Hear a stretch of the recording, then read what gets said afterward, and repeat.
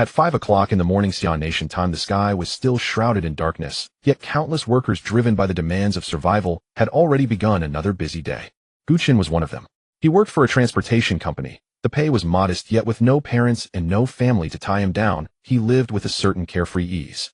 Boss, one small bowl of wontons and a bag of meat buns. Make sure you pack an extra filling for me. Well, now why are you so early today? As a longtime regular at the wonton stall, Gu Chen's voice was immediately recognized by the owner. A big shipment's coming in today. If I get there earlier and work more, I'll earn more money, Gu Chen said as he peeled garlic cloves in his hand. A few minutes later, steaming hot wontons and buns were brought to the table. Since there were hardly any customers at this hour, the owner wiped his hands clean and sat down opposite Gu Chen, striking up a conversation. Tisk, the world really hasn't been peaceful lately, Gu Chen muttered as he blew on the scalding wontons, glancing at a news alert that had popped up on his phone. You're telling me? The news said it already. Down south there are plenty of places that haven't seen a drop of rain for months. The owner sighed, then began peeling garlic for Gu Chen. Hey, after all, this fellow could easily go through half a head every time he came. In truth, it was not only Xi'an Nation that was beset by disasters. Recently, there was scarcely a single country in the world that remained tranquil. If it wasn't earthquakes, it was drought, and the neighboring Sakura nation had even endured several volcanic eruptions.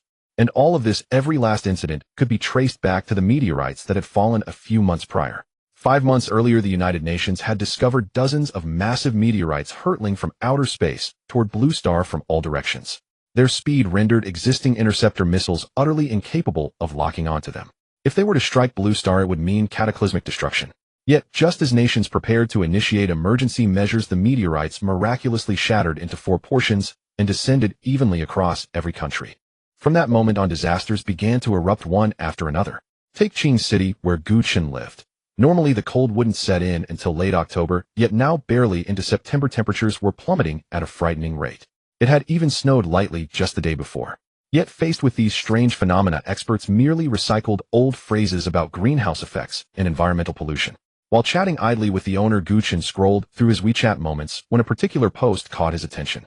Brothers zombies. Real zombies. Photo. The post had been published only moments ago, but before Gu Chen could tap it open, it vanished, deleted. Gu Chen paid it no mind, as zombies, after all, were nothing more than creatures of movies and games. One bowl of... A thin young man staggered into the tinted stall as he spoke. He kept slapping the back of his head from time to time, his face twisted in obvious agony. Hold on just a moment. The owner set down the peeled garlic and went over to the large pot to begin cooking the wontons. Huh. Oh. Ugh. The youth who had just entered let out a series of grotesque cries, then spewed out a mouthful of black blood. His entire body convulsed violently, jerking uncontrollably. Hearing the commotion, Gu Chen turned his head and was startled by the man's ghastly appearance. He hurried over to check on him, but the closer look made his blood run cold. The young man's face was no longer human. One eyeball turned completely white, while the other had actually fallen out of its socket. Hey brother, are you alright? Just as Gu Chen reached out to touch him, the youth let out a guttural roar. The sound shocked Gu Chen so badly that he stumbled backward, collapsing onto a nearby folding stool. Huh, what's going on? What's going on? Still unaware of the situation, the bewildered owner emerged holding a large iron ladle. Watch out. The youth twisted his head stiffly, then lunged at the owner, who stood frozen on the spot. Fortunately, the owner had knocked about in the world for many years and reacted quickly, assuming this man had come to cause trouble. He instantly raised the iron ladle, blocking the zombie's charge. You bastard, picking a fight over a bowl of wontons. You think I'm easy to push around? Are you out of your mind? Do you think this guy still looks remotely human? Prompted by Gu Chen's reminder, the owner finally took a good look and realized that half the youth's face had rotted away. The bravado drained from him in an instant, and he was shoved back repeatedly by the zombie's force. Naturally, Gu Chen had no intention of standing by and watching. He grabbed the folding stool he'd been sitting on and swung it hard. Hey, what are you doing? I've called the police. A passerby, seeing Gu Chen beating someone, cried out, his fingers trembling as he dialed the emergency number. Bring me a knife, Gu Chen shouted to the owner. The owner nodded repeatedly and handed over the kitchen cleaver he used for chopping meat. Taking the knife, Gu Chen kicked the zombie several times in quick succession, then backed away. At this point, he still had no idea the man had turned into a zombie. He assumed it was some bizarre skin disease coupled with mental instability. Afraid to go too far, he did not dare deliver a lethal blow. The knife in his hand served more to bolster his courage than anything else. I've called the police. None of you are going anywhere. By now, a crowd had gathered around the wonton stall. Many were calling the police or an ambulance. Others held up their phones, taking photos and videos. The owner finally processed what was happening, and his heart sank. Business would certainly be ruined after this. The zombie, however, cared nothing for their worries.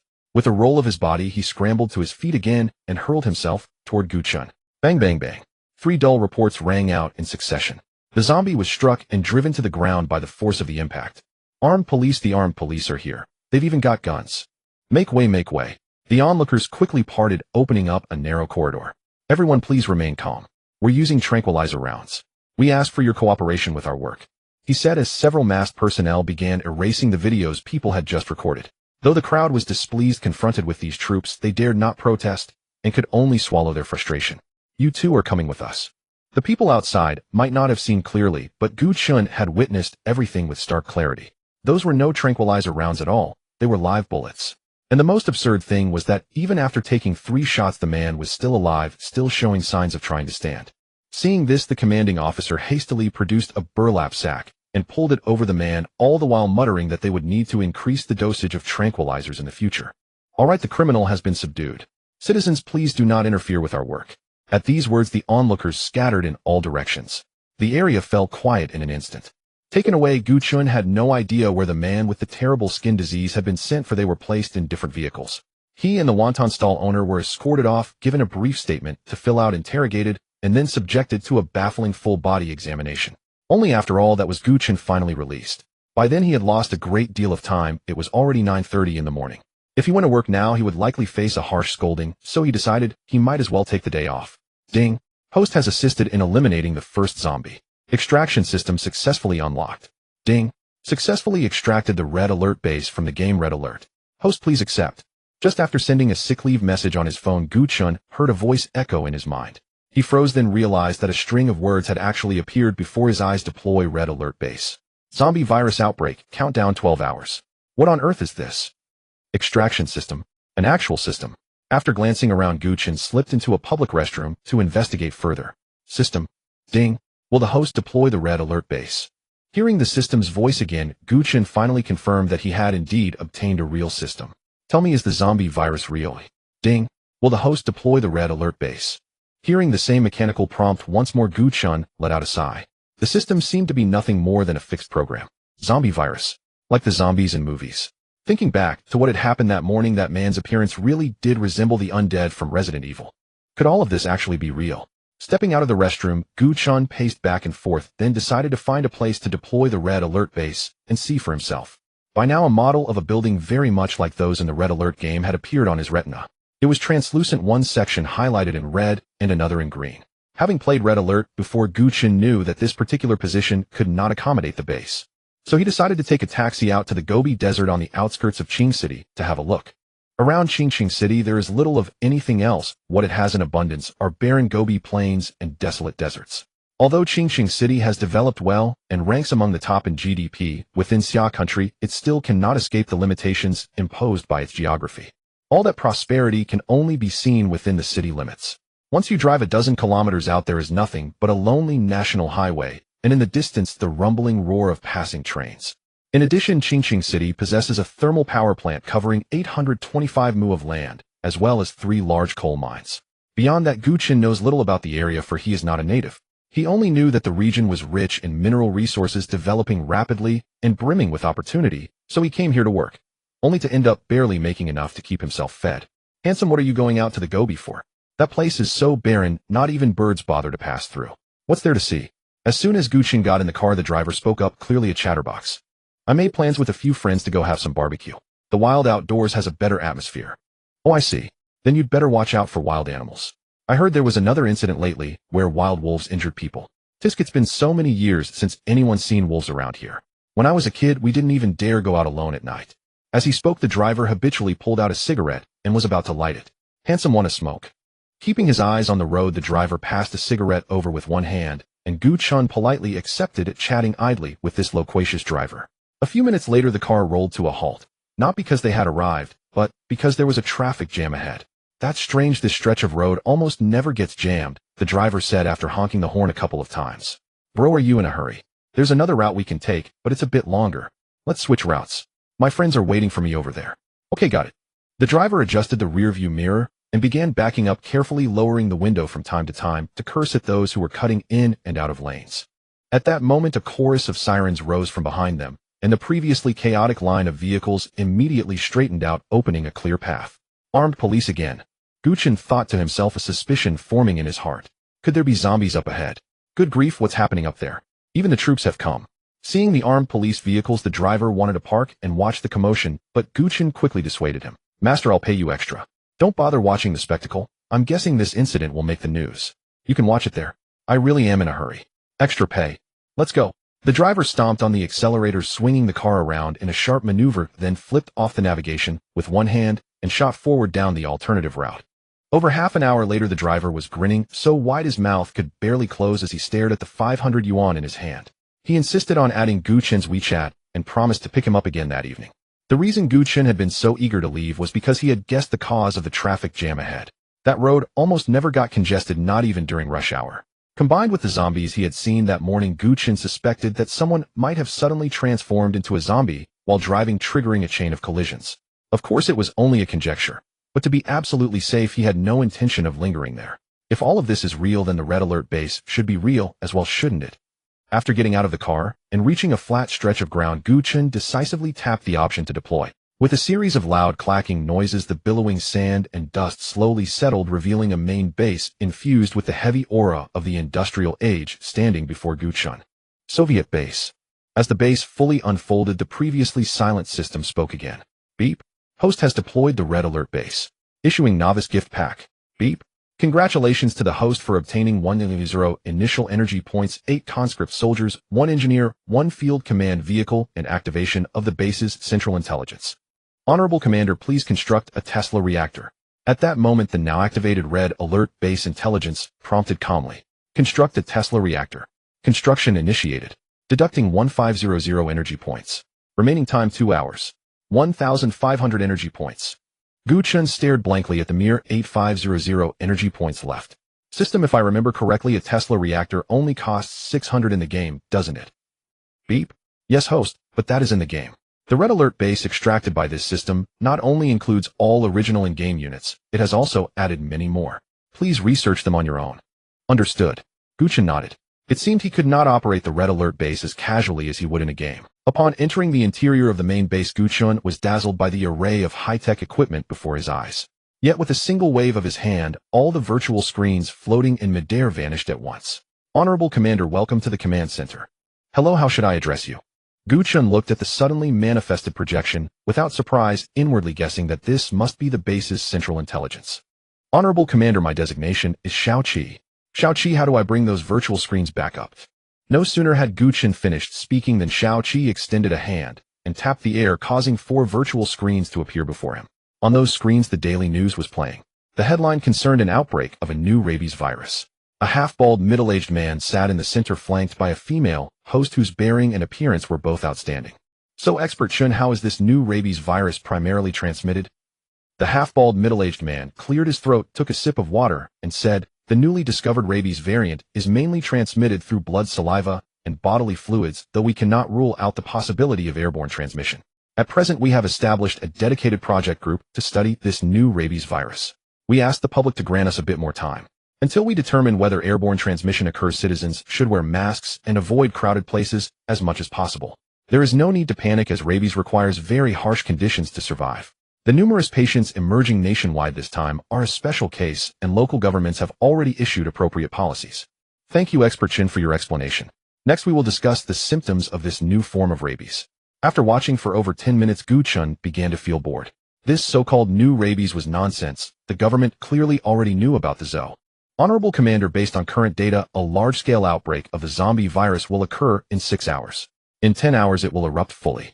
Global fatalities are projected to reach 70% of the population. Upon hearing Xiao Qi's analysis, Gu Chen immediately decided to head into Qingqing City to purchase survival supplies, and at the same time acquire some gold to exchange for energy points. While watching the news earlier, he had already asked and learned that the Red Alert base did not only recycle gold, but all manner of minerals, and even corpses. Gold simply offered the greatest return. As a man with a Red Alert base, Gu Chen naturally wouldn't follow the conventional route of purchasing. He planned to seize Qingqing City before the apocalypse broke out. He would seize as much gold as possible. All these tasks would be handed over to the Red Alert soldiers when the time came. Report, Commander, Mobilization Squad 1 has assembled. Expected 8, actual 8. After exiting the command center, Gu Chen encountered the 8 mobilization soldiers summoned from the newbie package, while the engineer drove the command vehicle slowly towards him. Ding! Due to the country where the host is located, the weapons used by the mobilization soldiers have been automatically replaced with those equipped by Xia country. When producing red alert, soldiers' skin color can be specified. To specify weapons, the allied camp needs to be unlocked. Gu Chen was pleasantly surprised by how considerate this system was. Initially, he had worried that the mobilization soldiers he produced would be burly men shouting Yura while carrying weapons. Now there was no need to worry. Not only was their skin color the same as that of Xia country, but they also spoke standard Xia Mandarin. The weapons they used were naturally not subpar either. A QBZ-95 assault rifle accompanied by a Type 92 pistol and a bayonet. As for their equipment, there were no bulletproof vests. After all, mobilization soldiers, being the cheapest basic soldiers, wouldn't have such gear. A simple ammo pouch contained desert camouflage combat uniforms. Gu Chen couldn't distinguish what type of helmet they wore, but it looked quite sturdy. Oh, it might save a life in critical moments. What is your name? Gu Chen asked as he approached the mobilization soldier who had reported first. Report, Commander. My name is Li Tian, currently the squad leader of Mobilization Squad 1. Ding. Reminder to the host, only soldiers of the rank of squad leader and above have names. Ordinary soldiers only have numbers. Additionally, all red alert units are 100 loyal to the host. Okay, understood. Gu Chen nodded, and then instructed the red alert soldiers to take off their gear as they would soon be seizing gold and couldn't be too conspicuous. The command vehicle appeared rather ordinary, resembling a mobile home, but with a more imposing presence likely to avoid trouble on the road. Then under Gu Chen's guidance, Li Tian drove to a small town that was bustling with a market. Gu Chen directly bought 8 sets of civilian clothing along with 8 windproof masks that only revealed their eyes. Li Tian, take your men to the major jewelry stores and the central bank of Qingqing City in 5 hours for a 0 yuan purchase. Move quickly and return to the main base after seizing everything. Yes, Commander. After saying that, Gu Chen got out of the vehicle. Why wait 5 hours to act? Because in less than 6 hours, a zombie crisis would erupt and the government would be too preoccupied to manage them. Thus that timing was the most appropriate. If they delayed, once the zombie crisis fully broke out, even the red alert soldiers would find it hard to escape. Gu Chen naturally wouldn't waste time. He still needed to purchase water and food. First, he arrived at the largest bottled water production factory in Qingqing City. After paying a deposit of 5,000, Gu Chen directly took away a truckload of bottled water, estimating it to be around 100 or 200 barrels. This wasn't enough. He also needed to buy some easily storable food. Instant noodles and quick-cook rice became the best choices, filling the remaining space entirely. Fortunately, Gu Chen worked at a transportation company, and driving such a truck was a piece of cake for him. After delivering the food and water back to the base, he didn't plan to return the truck. After all, the apocalypse was coming. Returning it was pointless. I wonder if Li Tian has started moving yet. Gu Chen glanced at his phone and said. At this moment, in the central square of Qingqing City, Li Tian had already armed the remaining red alert soldiers. Each of them wore clothes bought from street vendors and black hoods. To facilitate the transport of gold later, they didn't carry their main weapons, each carrying only a small pistol. Their primary targets were the major jewelry stores in the city center, such as Wang Dafeng and Li Debao's, all to be robbed. The banks in Qingqing City had limited gold reserves, and robbing them was much more challenging than robbing jewelry stores. Thus, before leaving, Gu Chen changed his plan to focus on robbing jewelry stores and intended to make a quick getaway once the vehicle was full. Bang! Bang! Bang! Li Tian entered the jewelry store and pulled out his pistol, firing 3 shots into the ceiling. Instantly, the entire store fell silent. Respected Commander, welcome back to the command room. The power plant should be completed, right? Yes, Commander. Please choose a placement location. As he spoke, a virtual blueprint unexpectedly appeared before Gu Chen, showing the red alert base, with a magnetic energy reactor also displayed on it. Once Gu Chen selected a location for construction, it would appear in reality at the corresponding site. After choosing a location close to the main base to build the magnetic energy reactor, Gu Chen heard a series of mechanical clattering sounds. When he stepped outside, the magnetic energy reactor had been constructed. The power display panel in the command room had also changed from yellow to green. Subsequently, the mineral refining plant was unlocked, priced at 4,000. It was indeed more expensive than in the game, but to unlock more items, construction was necessary. Construct the mineral refining plant. Construction in progress, deducting 4,000 energy points. Time 2 hours. Boom. Suddenly a loud noise came from outside. Feeling the ground tremble, Gu Chen hurriedly ran out. Damn, could it be a missile, eh? So soon they discovered me, Gu Chen said in surprise. When he ran out, he indeed found a large pit. However, it didn't seem like it was created by a missile explosion, as there was no smell of gunpowder in the air. With his curiosity piqued, Gu Chen jogged towards the location of the pit. What is this? A satellite. Looking at the somewhat familiar object before him, Gu Chen scratched his head in confusion. As an ordinary person, he had never seen a satellite up close. The familiarity came from having seen it on the news. Wasn't it launched recently? How did it fall? Just as Gu Chen was puzzled, he caught a glimpse of something dazzling out of the corner of his eye. Looking up, he saw countless white streaks of light descending from the sky, like a meteor shower. These things can't all be satellites, can they? Gu Chen hastily pulled out his phone to check, and sure enough, there was no signal. The world was about to descend into chaos. At first it might not have much impact, but in a few days, no. In just a few hours something would happen. Meanwhile, Li Tian had already led the Red Alert soldiers to take away all the transportable gold, and the zombie virus outbreak had begun over 10 minutes ago. On the streets, crowds of people could be seen fleeing along with out-of-control vehicles. A passenger plane that had just taken off had also experienced a zombie virus outbreak, and losing control crashed straight into an office building. Bang, bang, bang, bang, bang. The command vehicle charged through the chaotic streets like a tank, utilizing its superior performance to break through the encirclement, while a van filled with gold closely followed behind. Wait, hold on. A wounded individual reached out to call for help, but was immediately surrounded by dozens of zombies, leaving no chance of survival. The military base in Qing City was relatively better off as it was populated with well-trained soldiers and a variety of weapons. Even with the internal command system paralyzed, it would not face significant issues. However, the falling satellites and meteors seemed to be precisely controlled, striking the military base and causing heavy losses for the army in a short time. Yet while the army suffered heavy losses, it also facilitated Gu Chen's future development. After all, if the army had not been severely weakened, they would eventually discover his Red Alert base, plunging Gu Chen into a difficult battle. Bang! After knocking aside several zombies blocking the way, Li Tian successfully drove the command vehicle off the crowded highway. A Red Alert soldier at Li Tian's signal poked his head out and shot a few rounds at the dozen survivors following behind. Seeing their injured companions, the others dared not pursue any further, only cursing under their breath while searching for an alternate escape route.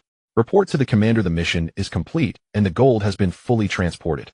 After speaking, Li Tian opened the back of the van filled with gold, revealing a vast amount of gold bars, and upon seeing such a spectacular scene for the first time, Gu Chen paused for a moment before picking up a gold bar to weigh it in his hand.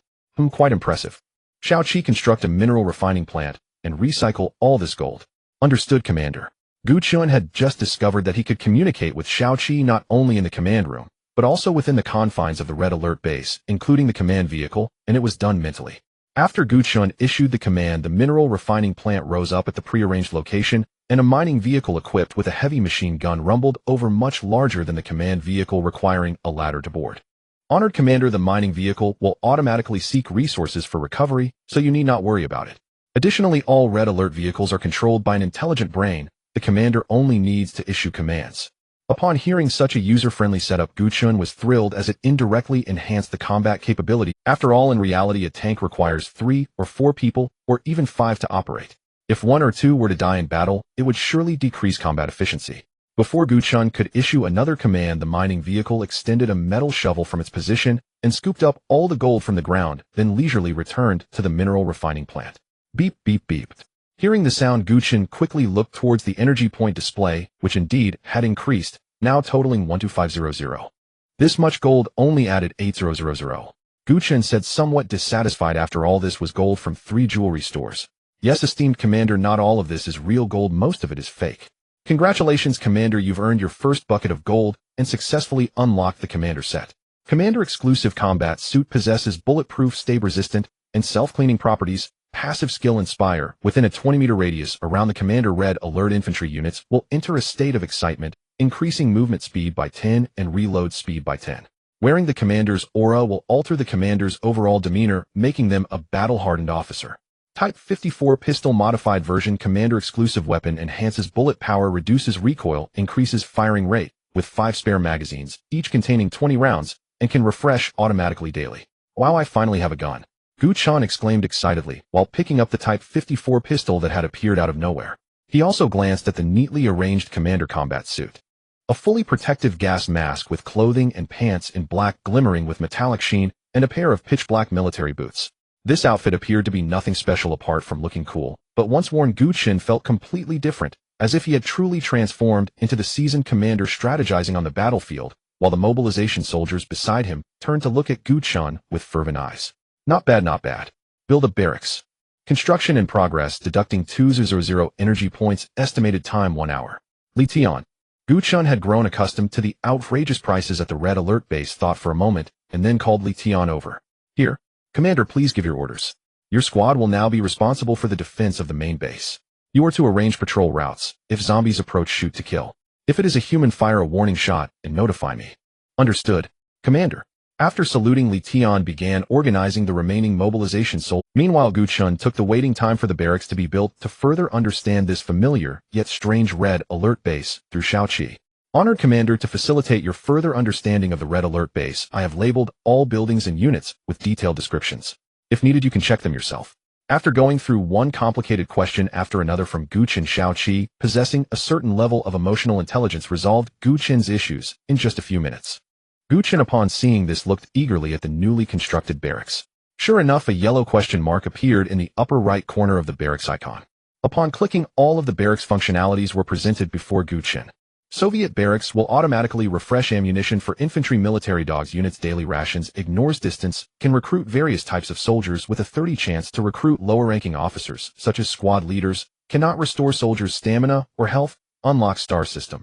Infantry military dog units can upgrade by killing enemies starting at 0 stars, maximum 3 stars. Each upgrade will slightly increase ammunition count, intelligence, strength, speed, and replenish all ammunition. Wow, it can automatically replenish ammunition and food. Gu Chen exclaimed as he had been worried about the mobilization soldiers' food and bullets, but now he needn't worry as the barracks took care of everything and ignored distance. Unfortunately, it could only refresh once every 24 hours, and each mobilization soldier only had 3 magazines worth of bullets, so it seemed they still had to conserve ammo. However, since upgrading could increase the ammunition count, it shouldn't be a problem later on. Esteemed Commander, you have unlocked the Sentry Cannon, Field Hospital, Combat Bunker, Logistics Factory, and Anti-Aircraft Gun.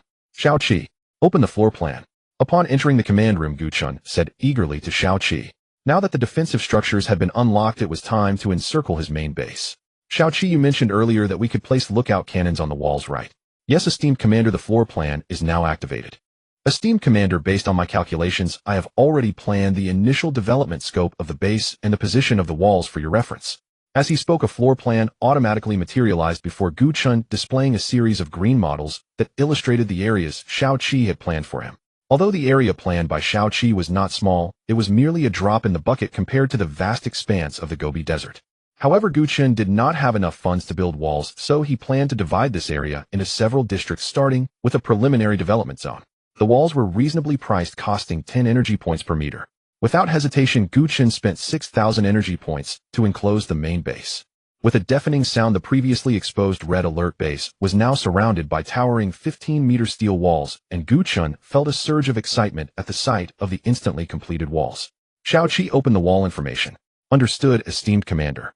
Soviet wall height 15 meters, thickness 5 meters. Each segment of the wall will have a spot for placing a turret, allowing for the installation of lookout cannons, anti-aircraft guns, and other heavy weapons. How much is a lookout cannon?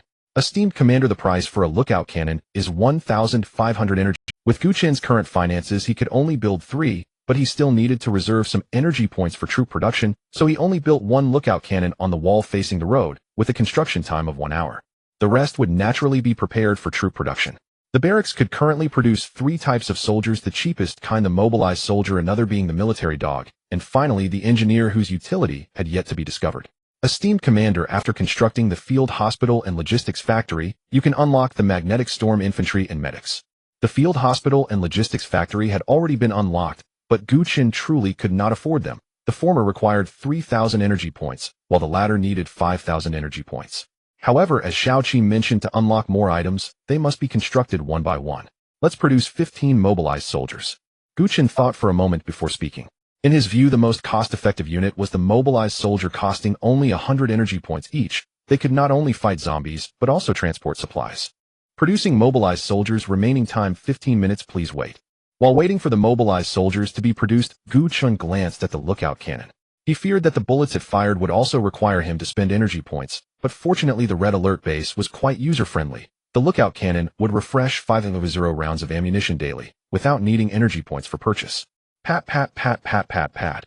A series of synchronized footsteps echoed from the outside barracks. After receiving a prompt from Shaoqi, Gu Chen hurriedly adjusted his military uniform and stepped outside. The 15 newly produced mobilized soldiers stood in formation, perfectly aligned. Since no officers were produced this time, Gu Chen directly assigned these soldiers to the squad led by Li Tian, which consisted of 23 individuals, making it an enhanced squad. Li Tian, you drive that truck. Leave 10 mobilized soldiers to guard the base, and everyone else gets on the truck. Prepare the mining vehicle. Gu Chen pointed to the truck they had acquired from the water plant. Yes, Commander. Before long, the truck and command vehicle left the base in succession. Gu Chen drove the command vehicle, which contained 5 mobilized soldiers, while the rest were in the back of the truck. Their objective this time was very simple: to gather resources, or rather energy points. The mining vehicle of the ore refining plant could only extract exposed mineral resources, which was how the game operated. Thus, Gu Chen could only take people out to find a mining site. Qing City had no shortage of mines. Based on Gu Chen's memories from living here for so many years, there was a place nearby, called Lu Family Village, that had an active coal mine. Currently, Gu Chen had too few people. Attempting to seize large mining sites with thousands, or even tens of thousands of individuals would be nothing short of a pipe dream. After all, the zombie crisis had already erupted completely. With just a dozen people, Gu Chen could barely handle a few hundred zombies, let alone thousands. Despite Lu Family Village being near a town with a population of over 1,000, the village itself was not populous. Even counting the elderly and children, there were only about 400 people. As for how Gu Chen knew all this, before he started working at the transportation company, he was an insurance salesman. At that time, his focus was on the villages and towns around Qing City, so he was quite familiar with the locations, populations, and consumption levels of these villages. The road conditions in the Gobi Desert were not good, and if it weren't for the locals having walked and pressed a path for years, Gu Chen might have had to take a detour on the highway. After over 20 minutes, Gu Chen arrived at Lu Family Village. The old men and women who used to play chess and chat at the village entrance had now turned into ferocious zombies. After becoming zombies, they had lost all ailments like rheumatism, herniated discs, and heart disease, and were more aggressive than the elderly fighting for eggs during a supermarket sale. Seeing the command vehicle approaching, they immediately jumped up, scratching at the bulletproof glass. Bang, bang, bang, bang, bang. Bang, bang, bang. The mobilized soldiers in the back of the truck leaned out of the open side door, firing continuously. After clearing the zombies at the village entrance, the mobilized soldiers jumped out of the vehicle in sequence, forming a line in front of the command vehicle. At this moment, the gunfire had attracted all the zombies in Lu Family Village, and a tumultuous scene erupted. To practice his shooting skills, Gu Chen followed behind the mobilized soldiers, repeatedly firing his 54-style pistol. Surprisingly, this small pistol was quite good. With a magazine of 20 rounds, the faster your hand speed, the faster you could shoot, and the recoil was almost negligible, with a range comparable to the weapons the mobilized soldiers carried. As for Gu Chen's shooting skills, missing 10 out of 10 was quite normal. As long as he enjoyed shooting, that was all that mattered.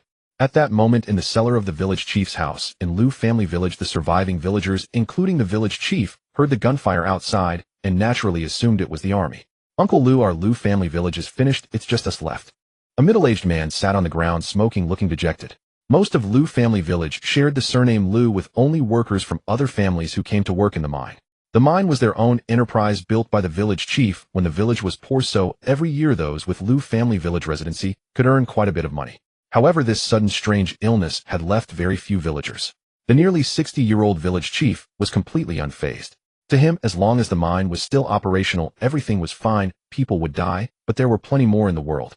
He had already thought it through. Once they went out, he would post recruitment ads again and hire new workers. What's wrong with a few more dying? That way don't we get to divide the money more? A middle-aged woman sitting on the ground muttered. Hearing this, the others exchanged glances, and sensing the strange atmosphere, the village chief hurriedly tapped his cane on the ground. Enough. With the sound of gunfire, the army is about to arrive. When they come, we all raise our hands and walk out slowly. We mustn't let them mistakenly harm us. As the village chief, his authority still held weight. After his words, the atmosphere in the cellar calmed down significantly. Yet although the atmosphere had eased, the people present had developed different thoughts due to the woman's earlier comment. At this moment, they still did not realize that this disaster was a global one. Each person, including the village chief, felt a bit pleased, just as the woman had said, with fewer people wouldn't there be more money to divide. At this moment, Gu Chen had already sketched a layout of Lu Family Village on paper from memory. The northernmost part of the village was the entrance to the mine, accessible only from within the village, while to the south lay a small creek that had dried up. The east and west sides were residential areas, and in the center was a square with some fitness equipment. Commander, should we split into 2 small teams, with one team clearing from the east and the other from the west, and then regrouping at the square? Li Tian inquired after looking at the layout, but Gu Chen did not adopt this suggestion as he had too few mobilized soldiers. Splitting into 2 teams would leave them with almost no firepower against hundreds of zombies. Moreover, Gu Chen's objective was not to clear the village but to reach the mine, so he prepared to concentrate his forces to advance from the less populated area to the west. Mining truck, you lead the way towards the northern mine. All remaining personnel get on the truck and prepare to enter. Yes, Commander. Virum. Fortunately, the infrastructure of Lu family village was decent, allowing the mining truck to drive steadily over the terrain, which had been traversed for years by dump trucks, otherwise a poor road would not suffice. Ding ding ding ding ding ding ding. The heavy machine gun on the mining truck under the control of the intelligent brain hit its targets almost flawlessly, with no zombie escaping unscathed. Anyone hit met a gruesome end. The remaining zombies that jumped out from the sides were gunned down by the mobilized soldiers. The most troublesome were the child zombies, as their small size and agility posed significant challenges to the soldiers, resulting in one of them getting bitten. Li Tian, can you also get infected by the zombie virus? Yes, Commander. Red alert, soldiers can likewise be infected by the zombie virus. As he spoke, the mobilized soldier who had just been bitten had already begun to show a white glaze in his eyes. He seemed to realize that he was about to become a mindless corpse and decisively pulled out his pistol and shot himself in the head. Bang! As his brain was destroyed, the zombie virus gradually died with him. What surprised Gu Chen was that the soldier's weapon actually self-destructed, which meant Gu Chen didn't have to worry about his weapons falling into enemy hands. Gu Chen felt little turmoil over the death of this mobilized soldier. After all, he was merely a clone with simple thoughts, and they hadn't spent much time together. Over an hour later, aided by the mining truck, a safe route had been cleared through the western residential area. Although zombies continued to trickle in, drawn by the sounds, they posed no real threat to the large mining truck. The reason Gu Chen drove the truck here was to collect food.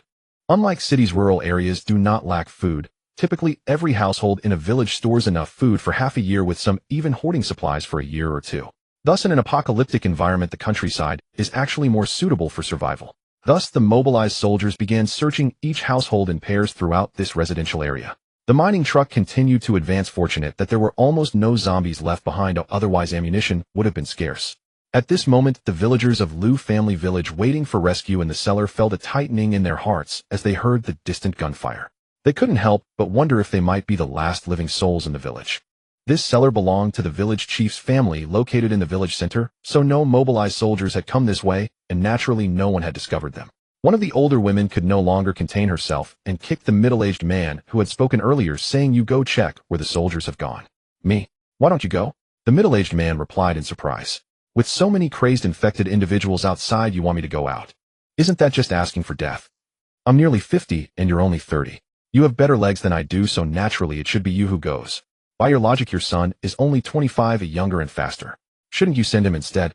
Hearing this, the older woman immediately began to argue back, regardless of whether it made sense. Her anger palpable. This commotion caused the few people in the cellar to begin shirking their responsibility for going out to find the soldiers. Ultimately, it was the old village chief who ordered a vote to choose someone to go, which ended this dispute. At this point, these individuals had yet to realize that in order to survive, they had already disregarded their past friendships. In the end, the older woman's son received 6 votes. The outcome was evident. The older woman's son was forced to climb up from the cellar. Just as he opened the cellar door, he was spotted by a wandering zombie, which let out a roar and charged straight at him. "Ah, help me." As the older woman's son shouted, he jumped down the ladder, but forgot to close the door, plunging the entire cellar into chaos. The sudden invasion of a single zombie left 9 adults paralyzed with fear, unsure of how to resist. "Aunt Lu, what are you doing?" a middle-aged man exclaimed, seeing the older woman push him toward the zombie. But it was too late. The surviving Aunt Lu climbed up the ladder without hesitation and promptly closed the cellar. Listening to the screams from inside, Aunt Lu seemed to have gone mad, muttering to herself, "You can't catch me, you can't catch me. Your deaths have nothing to do with me. You died of a strange illness. It has nothing to do with me. Nothing at all. From now on, all the shared money will be mine. Ha ha ha ha, the old village chief has quite a few gold and jewelry hidden in his house. It's all mine." Aunt Lu, driven by greed, attempted to rush into the village chief's house, but was blocked by zombies outside. Helpless, she had no choice but to follow the sounds of gunfire, hiding and searching for what she believed to be the soldiers. "Reporting, Commander. This area has been cleared out. According to your orders, all storable food and bottled water have been removed." Li Tian pointed to flour, rice seasonings, and various plastic barrels of water piled by the roadside, saying, "Load everything onto the truck and prepare to withdraw." "Yes, Commander." Gu Chen realized it was time to retreat, as the mobilized soldiers had limited ammunition left and could only wait until tomorrow to replenish supplies before returning to thoroughly clear Lu family village. "Xiaoqi, how can the mining truck refresh its ammunition?" "Esteemed Commander, the mining truck needs to establish a battle vehicle factory to refresh ammunition." "I understand. After entering the command vehicle, Gu Chen spoke to Xiaoqi. He then had Xiaoqi connect to the cameras on the mining truck. At that moment, the truck was clearing out the miner zombies in the quarry, which were not many, just over 100, but the truck was running low on bullets and could not afford to shoot recklessly. Fortunately, these miner zombies could not inflict significant damage to the mining truck. Upon arriving at the already excavated pit, the mining truck began loading. Seeing that the mining truck had started working, Gu Chen cut off the video feed in order to return to the main base. Help! Help me! Commander, help me! Alert! Upon hearing the voice, Li Tian shouted at the mobilized soldiers beside him, then aimed his gun at the frantic Aunt Lu and the few zombies trailing her. Gu Chen, who also heard the voice, jumped out of the vehicle, looking confused. He thought there were no living people left in the village. Kill the zombies. Yes, Commander. Li Tian waved his hand, and 3 mobilized soldiers quickly ran forward, eliminating the pursuing zombies as Aunt Lu ran past. Are you a villager here? Gu Chen approached and asked. Yes, I am. Aunt Lu, seeing the fully armed soldiers in front of her, replied nervously, as she had just been responsible for the deaths of several people. Commander, I am the only one left in Lu family village. I finally await the government's rescue. Gu Chen couldn't help but scoff at this remark. Rescue? Sorry, that's not us. The houses here are temporarily secure. You can stay here for now. We will return tomorrow when we may need your assistance. After waving his hand, Gu Chen climbed back into the command vehicle. Just as Aunt Lu was about to argue, she suddenly felt a cold, hard object pressed against her head. Li Tian was aiming his pistol at the back of her head. Aunt Lu stiffly turned her head and thanked him before quickly leaving behind a few drops of an unknown liquid on the ground. Let's go. Yes, Commander. Virum. Upon returning to the main base, Gu Chen first designated an area for storing food, then checked the progress of the mining truck in the command room, discovering that it was already half loaded. It should return in less than an hour. Report, Commander, everything is ready. Li Tian said from outside the command room. Yes, you all should patrol the walls. The number of people is too few right now, Gu Chen said to Li Tian as he exited the command room. Currently, including Li Tian, there were a total of 25 mobilized soldiers patrolling the walls. Although it seemed like many, it felt insufficient along such a long perimeter. Therefore, Gu Chen felt the need to continue increasing the number of soldiers. He believed at least 100 mobilized soldiers were necessary to maintain daily patrols. Well, since the mining truck hasn't returned yet, let's check today's harvest first. Gu Chen shook his head and proceeded to the storage area to take stock. There were a total of 60 bags of flour, 10 bags of rice, 25 barrels of water, various vegetables, along with some oil, salt, soy sauce, and vinegar. It was indeed a bountiful harvest. What is this? Gu Chen said, looking at the cloth-wrapped items in confusion. Damn, there are even an induction stove and kitchenware. Without a second thought, Gu Chen knew it must have been Li Tian's arrangement. Now he had cooking supplies. By the way, does the main base have a power outlet, Xiaoqi? Yes, Commander, the engineers just need to make a slight modification to the magnetic energy reactor. As he spoke, the only engineer was called over. After listening to Gu Chen's request, he took his toolbox and went out. 10 minutes later, a power strip appeared in front of Gu Chen. Report, Commander, the modification is complete. The magnetic energy reactor can now connect to an external power source, but it will consume the power supplied to the base. Okay, you can go rest now. Yes, Commander. The engineer saluted and left with the yellow toolbox. After plugging in the induction stove and turning it on, Gu Chen found that the impact on the main base's power was minimal, almost unnoticeable, so he left it as is. At this moment, night fell, and the red alert base stood like a shining star in the night sky of the desolate land. What surprised Gu Chen even more was that there were hidden searchlights on the walls, one for each segment, all of which had been activated, but required personnel to control them. Buzz buzz. The mining truck returned just after the sun set, but it looked somewhat disheveled. The entire truck was covered in blood, and there were even some entrails and severed limbs hanging from it. It truly resembled a doomsday war vehicle. Ding ding ding. Upon hearing the sound of energy points being credited, Gu Chen quickly looked over only to see the numbers on the panel rapidly increasing and eventually settling at 1,500. One truck brought in 1,500 energy points. A round trip took about 2 to 3 hours. If it worked all day, wouldn't that be a huge profit? However, Xiaoqi quickly interrupted his fantasy.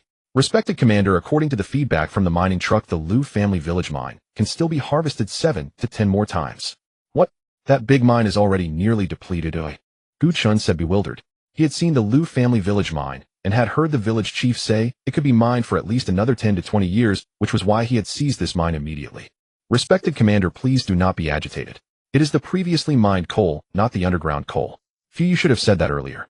I apologize, it was my mistake. Xiaoqi's virtual projection bowed its head and said, It's good to know you admit your mistake. After Gu Chen finished speaking with a grand tone, he began to consider what to do with the remaining coal. The previous workers had all turned into zombies. He certainly couldn't have zombies doing the work for him. Using mobilized soldiers would be somewhat wasteful of resources. After much thought, Gu Chen felt he must take in some survivors. After all, for the Red Alert base to develop, it needed energy points, and survivors in the apocalypse were the cheapest labor. After a while, as long as we provide some food, these people will eagerly work hard for themselves, Gu Chen said, as he walked out of the command room, smoking a cigarette. Based on the movies and novels he had seen, it would not take a month for food to become the most precious resource in the apocalypse. At that time, a pack of instant noodles could be worth a life. Produce 15 mobilized soldiers, and after production, let them patrol the walls as well. Understood, respected commander. By the way, do mobilized soldiers need to rest? Gu Chen was about to go to sleep when he suddenly remembered this. Respected commander, the rest time required for mobilized soldiers is very short, only 3 to 4 hours to recover to peak condition. Then he'll go rest first. Okay, good night, commander. After Xiao Qi finished speaking, it slowly disappeared, and the lights in the command room dimmed. Gu Chen was shocked by the luxurious decoration inside his bedroom when he pushed open the door. Air conditioning, bathroom, desk, control panel, a bed that could accommodate 4 people, and a screen hanging in midair. Through this screen, Gu Chen could receive information from outside the command room instantly, and could also call Xiao Qi. I forgot I haven't eaten yet. Gu Chen rubbed his stomach, got up, and left his room to the storage room, where he found a box of self-heating rice and a bottle of mineral water to manage for the night. He planned to use the induction stove to prepare a proper meal tomorrow. That night, Gu Chen slept particularly soundly, perhaps because he was too tired, or because the bed was simply too comfortable. The next day, it was not until around 10 in the morning that Gu Chen was awakened by Xiao Qi. Upon waking, he quickly washed up and ran out of the command room. Hey, Xiao Qi, if I haven't woken up by 7, just wake me up directly. Understood, respected commander. Gu Chen rubbed his temples and glanced at the energy points. After a night of mining, his energy points had reached 7,500.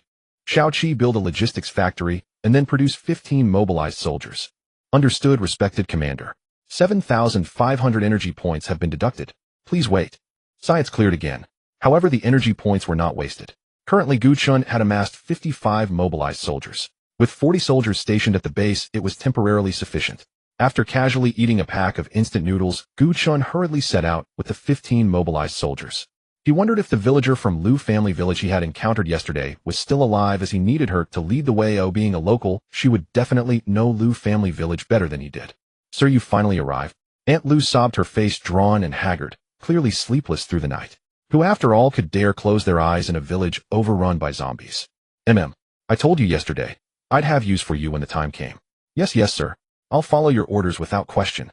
Aunt Lu spoke with trembling uncertainty, no longer certain whether these so-called troops before her were saviors or threats, but survival compelled her to cooperate fully with Gu Chen. Whose household in your village holds the most valuables? Gold, for instance. Oh yes. Old village chief Lu has amassed countless gifts over the years, especially gold jewelry during festivals and holidays. As she spoke, Aunt Lu subtly tugged her golden bracelet higher up her wrist. Yet Li Tian, standing nearby, misread the gesture as an attempt to conceal a weapon and instantly pinned her to the ground. Ouch! Sir, please go easy. What's wrong, Li Tian? Gu Chen asked calmly. He trusted Li Tian's instincts. This woman must be hiding something. Arg! A blood-curdling shriek pierced the air. Then Li Tian wrenched the golden bracelet from Aunt Lu. Silence. With a dull thud, Li Tian struck her temple with his rifle, but knocking her unconscious. Reporting, commander. Recovered this from her person. Ahem. Li Tian, next time let's avoid such brute force. Smiling faintly, Gu Chen took the bracelet and ordered 2 mobilized soldiers to carry the woman aside. The village chief's residence holds quite a trove. Gu Chen knew its location well. He'd surveyed Lu family village before. How ironic that the kindly-looking elder had secretly accepted bribes. Commander, zombies approaching from the east. A sentry rushed in to report. Form up. Objective, the village chief's compound. Yes, commander. 15 mobilized soldiers swiftly assumed a 3v3 tactical formation and advanced toward the compound.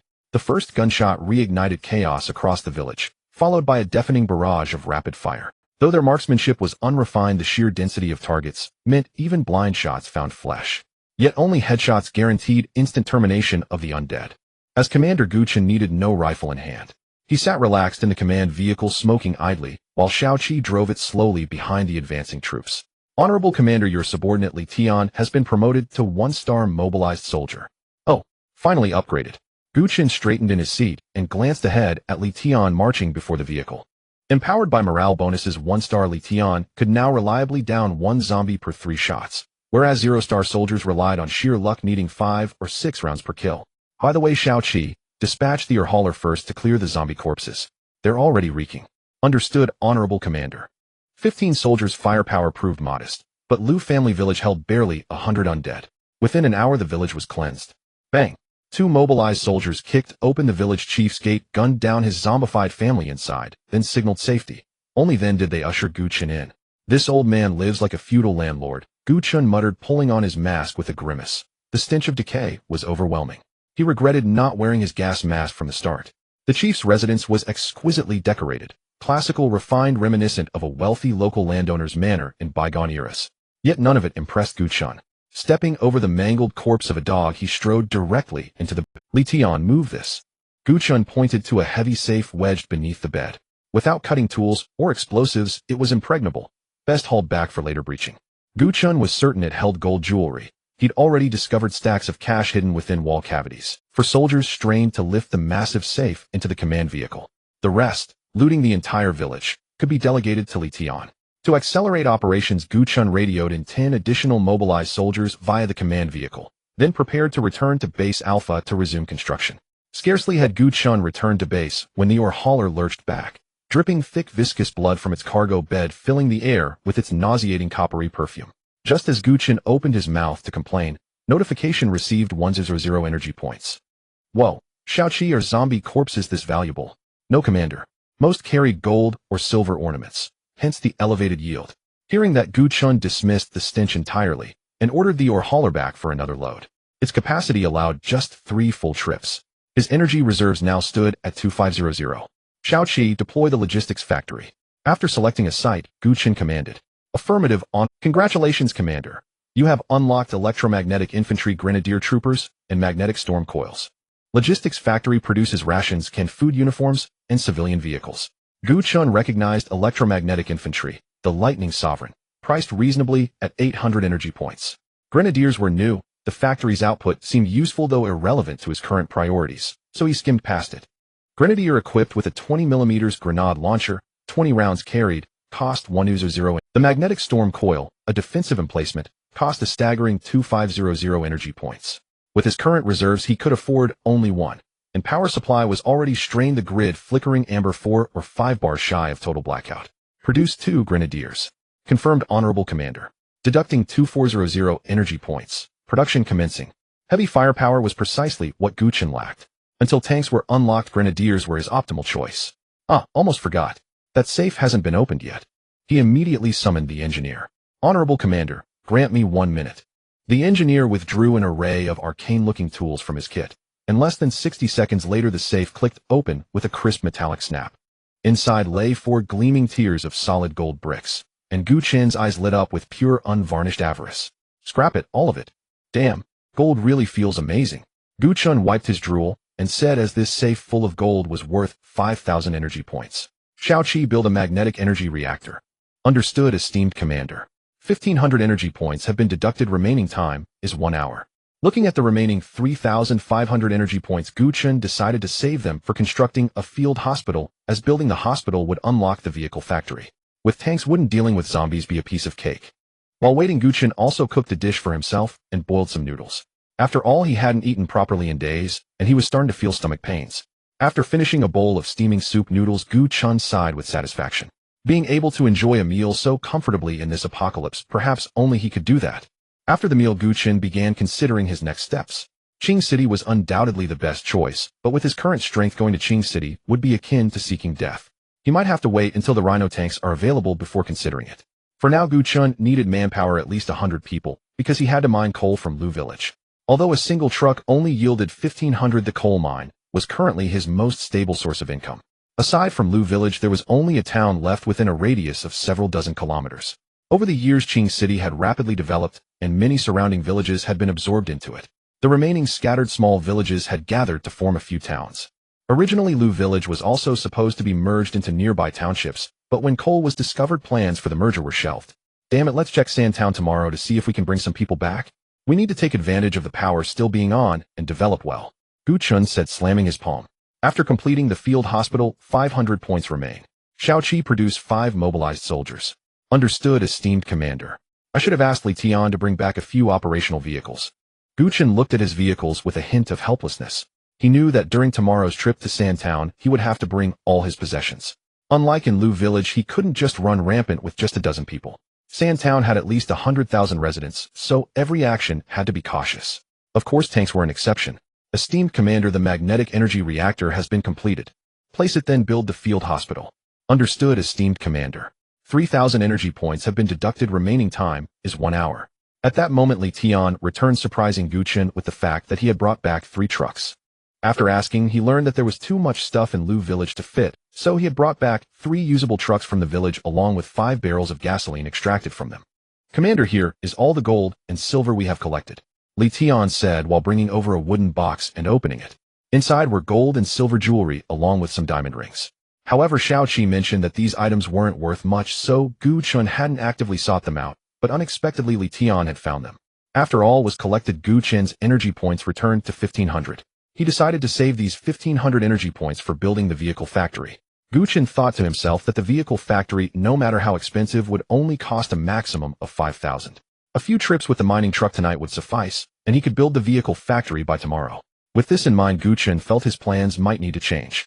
After waiting for the field hospital to be completed, Gu Chen placed it and subsequently unlocked a new soldier type, the medic, equipped with a small pistol and a medical kit.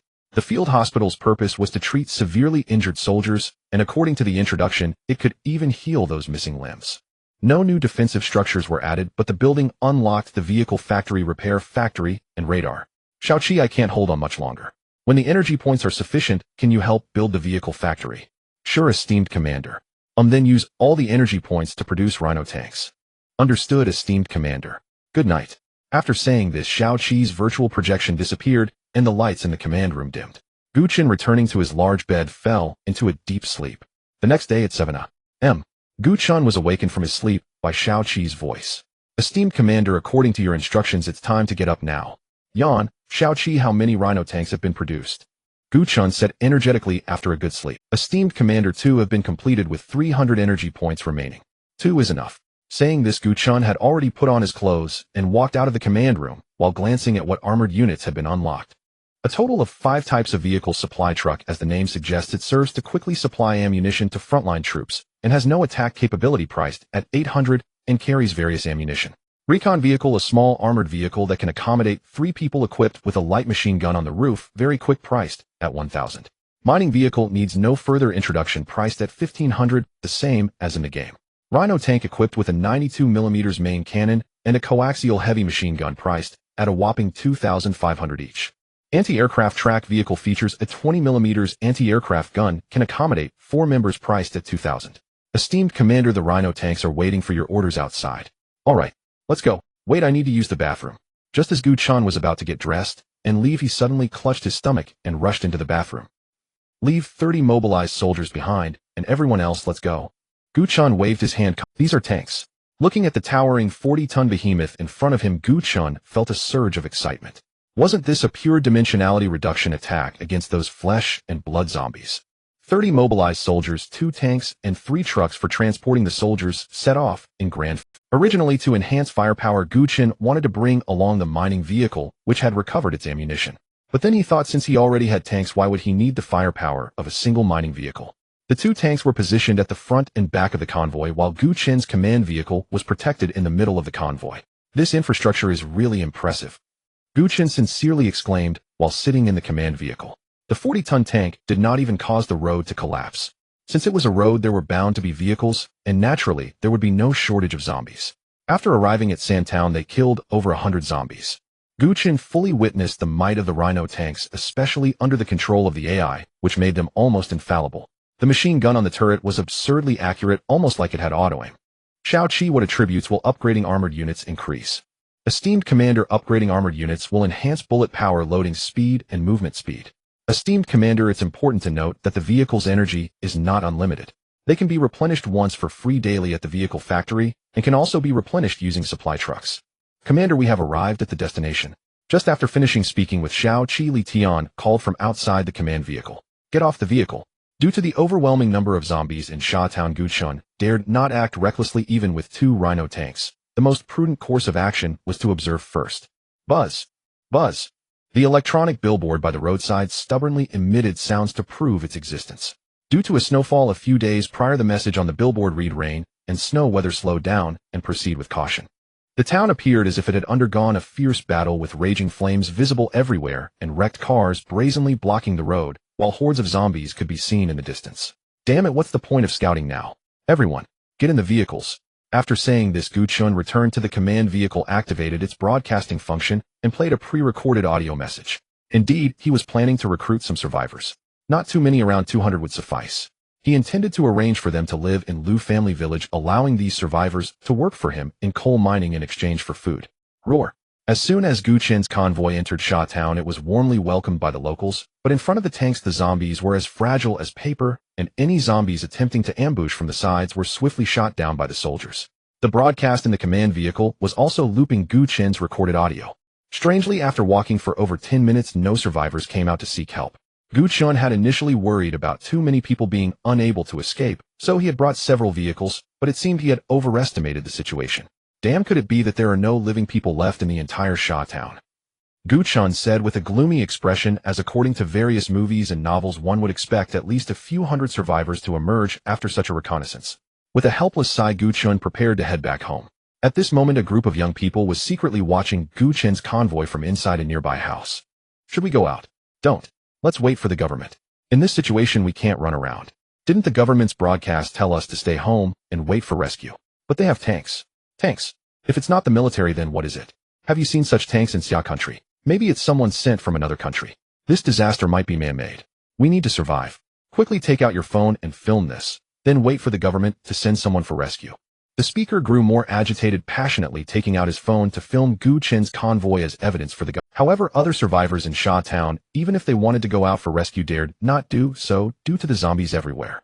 Overall, this group had not yet reached a point of desperation. If it came to that, it didn't matter who you were. As long as you offered food, you would be treated like royalty. Damn it, let's go. Yes, Commander.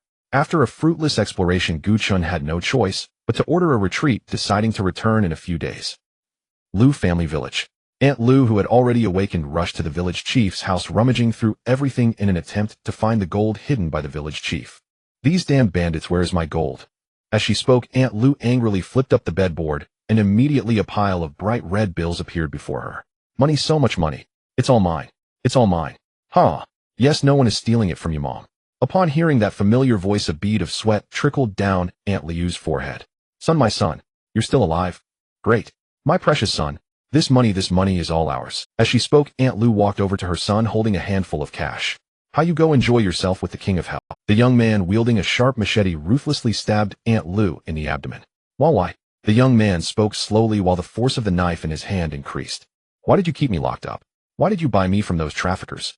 As he spoke, the young man directly pulled out the machete and began to slash at Aunt Liu's neck, and after a few strokes her head was severed. Ah!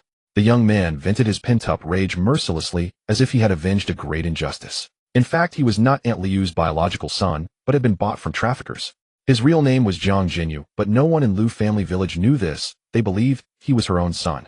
In order to have enough to eat, Jiang Jinyu obeyed Aunt Liu's every command, doing all sorts of dirty and tiring work from a young age, and sometimes even fainting from exhaustion. Aunt Lu only ensured he had enough to eat, but her husband often beat him for no reason. Thus, a seed of resentment had long been buried in Jiang Jinyu's heart. However, after being raised for so many years, and even allowing him to graduate from junior high, Jiang Jinyu still had a slight fondness for Aunt Liu's family. Yet this thin thread of affection completely vanished 2 days ago, and the seed of hatred erupted entirely. To survive, Jiang Jinyu had fought his way out of the cellar with a chopping knife. Ultimately, he broke out of the cellar.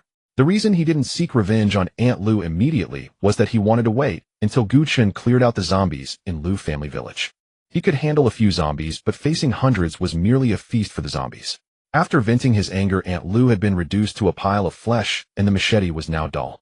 After casually discarding the machete, Jiang Jinyu began rummaging through the village chief's house, and finally found a bag of wedding candies that had been there for several years. After gulping down the bag of candies, Jiang Jinyu drank a large mouthful of tap water and washed his hands and face before sitting on the ground, breathing heavily. After resting for a while, Jiang Jinyu suddenly stood up. He wanted to live. Having finally gained his freedom, he had to survive. Glancing at the cash scattered all over the ground, Jiang Jinyu left without looking back, for he understood that this disaster might not be localized. If it were, the government would have come to rescue them long ago, and their phones would not have lost signal. Go find that person. Through his observations over the past 2 days, Jiang Jinyu had noticed that a large armored vehicle was clearing out corpses every day. Coupled with the Red Alert soldiers' equipment, Jiang Jinyu believed that Gu Chen's Red Alert forces were the military that survived the disaster. Jiang Jinyu then ran along the road Gu Chen would take back, patiently waiting. On the other side, Gu Chen was still feeling frustrated over his unfruitful day. He thought the broadcast might have been off, and since no military had appeared for so long, he might as well impersonate the military himself. The government army was undoubtedly a significant safety assurance for the survivors, so Gu Chen decided to re-record his message and then let them starve for a few days before making another round. Commander, unidentified personnel detected ahead. Should we eliminate humans? Yes, Commander. Li Tian's voice came from within the command vehicle. Let's go take a look. Lacking miners, Gu Chen quickly prepared to get out of the vehicle, eager to see who had the audacity to approach. Jiang Jinyu's eyes sparkled with excitement as he spotted the convoy in the distance. He then took off his coat and raised both hands, waiting for the mobilization troops to conduct their inspection. Li Tian approached Jiang Jinyu with his gun, first confirming his safety and ensuring he was not hiding any weapons. After checking for infections, he went to report the situation to Gu Chen. Then Gu Chen arrived at Jiang Jinyu's side amidst a crowd of mobilization troops. Who are you?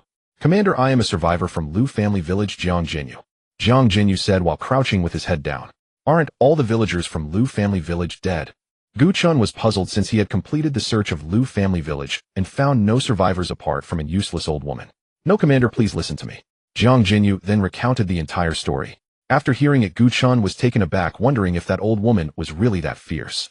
Gu Chen regarded Jiang Jinyu with admiration, recognizing him as a tough individual who had slain several zombies in the cellar and managed to escape.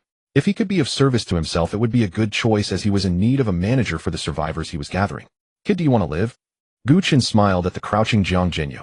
Jiang Jinyu nodded repeatedly with tears of gratitude and stood up at Gu Chen's gesture. Since you want to live, you must obey. You should have a house in Lu family village, right? Yes. All right, you stay in Lu family village for now. In a few days, more survivors will arrive. Understood, Commander. Jiang Jinyu, being a clever person, did not say anything further and agreed to whatever Gu Chen said. Leave 4 mobilization troops to guard Lu family village. The rest return to the base. Yes, Honorable Commander, welcome back. How many energy points do we have now? Honorable Commander, there are still 2,500 points. Additionally, the mining truck has already cleared the bodies from Lu family village, and the collectible coal mine there is about to run out. Gu Chen nodded and then checked the radar's functionality. Radar displays the explored map on the screen of the base command vehicle and shows friendly and neutral units. Building a mine detector can display hostile units and paths. Cost 2,500 energy points. Build the radar station. Understood, Honorable Commander. Deducting 2,500 energy points, remaining time 1 hour. After selecting to build, Gu Chen re-entered the command vehicle, deleted the previously recorded message, thought for a moment about the script, then began to re-record. Citizens, we are the search and rescue team from the Qingqing military district. Due to insufficient personnel, we cannot search every household for survivors. If any survivors hear this, please escape as best as you can. Now we will ensure your safety. After recording, Gu Chen added for the construction of a safe zone, priority would be given to young males. After all, what was needed were strong miners and women, and the elderly would not suffice. All right, let's set it for tomorrow. I don't believe I can't find 100 people in the entire Sha town. Gu Chen clapped his hands in satisfaction, then returned to the command room to prepare dinner for the day. Since there was an abundance of cabbages in the countryside, Gu Chen cooked a large pot of pork stew with cabbage. After steaming the rice, he took out his sidearm to practice his shooting skills, as he refreshed bullets daily, and it would be a waste not to use them. Moreover, he did not need to worry about the gunfire attracting zombies. Even if a few zombies were drawn in, they would be promptly eliminated by the sentry cannon and the mobilization troops patrolling the walls. Bang bang bang bang bang bang bang bang bang bang. Gu Chen simply drew a target on the wall in front of him, then retreated to a distance of 50 meters to start shooting. Because this pistol had almost no recoil, after Gu Chen became familiar with the aiming method, he was hitting the target with nearly every shot. Boring, Li Tian. Here, Commander. Li Tian, who had been protecting Gu Chen from the side, quickly responded. Give me your gun. After taking Li Tian's Type 95, under Li Tian's guidance, Gu Chen held his breath and aimed at the target 50 meters away. Bang! Damn! As expected, he missed the target. Not only did he miss, but the powerful recoil of the Type 95 also startled Gu Chen. It was on a completely different level compared to his small pistol. Rubbing his sore shoulder, Gu Chen decisively returned the gun to Li Tian. It seems my physique is still too weak. Honorable Commander, you need not be disheartened. At this moment, Shao Qi timely said, after constructing a combat laboratory technology center, the commander can spend energy points to research physique potions, which will greatly enhance your physical attributes. Really? How many energy points for the combat laboratory? Gu Chen said eagerly as he was close to unlocking the technology center according to the game's progress. Sorry, Commander, I won't know until it is unlocked. At this moment, the radar station was completed. Under Gu Chen's command, the radar station rose rapidly, and a virtual screen popped up in the command room, displaying Gu Chen's base and all explored locations. Every green dot on the map represented his red alert troops, while the white dots indicated neutral creatures, likely some uninfected wildlife. Energy points 1500. Honorable Commander, the coal mine has been fully collected. May I allow the mining truck to recover the abandoned vehicles? Allow it, Gu Chen said without hesitation. Abandoned vehicles were of no use to him, and he would rather exchange them for more energy points. Commander, your rice should be ready. At this moment, Xiao Qi kindly reminded him, as if he didn't say it, the rice would turn into a scorched mess. All right, Li Tian, come over and eat. Although Li Tian had his own rations, sharing a meal was more enjoyable. Yes, Commander. Li Tian saluted, and then helped tidy up the table. After dinner, there was not much entertainment, so Gu Chen went. The next day, the alarm clock, Xiao Qi, woke Gu Chen up on time. After a quick wash, he reheated the leftovers from yesterday and prepared to head to Shawtown. With the same configuration as yesterday, they set off in a grand manner. On the way to Shawtown, Gu Chen saw the mining truck leisurely collecting the cars on the road. The method of collection was simple and brutal, directly flattening the cars with the front shovel and then using a conveyor belt to stack them in the truck. About an hour later, Gu Chen arrived back at Shawtown and released his newly recorded voice message. The recording not only attracted the survivors, but also drew a massive swarm of zombies. The two rhino tanks unleashed their firepower, but facing the zombies surging from all directions, the two tanks could hardly hold their ground. Therefore, Gu Chen decided not to linger here. People curled up in the room heard the sounds and hurriedly looked out the window, while some who were closer realized that the army's rescue was at hand and were ready to fight to the death. Are you ready? A fully armed young man said to his friend beside him. No problem. The man knocked on the iron plate fixed to his arm, and then the two of them took out their homemade weapons, attaching a small knife to the top of a mop handle. Although it looked crude, it could effectively push away the zombies. As soon as they opened the door, the zombies that had been waiting outside for 2 days became excited and lunged at the young man with a roar. Thud! 2 mop handles were thrust harshly into the open mouth of the zombie, and after pushing the one behind it aside with force, they dashed into the elevator without looking back. Since they were on the 6th floor, going down the stairs would be tantamount to seeking death. Fortunately, the power was still on, and there were no zombies in the elevator. Gu Chen, sitting in the command vehicle, glanced at the time and became somewhat impatient. Damn it, I risked my life to come and save you, yet you still won't come out. What about trust? What about trust between people? Suddenly 3 figures appeared right in front of the convoy, waving and signaling to him. Continue pushing forward. Commander, the rhino tank shells are almost half gone. Li Tian reported via the intercom while killing zombies. In 30 minutes, regardless of the situation, retreat. Yes, Commander. Despite having fought for so long, the number of zombies on the street showed no signs of decreasing. Considering there were over 100,000 people in Shawtown, even if only a third were infected, it was still a significant number. Moreover, according to the ratio provided by Xiao Qi, at least 2/3 of the population had been infected, or even more. Hubby, the army is coming. We're saved. We're saved.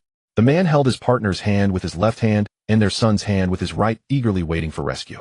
Upon seeing the convoy responding to them and moving forward, the family couldn't contain their excitement, tears glistening in their eyes. What the hell? Why is the convoy leaving?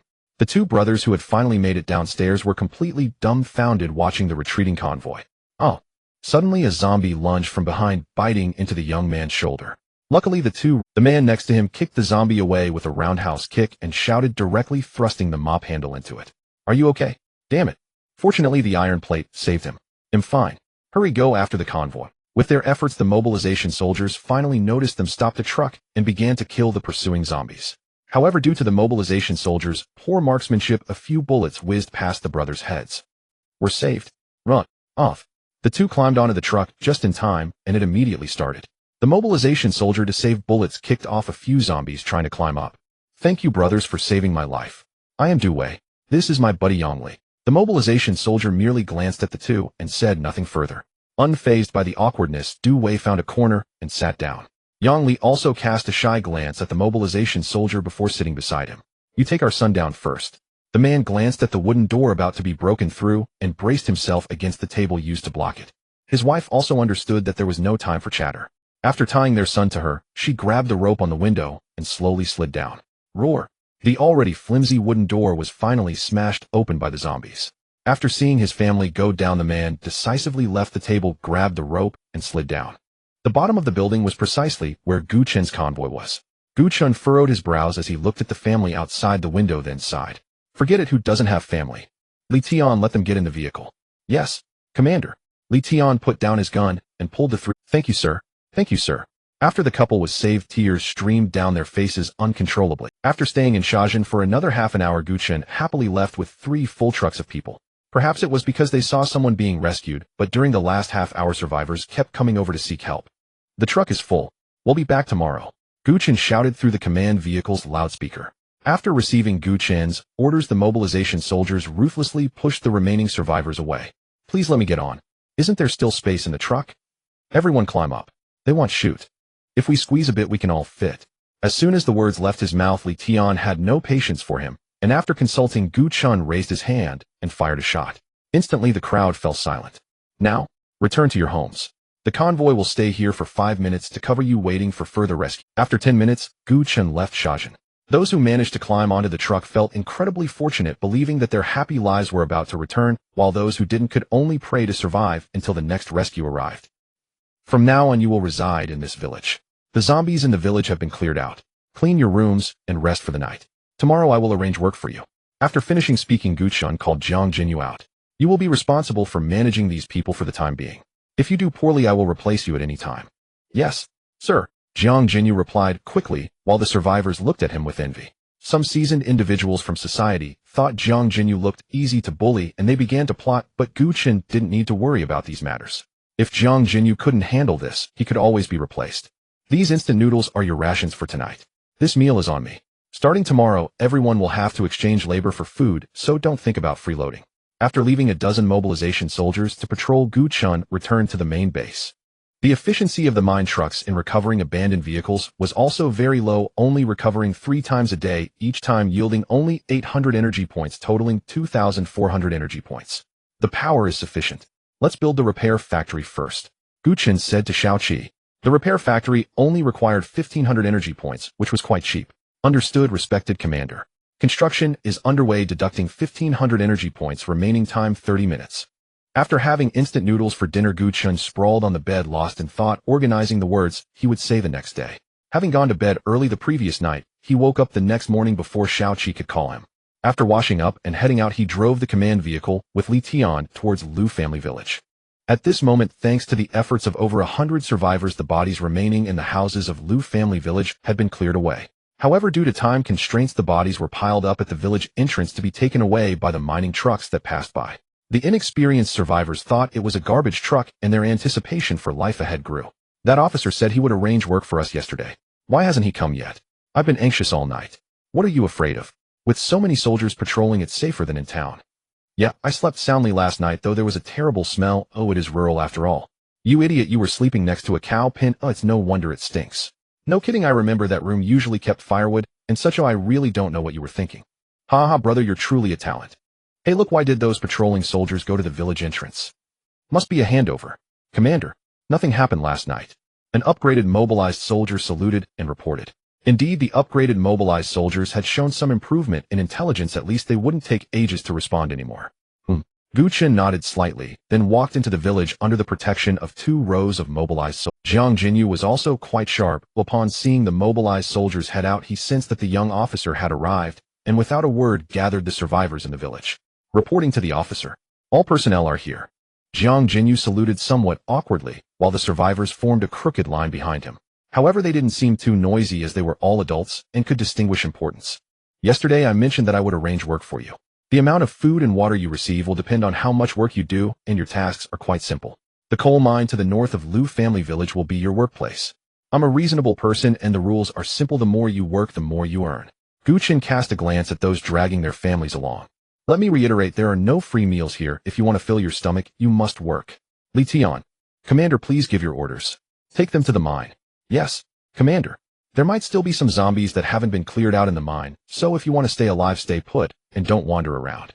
After giving the last piece of advice, Gu Chen returned to the command vehicle. He had stationed an additional 10 mobilized soldiers in Lu family village, as it was situated in front of the main base, making it a forward outpost for Gu Chen. Later, when manpower increased, Gu Chen also planned to build some defensive structures in Lu family village, expanding its capacity to accommodate thousands. By then, Gu Chen could expect a relatively optimistic income from the mine, and he could also train militias to reduce the need for mobilized soldiers. Today's task was still to go to Sha Town to rescue survivors. Lu family village could house several hundred people, so space was ample, and the flour and rice previously collected by Gu Chen were enough to feed that many. By the way, the repair factory has been built. Oh, let Xiaoqi deploy it. Gu Chen instructed. After having Xiaoqi construct the repair factory, the energy was running low, so he used the remaining energy points to build a magnetic energy reactor. With the completion of the repair factory, several options were unlocked. The soldier option now included demolition experts. The building option finally unlocked the technology center. The defense option unlocked magnetic storm coils and anti-aircraft guns, and the vehicle option unlocked the female deer-armed helicopter. However, the prices were quite steep. Gu Chen had just been excited to finally have aerial power, but upon seeing the price of the female deer, he gasped. 3,000 per unit. Forget it, I'll stick with mobilized soldiers to play with. After Li Tian returned, Gu Chen gathered the team again, preparing to set off. It wasn't until evening that Gu Chen returned to Lu family village with 2 trucks full of survivors. Today went even smoother than yesterday. As soon as the convoy arrived at Sha Town, the survivors who had been watching noticed them, and before long the 2 trucks were full. Luckily, the firepower of the mobilized soldiers and the rhino tanks was fierce, which ensured the safety of most survivors. Why do I say most? Because some unfortunate ones were surrounded and killed by zombies while trying to come over, and some disobedient ones were shot by the mobilized soldiers. Gu Chen was also puzzled. Hadn't he just used an example yesterday to deter the others? Why were there still so many seeking death today? Get out of the vehicle. Get out of the vehicle. Upon arriving at Lu family village, the mobilized soldiers opened the doors and shouted loudly, allowing them to choose their own houses to live in. Gu Chen then took Li Tian to the mine to check on the work. He thought about a problem. This group of survivors had never been miners before. Setting aside the question of work efficiency, just their potential mistakes would likely lead to some casualties. We need to find a few professionals to guide them, Gu Chen said after hearing the report from the mobilized soldiers watching the mine. In less than a day, 3 people had broken their legs, and 1 fell into a pit and died. At this rate, no one would dare to work anymore. Moreover, there were quite a few machines in the mine, but none of these people knew how to operate them. At this moment, a truck carrying the survivors collected today arrived. Gu Chen noticed that among them were about 10 people wearing hard hats, and a thought struck him as he asked, "What do you all do?" "Oh, we are migrant workers working at the Qingqing coal and power mine." A dark-skinned man replied in his hometown dialect. He had been resting at home when the apocalypse broke out, and as a miner his family had some hard hat safety ropes and picks prepared. The others answered in turn, and just as Gu Chen had guessed, they were all workers, with a few being skilled laborers. These were exactly the people Gu Chen needed the most. Excavators, bulldozers, cranes, forklifts. Now they had a complete set. If only they could get a demolition expert too. Wait. A demolition expert. Gu Chen suddenly remembered he seemed to have unlocked a demolition expert. Xiaoqi, how many energy points for a demolition expert? Gu Chen said after sitting in the command vehicle. Respected Commander, a demolition expert requires 1,000 energy points. You currently have 1,500 energy points. Would you like to produce one? Produce one and let him drive over himself. Understood, Commander. At this time, besides those workers, the other survivors had already been assigned to work, and the remaining workers looked at each other feeling somewhat nervous, not knowing why they had been kept back. After waiting for 20 minutes, the demolition expert finally arrived. Under Gu Chen's command, 2 C4 explosives were secured in the demolition area. 3, 2, 1. Detonate. Boom. After about 10 minutes, the dust in the sky slowly settled. With the help of several workers, the survivors who had previously been at a loss finally found a direction. The machines in the mine began to operate, but the mining efficiency was still far from its peak. Therefore, Gu Chen decided that the next target was to recruit a large number of miners. As a mining city, Qingqing had no shortage of workers coming from all over the country to strive for a living. Moreover, there was a living area established specifically for workers by the Qingqing Mining Company located on the outskirts of the city. In that area alone, there were over 10,000 workers living. However, while the number was large, the risks also rose sharply. Not to mention, this area was still within the boundaries of Qingqing, and the nearby commercial streets were countless. Forget it, let's first rescue the people we can from Shajin. After hesitating for a moment, Gu Chen left, entrusting the daily distribution of food to Jiang Jinyu. Moreover, Jiang Jinyu didn't dare to have any ulterior motives, as the mobilized soldiers patrolling the village and the mine were not just for show. Additionally, Gu Chen would inquire about the situation daily through the higher-ranking soldiers among the mobilized. A night passed, and the next day, Gu Chen eagerly looked at his energy points, 2,500. Thanks to asking Xiaoqi, Gu Chen learned that the previous mining truck could yield 1,500 points, but that wasn't the limit. The limit was actually 2,000 points per truck. However, only one truck had been collected overnight. Respected Commander, based on my analysis, each mining truck can obtain 4,000 energy points from the mine daily. I suggest that the commander produce another mining truck for the recovery of abandoned vehicles, which could increase daily profits by a stable 800 points. Produce a mining truck. Gu Chen glanced at the price and said without hesitation. Swish, 1,500 energy points disappeared. Looking at the remaining 1,000 energy points, Gu Chen decided to save it for now, especially since he still needed to build a technology center. Today was again about rescuing the survivors from Shajin. The more people there were, the higher Gu Chen's income would be. After gathering the convoy, as before, they set off grandly. However, just as they were about to arrive, a trace of seriousness appeared on Gu Chen's brow. Gunshots. Civilians from Xia country shouldn't have guns. Could it be the surviving police force? No.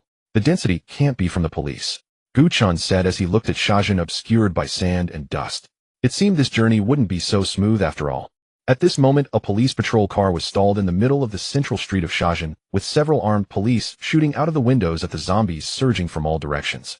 Fortunately, all the windows of the patrol car had been reinforced with iron mesh so the zombies wouldn't threaten their lives in the short term. Captain, I'm running low on bullets. Keep going. The person called Captain shot with one hand, while pulling a magazine from his chest and tossing it over. Bang bang bang bang bang bang bang. The deafening gunfire reverberated through the central street, causing the zombies in Shajin to become agitated again. The survivors hiding in the shadows watched this battle with hope, anticipating the miracles that these armed police might create, as well as the possible rescue forces that might follow. In the driver's seat of the car, a veteran in his 30s was anxiously checking for the malfunction. Old Chen, how's it going? Can it be fixed inside the car? The brothers are running low on ammunition. It's the spark plug, but it's faulty and can't be repaired. But if someone goes down to push the car, it might start. Damn it. Wang Yoli angrily slammed the back of the seat and prepared to get out to push the car. Unexpectedly at that moment, a soldier directly opened the rear door and jumped out. Captain, if possible, please save my parents to the safe zone. Wang Yoli immediately shouted angrily, but looking at the soldier's youthful face, tears couldn't help but flow. Get back in the car. The young man ignored Wang Yoli and resolutely closed the rear door, pushing with all his strength. Covering fire. Bang bang bang bang bang bang bang. The zombies outside rushed towards the rear of the patrol car after smelling the fresh scent of flesh, and that soldier was instantly engulfed by the tide of corpses, leaving only a piece of torn clothing caught in the door. It's moving. It's moving. It started. Although they survived, the morale inside the car was very low, especially for Wang Yoli. Looking at the torn piece of clothing caught in the door, he fell into deep self-blame. He believed all the mistakes were his fault. If he hadn't chosen this car, none of this would have happened. Captain, don't be upset. Let's not forget the task Xiao Li entrusted to us. I remember Xiao Li is from Quanshan town, right? Several soldiers began to converse in the car, dissipating the previously sorrowful atmosphere. First, head to the safe zone to meet up with the main force, and then I will apply to rescue Xiao Li's family. Wang Yuli steadied himself, then closed his eyes to rest. In a rapidly moving vehicle, it was hard for zombies to catch up, and the sturdiness of the car meant that even if it hit a few zombies hidden, it wouldn't harm the people inside. Creak, creak, creak. Damn, it stalled again. The veteran driving hurriedly twisted the key, and after a series of whirring sounds, the patrol car slowly came to a stop. Does someone have to get out to push it? Wang Yuli took a deep breath and said, then took out his pistol and fired several shots to kill the zombies surrounding his car. Door decisively opened the door and jumped out. Captain, damn, why does this damn car break down at a critical moment? Boom. Just as Wang Yoli prepared to sacrifice himself, a loud explosion in the distance caught everyone's attention. The next second, a violent explosion occurred at the rear of the patrol car. Indeed, it was Gu Chen's Rhino tank. He had a purpose in saving this group of people. He did not believe that a mere zombie crisis could cause one of the world's top nations to fall. The military certainly still had surviving forces. How many people had survived Gu Chen was uncertain, so he wanted to use these people to understand some situations regarding the government. With Wang Yuli's efforts, the patrol car started again, and he was very lucky to have survived. With the help of his comrades, he successfully climbed back onto the vehicle. What was that explosion just now? Tank. Captain. Tank. Is it the main force sent to rescue us? Don't joke around, we can't contact the main force, and I've never seen this tank before. Wang Yoli said with a serious expression, but it was clear that this unknown convoy was indeed helping them. Don't overthink it, it's likely an unstandardized tank. Old Chen said in a steady voice, quickly steering towards Gu Chen's convoy. Driving the patrol car, Old Chen quickly maneuvered it into the convoy after seeing Li Tian's gesture, while the zombies on this street, suppressed by 2 Rhino tanks, were momentarily unable to charge forward. Hello, Commander. Wang Yoli and the remaining armed police saluted towards Gu Chen in the car. Although they did not recognize the uniform Gu Chen was wearing, they certainly recognized the star rank on it. Moreover, the mobilized soldiers were all equipped with standard summer National Army gear, which dispelled all of Wang Yuli's suspicions. Hello, which unit are you from? Gu Chen stepped down from the command vehicle and asked steadily, feeling as if he were a new recruit being questioned by a commander, which made Wang Yuli suddenly tense up. Report, Commander. I am an armed police soldier from the Armed Police Battalion of Linjiang District in Qingqing City, currently serving as the team leader of the assault team. My name is Wang Yuli. Wang Yuli reported in a tense state as Gu Chen's commanding aura reminded him of facing the brigade when he first entered the military, so he immediately laid out all his information. What is your mission? To rescue the survivors of Shajin. Gu Chen replied and asked again. Not really. Our main task is to go to the safety zone established by the joint government of the Qingqing military district to meet up with the main forces. Coincidentally, our mission is to rescue the residents of Shajin and send them to the safety zone. You should join my convoy first, and we will head to the safety zone together later. Really? That's wonderful. Thank you for your life-saving grace, Commander. Wang Yuli immediately saluted excitedly. With the protection of 2 tanks, they were definitely safe. And then under the bombardment of the Rhino tanks, the convoy slowly advanced and finally arrived at the foot of a residential building. The survivors in Shajin were aware that a government-organized rescue team was coming to save the living, so the residents of this residential building were doing everything they could to rush out of their homes. Those who couldn't get out could only pray that Gu Chen would clear the zombies house by house to search for survivors, but clearly that was impossible. Gu Chen only stayed for 30 minutes at each residential area. Everyone get out of the vehicle and clear the surrounding zombies. Li Tian jumped out of the truck and said, and then the mobilized soldiers jumped out one after another, isolating an area free of zombies. Actually, the situation inside the residential area was not too bad, as zombies lacked intelligence and only knew how to charge towards sounds, with most of them being trapped inside the buildings. The zombies outside faced no obstacles and even formed human ladders to climb over the walls of the residential area. As the number of zombies increased, casualties began to occur, and the mobilized soldiers who were scratched did not hesitate to quickly exhaust their ammunition, then charged into the tide of corpses with grenades. Seeing this scene brought tears to Wang Yuli and his comrades' eyes. Gu Chen, looking at Wang Yuli's reddened eyes, wondered if he should also pretend to be sad. On the other hand, Wang Yuli, observing Gu Chen's indifferent expression, felt even stronger admiration. Words like calm under pressure and composed kept jumping to his mind, and he found himself becoming more adept with the gun in his hand. 30 minutes later, regardless of whether there were still survivors coming out, the convoy had to leave. With Gu Chen's current strength, resisting the tide of zombies in Shajin for a long time was impossible, so when the time was up, Gu Chen ordered a withdrawal. By the way, our navigation system is malfunctioning. Do you know how to get to the safety zone? Gu Chen said with a straight face, and Wang Yuli genuinely believed him, as all communication signals had disappeared since the apocalypse began, and even satellite phones were unusable. The only means left were radios and receivers. Wasn't your vehicle broken? Just drive this truck. Gu Chen pointed at a nearby truck, then returned to the command. Well, lead the way, old Chen, you drive. I can't handle this big thing. Sure, Captain Wang. An hour later, Gu Chen was driving on a deserted asphalt road. This road had rarely seen vehicles since its construction, making it the safest road in the current apocalypse. After nearly another hour, Gu Chen finally saw the distant walls. Though these walls were not as well built as the ones in the Red Alert base, they were entirely sufficient to keep the zombies out. Soldiers were also patrolling on the walls, and outside the city gate were 2 army green tents, while survivors arriving from all directions were being checked by medical staff in protective suits. It was essential to ensure that no one had wounds before entering the safety zone, and anyone with wounds, regardless of the type, would be taken to isolation tents. In case of any emergency, the soldiers on guard would shoot to kill. Naturally, Gu Chen's convoy attracted the attention of the soldiers at the safety zone, but they all believed this was a large force arriving from the military district, as small groups of troops had been arriving at the safety zone daily for the past few days. As they approached, the convoy slowly came to a stop, and the station soldiers just took a quick look before allowing everyone to register and undergo inspection. Captain Wang, we won't be going in. We have other tasks. These survivors will be left to you. Okay, thank you for your escort all the way, Commander. Wang Yuli saluted with admiration and then led the remaining personnel and survivors to register. The station soldiers, seeing the star rank on Gu Chen's uniform, also stood up in respect, then saluted in unison, which made Gu Chen feel quite embarrassed. His uniform only resembled a military outfit in style, but the color was entirely off. How could they misinterpret it? Let's go, Li Tian. Yes, Commander. Gu Chen smiled as he returned to the command vehicle. This time he had gained quite a bit. Not only did he learn about the safety zone established by the government in Qingqing City, but he also discovered its exact location. Most importantly, the survivors Gu Chen rescued this time were mostly those with families, which significantly reduced the burden for future conscription efforts. To be honest, Gu Chen actually viewed the government army as a potential enemy. After all, he was not part of the military, and once his identity was uncovered, the safety zone in Qingqing City would undoubtedly cause him trouble. Looking at the safety zone illuminated on the radar, Gu Chen couldn't help but smile again. My enemy is in the open while I am in the dark. What can you use to play against me? Of course, unless absolutely necessary, Gu Chen would not strike against the government as he needed such a facade to recruit laborers for mining. Isn't this just Yuri's slave mining vehicle? No, mine is much better. At least it provides food and shelter, and the status is equal. I guess I am still too kind-hearted. Upon returning to the base, Gu Chen immediately checked the number of energy points. 4,700 not. What the hell? The technology center requires 10,000 energy points. Xiaoqi, why don't you? I apologize, esteemed commander, but this price is out of my control. It was set when the Red Alert base was established and cannot be changed. Fine.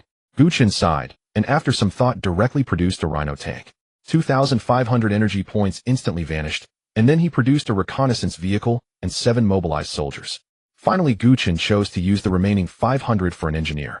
Gu Chen had a rough understanding of the engineer's role, considering them a versatile talent capable of doing everything except combat. Engineers could even modify reconnaissance vehicles and repair tanks, though their speed and precision could not match that of a repair factory. The next day, just as Gu Chen stepped out of the lounge, he heard good news from Xiaoqi. The system had randomly generated a junior officer, ranked 2nd lieutenant, named Li Gong. Where is he? Take me to see. Xiaoqi replied that Li Gong was already waiting outside. Gu Chen pushed open the door and indeed saw a line of soldiers in red uniforms standing there. Commander, mobilized soldiers, 2nd Lieutenant Li Gong reporting. Behind Li Gong were the mobilized soldiers generated yesterday. Li Tian had gone to inspect work at Liujiao village, so the two had not met. Gu Chen regarded the short man before him, Li Gong, whose presence brimmed with killing intent, and nodded with satisfaction. By temperament alone he eclipsed Li Tian. There was no doubt Li Gong's combat and command capabilities were superior. Li Gong, take the base convoy to Shajin to continue rescuing survivors. Li Tian knows the area better. Have him join you shortly. Yes, Commander. With that, Li Gong led the remaining mobilized soldiers to board the vehicles. Commander, I request to operate the Rhino tank. The AI core-controlled Rhino will attack enemy targets indiscriminately and could easily cause collateral fire. Approved. Yes, Commander. Gu Chen watched the mobilized soldiers climb into a Rhino tank for the first time. Previously, Li Tian and the others had not entered tanks, only ridden in trucks. After asking Xiaoqi, Gu Chen discovered he had never ordered Li Tian to drive a tank, so Li Tian would not have requested to operate the Rhino. As a 2nd Lieutenant, Li Gong already possessed initiative, able to rapidly analyze the most advantageous course and then seek the commander's approval. This exposed the gap between ranks. Had Li Gong not reported to him, Gu Chen would never have known mobilized soldiers could crew tanks. Gu Chen did not need to accompany the convoy. He judged Li Gong and Li Tian more than capable. Even if an emergency occurred, he could direct operations remotely from the command room. He could now sit comfortably on the sofa and watch the screens. The images streamed live from the helmet. Li Gong. This life, what apocalypse? No grinding overtime, no relentless schedules, no chaotic pressure. Isn't this more comfortable than before? Gu Chen blew on his cup, took a small sip of tea, and smiled as he spoke. The convoy reached Shajin safely. Once residents confirmed that a government rescue convoy arrived each day, almost everyone was ready to dash from their homes at a moment's notice. Those on high floors lowered themselves by ropes from windows, and the bolder ones gambled with the elevator. Those on low floors or in single-story houses had little trouble escaping once the zombies at the door were dealt with. Killing a few zombies sounded simple, but proved difficult. Fear breeds mistakes. Some went weak-kneed, their limbs failing them. Trained soldiers felt fear too, but their adaptability far outmatched that of ordinary people. Most importantly, they carried guns. After all, no carbon-based creature can withstand 7.62mm rounds. As the convoy entered Shajin, prepared survivors poured from dark corners. Though some were tragically killed by mistake by mobilized soldiers, they still rushed toward this single path to survival without hesitation. Everyone check one another, report any wounds immediately. This is for your safety. Li Gong shouted that to the gathered civilians, forced to raise his voice above the clamor of gunfire and roar. After inspection, all civilians boarded the trucks and the convoy prepared to withdraw.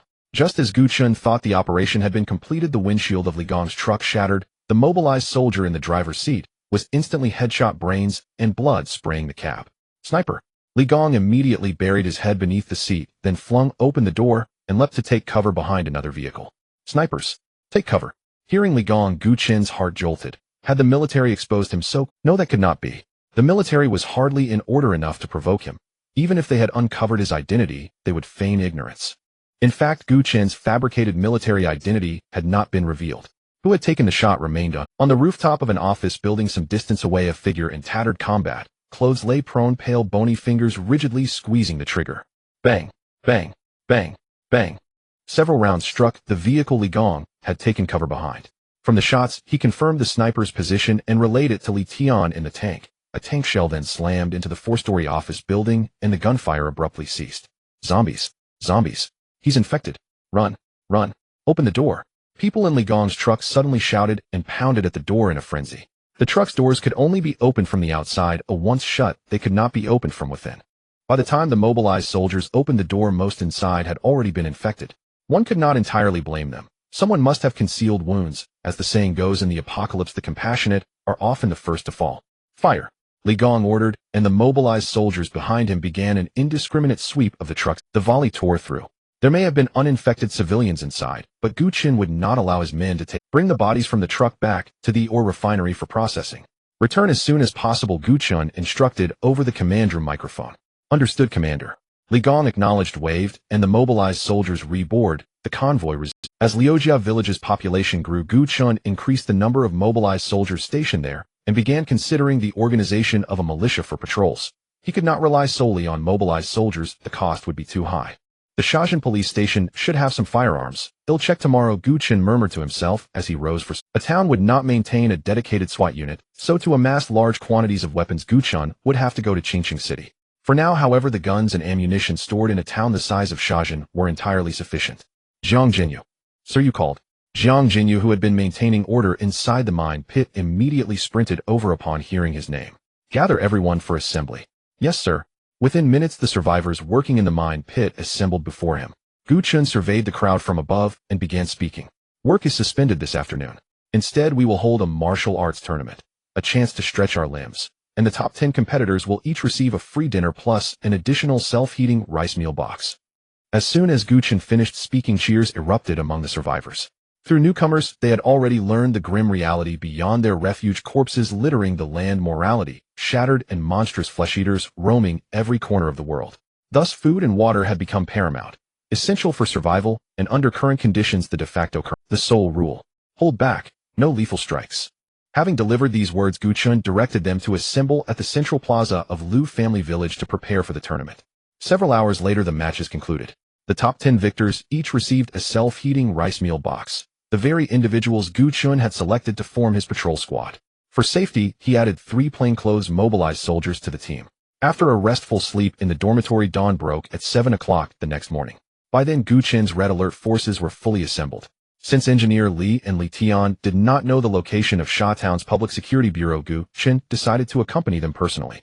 At the base, 1 Rhino tank, 1 reconnaissance vehicle, and 30 mobilized soldiers remained on guard. All remaining personnel set out, their primary objective being the local police station in Sha Town. Rescuing survivors was now secondary, as Lu family village's population was nearing capacity. Vroom. The Rhino tank surged forward first, kicking up a plume of dust. A truck packed with mobilized soldiers followed closely behind, while Gu Chen rode in the command vehicle, securely positioned at the center of the formation. Upon reaching Sha Town, Gu Chen sped straight toward the Public Security Bureau without pausing. Boom. Engineer Li, piloting the Rhino tank, fired a single shell, blasting zombies at the entrance aside and crushing the main gate into twisted scrap metal. 2 Rhino tanks then halted at the entrance, unleashing relentless suppressive fire on the zombies surging out of the bureau. Within moments, the courtyard was piled high with corpses, and every zombie within the compound had been eradicated. Leaving 2 tanks to secure the front gate, the remaining mobilized soldiers split into 2 teams. One led by Li Tian stormed into the building, while the other under Gu Chen's command advanced with Engineer Li assigned to protect him. Gu Chen and his soldiers combed the compound several times before finally locating the armory. The zombie posted outside had not been drawn by earlier gunfire. After eliminating it with a few precise shots, Gu Chen approached the armory door. Damn it, locked. Cursing under his breath, Gu Chen searched the fallen zombie and retrieved a key. Upon unlocking the door, the sharp, pungent scent of gun oil flooded the air, indicating substantial reserves. Load everything onto the vehicles. After a brief inspection, Gu Chen ordered the mobilized soldiers. Once loaded, they realized the haul was modest. Most weapons were obsolete, not currently issued. Handguns dominated the collection, supplemented by decades-old assault rifles and non-lethal ordnance, such as stun grenades and flashbangs.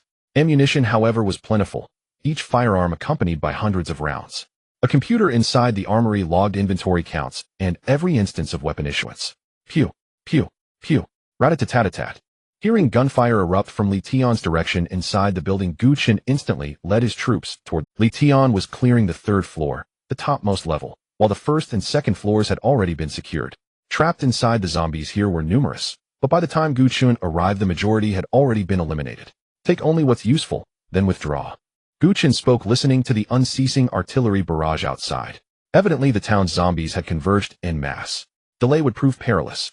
Yes, Commander. Instantly, engineerly divided the mobilized soldiers into trios, each armed, and tasked with methodically searching every room. Yet finding anything truly valuable inside the Public Security Bureau proved nearly impossible. Only supplemental supplies of food, water, and fuel could be scavenged. Report. Found a locked room. A mobilized soldier announced after failing to open the door. Kick it down. The soldier stepped back, then delivered a single powerful kick. The wooden door splintered inward effortlessly. Inside lay chaotic disarray and clear signs of violent struggle. At the center of the room slumped a figure clad in a police uniform. Its layout unmistakably that of an interrogation chamber. Gu Chen knelt beside her and checked for a pulse, faint yet present. Hey, wake up, wake up. Her lips were parched and pale, evidently dehydrated. Gu Chen uncapped his bottled water and gently poured a small stream into her mouth. She coughed weakly, then drank thirstily. Cough. Thank you. Are you a rescue unit? I have vital intelligence. Before Gu Chen could respond, she urgently continued, her voice strained. Only then did he notice the crude bandage on her thigh, now gangrenous. She stood at death's threshold. Beware. Those, wearing police uniforms, they. Her words trailed off as her breathing slowed, then ceased entirely. Gu Chen absorbed her final warning, zombies dressed as police officers. How many had he slain already? Was there some hidden significance? Li Tian, blow that zombie's head apart. Yes, Commander. Bang. Bang. 2 precise shots reduced the designated zombie to a headless corpse. Strange, nothing unusual.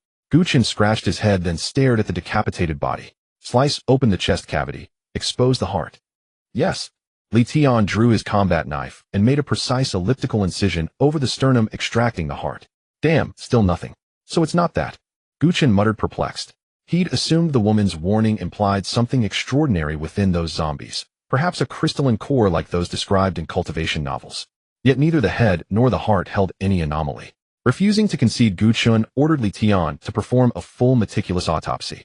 Minutes later, Gu Chen sighed deeply. All right, seems I overthought it. Let's go. Yes, Commander. Li Tian wiped his blade clean and sheathed it. The police station was of no use, so they ended up loading half a truck of weapons and ammunition before heading to the nearby gas station to refuel with diesel. By the way, Xiaoqi, can diesel and gasoline be recycled? Respected Commander, absolutely. Their value is comparable to gold mines. Untreated oil is worth less relative to gasoline, diesel, and kerosene. What the hell, why didn't you mention this sooner? Commander, the greatest value in the recycled junk cars is the limited amount of gasoline they contain. All right, fine.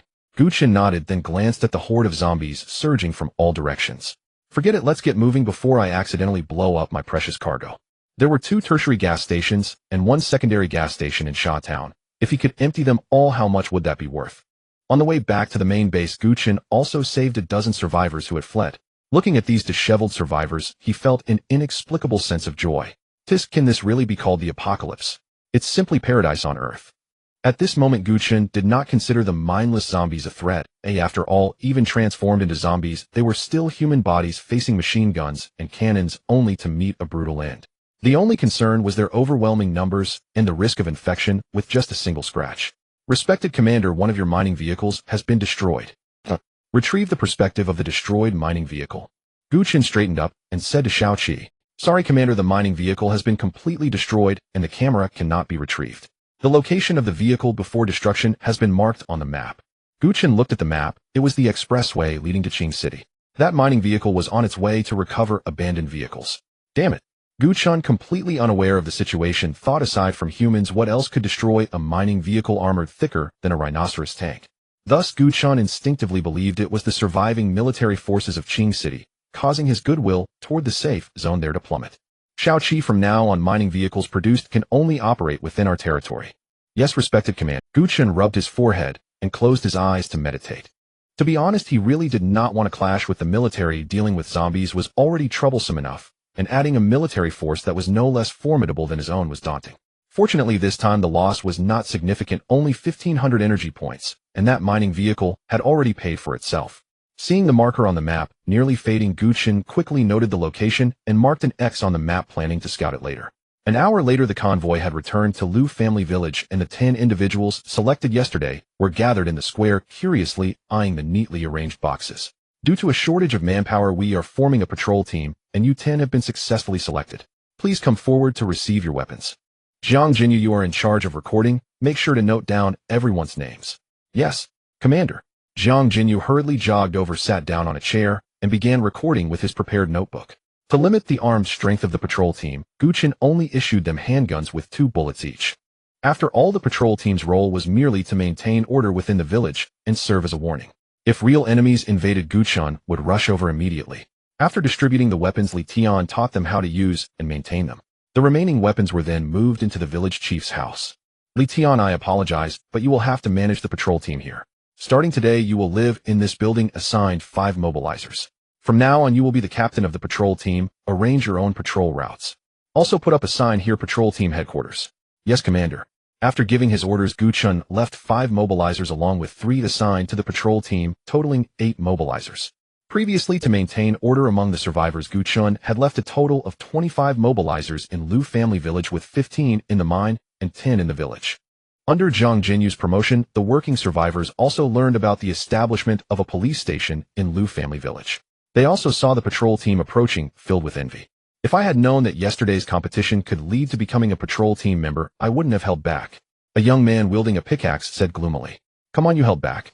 You were almost begging for mercy yesterday. His friend next to him mercilessly mocked. Next time I will definitely join the patrol team. The young man's gaze was fixed on the handgun strapped to the patrol team's waists. Stop looking, just keep mining. Let's try to exchange for some self-heating rice tonight to improve our meals. Saying this, he swung his pickaxe to continue working. Don't you want to find your parents? You may not want to, but I do. My sister is still at Qing City now. One high school. Ooh, I can't lose another family member. Mining here will never lead to success. Hearing this, the young man working nearby put down his pickaxe. Easier said than done. What do we have to compete with them? We're just out-of-shape office workers, and we studied management in college. If only we had learned automotive repair or skilled trades, that would be useful. You saw the top 10 from yesterday. Who wasn't packed with muscle? The first and second even practiced combat sports. I ask you, are you with me or not? The young man looked at his friend before asking. All right, I'll listen to you. If there's another opportunity like this, I won't give up, even if it kills me. Ha ha ha, that's the spirit. Remember when the 2 of us burst out from the 6th floor with nothing but rags? That proves our strength isn't weak. As long as we become patrol team members, we'll have a chance to go out. The 2 brothers encouraged each other by patting their shoulders, and then worked even harder, as this could be considered a form of training. Gu Chen sat in the command room, contemplating the markers on the map. He ultimately decided to send someone to take a look. Although there was a high probability they wouldn't return, he needed to know what had attacked him. Let's use a reconnaissance vehicle. Gu Chen took control of the reconnaissance vehicle from the command room and directed it to drive over. As night fell, the zombies appeared to be more active than during the day, often ambushing from dark corners unexpectedly. Fortunately, although the reconnaissance vehicle's armor was weak, it was fast enough to easily evade zombies. The light machine gun mounted on the vehicle primarily dealt with zombies blocking its path, as its armor wasn't thick enough to charge through like a rhinoceros tank. As time passed, Gu Chen piloted the reconnaissance vehicle to the location marked on the map. Never imagined this mining vehicle had traveled so far. He surveyed the pitch-black road and eerie silence around him. Cold sweat prickled his spine. Something was wrong. Far too strange. Not a single zombie in sight. Gu Chen silently mused, then located the destroyed mining vehicle. Illuminated by the reconnaissance vehicle's headlights, he clearly saw a jagged gash along the mining vehicle's flank. The blast scars scattered across the ground left no doubt in his mind.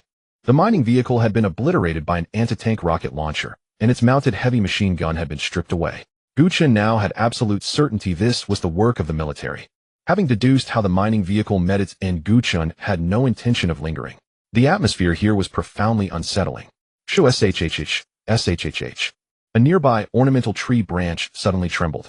By the beam of his headlights, Gu Chen glimpsed a crouching figure, blurred but unmistakable, and instantly slammed his finger onto the firing trigger. Fierce gunfire shattered the stillness, and Gu Chen fired with furious, almost cathartic intensity at the figure. Grara, Guruea, Guruea. In an instant, the unervingly silent highway teemed with a horde, zombies surging from every direction as if lying in perfect ambush, swarming the reconnaissance vehicle in seconds. Gu Chen's vision went utterly black. He could see nothing beyond the cabin, could barely move, and heard only the guttural shrieks echoing in his ears. What is happening? Were they lying in wait here, all along? A jolt of shock pierced Gu Chen's thoughts. Was this level of coordination even possible for zombies? Guruea. A thunderous roar erupted from outside. The zombies clinging to the roof instantly. His control panel flashed an alert. The roof was under assault. Then the surveillance camera convulsed violently. A grating screech tore through the air. The machine gun he'd just been firing was wrenched clean off. At last the interior camera stabilized, restoring partial visibility. There, clad in tattered military fatigues, stood a zombie staring intently into the cabin, its crimson eyes blazing with unnatural intelligence utterly unlike any other. Finding the vehicle empty, it leapt down, and moments later the surrounding horde dissolved back into the night. They're all gone. The creature had been deeply uncanny. Even now goose flesh prickled Gu Chen's arm. Boom. Inside the command center, Gu Chen stared blankly at the suddenly blackened monitor. What was that just now? A rocket barrage? Just as he attempted to reassert control over the reconnaissance vehicle, an explosion rocked the air, and all connections severed. Xiao Qi's voice chimed, reconnaissance vehicle destroyed. Gu Chen's heart lurched. Could it have been zombies? Given their evident organization and intelligence far beyond natural capacity, it was chillingly plausible these aberrant undead had mastered human weaponry. The mining vehicle's destruction now made grim sense, undoubtedly the work of this same faction. They were actively arming themselves. The heavy machine gun stripped from the mining vehicle, another torn from the reconnaissance vehicle. Fortunately, red alert units automatically self-destructed their weapons upon destruction. Rising, Gu Chen stretched languidly before heading to the rest quarters with a cup of instant noodles. His mind churned with unease. Learning of such weapon-wielding zombies had irrevocably shifted his perspective. Before, he'd treated survival like a game. Shielded by utterly loyal red alert units, he faced no real danger. Mindless zombies crumbled helplessly before modern firepower. Now this new threat magnified the zombies' already overwhelming advantage. Let these anomalies remain rare. Otherwise humanity's plight will grow infinitely grimmer. He drained the last sip of broth and tossed the paper cup into the bin. Time for a soak, to unwind. As warm water filled the tub, Gu Chen exhaled deeply and sank in, his physical exhaustion and mental strain slowly ebbing away. Xiao Qi, let me soak for 2 hours, then wake me. Affirmative, commanding officer. 2 hours later, Gu Chen sat upright at his desk, eyes locked unblinkingly on the screen. No. The losses are simply unacceptable. After confirming the zombies' tactical acumen, Gu Chen had urgently sought to bolster his strength. Moments earlier, he'd run combat simulations via the tactical command system, assessing the feasibility of retaking Sha Town. Yet every scenario ended in total annihilation. Sha Town secured only after catastrophic casualties. Such devastation was untenable. The most viable approach remained incremental, slow, methodical attrition. But it would take at least half a month. Why fixate on Sha Town instead of other towns? One reason alone: Sha Town housed a gold mine. Seize the mine, and energy points would flow effortlessly. Xiao Qi, construct a magnetic energy reactor. Affirmative, commanding officer. With 6500 energy points remaining, Gu Chen opened the logistics factory and selected fuel drums, producing 20 instantly. Cost 1 energy point apiece. Astonishingly economical. Coal output from the mine was steadily rising and operating non-stop 24 hours a day, so Gu Chen deployed a second mining vehicle to haul coal. Together the two would soon generate no less than 800 energy points daily. Produce 10 mobilized infantry. Affirmative, commanding officer. Deducting 1000 energy points. Production commencing. If swift conquest was impossible, then patience would have to suffice. At dawn, as Gu Chen slept, Sha Town and Xingqing City itself plunged into absolute darkness. The power grid had failed. Every worker at the power station had turned into a zombie. That the grid held this long spoke volumes, backup generators had sustained it. Without them, total blackout would have struck within hours of the apocalypse's onset. All infrastructure dependent on electricity ground to a halt. Humanity entered its darkest hour. Though government-established safe zones remained lit, each equipped with redundant generator arrays, foresight built into their very design. By morning, Xiao Qi informed Gu Chen of the outage, a development with profound implications. Liu family village's mine relied almost entirely on electric power. Only specialized transport vehicles ran on diesel. Commanding officer, fear not. Upon constructing the tech center, the construction vehicle will be unlocked, allowing you to establish a forward base in Liu family village and deploy a magnetic energy reactor to power the mine. Then let's evacuate Sha Town's gas station before nightfall. Gu Chen strode out of the command center. Yesterday's fuel drums were already loaded onto vehicles. 10 mobilized infantry stood rigidly at attention outside. Alas, not a single officer among them. The convoy regrouped once more, but this time it was not to rescue survivors. All the empty spaces on the vehicles were filled with barrels of oil. To expedite the construction of the combat laboratory, Gu Chen prepared to empty the gas station ahead of time. 30 mobilized soldiers, 2 rhino tanks, and 3 trucks rumbled away from the main base, while the main gate of the base slowly descended via remote control. Upon arriving at the gas station, the mobilized soldiers began to fill the tanks with oil in a race against time. Meanwhile, a fuel truck was also dispatched. This gas station was a secondary station with ample reserves of gasoline and diesel. The 5-ton fuel truck held about 2/3 of gasoline. After extracting what was left in the remaining tanks, there was still about 1 to 2 tons. After quickly filling up, they proceeded to the next gas station. The remaining 2 tertiary gas stations did not have much oil, but they managed to fill up 20 barrels. We struck it rich, ha. Gu Chen blushed as he looked at the 3 trucks filled with barrels of oil and the following fuel truck. With this much, it must be at least 10,000 energy points. After returning the funds for constructing the technology center would be just enough. In his eyes, this 4 truckload of oil was even more attractive than 4 beautiful daughters. If given a choice, he would undoubtedly choose the former. Commander, there are reports of people calling for help at a building ahead. Should we proceed with the rescue? Li Gong, driving the command vehicle, spoke up. Hearing this, Gu Chen looked towards the rooftop, not far ahead, and indeed saw 2 individuals frantically waving a red cloth to attract the convoy's attention. However, they were not foolish and made no noise. Just as Gu Chen was about to say something, the person waving the red cloth was shot in the head and fell off the rooftop. The other person, touching their splattered brain matter, was clearly in shock. PFF. A muffled sound came from afar, and the remaining person was also shot in the head. All units be on high alert. The target is at the 2 o'clock direction of the building. Li Gong quickly deduced the sniper's location based on the direction of the bodies and communicated through the intercom in the command vehicle. Swish. The 2 Rhino tanks positioned themselves in front of the command vehicle, their cannon barrels aimed at the 2 o'clock direction, searching for the target. Commence direct fire coverage. Gu Chen coldly stated as he pressed the intercom. If nothing unexpected happened, it was likely those zombies who could. After the order was given, the Rhino tanks no longer held back. The 92mm high explosive shells began to rain down indiscriminately on the 2 o'clock direction, while the coaxial machine guns of the turret unleashed dazzling flames, clearing the hordes of zombies rushing forward. After 10 minutes of relentless bombardment, Gu Chen finally ordered a stop to the attack. He had to do this to protect the fuel truck behind him. If the fuel truck was hit, the consequences would be unimaginable. Commander, do you need to send a team to check if the target has been eliminated? Select 2 mobilized soldiers as scouts to eliminate any dangers for the convoy. Yes, Commander. Soon 2 mobilized soldiers quickly ran towards the bombarded area. After more than 10 minutes, the intercom transmitted the voice of the mobilized soldiers. Report, Commander, the target has been eliminated. The convoy continues to advance. Once safety was confirmed, Gu Chen felt relieved, but he still needed to be wary of zombies lurking in the shadows. He couldn't afford to have the fuel truck blown up. If it exploded, he would be finished. Deploy 20 mobilized soldiers to protect the fuel truck. If any special zombies are spotted, prevent them from attacking the fuel truck at all costs. After Gu Chen finished speaking, he put down the intercom, and the area around the fuel truck was instantly filled with mobilized soldiers, creating a no-flee zone within 10 meters. After nearly an hour, they finally left Sha Town without incident. 5 mobilized soldiers were lost in the protection of the fuel truck, but once they left Sha Town, they were safe. The surrounding terrain was very flat, and if there were zombies within a few hundred meters, they could be seen at a glance. After hastily returning to the main base, they left some diesel for the vehicles of the mine, while Gu Chen collected the rest in one go. Immediately, the energy points began to surge. Ding ding ding ding ding. 30,023. Gu Chen stared in disbelief at the slowly halting energy points. Struck it rich. Is oil really this valuable? Waves of excitement surged within Gu Chen, but he quickly focused on constructing the combat laboratory, which took 2 hours. With 20,000 energy points still remaining, Gu Chen held off on using them, as he was unsure what would be unlocked after the technology center, so he planned to wait and see if anything useful appeared. While waiting, Gu Chen drove to the patrol headquarters of Lu Family Village. At this time, Li Tian was also working. His job was quite simple, counting the number of people and recording each person's name and residence. Commander. Li Tian immediately stood up and moved his chair over upon seeing Gu Chen. Li Tian, how are you adapting to this kind of work? Report, Commander, there are no issues at all.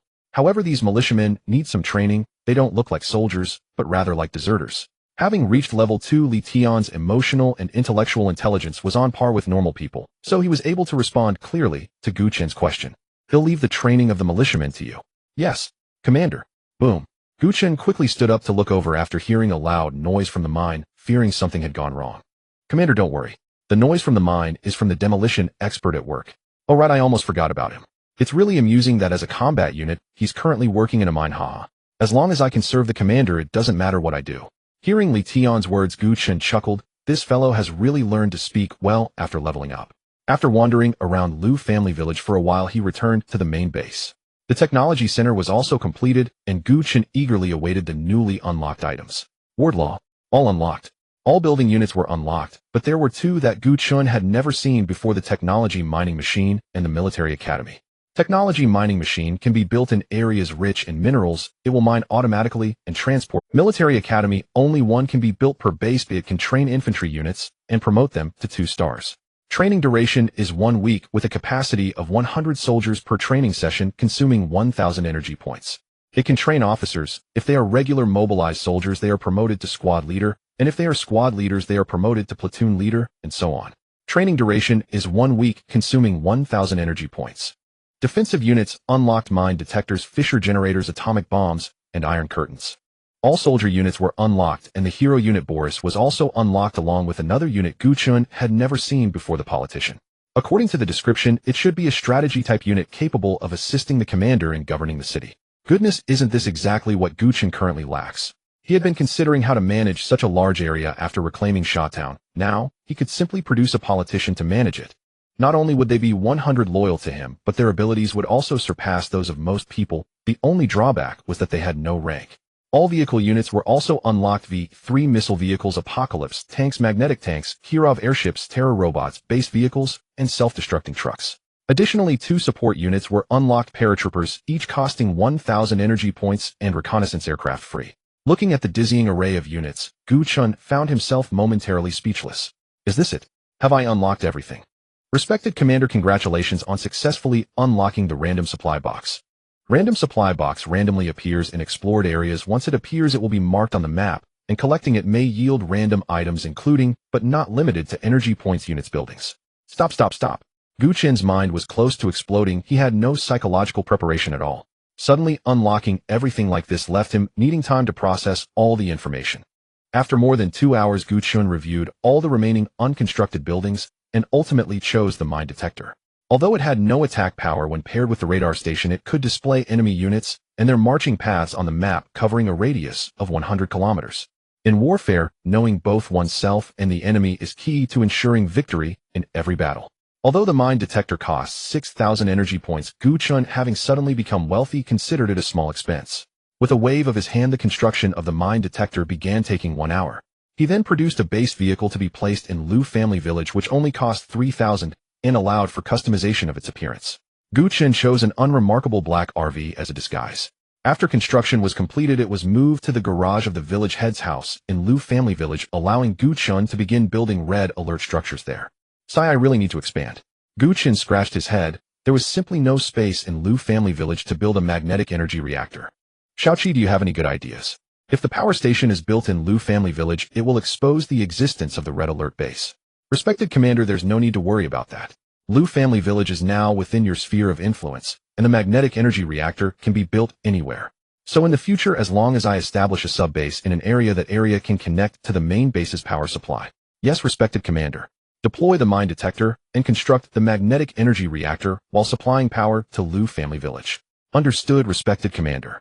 With 9,500 energy points remaining, Gu Chen suddenly realized he had not produced any anti-air troops yet, so he produced 2 anti-air tracked vehicles and 5 anti-air infantry. Although they might not be useful, he could not afford to be without them. That was another 6,500 energy points. The energy points are still not enough. I just earned 30,000 and now I'm down to 3,000. With a sigh, he spent the remaining 3,000 on the newly unlocked building the tech mining machine. Initially, he wanted to produce a Boris as it was a hero unit, but hesitated when he saw the price. 1,000 energy points. That was equivalent to 100 mobilized soldiers. He didn't need such an extraordinary single soldier combat unit right now, so he temporarily set aside the idea of producing Boris. As for the naval dock, there was no need to consider it at all. He was in an inland area. What use would a naval dock be? Fearing that the sudden appearance of the tech mining machine would scare the survivors in Liu family village, Gu Chen specifically made a trip to have Zhang Jinyu inform the people of Liu family village to collectively rest tonight. This delighted those on night shift as acquaintances gathered together to share the food they had obtained through coal mining. In contrast, survivors in other areas suffered greatly, with some desperately rushing out of their homes to seize food from small shops and supermarkets. Later, they discovered they were not the only ones with such thoughts. Nearly all small stores had been emptied, and too many zombies in the supermarket made it impossible to obtain food and water, leaving the most basic survival needs unmet. However, smaller groups like gangs, martial arts, school security teams, and clubs at schools fared much better. These groups, being larger, had greater strength, allowing them to secure the most survival resources and attract more survivors to join, thus becoming even stronger. Despite the apocalypse having occurred for less than half a month, survivors in the city had already formed various groups. In this collective effort for survival, many managed to stay alive. After confirming that there was no one at the mine, Gu Chen placed the tech mining machine at the center of the pit. Upon seeing the full appearance of the tech mining machine, Gu Chen suddenly realized it was just like the building for producing gold mines in the game. Its working efficiency was relatively fast, as shortly after placement coal began to be transported up to the surface within 20 minutes. Respected Commander, the radar has detected that the random supply box has been marked on the map. Gu Chen inwardly cursed upon seeing the sudden light spot appear on the map. Wasn't this where the mining truck had been destroyed? Wait, what am I afraid of? Thinking of his 3 rhino tanks, Gu Chen's mood lifted instantly. If pushed to the edge, he could simply save up money for an apocalypse tank and get a few V3 rocket vehicles to bombard them. Respected Commander, your subordinate Li Tian requests to connect with you. Just as Gu Chen was preparing to rest, Xiao Qi suddenly appeared on the screen. Li Tian, is there something wrong in Lu family village? Gu Chen asked after connecting the voice call. Reporting, Commander, many people in Lu family village have been infected with the zombie virus, and over 100 have already been infected. Requesting assistance. Hold on, reinforcements are on the way. Gu Chen spoke in a low voice while putting on his clothes. Didn't anyone notice when someone was scratched by a zombie? Wait, the zombie virus has no incubation period. Once scratched, they would mutate on the spot. The patrol team in Lu family village had almost no combat capability as they were selected from ordinary people and had not yet been trained. Therefore, Li Tian and those mobilized soldiers wouldn't hold out for long. Thinking of this, Gu Chen quickened his pace. Li Gong, take 20 mobilized soldiers and the anti-air tracked vehicles to quickly eliminate the zombies in Lu family village. Yes, Commander. Although the anti-air tracked vehicles have weak armor, they are fast. Besides, who says anti-air guns can only 2 anti-air tracked vehicles set off first, with Li Gong driving one of them, while the remaining mobilized soldiers rode in a truck heading towards Lu family village. Lu family village was not far from the base, so Gu Chen quickly saw the tragic state of Lu family village through the anti-air tracked vehicles. The surviving survivors had all hidden away while the remaining zombies charged toward the sound of gunfire from the patrol team's headquarters. Though there were only about 100 zombies, there were also very few with combat capability in the patrol team. Although the ammunition was distributed to the militia at first, they became disoriented under pressure, and now all 10 selected have already been infected, leaving only Li Tian and 3 mobilized soldiers at the patrol team's headquarters. Watch out for the roof. The village head's house was designed to let in good light, resembling a courtyard. Now the glass canopy used for shelter from the rain was smashed by zombies, and dozens of zombies jumped from the roof into the yard. 2 mobilized soldiers were caught off guard and directly tackled down, accompanied by a loud boom, as over a dozen zombies were blasted away. Bang, bang, bang, bang, bang, bang, bang, bang, bang. Reinforcements have arrived. Hold the house, Li Tian said to the last mobilized soldier after hearing the sound of the anti-aircraft tracked vehicle outside. The anti-aircraft tracked vehicle swiftly cleared the zombies in the village before immediately driving to the village chief's house, first eliminating the zombies on the roof. Then the mobilized soldiers on the vehicle jumped down and rushed into the house to rescue Li Tian. Soon the sudden riot was quelled, and the remaining survivors gradually emerged from the corners. Those with poor psychological resilience broke down and cried upon seeing the surrounding corpses. Why did it come to this when our lives were about to return to normal? The fortunate survivors repeatedly echoed this phrase in their hearts. Indeed, we were already unfortunate enough. Oh, why must we endure this? I want to know the ins and outs of this matter. Gu Chen, who had hurried over in the command vehicle, said with a grim expression. Report, Commander, it was my mistake. I failed to timely contain the spread of the zombie virus. Li Tian lowered his head, quietly waiting for Gu Chen's punishment. Even if Gu Chen ordered him to die as atonement, he would execute it without hesitation. You did your best. After all, the patrol team was just newly formed and had little combat capability. What I want to know is the source of the zombie virus. Have all the survivors outside been called in? They have already assembled, Commander. Upon arriving at the square outside, Gu Chen glanced at the disheveled people and repeated his earlier question. Sir, could it be because they drank the village's well water? After hearing a survivor's response, Gu Chen raised an eyebrow and continued to ask, who else drank it? The people in the square looked around and shook their heads. Then Gu Chen took his people to the well. Give me a scoop and see if there are any zombies inside. Yes, Commander. Li Tian found a stick and stirred it, as sure enough a zombie floated up, seemingly killed. Seeing this, Gu Chen sighed and said, the problem is solved. Have someone fill this well and prohibit anyone from consuming animals with unknown causes of death. If discovered, immediately contain the situation. The remaining tasks of dealing with corpses and repairing houses were left to Li Tian. After returning to the command room, Gu Chen sighed deeply. This group of survivors really doesn't make it easy. Shouldn't I produce a politician to manage them? After contemplating, Gu Chen slowly drifted into slumber. In his dreams, he finally captured Qing City and became the safest safe zone in the world with countless survivors wanting to join every day. Respected Commander, good morning. Morning, Xiaoqi. Yesterday's dream was quite strange. Xiaoqi, do you believe I dreamt of capturing Qing City and becoming the city lord? Gu Chen said while taking out instant noodles and conversing with Xiaoqi. Commander, with a great red alert base and absolutely loyal red alert soldiers, I believe one day you will end this apocalypse and become the new leader of humanity. Haha, you sure know how to sweet talk. By the way, Xiaoqi, do you have a gender? Respected Commander, my essence is this main base, and this is just my virtual form. Theoretically, I have no gender, but I can take on any appearance you like. Hearing this, Gu Chen's face flushed red. He quickly concealed his thoughts and nonchalantly started eating. After eating, it was time to go to the randomly refreshed supply box from yesterday. To deal with those special zombies, Gu Chen directly pulled out his entire savings: 3 rhino tanks, 2 anti-aircraft tracked vehicles, and 10 mobilized soldiers on an amphibious transport ship. The amphibious transport ship had no offensive capability and was mainly used for transporting soldiers, costing only 600. Its defense and mobility were average, accommodating 10 soldiers at a time. Thus, Gu Chen specially produced one before setting off. According to the map, the random supply box was located in a service area on the highway. Upon arriving at the highway entrance, Gu Chen became vigilant, but the red dots and path displayed on the radar relieved him. I had the foresight, huh? Don't those zombies like to ambush and play tricks? On the radar, the green dots represented his convoy, while scattered red dots surrounded it, indicating zombies. Seeing so few zombies, Gu Chen sensed something was wrong. Those special zombies must be trying to pull a trick again. But what trick would it be this time? However, no matter what trick they had, it was useless. As long as he was within the detection range of the psychic detector, Gu Chen held absolute initiative. The psychic detector had a detection range of 100 kilometers, directly covering Qing City. Thus, Gu Chen was not worried about being ambushed by zombies at all. Respected Commander, your 2 anti-aircraft tracked vehicles have been upgraded to 1 star.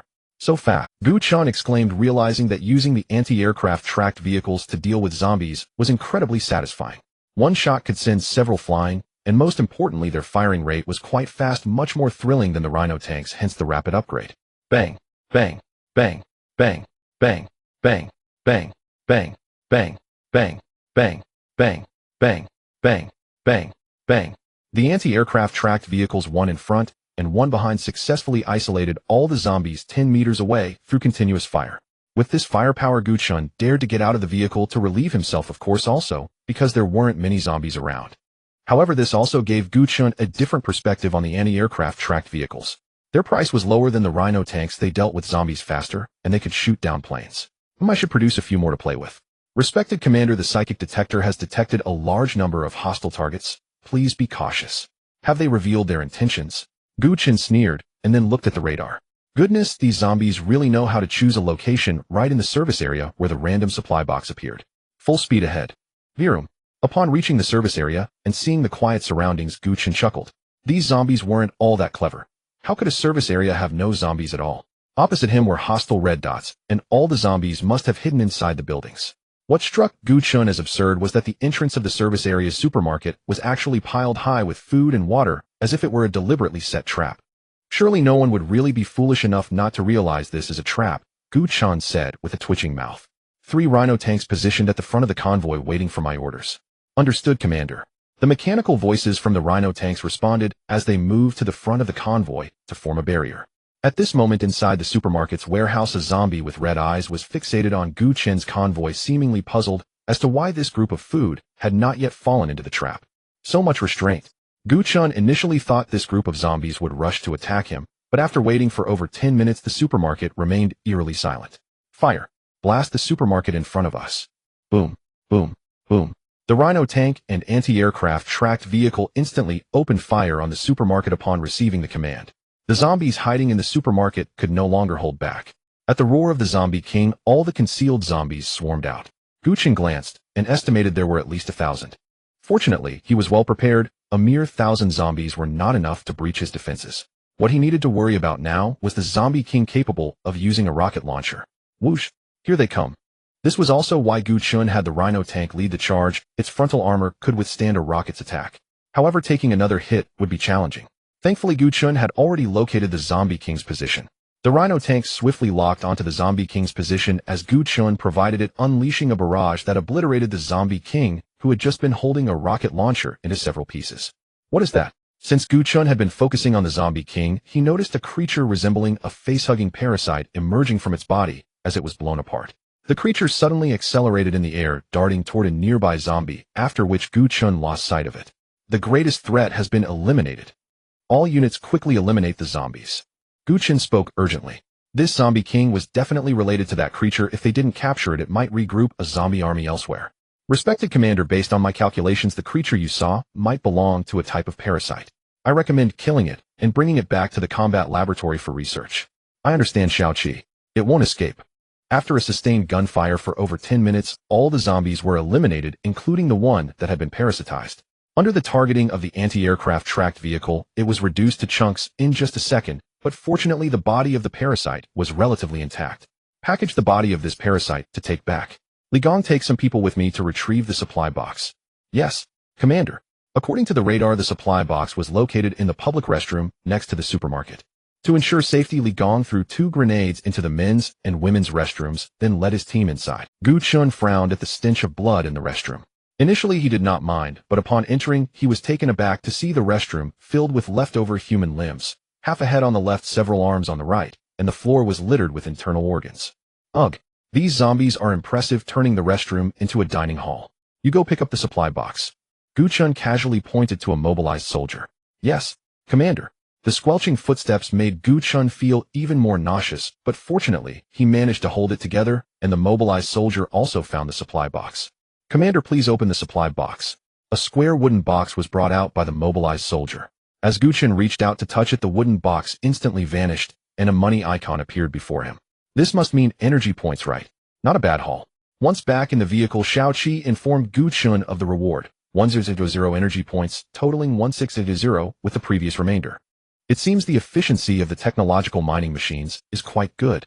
With over half of the survivors in Lu family village dead or injured, plus the need to clear the corpses in the village, these energy points should all be attributed to the technological mining machines. Construct another mining machine at the mine. Understood, respected Commander. After returning to the base, Gu Chen immediately delivered the bag containing the parasite's corpse to the combat laboratory. Respected Commander, welcome to the combat laboratory. Xiao Qi, why does it feel so desolate in here? The interior of the combat laboratory was all white, and in front of Gu Chen was a row of incomprehensible experimental instruments. At that moment, 2 individuals in protective suits were already waiting for Gu Chen. Respected Commander, engineers entering the combat laboratory can transform into research personnel. Since you only have 2 engineers, it appears rather empty. Then produce 10 more. Understood, respected Commander. 5000 energy points have been deducted for the production of 10 engineers. You 2 analyze this parasite's corpse and inform me of the results afterward. Understood, Commander. The engineers took the bag and dumped the corpse into a nearby green canister while cutting off a piece of flesh. After that, Gu Chen did not watch any longer. He couldn't understand it anyway. He just needed to know the results. Xiao Qi used the remaining 8000 energy points to strengthen the defenses of the main base. Arrange it as you see fit. Understood, respected Commander. A minute later, Xiao Qi's voice echoed again, and the screen displayed the defensive buildings that needed to be constructed along with their locations. Respected Commander, I suggest you build a sentinel cannon at these 2 locations, construct 2 combat bunkers at the city gate and garrison soldiers there, and also build a magnetic storm coil at the east and west corners for emergencies, totaling 8600 energy points. Alright, let's proceed with your plan. Gu Chen nodded, glancing at the power value, which was still green, indicating that supporting 2 magnetic storm coils should not be a problem. As for the nuclear power plant, Gu Chen was hesitant to construct it. If he were to build it, he would choose a location far from the main base. After all, having that kind of thing right next to home was like a powerful time bomb. Respected Commander, the data on the parasite is ready. So soon? Gu Chen exclaimed. It had only been a few minutes. In such a short time, even the most advanced research centers on Blue Star couldn't produce results, could they? C-class parasite, name unknown, primarily parasitizes zombies. After parasitizing, it can control the zombie's body, inheriting some skills from the zombie's former life. It reproduces its offspring through continuous feeding, reproducing rapidly in low temperatures, with almost no attack power, minimal defense, high intelligence, and the ability to control a portion of zombies to serve it. Non-Blue Star organism. Non-Blue Star organism means this thing is a parasite from outer space. Yes, respected Commander. Hearing this, Gu Chen sighed deeply, instinctively knowing it was definitely related to the previous meteorite fall. This means that this creature is now spread across the globe. Hiss. The thought of facing a potentially organized and disciplined zombie army in the future made Gu Chen feel uneasy. Although the future zombies may become formidable, that is a matter for later. For now, there is an important issue that Gu Chen must address. That is what the survivors of Lu family village will do in the future. Currently, 2 technological mining machines in the mine are more than sufficient, and having the remaining survivors mine will lead to a surplus of labor. How about we release the weapons and let them go out to collect gold and the like? Respectable Commander, your idea is entirely feasible. You can also create a virtual currency to purchase supplies submitted by the survivors, which can serve as a medium of exchange among them. Xiao Qi's suggestion instantly enlightened Gu Chen. He could indeed design a currency system for extracting tangible resources from the survivors. Xiao Qi, can the combat laboratory create other items? Yes, Commander. Just share your ideas with me, and I will relay them to the engineers in the combat laboratory. Have the engineers produce a smart wristband, the main function of which is to facilitate transactions and record personal data. The virtual currency will be called points. 100 grams of gold equals 40 points. 1 kilogram of silver equals 20 points. Common ores like coal, iron, and copper can be exchanged for 15 points per kilogram, and oil, gasoline, diesel, and kerosene can be exchanged for 30 points per liter. Points can be transferred and traded among each other, and can be used to purchase supplies and ammunition we provide with prices balanced by the engineers. Each person can only overdraw points once up to a maximum of 500. Understood, esteemed Commander. After finishing, Xiao Qi vanished, presumably to report to the combat lab. A few minutes later, Xiao Qi returned and informed Gu Chen of the energy points required for the research. To Gu Chen's astonishment, only 100 energy points were necessary, and future production in the logistics factory would only require 1 energy point. Without a second thought, Gu Chen approved the application. Now he could earn 8,000 energy points daily through the mining machines. He considered building a few more, but Xiao Qi advised him that doing so would reduce output, prompting Gu Chen to abandon the idea. It was only in the afternoon that the smart wristbands were completed, and 200 of them were produced. After donning the 200 smart wristbands, Gu Chen drove to Lu family village and instructed Li Tian to gather all the survivors in the square to wait for him. Commander, Li Tian respectfully said as Gu Chen stepped out of the vehicle, followed by 2 mobilized soldiers who brought out the smart wristbands. The survivors gathered in the square also saw the 2 mining machines in the mine, and realizing they would be replaced by these machines in the future, their hearts were filled with tension. Gu Chen took the loudspeaker handed to him by Jiang Jinyu and cleared his throat, saying, "I believe you have all seen the machines in the mine, right? That's right, you won't have to do that dirty and exhausting work anymore." Upon hearing this, the crowd began to murmur among themselves. Suddenly one person cried out, "Commander, we don't mind getting dirty or tired, please don't drive us away." Then the crowd began to plead with Gu Chen to let them stay. Seeing this, Gu Chen chuckled. This was exactly what he wanted to see. He initially thought this group of survivors would resist, not realizing the dangers outside, but it seemed he had overestimated them. Silence! Jiang Jinyu yelled loudly from behind Gu Chen. Lacking a loudspeaker, his throat ached from the effort. "Who said we want to drive you away? Come here to receive a wristband and a weapon. Starting today, you can go out to collect survival supplies on your own and exchange items like gold for points here. The available purchases will be displayed on the wristband. You can check for yourselves." Amidst the crowd's cheers, the wristbands and weapons were quickly distributed.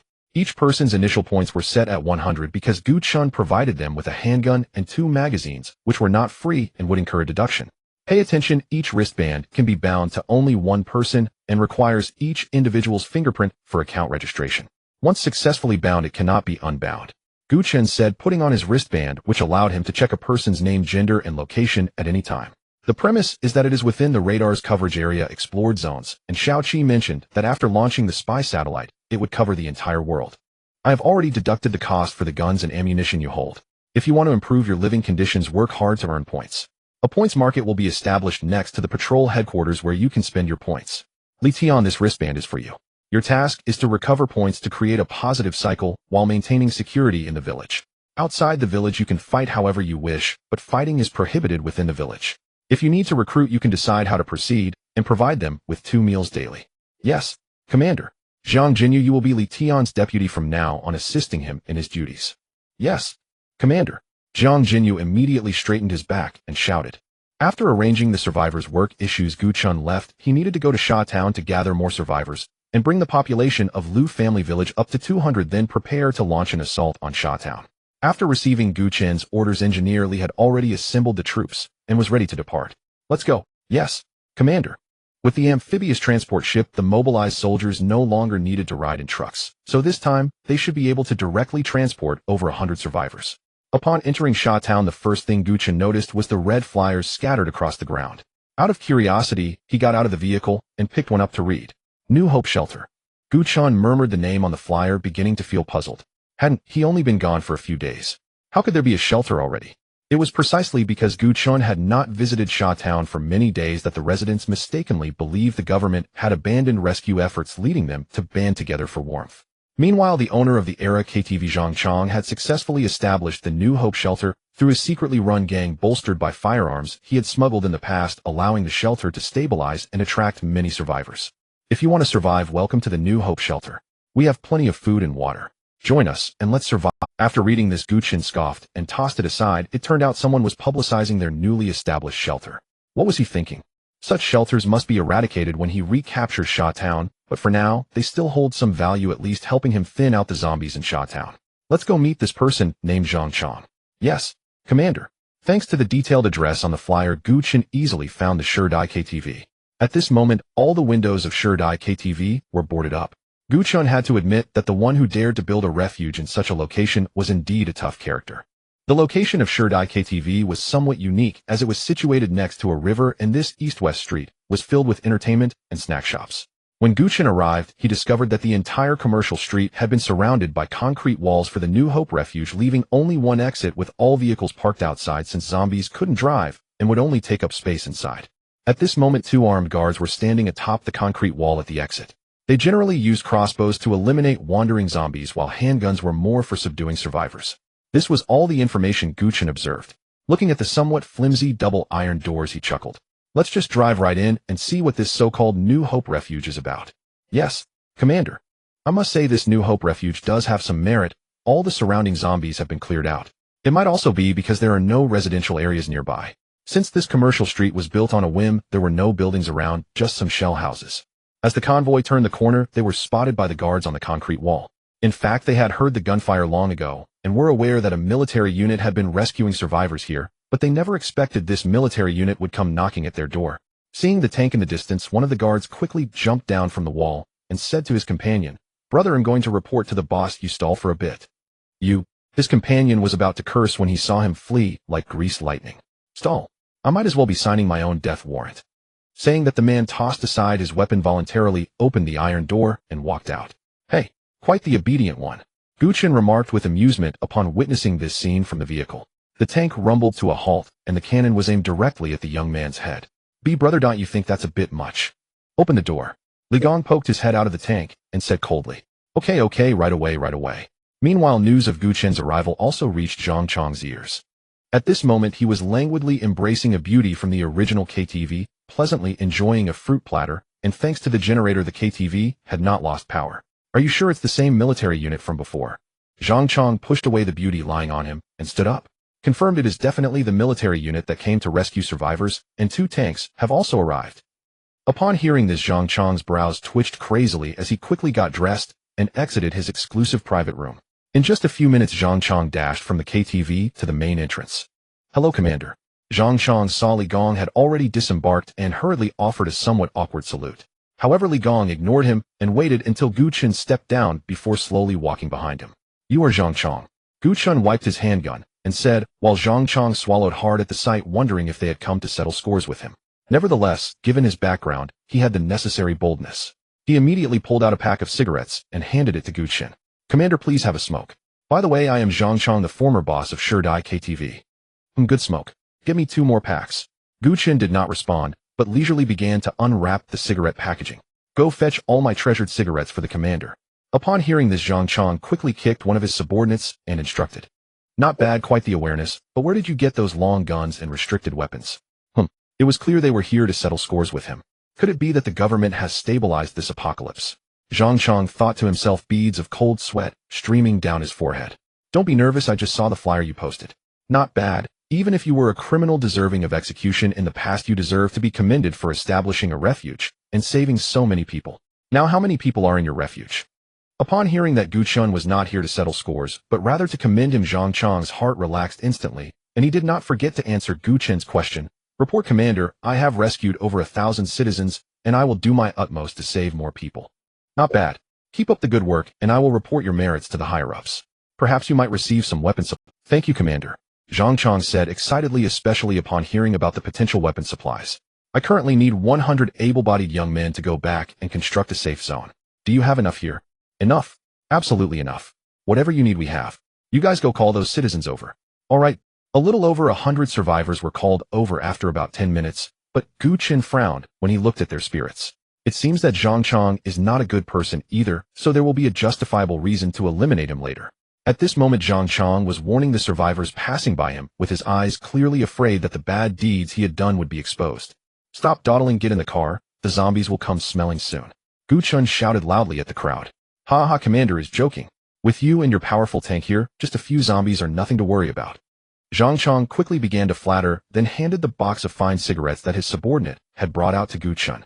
"Commander, don't forget to speak a few good words for me to the higher-ups." Don't worry, I still have a mission to complete, so I must be off now." Alright, I won't delay your mission, I'll see you all." About 10 minutes later Gu Chen couldn't help but smile wider and wider in the command vehicle until he finally burst out laughing. Ha, it really is easier to get things done with the military banner. After all, it had only been less than a month since the apocalypse, and everyone still held a certain degree of respect for the government. Thus, with the military identity, Gu Chen could say he received the most noble treatment wherever he went. However, this situation could last at most a month. If the military had not recaptured the city by then, the military identity would lose its efficacy, and perhaps forces that could rival the military would emerge. This was uncertain, especially since military units nationwide had lost a considerable amount of weapons and equipment. In the future, if we need more people, we can just recruit them at this shelter. After all, it won't be easy to take down Shajin in a short time. While speaking, Gu Chen glanced at the radar to see if any random supply boxes had refreshed. If they had, he would take them, otherwise it would be fine. In fact, if Gu Chen really wanted to quickly capture Shajin, he could easily create a nuclear bomb. He looked at the price, which was not expensive at 300 for a shot. He could just hold back for 5 or 6 days without doing anything, and it would be ready. But a city destroyed by a nuclear bomb is of no use to Gu Chen. He aims to capture Shajin for the population and buildings within it. By the way, Xiaoqi, how powerful is this nuclear bomb? Gu Chen asked curiously, as in his understanding the power of a nuclear bomb was exceptionally immense, capable of destroying a city, without a doubt, just like the two that Sakura Nation received. Respectful Commander, the damage range of the nuclear bomb is approximately enough to cover the entire Liu family village, and there will be nuclear radiation for 7 days within the explosion range. Is that little power? Liu family village is so small, even if the area of the mine pit is included, it is still not even a fourth the size of Shajin. Yes, respected Commander, but the nuclear bomb can be researched and upgraded, including super weapons like the Allied Forces Lightning Storm. I see. How many energy points do I have left? Respected Commander, you have 1000 points remaining. How many energy points did you say the physical enhancement potion needs? Respected Commander, the research for the physical enhancement potion requires 900 energy points, and production requires 100 energy points, totaling 100 energy points. Production requires 1000 energy points. Does that mean this thing can be mass-produced? Soon Gu Chen expressed his doubts, and after receiving Zioki's affirmative answer without hesitation, he used the remaining energy points to research the physical enhancement potion. After placing the survivors in Liu family village, Gu Chen returned to the main base. Commander, the physical enhancement potion has been developed, and a batch has been produced. As he spoke, an engineer brought in a blue glass vial. Commander, please. After Gu Chen took the refrigerated physical enhancer, he inquired about how to use it, and upon learning that it could be taken directly, he drank it all without hesitation.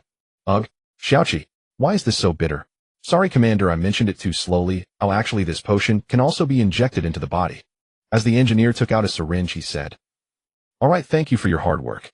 It is my honor to serve the Commander. After speaking, the engineer left the command room with the toolbox. Xiaoqi, why do I suddenly feel a bit sleepy? Gu Chen stood up and staggered toward the restroom. Respected Commander, this is a normal phenomenon. Your body needs some time to adapt to the effects of the potion. You only need to sleep for a while. Before Xiaoqi finished speaking, Gu Chen fell onto the bed. Good night, respected Commander. With that, the lights in the command room instantly dimmed, and Xiaoqi disappeared from the restroom. The next day at 11 a.m., Gu Chen sat up dazedly. It felt like he had been drinking too much, and after a long moment of contemplation, he recalled what he had done yesterday. Xiaoqi, Gu Chen said in a somewhat hoarse voice, then picked up the prepared bottle of mineral water on the table and drank half of it. Respected Commander, you have slept for a total of 16 hours. How do you feel? As Xiaoqi spoke, the lights in the command room gradually brightened again. So long, Gu Chen said in astonishment, thankful that he hadn't taken it outside, otherwise he would have probably woken up feeling completely out of sorts. Perhaps because Gu Chen was a bit excited, he instantly crushed the mineral water bottle. This plastic bottle of mineral water is not that easy to crush. With such a soft material, even Tyson might not be able to crush it. Respected Commander, this is the enhancement brought by the physical enhancement potion, but only the vial you consumed can provide such a significant boost. Subsequent mass-produced potions will only enhance an ordinary person to the physique of an elite soldier. That's good enough. Gu Chen jumped off the bed and tidied his clothes, eager to test his newfound strength. Li Gong, come over. After leaving the command room, Gu Chen let out a breath and called Li Gong over. Commander, do you have a mission? No, I just wanted to spar with you for a bit and see how much I've improved. Understood, Commander. Saying this, Li Gong assumed a combat posture typical of mobilized troops, somewhat resembling sambo fighting. At Gu Chen's signal, Li Gong initiated the attack, but Gu Chen could clearly see that Li Gong was holding back. After a casual block, Gu Chen delivered an elbow strike, instantly knocking Li Gong to the ground. Cough, cough, cough, Commander, your strength is too overwhelming. Get up, keep fighting, and this time use your full strength. Yes, Commander. Li Gong quickly stood up and resumed the starting posture. After a few seconds, Li Gong was predictably sent flying again. This time, Gu Chen deliberately restrained his strength, as injuring Li Gong would also be his loss. Commander, your strength is truly ferocious. If you could master some fighting techniques, I believe even General Boris would not be your match. Li Gong said, clutching his chest with admiration on his face. Do you know Boris? Yes, Commander, I have been implanted with related memories. All right, then you should go to the battlefield hospital to recover your state. After Li Gong left, Gu Chen asked Xiaoqi if all Red Alert units have been implanted with related memories. They won't fight among themselves when I unlock the Allied camp, right?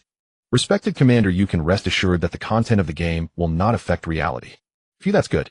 Gu Chen sighed in relief and checked the progress of unlocking the Allied camp. It was already more than halfway done. It seems he needed to complete the construction of all the buildings in the Soviet camp first. However, where would he build the naval dock? After all, this is inland. Not to mention the sea, there aren't many larger lakes, and the nearest significant river is the Yellow River. He can't just go there to build it. In fact, it wasn't impossible, but the distance was simply too far. If he were to go to the Yellow River to build a naval dock, he would have to cross Qingsheng or take a long detour to cover the area, and the time consumed in this process was something Gu Chen didn't even want to imagine. Forget it, let's take it one step at a time. Xiaoqi, how many energy points do I have now? Respected Commander, you currently have 4500 energy points. Save it up. If I remember correctly, Boris needs 100 energy points. If we stockpile for another day, tomorrow it should be. At that moment, an off-road vehicle arrived outside the main base gate, and the base's defense system opened the gate directly upon recognizing it as a mobilized soldier. Commander, the mobilized soldier drove up not far from Gu Chen and then got out to salute. What's going on? Is there a situation in Liu family village? No, Commander. This is the gold and silver jewelry that Sergeant Li asked me to deliver. Oh, so fast. Let's take a look. Yes, Commander. The mobilized soldier jogged over, brought out a wooden box, and upon opening it, a gleam of golden light burst forth. Gu Chen was astonished. Oh, where did these survivors get so much gold? Although this box wasn't heavy, it weighed about 4 to 5 kilograms, but the gold jewelry inside was not much, only about a kilogram. Report, Commander. Most of these were contributed by 2 people who exchanged them, and then those 2 used all their points to buy weapons. Hearing that these were contributed by 2 people, Gu Chen's eyes widened in disbelief. Could these 2 dare to rob the jewelry store in Shawtown? He hadn't even had the chance to take it down himself. Take me to Liu family village. Ew, I want to meet these 2 ruthless individuals. Understood, Commander. Just as Engineer Li was recovering, he ran over to hear Gu Chen's intent to go to Liu family village, immediately getting on board, without a second thought, as his primary task was to protect the commander. On the street of Liu family village, Du Wei and Yang Li were strutting down the road, and the survivors by the roadside cast envious glances at them, for each of them carried a shotgun and was wearing a bandolier. It should be noted that most people now only had a small handgun, and ammunition was scarce, so these 2's equipment would definitely make others envious. Indeed, they were the ones Gu Chen wanted to meet. As Gu Chen had guessed, they had truly packed up the jewelry store, relying solely on 2 handguns and a rented car with overdrawn points. In fact, they were quite lucky, as they were originally residents of Shawtown and familiar with it. Moreover, in the past few days, Gu Chen's back and forth had drawn most of the zombies from the town center to the outskirts. They drove through a little dirt road, known only to locals, entered Shawtown, and swiftly eliminated the dozen or so zombies inside the jewelry store. In just 2 minutes they cleared it out. Who knows how many rehearsals they had done beforehand to be so familiar with it. Upon arriving at the patrol team's headquarters, Gu Chen instructed Li Tian to call Du Wei and Yang Li over through the smart wristband. A few minutes later, the 2 nervously walked in after handing over their weapons to the guard at the door. Greetings, Commander. Du Wei and Yang Li immediately stood at attention upon seeing Gu Chen. Where did you 2 get so much gold and silver jewelry? Report, Commander. We were lucky and packed up the jewelry store in the town. Du Wei explained, with Yang Li echoing the details of the process. After hearing this, Gu Chen clapped repeatedly, then took out his own cigarette and personally tossed one to each of them. Well done. Please enjoy a smoke. I remember there are 2 jewelry stores in Shawtown, right? Cough, cough, cough. Yes, yes, Commander. Cough, cough. Hearing the two's continuous coughing, Gu Chen realized that these two would not smoke, and he immediately burst into laughter. I want you to take down that jewelry store as well. After you succeed, I will definitely reward you handsomely. Though the mobilized soldiers under Gu Chen could easily take down the jewelry store and escape, he wanted to see just how capable these two were. If they succeeded again this time, after confirming their loyalty, Gu Chen would surely entrust them with heavy responsibilities. Understood. Commander, we guarantee to complete the mission. Haha, go back now and take these 2 boxes of self-heating hot pot with you. Thank you for the commendation, Commander. Both Du Wei and Yang Li said in unison. Afterward, the two of them walked out joyfully, starting their new plan. Gu Chen looked at their backs and asked Engineer Li, what do you think of these two? They have the potential to become elite soldiers. With some training, they can definitely become the best of the best. Engineer Li, if these two complete the mission and return alive, then the task of training them will be handed over to you. Understood. Commander. Gu Chen nodded and then prepared to leave Lu family village. After returning to the base and reclaiming all the gold and silver jewelry, the energy points were just enough to produce 1 Boris elite soldier. Xiaoqi produced Boris. Understood, esteemed Commander. Please note that although Boris is also a clone, only one can be produced, and he cannot be reproduced after death. Deducting 10000 points, remaining time 1 hour. While waiting, Gu Chen read Boris' profile. Elite combat soldier Boris, age 30, a hero infantry unit from the Soviet camp, nearly invincible in close combat, armed with an enhanced AKM assault rifle capable of easily handling most enemy soldiers. He will also appropriately use laser-guided calls to MiG fighters for air support based on the battlefield situation. Hero skill loyalty test. After activation, it can conduct a loyalty test on non-red alert units. Those who pass will be subtly brainwashed, significantly increasing their loyalty to the commander. Note that Boris can only conduct loyalty tests on 2 individuals every 24 hours. Please note using it on individuals with strong faith may result in failure. After finishing the introduction, Gu Chen could only say this truly deserves to be a hero-level unit, especially the skill loyalty test is simply a divine ability. Originally, Gu Chen was still pondering how to test Du Wei and Yang Li's loyalty, but now he didn't have to worry about it at all. He could directly hand it over to Boris without any issue. An hour later, Boris had been produced and was waiting outside the command room for Gu Chen. Respected Commander, Boris is waiting for your orders. The loud voice startled Gu Chen. Looking at Boris, who had a full beard and wore a beret, Gu Chen walked over with satisfaction. Swish. As Gu Chen approached, he suddenly threw a straight punch, and Boris quickly reacted, simply blocking and hastily retreating. Not bad, quick reflexes. Commander, are you testing my strength? As he spoke, Boris casually took out a transparent glass bottle and started drinking from it. Huh. Commander, would you like some alcohol? Boris offered the remaining half bottle of vodka. No, I'm not into that. Gu Chen smiled and declined. Boris, looking regretful, said, what a pity. Does drinking affect your combat? Before Boris could explain, Xiaoqi appeared first and replied, respected Commander, General Boris does not get drunk, and drinking actually enhances his combat ability. Therefore, General Boris usually carries some vodka with him and can even repurpose it into a Molotov cocktail for throwing when necessary. Hearing Xiaoqi's explanation, Boris nodded repeatedly, fearing that Gu Chen would not allow him to drink in the future. Come, Boris, take a look at the power of this punch. Very well, Commander. Go ahead and strike. Boris set aside his vodka bottle and assumed a defensive stance, awaiting Gu Chen's assault. Boom. Hiss. Boris absorbed the blow full force, staggering backwards several steps before rubbing his shoulder and praising Gu Chen profusely. Boris, from today onward, teach me your martial art. Yes, Honorable Commander.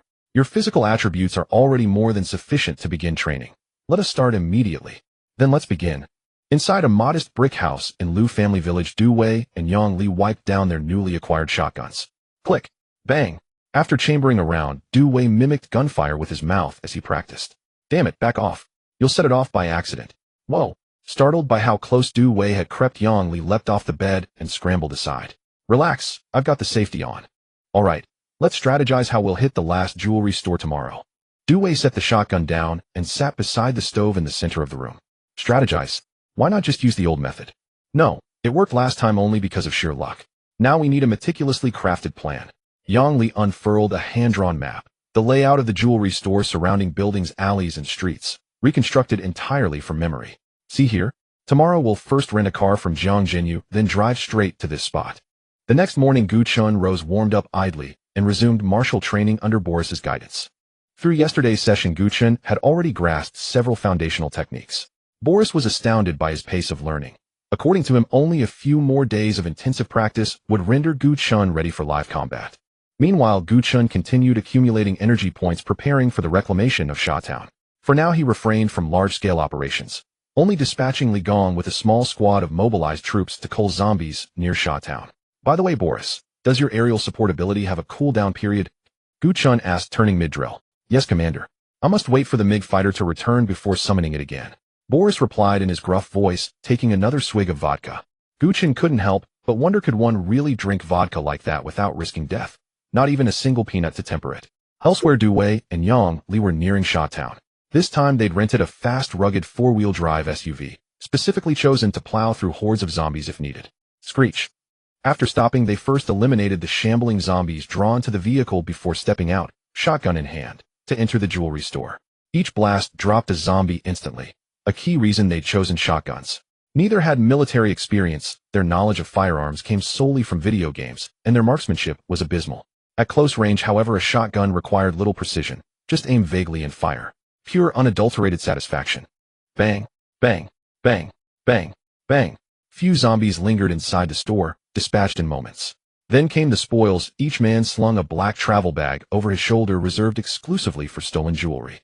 Crash, crash, crash, crash.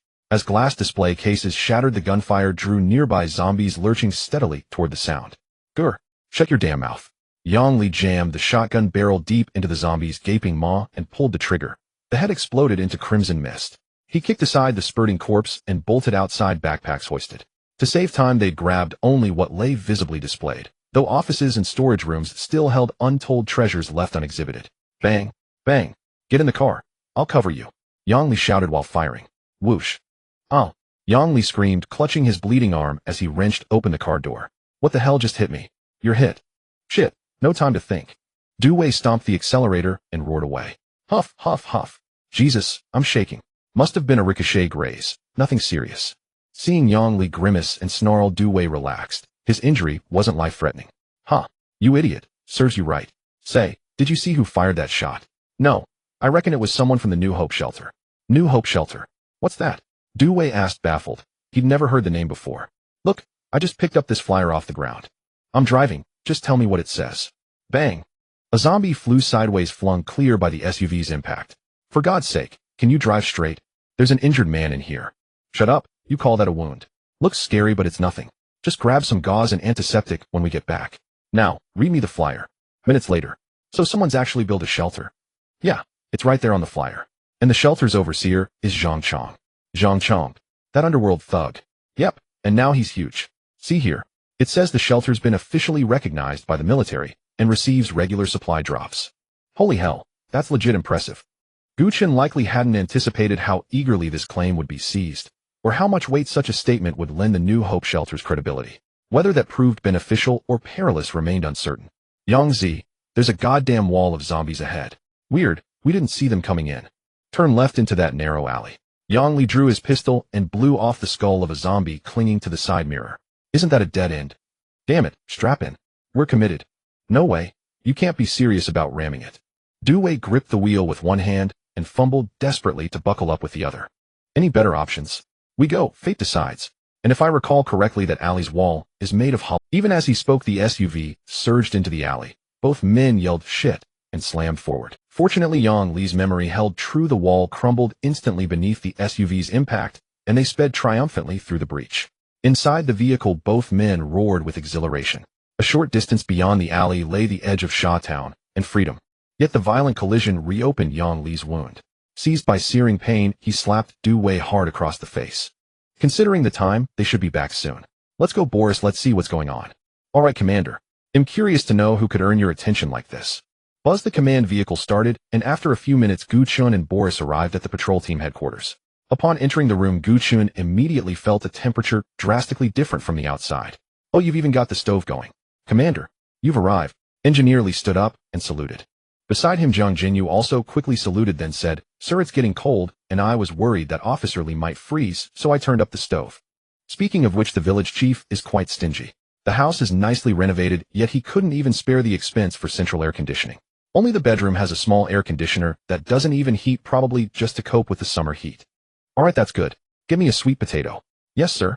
I'll get it right away. After sending Zhang Jinyu away, Gu Chen called Boris, who was drinking. General Boris. Li Tian saluted again after seeing Boris. Li Tian, have those two from yesterday. Seeing Li Tian shake his head, Gu Chen let out a sigh of regret. They should have been back by now. They haven't met with an unfortunate end in Sha Town, have they, eh? By the way, Commander, there's something I need to report to you. Speak up. Gu Chen nodded and said, to maintain order in the village, I plan to recruit 20 survivors to re-establish a patrol team to patrol the village. Additionally, to distinguish them from ordinary people, I would like to request a few sets of uniforms. No problem. I'll personally design a set of uniforms for the patrol team and have them produced at the logistics factory. Without hesitation, Gu Chen agreed, as the patrol team belongs to the officials, and naturally their attire should be different from others. The weapons should also be standardized, and let's use the Type 81 rifles provided by the Public Security Bureau. Though this weapon has been phased out by formal troops, its precision and performance are unquestionable. Now that the use of weapons has been fully liberalized, Gu Chen would no longer equip the patrol team with inferior gear. While calculating the time at the entrance, Jiang Jinyu felt it should be about right, so he walked in with a sweet potato. He certainly wouldn't simply think that Gu Chen wanted to eat baked sweet potatoes. There had to be some words he shouldn't hear that made him find an excuse to send himself away. To be fair, Jiang Jinyu's timing was spot on. Just as Gu Chen finished briefing Engineer Li and Li Tian, he walked in holding a basket of sweet potatoes. Wow, there are really sweet potatoes. Haha, I haven't had baked sweet potatoes in a year. Jiang Jinyu, bake me a few. Yes, sir. Commander, we're back. Before even entering the room, Du Wei and Yang Li shouted excitedly. Upon hearing their voices, Gu Chen also walked out. Commander, we successfully completed the task you assigned. As they spoke, 2 bags filled with jewelry were placed. Well done. Just as Gu Chen was about to continue speaking, he noticed Yang Li's bleeding wound. After inquiring, he learned it was a bullet graze. Li Tian, bandage him up. Yes, Commander. Li Tian took out a first aid kit produced by the logistics factory and began to roughly bandage Yang Li's arm, causing him to almost faint from the pain. Seeing this, Gu Chen felt it necessary to produce 1 or 2 medics for emergencies after he returned. The ones who attacked you must have been those zombies. Gu Chen said solemnly. What? Zombies? The two exclaimed in surprise while Jiang Jinyu beside them looked at Gu Chen in shock. Zombies. Those brainless creatures can actually use guns. Indeed, this is something I just discovered recently. In any case, we must be cautious from now on. I mentioned that if you survived and completed the mission, there would be rewards. Now I will fulfill my promise. From now on you will be soldiers under Sergeant Li, who will train you into real soldiers. Afterwards I will assign you new tasks. Yes, Commander. Du Wei and Yang Li said excitedly with flushed faces. What does this mean? It means the Commander intends to train them as trusted aides. Doesn't that mean their status will rise significantly in the future? Alright, you two go get busy. Thank you for the reward, Commander. After they left, Gu Chen pulled a sweet potato out of the ashes, squeezed it, and found it was soft enough, so he began to feast. Our baked sweet potatoes are still delicious. Come, each of you take one. If they're overcooked, they won't taste good. After returning to the base, Gu Chen first retrieved 6,000 energy points from the 2 bags of jewelry, then began to design uniforms for the patrol team and for Du Wei and Yang Li. Xiao Qi, once I design the style the logistics factory can produce it right. Yes, esteemed Commander. If you need, you can verbally describe it, and I will design it based on your description. That's perfect, then I won't need to lift a finger. Choose black as the color, and for the style refer to military uniforms, but don't make it too similar. Modify the collar and cuffs, and change the arm badge to that of the patrol team. Understood, esteemed Commander. Here are 3 styles for your reference. If you're not satisfied, I can make modifications. As he spoke, a virtual screen lit up in front of Gu Chen, displaying 3 sets of uniforms. Gu Chen found all 3 sets quite appealing, so he chose one casually. After finalizing the patrol team uniforms, he began to prepare designs for Du Wei and Yang Li. They were special because Gu Chen planned to establish a special team for them specifically for infiltration tasks, so the clothing needed to be more discreet. After 10 minutes, all the uniforms were completed and Gu Chen chose to produce them at the logistics factory. 30 pieces were produced for each set, and the price was quite cheap at 10 energy points per set. After production, have Engineer Li drive them over. Yes, esteemed Commander. After the uniforms were produced, Gu Chen still had 19,000 energy points, so he produced 90 mobilized soldiers and spent the remaining 10,000 to produce 2 female deer helicopters. He left the last 4,000 untouched for now, preparing to spend another 5,000 to produce an apocalypse tank. In a few days we can prepare to reclaim Sha Town. Gu Chen stretched lazily and said then prepare to make something to eat. To be honest, for convenience, he usually ate instant noodles or self-heating hot pot and rice. However, after taking the physique potion, Gu Chen found that he could no longer fill himself with those small portions. For example, 1 box of self-heating rice used to be enough, but now he barely felt anything after 1 box. He needed 4 or 5. So eating that was not as good as cooking something himself. After consuming 4 bowls of rice, Gu Chen reluctantly set down his bowl, astonished by his own appetite. This must be a side effect of the physique potion. Fortunately, his family is wealthy, otherwise he might have starved. After a night of silence, Gu Chen woke up early the next day and eagerly clicked to produce the Tianqi tank. After a night, his energy points had reached 8,000. Respected Commander, 7,400 energy points have been deducted and production of Tianchi Tank 1 and Grenadier 2 is underway. Okay, respected Commander, 600 energy points have been deducted and production of Pork Can 60 is underway. The pork can goods are intended for trade at Lu Family Village, priced very affordably at 100 points per. The cheapest food is compressed biscuits, the plain kind, costing 10 points per pack. A normal person needs 1 pack per meal, while Gu Chen can produce them at the logistics factory for only 1 energy point per 10 packs. Next are beefkin goods, sausages, instant rice, and meal kits with prices varying. However, most people buy a few packs of compressed biscuits and eat them with water, as not everyone is as lucky as Du Wei and Yang Li. Respected Commander, the Tianchi Tank and Grenadier have been completed.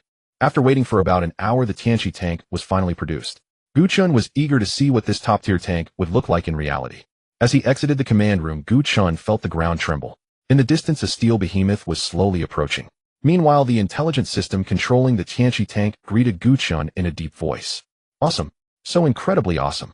Originally, the Tianchi Tank seemed similar in size to the Rhino tank in the game, but to his surprise, in reality, it was twice the size of a Rhino tank, with the ground even caving under the weight of this war machine.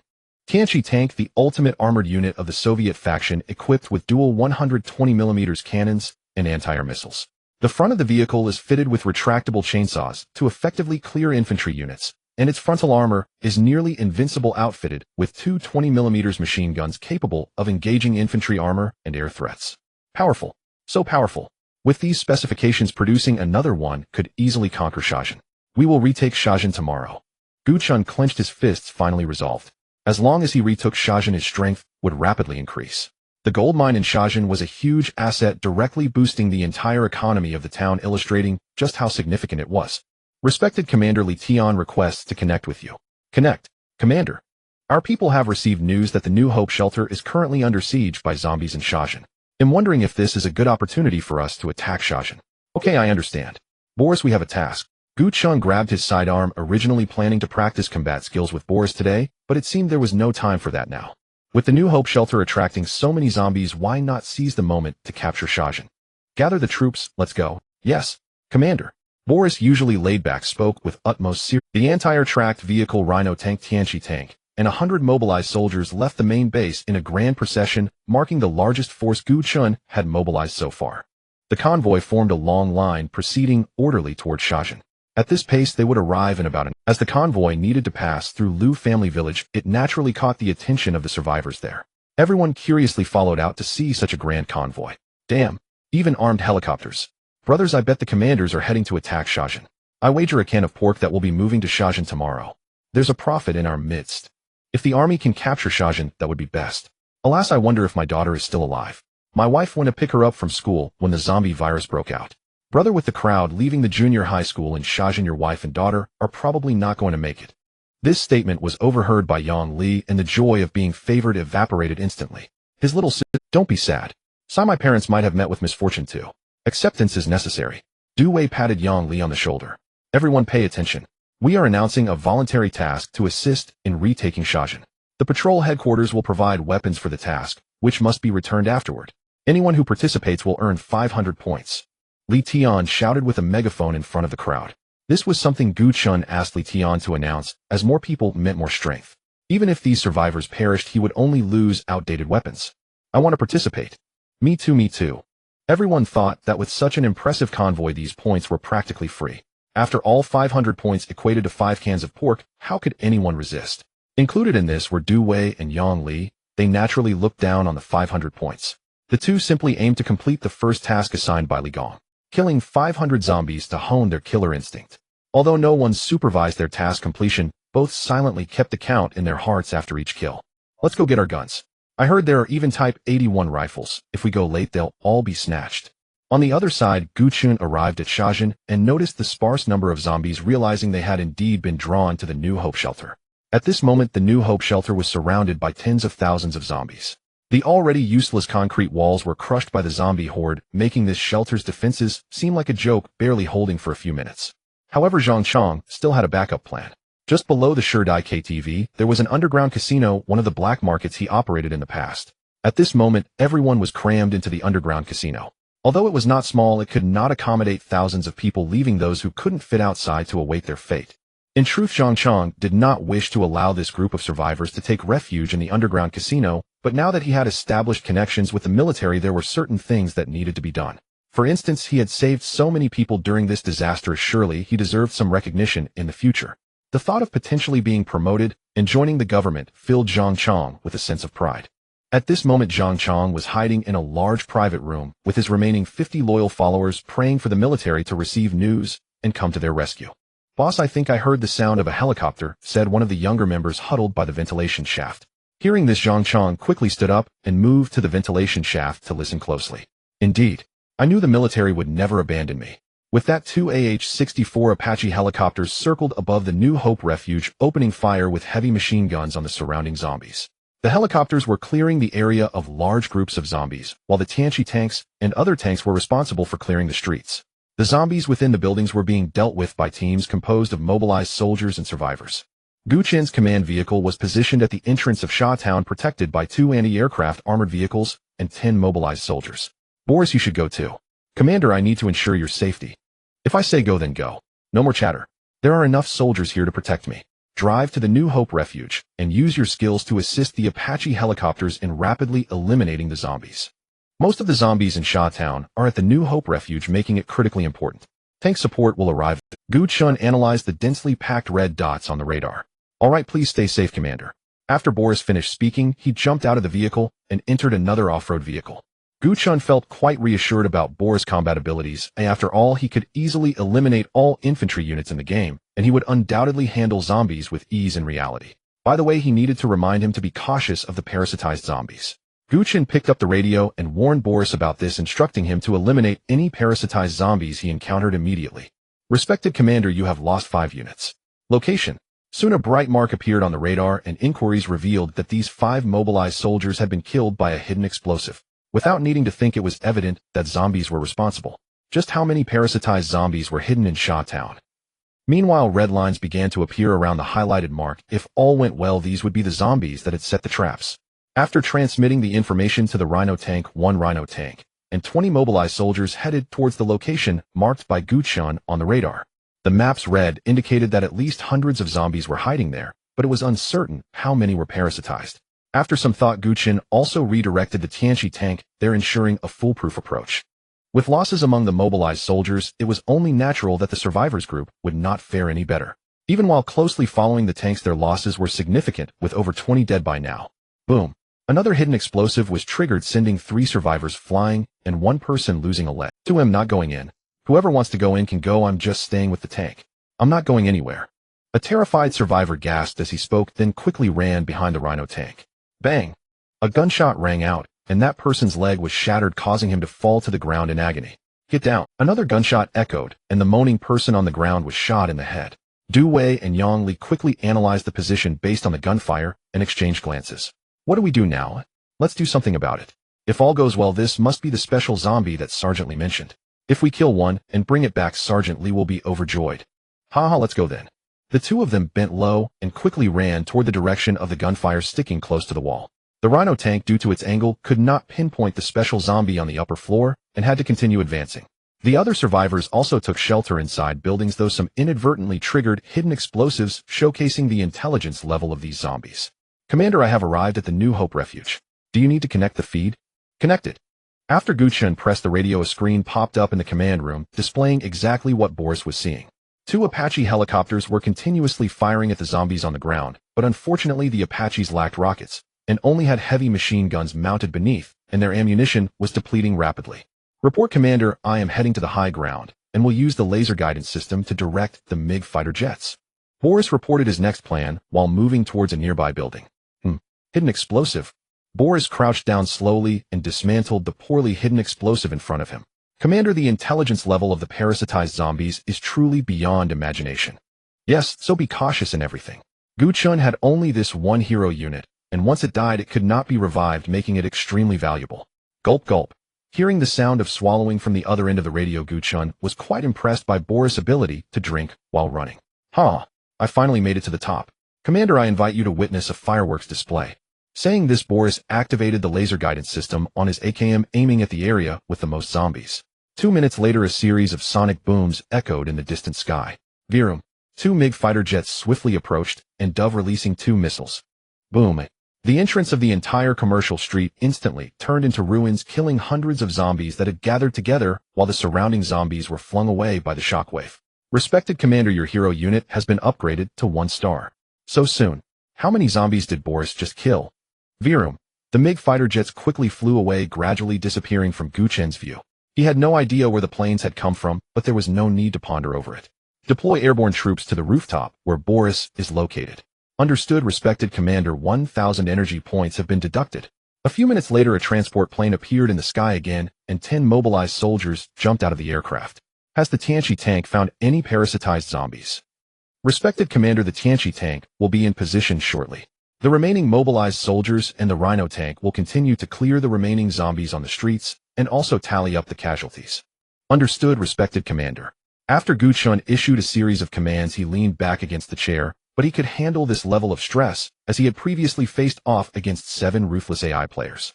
Honored Commander, the Silu helicopters have ascended to 1-star status and successfully unlocked their rocket launch nests. Gu Chen hastily connected to Baelisa's camera. The 2 Silu helicopters looked unchanged, yet 2 rocket launch nests had appeared on each side as they whooshed through the air. Each helicopter carried 16 rockets. At full output, they expended their munitions in mere tens of seconds, but a vast swath of the horde below had been swept away. A low mechanical hum filled the air. After the MiG fighter cooled down, Baelisi summoned it once more. With its bombardment, the tide of corpses amassed at Xian Shuang Refuge was finally cleansed, leaving only scattered zombies for the ground forces to finish. Honored Commander, the Silu helicopters request permission to return to base. Approved. Listening to the rotors scream past, Gu Chen rose and stepped into the cockpit. Convoy, move out. Head for Xian Shuang Refuge. Yangzi, it sounds like it is in this building. A gunshot cracked out. Another shot confirmed it. They were in an old residential block Gu Chen had already cleared once. The zombies were few, and to avoid alarming any hidden threats, the 2 men dispatched those they met with their hands. Careful, these zombies are dangerous. Watch for booby traps. Du Wei halted Yang Li and reached slowly toward the ground at their feet. Sure enough, a transparent fishing line was strung across their path. Neither of them knew how to disarm it, so to be safe they stepped over it. The complex was only 4 stories high, so they quickly reached the top. Du Wei gestured for Yang Li to climb up first, then leveled his pistol at the exit above. Thuds echoed. Damn it. Yang Li looked down to find a round grenade at his feet. Cursing, he snatched it up and hurled it outward with all his might. The grenade detonated with a thunderous boom, followed by a rapid fusillade of gunfire. After throwing the grenade, Du Wei braced the ladder and produced his pistol, with one hand waiting for any parasitic zombie to appear. Sure enough, one waddled forward and was instantly riddled with bullets. Phew, that blast stunned me. Are you all right? Yang Li looked up relieved to see Du Wei unharmed. The parasitic zombie had been killed, its parasites bereft of a host writhed and bared their teeth at the 2 men. What a grotesque little thing. Du Wei kicked the parasite aside and fired 2 shots, reducing it to shreds. Should be safe now. Good grief, that zombie sniper was semi-automatic. Du Wei picked up the rifle. Having played countless shooter games, he could name most weapons at a glance. Look for anything else, tidy up, and let's move. We struck it rich, killed a parasite, and found a sniper rifle. As district after district fell silent, only 2 heavily infected zones remained in Shazhan Xian Shuang Refuge, in the residential block, where parasitic zombies gathered. Now the zombies at Xian Shuang Refuge were nearly wiped out. Without parasitic hosts, these ordinary undead were like lambs led to slaughter before Gu Chen. The fighting dragged into evening, and at last the zombies at Xian Shuang Refuge were cleared. Xiaoqi produced 4 supply trucks and dispatched them here when ready. Understood, Honored Commander. 800 energy points have been deducted. Remaining time 30 minutes. At present, the Tianqi tank and another Xinyo tank were waiting for Gu Chen's orders. With a single command, they would lay down fire on the block of parasitic zombies, but he waited for the Silu helicopters to finish resupplying. Night had fallen, and it was unwise to assault the undead under cover of darkness, so they would wait until morning. Watching the scattered red blips on the radar, Gu Chen felt his tension ease. Soon, tomorrow they would take Shazhan. Commander, the zombies on this commercial street have been eliminated, Baelisi reported as he ran over. What about the people in the refuge? All dead. Stepping out and seeing empty houses, Gu Chen was surprised. Surely Zhang Chong had not left himself no escape. Surely he did not really think a shabby strip of concrete would hold back the zombies. In the underground casino, Zhang Chong listened to the dying gunfire above and assumed the zombies inside the refuge had been cleared, so he sent a henchman outside to reconnoiter. Boss, outside. No zombies, only soldiers. Let's go out. Zhang Chong donned a hypocritical smile and led his confidants from the private room. Everyone, the rescue forces have annihilated the zombies outside. We survived. Hearing Zhang Chang's words, the survivors in the casino cheered, and under his direction began filing out one by one. Commander, an anomaly ahead. Bayalisi waved as dozens of mobilized troops gathered outside Shurdai KTV. Officer, don't shoot. We are survivors from the refuge. Bayalisi, stand down. Gu Chen stepped forward and smiled at the people streaming from the KTV. How many remain from your refuge? About 800. Zhang Chang answered as he lit a cigarette for Gu Chen. Keep these people here for now. My men will need to rest here for one night. Free up some rooms. Rest assured, sir, our warriors will be well looked after. Gu Chen nodded and returned to the command vehicle. Its interior was spacious, equipped with folding beds and heating, far more comfortable than sleeping outside. Now most of Shazhen's zombies were corralled in a residential block at the town center. Any that dared emerge would face tank bombardment, and the Silu helicopters, once rearmed, would be on station. Radar still showed some hiding pockets of zombies across Shazhen. The most important task tomorrow would be to root out those creatures tucked away in every nook and cranny. After a self-heating meal, Gu Chen lay down to sleep. He was utterly exhausted, not so much in body as in spirit. Constantly watching the radar and issuing orders was a relentless burden. By morning, the Silu helicopters had returned fully resupplied. Everyone readied their gear and awaited Gu. After getting up, Gu Chen first glanced at the radar and breathed a sigh of relief upon discovering that the parasitic zombies were still there. Li Gong, what's the situation now? Gu Chen said into the intercom. Commander, there has been no unusual activity overnight. The residential area is very quiet. Good, I understand. Gu Chen got out of the car and found Zhang Chang, who was having a meal. Zhang Chang, how many combat-ready people do you have left? Seeing Gu Chen approach, Zhang Chang hurriedly put down his instant noodles and called all his subordinates and confidants over. Report, Commander, there are a total of 100 people. Follow the convoy. There is still one last residential area to clear, as there are too many zombies inside, so we need your assistance. After a moment's thought, Gu Chen added, after reclaiming Sha Town, you will still retain your own businesses and— Yes, Commander. Seeing Zhang Chang's cheerful expression, Gu Chen chuckled inwardly. After reclaiming Sha Town, there would be no more business for him. Let's go, brothers. Help the troops kill the zombies. Whoever kills the most will be rewarded with a fine cigarette. Long live the boss. Brothers, follow along. Li Gong, once the female deer helicopter arrives, directly cover the residential area with firepower. Understood, Commander.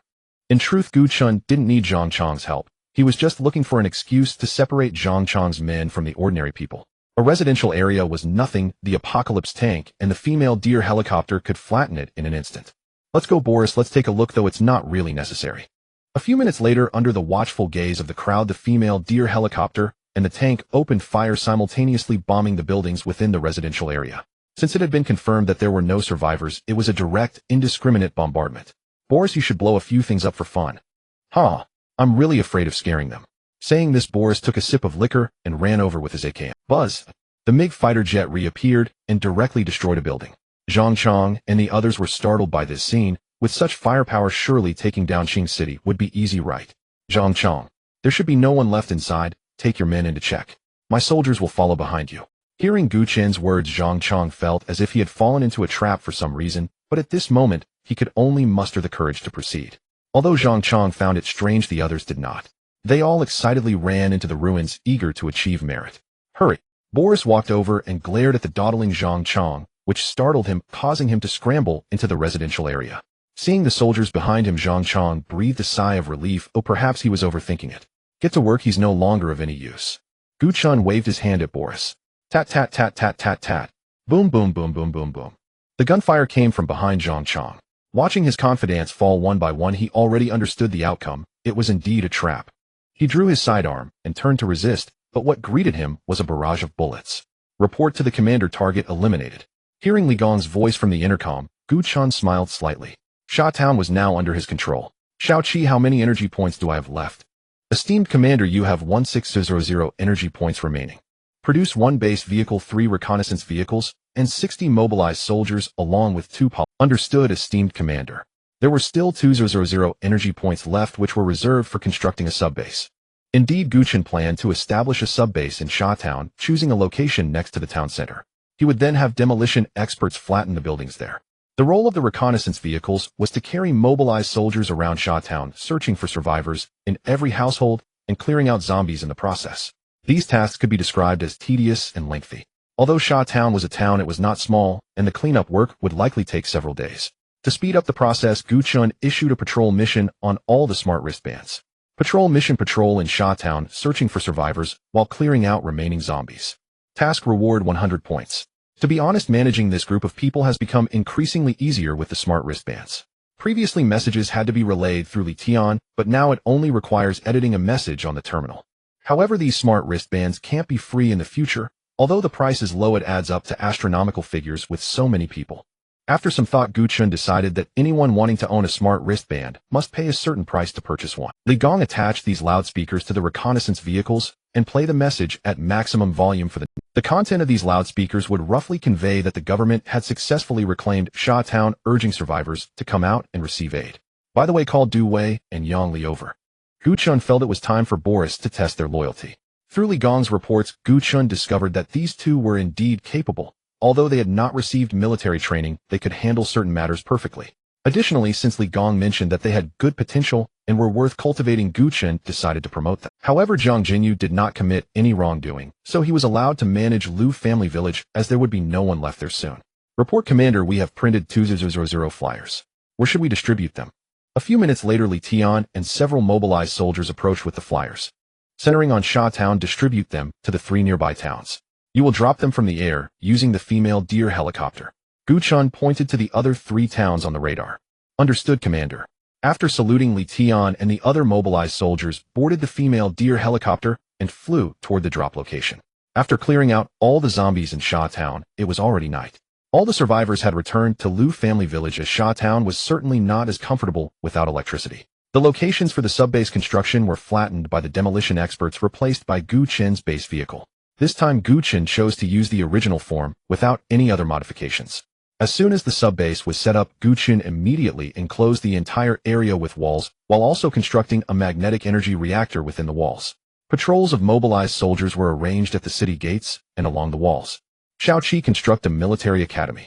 Understood, esteemed Commander. Deducting 100 energy points. Construction time is 1 hour. Please wait a moment. Li Gong, you will be responsible for guarding the subbase from now on. I will assign you a squad of mobilized soldiers, and no one is allowed to approach. Yes, Commander.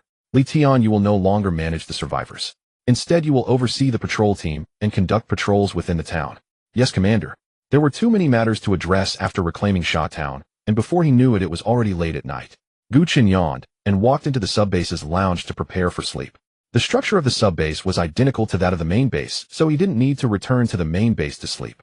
The next day, the politician was already working in the office and had compiled the current population statistics of Sha. After waking up, Gu Chen saw an email sent by the politician, which included the names, photos, and previous occupations of every survivor in Sha Town, along with a detailed map of the town. There are only 100 people left in Sha Town. Gu Chen exclaimed in shock while browsing through the email. Before the apocalypse, Sha Town had over 100,000 people, but according to the politician's statistics, only a little over 100 remained. Restore the hospital and school in Sha Town, develop light industry, and establish a points mall here. Form a patrol team and recruit staff. Have the politician complete these tasks as soon as possible. Additionally, provide an extra bag of rice and a bag of flour each month to every family with children. I don't want the children who survive this apocalypse to grow up into illiterates who can't even count. If that's the case, why did Gu Chen even save these people? Understood, esteemed Commander. After issuing the orders, Gu Chen felt a headache coming on. As a town, Sha Town had no food reserves, and Qing City and its surrounding towns did not engage in agriculture or livestock production. Therefore, Gu Chen's main concern now was food. Although the logistics factory could produce various canned goods and compressed biscuits, that was all it could provide. With the increase in population, merely exchanging for food consumed a significant amount of Gu Chen's energy points.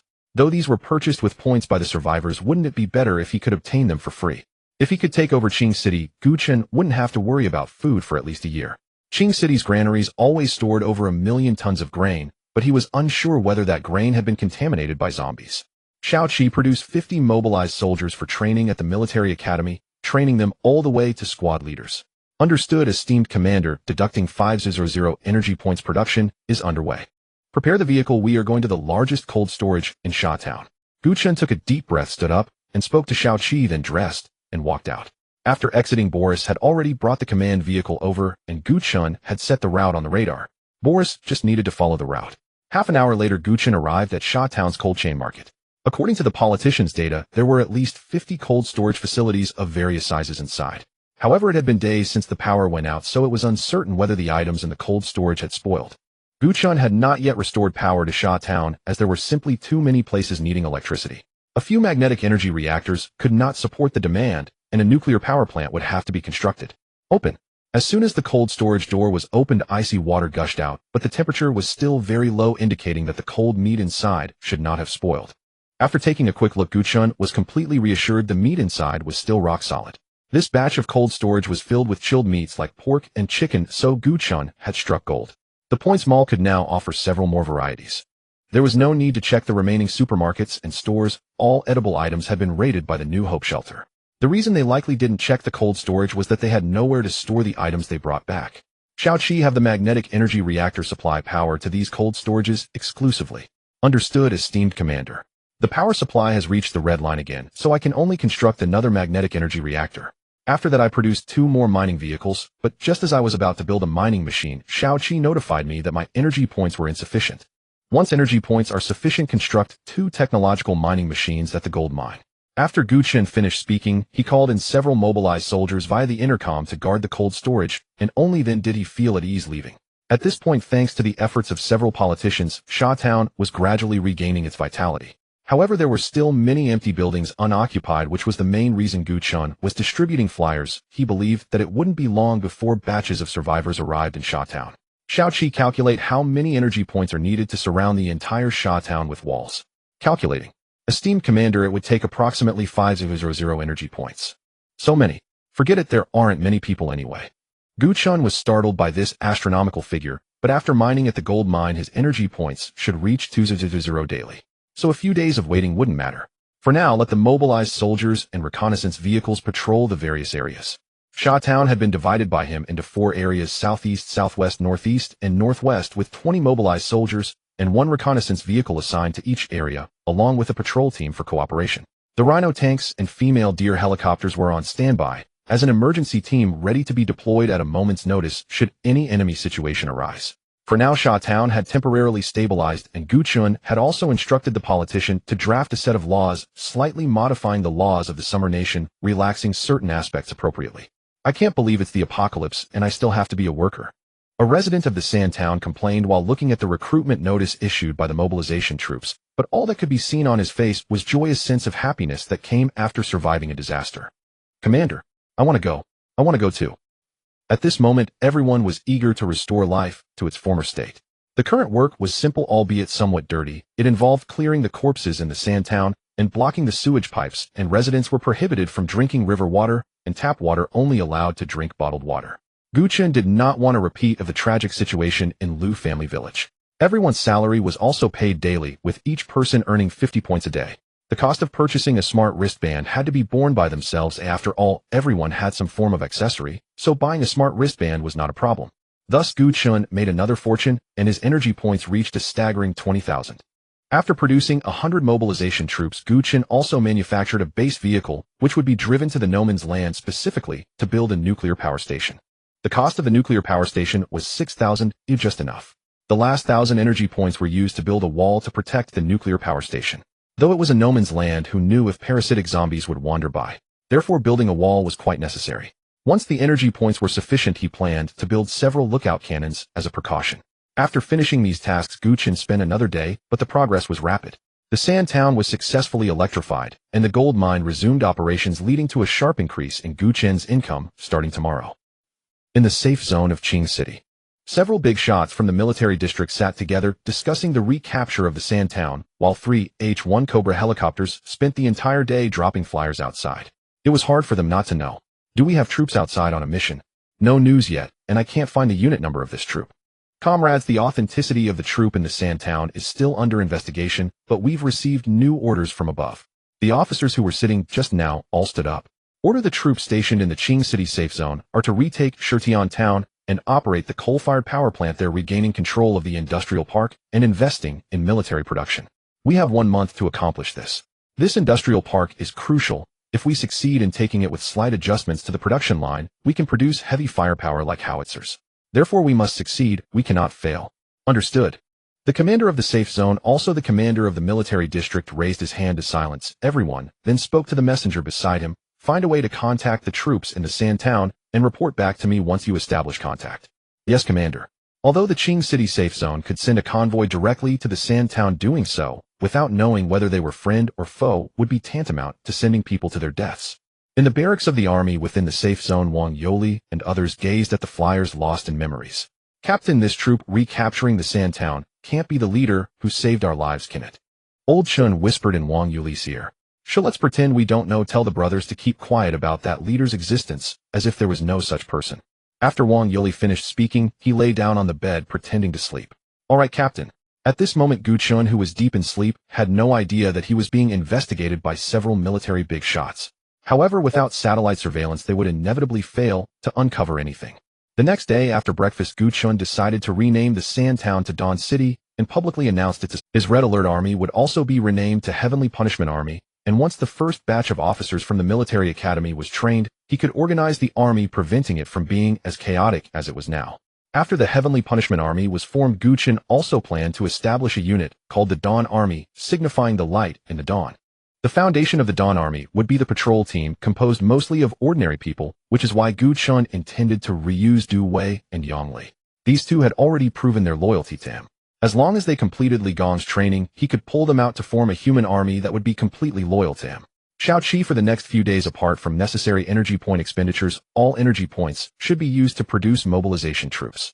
Understood, esteemed commander. According to calculations, you will add about 200 mobilization troops each day. Do you confirm? Confirmed. Gu Chen nodded without hesitation, then increased the number of mobilization troops in the military academy by 50 for officer training. Among these 50 mobilization troops, 25 would be trained as company commanders, and the remaining 25 as battalion commanders, with Gu Chen ultimately managing all Red Alert troops. This would take about half a month, but what Gu Chen lacked most was time. Li Tian, have there been many gold and silver jewelry exchanged by survivors recently? Report, Commander. 800 grams of gold jewelry, 1,000 grams of silver jewelry, 100 pounds of copper, 100 pounds of iron. Send everything to the refining factory for recycling. After Gu Chen finished speaking, he had Shaoqi use this batch of energy points to build walls around the Sand Town. If it wasn't enough, he would take a little from the daily income. Once the wall was built, the soldiers who had patrolled the 4 regions were assigned to guard the wall. All right, esteemed commander, how many city gates do you want to set up? 2, one on the east side, and 1 on the west side with Dawn City marked on the city walls. As for whether the survivors would notice, that was not a concern. There were only 10,000 survivors in the Sand Town, all living not far from the military restricted zone, giving them a sense of security, and generally no one would idly wander to the edge of the town. All the cleared corpses and abandoned vehicles were transported to a designated area, and mining trucks would come to collect them, which also counted as a source of income, albeit only a few hundred energy points a day. Once a sufficient army was formed, they could begin constructing super weapons. For example, an iron curtain and nuclear missile silos. Esteemed Commander Zheng Yi, the name of the first politician, has received a coded telegram from the Qing City safe. Commander, I have sent a coded telegram to the government of Shajin, but have yet to receive a reply. Continue to send it, and express goodwill. This army is most likely not our own. Yes, Commander. Within the safety zone of Qing City, the commander of the military district, who was over 50 years old, looked troubled as he gazed at the layout on the sand table. There were too many people in the safety zone. The food originally planned to sustain everyone for a year was now only sufficient for a few months. He had previously requested material support from headquarters, but it was futile. Each time the convoy transporting supplies was ambushed by zombies, resulting in heavy losses, and the cost of air transportation was too high, leading him to abandon that plan. Originally, he thought that if Shajin were his army, it would be simple. Just occupy it, and the food in Shajin's cold storage could alleviate their problems. However, it now appeared that the army in Shajin was definitely not their own. They had likely seen the coded telegram, but simply chose not to respond. Commander, how about we stop providing food for survivors for free starting tomorrow, letting them go out to find food themselves, or obtain it by hunting zombies and completing certain tasks? The commander hesitated. In his view, it was a soldier's duty to protect the common people, and even if he lived poorly, he should ensure that everyone else lived well. But in the current situation, food could only be supplied for 2 or 3 months. Alas, fine, let's wait a bit longer, and I'll think of a solution. Yes, Commander. The only way to break the deadlock was to quickly take Shirtian Town, before the cold storage in Shirtian Town melted. A month was too long according to the original plan. They needed to mobilize earlier. Thinking this, the commander hurriedly summoned all the officers to prepare for a meeting. In Shuguang City, Gu Chen was also planning which town to recover next. Shirtian Town. He looked at the radar showing the closest town to him, and began to recall what Shirtian Town was primarily known for. Industry. Right, Shirtian Town has a coal-fired power plant and a national planned industrial park with annual income exceeding that of Shajin. However, the accompanying issue is that Shutian town has a larger population than Shajin, no less than several 100,000. Gu Chen did not know the exact number, but it definitely wouldn't be lower than that of Shajin. Commander, the guards on the city wall report that a group of refugees wishes to enter Shiguang City. As he spoke, Xiaoqi activated the projector, and Gu Chen saw the refugees. There were about dozens of people currently gathered not far from the city wall. Let them go to the city gate for inspection. They can only enter the city if they are confirmed to be unharmed. Now is a time when Shiguang City desperately needs manpower, so Gu Chen wouldn't refuse anyone coming in. Xiaoqi, deploy reconnaissance aircraft to Shutian town. Understood, respected commander. A few minutes later, the reconnaissance aircraft reached the airspace above Shutian town and began taking photos, soon sending high-definition images to Gu Chen in the command room. The reconnaissance team, observing the situation in the town through binoculars, also spotted the reconnaissance aircraft in the sky, initially thinking it was their own, only to realize something was amiss. If they had their own reconnaissance aircraft, why would they need to scout? They hastily returned to the safety zone to report the reconnaissance aircraft situation to the command center. Inside the command center, the atmosphere was somber. It was now 100% confirmed that the army occupying Shajin was not their own, as there were no airports reclaimed within the Qingqing city area. It can now be confirmed that Shiguang City has its own airport, and it is not friendly forces, it may be foreign powers. Commander, how about we send troops to deal with them? Nonsense. They have air support. Oh, what do we have to fight with? An officer stood up to rebut. Before long, the officers in the command center began to argue. Each had their own different viewpoints. The angry commander issued a command, and only then did everyone sit down to discuss. In the end, the Qingqing City Safety Zone decided to adopt a friendly diplomatic stance, hoping to form an alliance with Shiguang City, while another coded telegram was sent to Zheng Yi's office. You want to ally with me? Let Zheng Yi reply that an alliance is possible provided that the Qingqing City Safety Zone needs to host our troops, reassuring them that the station troops will not interfere with the ruling power. If they agree to this condition, then an alliance can be formed. Also let him know that we are also people of the Xia nation, and will absolutely not do anything harmful to the people of Xia. Gu Chen decided not to pretend anymore and laid everything on the table. It was clear why the Qingqing City Safety Zone sought to ally with him instead of attacking him. It was obviously because they were not as strong as him. Furthermore, by declaring his identity as a person of the Xia nation, he believed that the commander of the Qingqing City Military District would be more accepting. As long as Gu Chen could place stationed troops in the military safety zone, he could implement his subsequent plans. And Boris was the most crucial figure in this plan. At that time, Boris would lead a mobilized company to station in the Qingqing City Safety Zone, then find an opportunity to launch a loyalty test against the higher-ups of the safety zone, thus gaining covert control over the Qingqing City Safety Zone. This would transform the Qingqing City Safety Zone into a branch of Shiguang City. It's decided. But whether this plan can be executed remains to be seen. As the saying goes, plans cannot keep up with changes. Even with the most meticulous plans, a small change can disrupt his rhythm. On the other side, inside the command center, everyone was initially very pleased after receiving Gu Chen's reply, but upon seeing the content of the reply, all their faces turned grim. Fortunately, we are not forming an alliance with him. From his tone, he does not regard us as enemies. What I am now more curious about is, since Shiguang City is not a foreign power, where did they get their weapons and equipment? Commander, could it be a former hidden family? After the Xia nation encountered disasters, hidden families would always emerge, so there may be hidden families supporting Shiguang City. The commander nodded upon hearing this, and then decided to not worry about Shiguang City for now. As long as they were not enemies, it could be dealt with. He had only heard of hidden families. He then continued to simulate the campaign to recover Shutian town with many officers on the sand table. Gu Chen looked at the Qingqing City Safety Zone, which had not responded for a long time, and felt that he had anticipated this. However, with the passage of time, there might still be a turning point. Xiaoqi, have the defensive facilities at the nuclear power station been completed? Yes, it has been completed according to the commander's deployment. Gu Chen nodded slightly upon hearing this, and then prepared to stroll around the city. He had been busy these days, and had yet to see what the situation was like inside Shiguang City. The City of Dawn displayed a vibrant scene with survivors, even setting up stalls along the streets under the planning. The items sold were diverse, mostly small trinkets carried by the vendors themselves, adding some liveliness to the small. The patrolling team immediately stopped to salute upon seeing the command vehicle of Gu Chen approaching. Their eyes filled with respect, for it was this very person who had saved them. Inside the vehicle, Gu Chen naturally could not hear the sounds from outside, but seeing the people on both sides of the street saluting him, he felt a surge of excitement. Commander, ahead is the newly opened elementary and middle school. Would you like to take a look?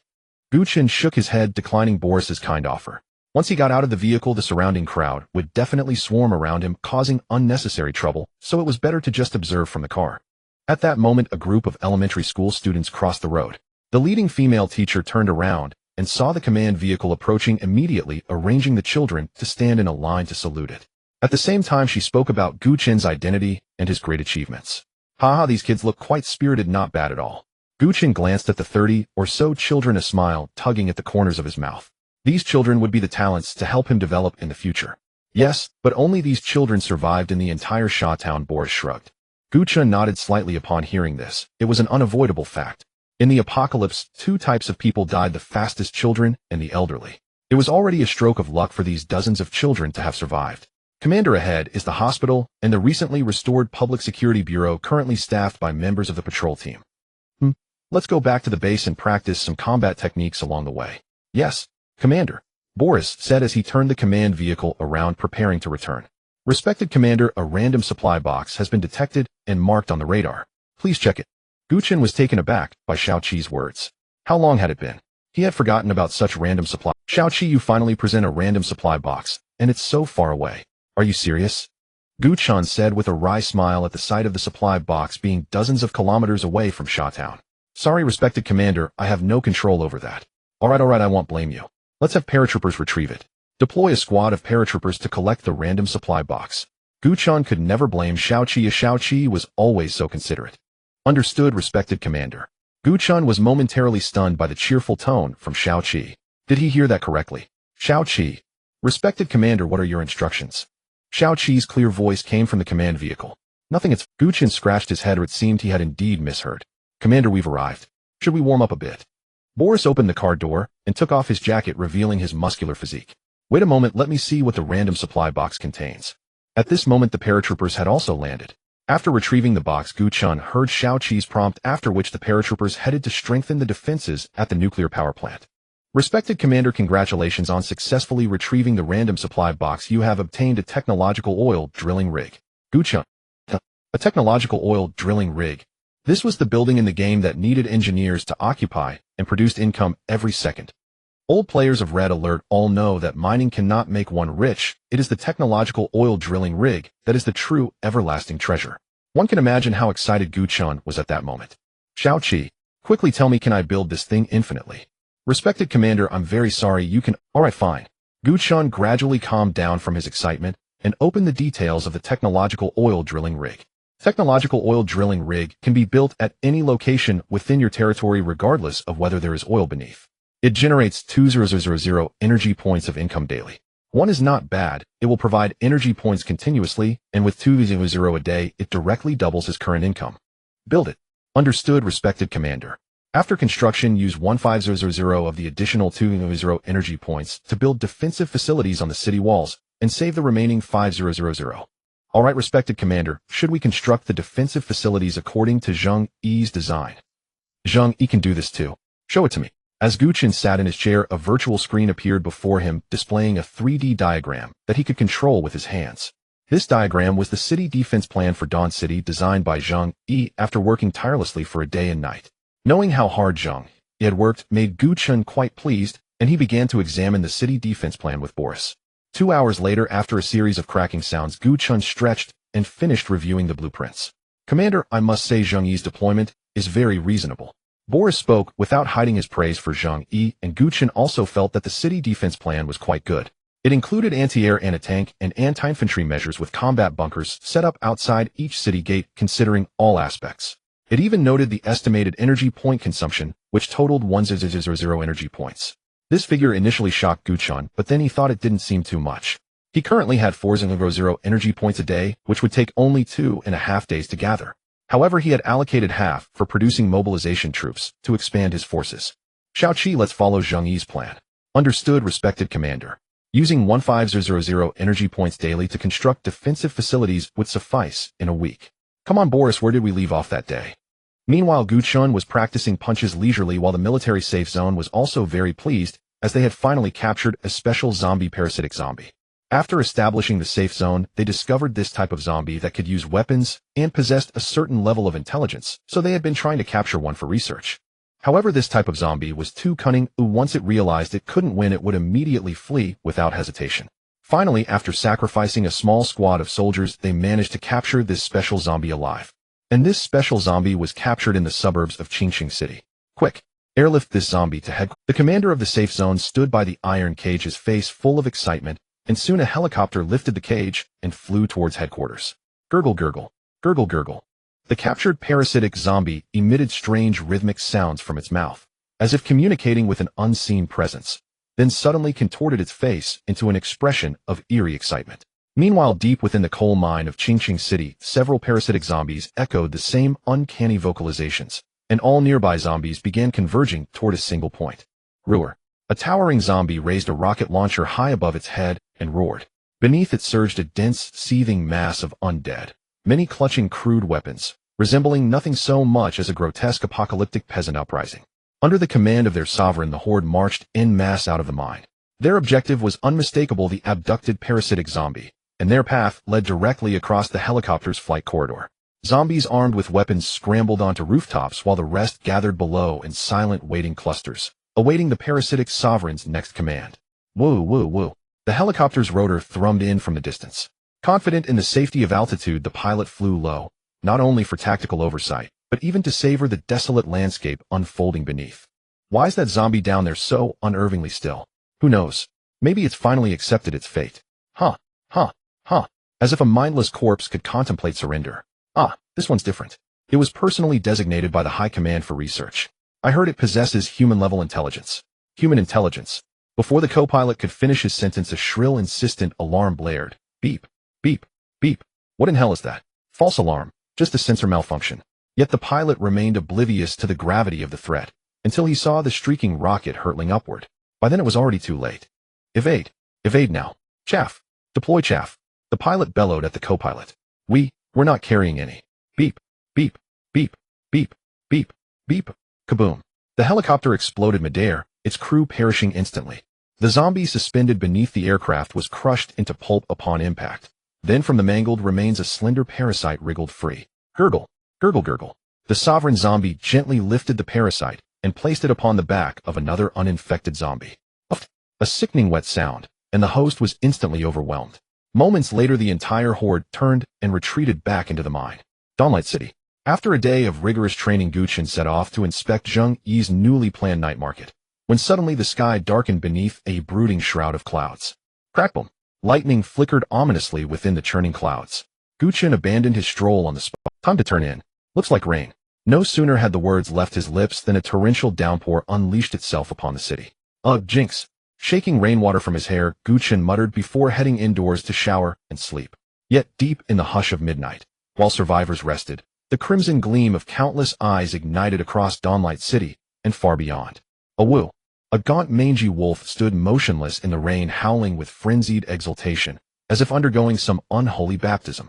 Surviving cats and dogs emerged en masse from shadowed corners, gathering in thick, silent clusters along rain-slicked streets. Animals drenched by the storm twisted into something unnatural. Herbivores turned predators, tearing flesh from their own kind with savage, ravenous hunger. Dawnlight City fared somewhat better. Few animals had survived the initial outbreak, most devoured by zombies, so the transformation of once docile pets went unnoticed until dawn broke. Assemble the squads. Illuminate every street, every building, every corner. Gu Chen's voice was cold, edged with fatigue. Few welcome being wrenched from deep slumber. Still he rose without hesitation. Animal mutations had breached the city, though mercifully no insects or rats had yet mutated. Had they, the consequences would have been catastrophic. Stay sharp. These mutated beasts lie in wait, striking from darkness. The patrol squad's leader swept his flashlight beam across the gloom. A blood-smeared mutant cat crouched in blackness watching the patrol pass, then leapt with feline grace onto a rooftop, stalking them from above. Halt! Open fire! Spotting a pet dog devouring a human corpse ahead, the squad leader bellowed, and his team raised their rifles in unison. Growl.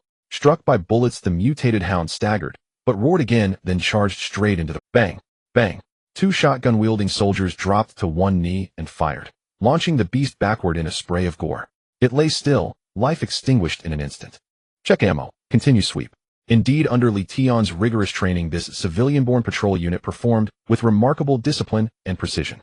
The mutant cat, having trailed the squad unseen now, sensed its moment had arrived. It's time to hunt. SSSSSSS. Cat. Mutant cat. AHHH.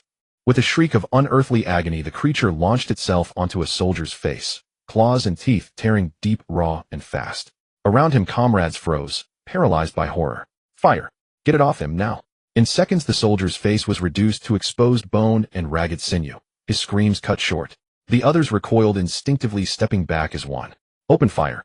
At the commander's order, gunfire erupted, crackling, chaotic, deafening.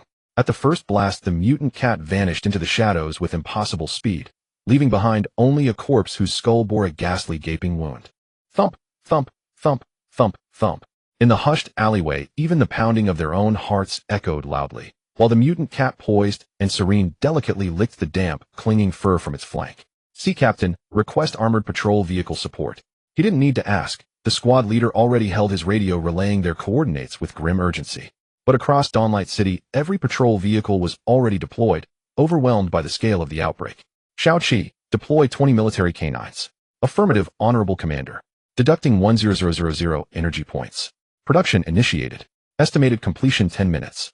Gu Chen watched the radar screen, relieved to see only scattered red blips. Their dispersion, not density, had seeded chaos across the city. Military canines moved swiftly and struck with devastating force. In simulation, they eliminated all humanoid targets instantly, so in reality their lethality would be formidable. Terror bots were equally effective, but prohibitively expensive, double the cost of canines, and optimized specifically for armored threats.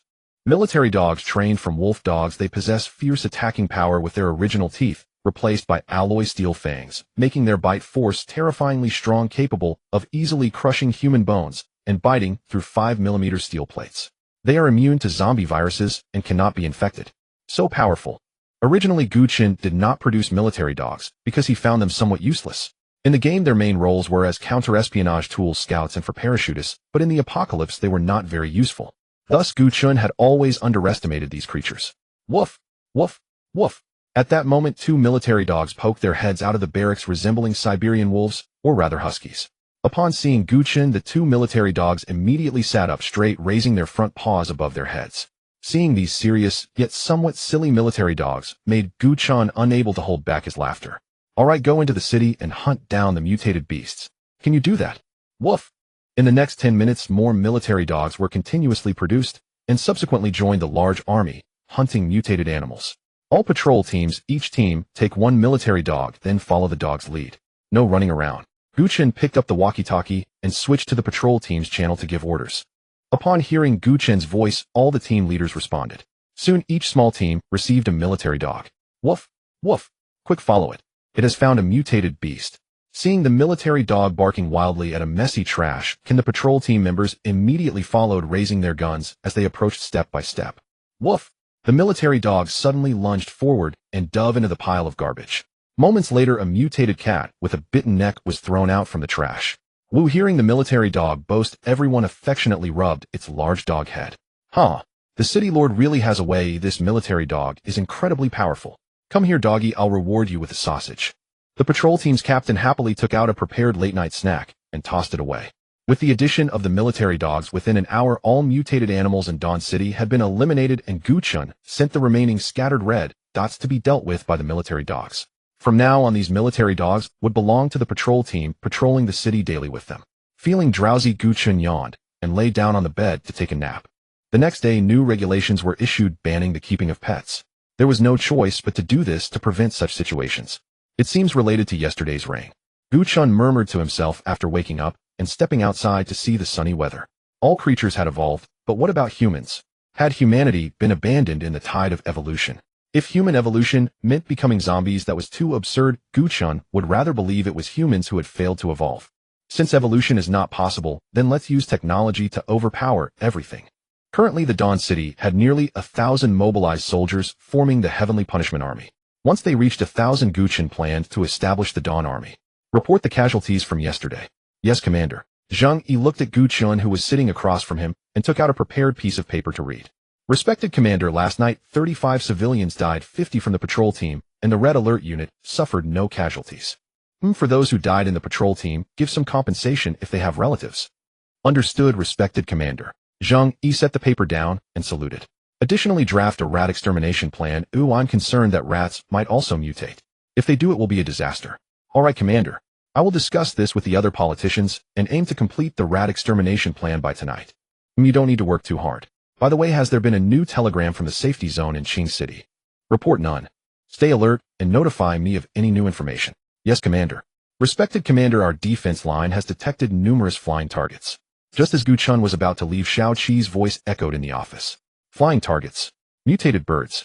Yes, respected Commander. Gu Chen was not too flustered and casually dispatched the anti-air tracked vehicle.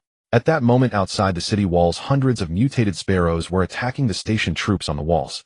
I can't hit them, they fly so fast, a soldier exclaimed angrily. The attacks from the mutated sparrows were not deadly, but with repeated hits one's head would still get injured. Bang bang bang bang bang bang bang bang bang. After receiving Gu Chen's orders, the anti-air tracked vehicle quickly moved to the attack city wall. Under the assault of the anti-air guns, the mutated sparrows gradually fell from the sky. A few minutes later, over 100 mutated sparrows were eliminated, and there were no deaths among the station troops on the wall, only a few serious injuries. Time flew by, and 5 days had passed. The city defense map, previously planned for Dawn City, was mostly completed, and the military academy was continuously increasing the number of mobilized soldiers for training. Meanwhile, the rat extermination plan was implemented perfectly, and fortunately the rats did not mutate. Today Gu Chen was dressed very neatly, because it was a special day.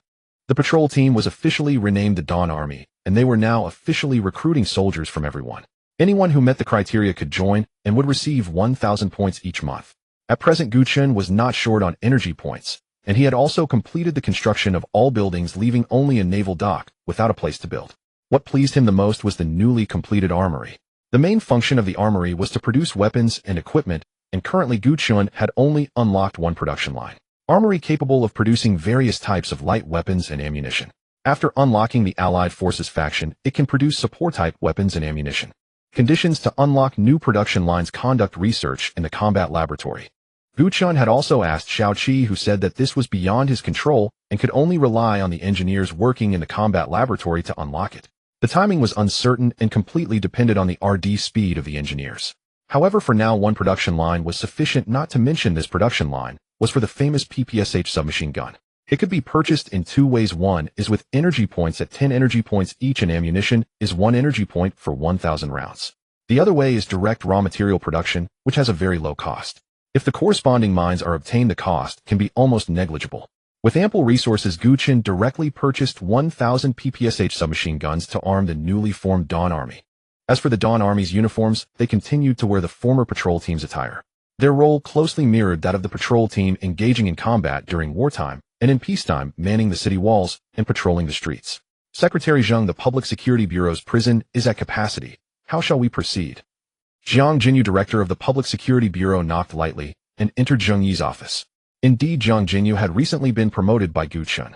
Initially, he was assigned to oversee the Liu family village mine, but when it became apparent the Public Security Bureau lacked a competent administrator, Gu Chen ultimately appointed Jiang Jinyu to the post after careful deliberation.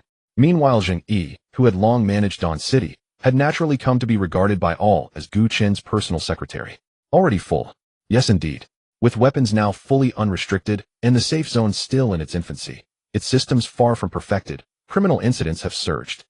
For petty thefts and minor offenses, skip incarceration altogether, issue verbal warnings, confiscate firearms, and deduct 1,000 merit points. Imprisoning such offenders would only waste precious space. Understood, sir. All current inmates are hardened criminals. Jiang Jinyu nodded vigorously. Then why ask me? Execute them outright.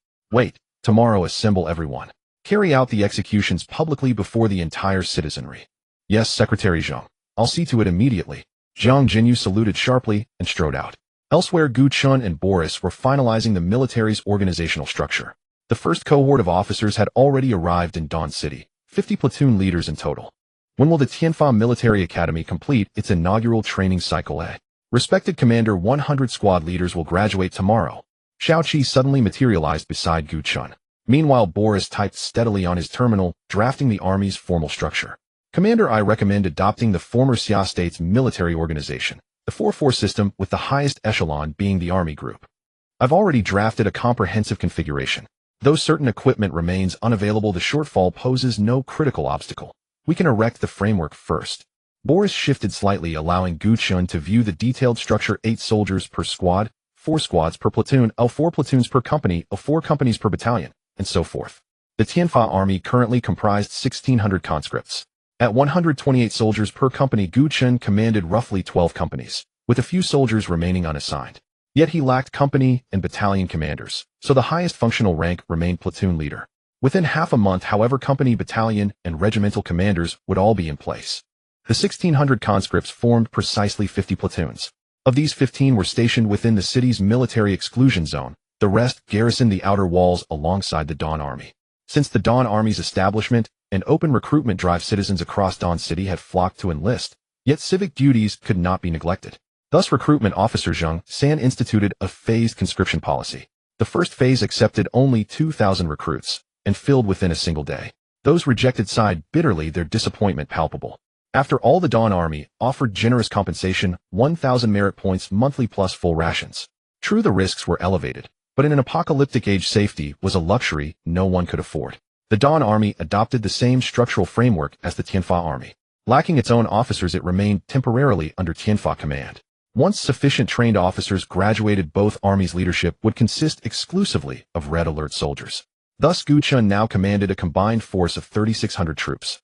Regardless of quality, such numbers alone enabled him to carve out a sovereign domain amid the chaos. Dawn City's population continued to swell daily, now reaching 20,000. Though smaller than Qingqing safe zone's 50,000, it dwarfed every other fledgling refuge established by minor factions.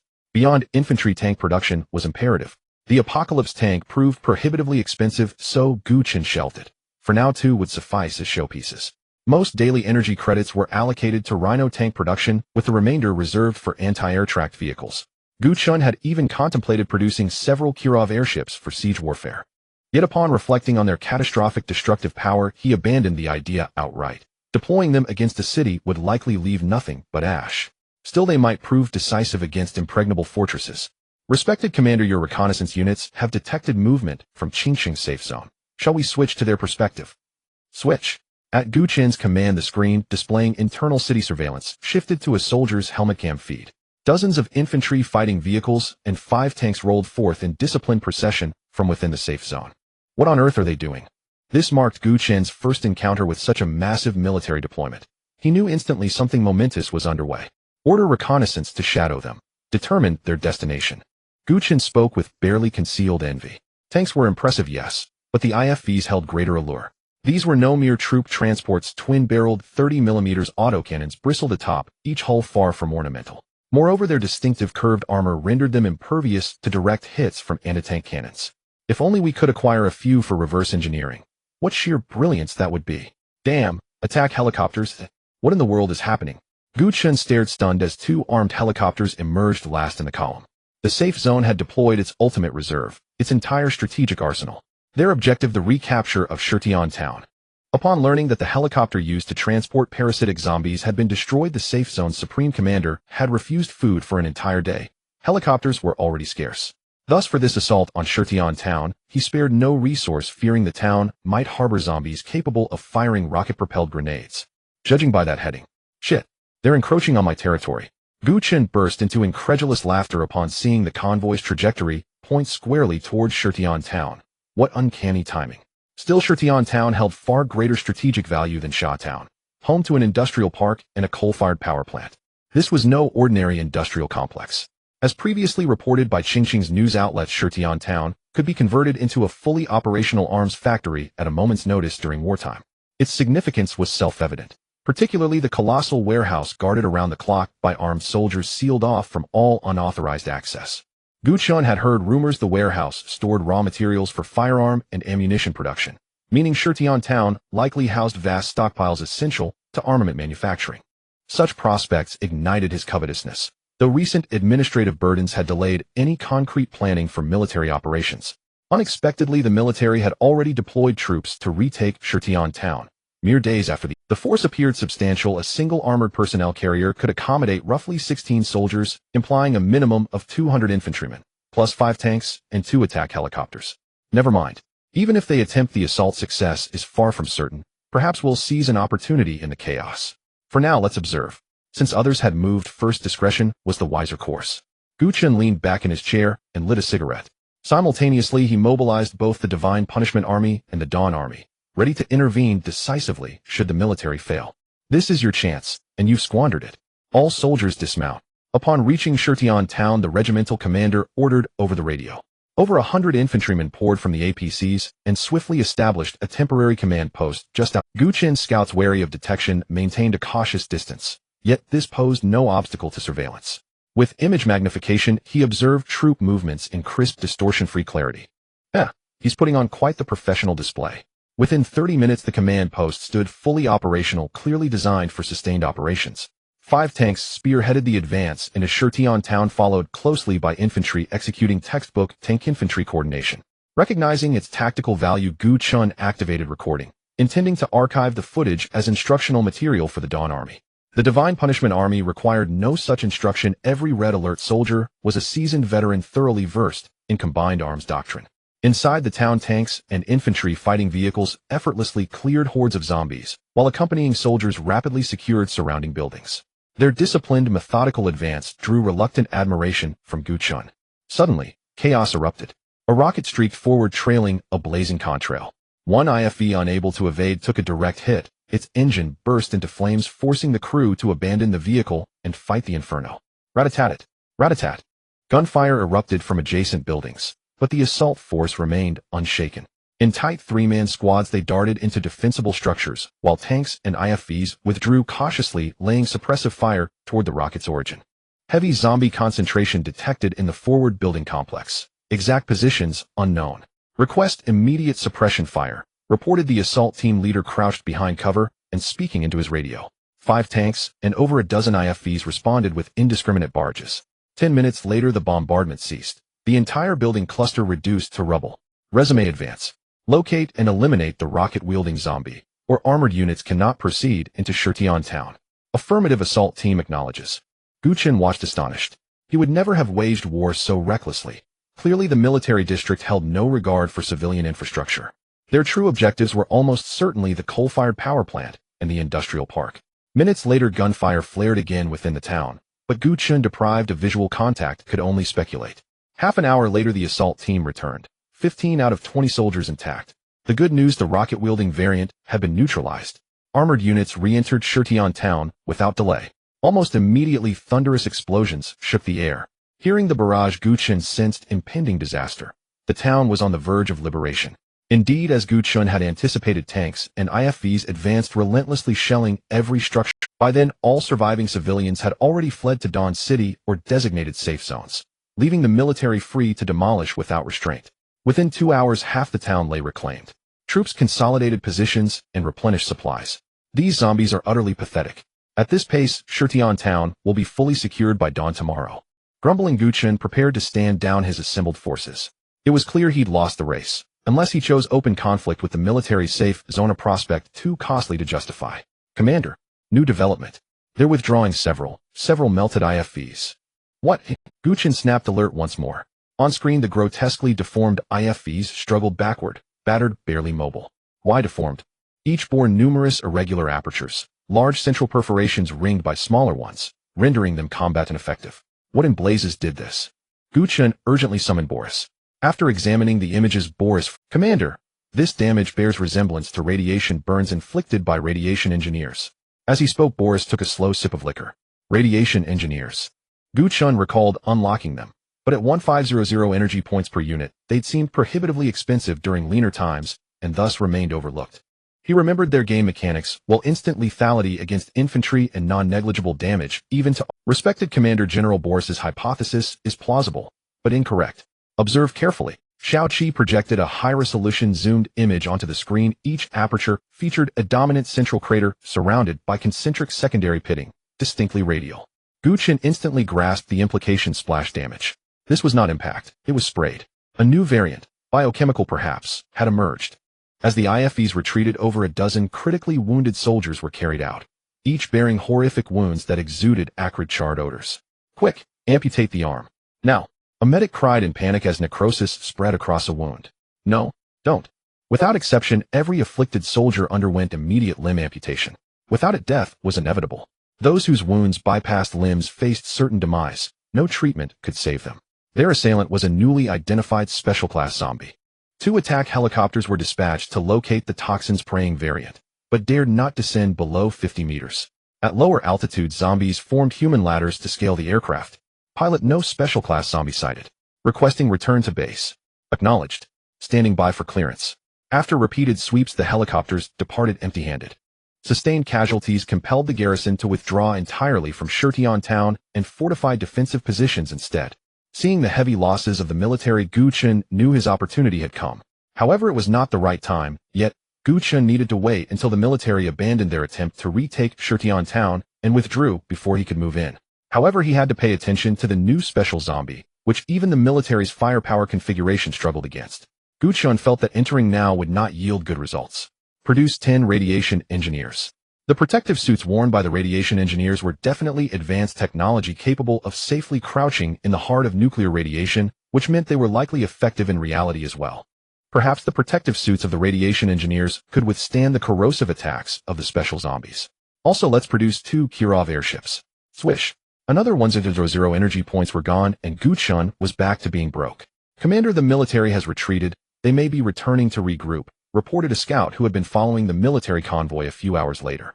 The opportunity has arrived. Notify the troops. We are setting out. Gu Chen walked out of the command room with a beaming smile. 5 radiation engineers had already been produced, and soon the production would be complete. As for the Kirov airships, they were not needed right now, and none had been produced yet. Outside Shuguang City, the Tianfa army and the Shuguang army had gathered. At a glance, the disparity between the two forces was evident, as the Shuguang army had not trained for long. However, this operation was also to hone the Shuguang army. Set out, Gu Chen said after picking up the intercom. He and Boris were in a command vehicle following behind the convoy, and there were too many personnel in the Tianfa army and the Shuguang army, so they could only walk. The distance was not far, just an hour's walk. An hour later, Gu Chen arrived at the temporary command room, set up by the military. It had already been cleaned up, but the defensive facilities had not yet been dismantled, suggesting that the military would return after regrouping. However, by then Shutian town would likely already belong to him. The commotion of 3,000 people was certainly not small, and the zombies in Shutian town were also stirring, moving towards Gu Chen's direction. Draw the zombies out and attack. With Gu Chen's command, the 3,000-strong army immediately opened fire, the sound of gunfire drowning out all other noises. The military had underestimated the zombies charging directly into Shutian town. Gu Chen would not make the same mistake, especially after learning that there were zombies capable of damaging tanks. After some time, over 10,000 zombies were lured out. However, they were all ordinary zombies, and against 3,000 soldiers eager for blood, they were not enough to fill the gaps. In just over 20 minutes, the zombies were wiped out, instilling great confidence in the soldiers of the Shuguang army, who even requested to enter Shutian town. But Gu Chen did not let his guard down. Shutian town, with its hundreds of thousands of residents, had only produced over 10,000 zombies amidst such a commotion. It was clear that things were not simple. The military's previous ease of advance might have been because most of the zombies were hiding. This 10,000 zombies that appeared were actually meant to confuse Gu Chen. However, the parasitic zombies controlling those in Shutian town were rather foolish. Did they really think he was an idiot for falling for such lowly tactics? Bring the Kirov airships over to me. If they like to play strategies, fools would play along, or why not just suppress them with firepower? That would be much more effective. Boris, indiscriminate bombing. After the cooldown period, bombed the perimeter of Shutian town. Commander. Boris saluted before boarding the Do helicopter and flew to a height of 100 meters to guide the MiG fighter jets. What did you say? The military district commander was stunned upon hearing the report. The people from Shuguang City were actually attacking Shutian town. How many soldiers did they deploy? The commander calmly sipped his tea. Shutian town was not so easy to conquer, or he wouldn't have withdrawn his troops. It appears to be several thousand plus 5 tanks, 4 armed helicopters, and a few armored vehicles. So many. The commander spat out his tea in disbelief. Yes, Commander, what should we do now? Should we send troops? No. We cannot engage in combat with Shuguang City for the time being, especially since they are also rescuing survivors and may have the support of hidden families behind them. We can't act rashly. Understood. After the messenger left, the commander walked back and forth in the command room. Shuguang City, oh Shuguang City, why do you always have to go against us? Since Shuguang City might be supported by the legendary hidden families, the commander was also cautious and did not dare to provoke them before receiving orders from above. What hidden families were they? He had never seen them, he had only heard of them. It was said that they emerged during the Ming dynasty and would appear whenever disasters struck the Xia nation, possibly as common folk, small merchants, or even beggars who could suddenly transform into members of hidden families. However, since the overthrow of the Qing dynasty, the hidden families had not appeared again, and everyone had forgotten about their existence. Currently, he had provided information about Shuguang City to the higher-ups, hoping to ascertain their identity and decide whether to treat Shuguang City as an enemy. While he was troubled, the battle was lively on the other side. Under Boris' indiscriminate bombing, most of the buildings on the outskirts of Shutian town had been destroyed. The Tianfa army and the Shuguang army each sent 500 soldiers into the ruins, confirming that there were no zombies left in the bombed area. Damn, this is too ridiculous. Kirov airship, go in and blow them up.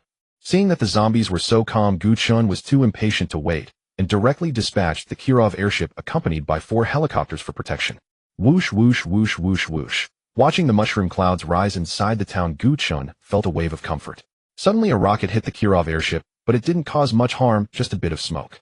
The unfortunate zombie was in for a rough time. A few minutes later, the MiG fighter jets arrived on schedule and accurately bombed the targeted position. Under the bombardment of the Kirov airship, the zombie horde hiding in Shutian town no longer concealed themselves. In just a few minutes, the streets were filled with zombies. Through the helicopter's perspective, Gu Chen finally saw the newly emerged zombies. Their heads resembled writhing flowers, looking extremely unsettling. Each time they attacked, the flowers would open and spit out a large mass of green liquid. This green liquid was capable of corroding steel. Fortunately, the airship and helicopters were flying high enough that the liquid couldn't reach them, but it did kill many nearby zombies. Damn, this thing is truly disgusting. Most importantly, there were quite a few of such zombies. Maintain rhythm, steady and deliberate. Gu Chen chuckled as he watched the zombie horde reduced to twitching, dismembered husks. Roar. A thunderous roar erupted from the mass. Then hundreds of thousands of zombies surged forth in a single churning tide. The sight startled Gu Chen, but only momentarily. Most of those hundreds of thousands were ordinary zombies posing no real threat. Still, the Divine Punishment Corps and Dawnlight Army instinctively fell back. A prudent measure given their lack of mechanized armor. Close quarters engagement would exact a devastating toll. Well, thank the heavens our commander had the foresight not to order a frontal assault. How could we possibly fight that many? Damn it. No exaggeration, even if they stood still and let me hack at them, I'd collapse from exhaustion before finishing half of them. Enough banter, the zombies are breaking through. Brother, stay sharp. Within the Dawnlight ranks, murmurs rippled across the lines. Yet every soldier raised his PPSH submachine gun, fingers tightening on the trigger. Nearly 2,000 PPSHs opened fire at point-blank range. At that blistering rate of fire, survival was impossible. Meanwhile, 10 Radiant engineers remained entrenched at the town's entrance awaiting the horde. Within seconds of entering the radiation zone, zombies liquefied into inert sludge. Every single one that crossed the threshold dissolved without exception. The only drawback lay in the Radiant engineers' extremely short effective range. So far, 2 had already fallen, cut down by sniper fire from mutated zombies. The survivors took cover behind rubble-strewn ruins, evading further shots. Ugh! A chorus of retching echoed across the battlefield. Then came the mutants, specialized zombies whose grotesque assault method stirred in Gu Chen a chilling memory, the toxic matron from an old game. Green acidic fluid sprayed forth, melting walls splattering onto Radiant engineers. As Gu Chen had predicted, the venom proved utterly ineffective against their reinforced bioshields. Thus, the Radiant engineers became near invincible, creating a lethal quarantine zone where any intruder perished instantly. Yet the enemy possessed firearms and used them with terrifying precision. As cover eroded under corrosive spray, Radiant engineers fell one by one, each detonating their built-in nuclear charges upon death, leaving behind a 10-meter radius of lethal radiation that persisted for several minutes. That field lasted roughly 15 minutes. Withdraw the Radiant engineers, now. Gu Chen watched half his squad perish, his expression tight with grim calculation. Each cost 1,500, unaffordable. No sooner had the Radiant engineers pulled back than the zombie tide flooded unimpeded from Shutian town, crashing in waves against the defensive lines of both the Divine Punishment Corps and the Dawnlight Army. Boom. Respected Commander, your Kirov airship has been shot down. I saw it. Its sluggish maneuverability makes it a sitting duck in the sky. The crippled Kirov did not fall silently. It plummeted straight into the heart of the horde. With a cataclysmic detonation, its entire payload ignited. Thousands of zombies were torn apart. The blast wave hurled thousands more skyward like ragdolls. Boris, I've acquired the target. 3 o'clock. Zombie wielding a rocket launcher. That's the zombie sovereign. Eliminate it, now. Affirmative, Commander. Boris ascended the helicopter and activated laser designation. The distance prolonged lock-on time. But the sovereign, oblivious and uncomprehending, stared blankly at the crimson dancing across its chest. Minutes later, spotting the distant silhouette of a MiG fighter, the sovereign finally fled, having seen that same streak of steel and fire too many times before. Boom, boom. 2 aerial bombs sealed its fate, ending the reign of the sovereign in fire and shrapnel. Priority directive: neutralize all mutant zombies. Clear the battlefield for Kirov strikes and Radiant engineer operations. Among the hundreds of thousands, mutants numbered only in the low thousands, easily dispatched in theory. Yet each refused direct confrontation, vanishing into shadows, striking only from ambush. Gu Chen half suspected their intelligence had been entirely invested in deception and treachery. After several more hours of relentless combat, he ordered a tactical withdrawal. It was unavoidable. The sheer scale was insurmountable. Even with unlimited ammunition, slaughtering hundreds of thousands would take days. Upon hearing of Gu Chen's retreat, the commander of Qingqing Safe Zone laughed aloud, delighted, assuming Gu Chen had suffered the same catastrophic failure he himself had endured. He did not know Gu Chen had merely withdrawn to resupply. Night falls. Stand down until dawn. Dismiss the troops. Let them rest and prepare for tomorrow's battle. Also instruct Zhang Yi to compile and report casualty figures immediately. Gu Chen issued the orders from his command chamber to Shao Qi. Understood, respected commander. Within moments, Zhang Yi's casualty report arrived. Divine Punishment Corps 125 fallen. Dawnlight Army 139 fallen. Armored units 0 losses. Air assets 1 Kirov airship destroyed. Only 3 Radiant engineers remained. Effective though they are, their personal armor is woefully inadequate, and allied units cannot safely approach their radiation fields. Sigh. Back to tank production. By dawn, Gu Chen's rhinoceros tank fleet would reach 20. At his current revenue, he could allocate 30,000 daily toward tank production, yielding 12 tanks per day, while also recruiting 100 new conscripts daily. Meanwhile, corpse clearance and structural repairs in Dawnlight City had concluded. For survivors unable to venture beyond the walls, either due to incapacity or lack of combat training, Gu Chen assigned a new purpose: farming. Beyond Dawnlight City's outer wall, he had cordoned off a dedicated agricultural zone. Yet Qingqing's climate permitted only potatoes and maize. That very limitation had long discouraged agricultural development in Qingqing. Now necessity overruled preference. Potato seed stock brought earlier from Liu family village ensured planting could begin without delay. Watching the freshly sown earth, Gu Chen strolled slowly along the city ramparts, returning to his command chamber. In 2 days, Shutian town's zombie infestation would be all but eradicated. Elsewhere, the military safe zone, after formal consultation, abandoned plans to reclaim Shutian town. Without heavy weaponry, their forces stood no chance against its teeming hordes. Not everyone possessed Gu Chen's uncanny advantage. Abandoning the operation did not mean relinquishing the objective, only deferring it. Qingqing's safe zone resolved to begin with simpler targets. Their next objective, Longtown, a modest settlement of 40,000, yet disproportionately affluent home to numerous corporate headquarters. Yet lacking mines or industrial infrastructure, Longtown held little strategic appeal for either Gu Chen or the military until now. Desperate to demonstrate tangible progress, the safe zone redirected its focus there. A mere 40,000-strong town, no more than 30,000 zombies, posed a manageable challenge for Qingqing's forces. A night passed, and Gu Chen awoke from the soft bed. The Rhino tanks had reached 20 units, and to expedite progress, Gu Chen ordered all of them into action, while simultaneously commencing production of the V-3 missile vehicles.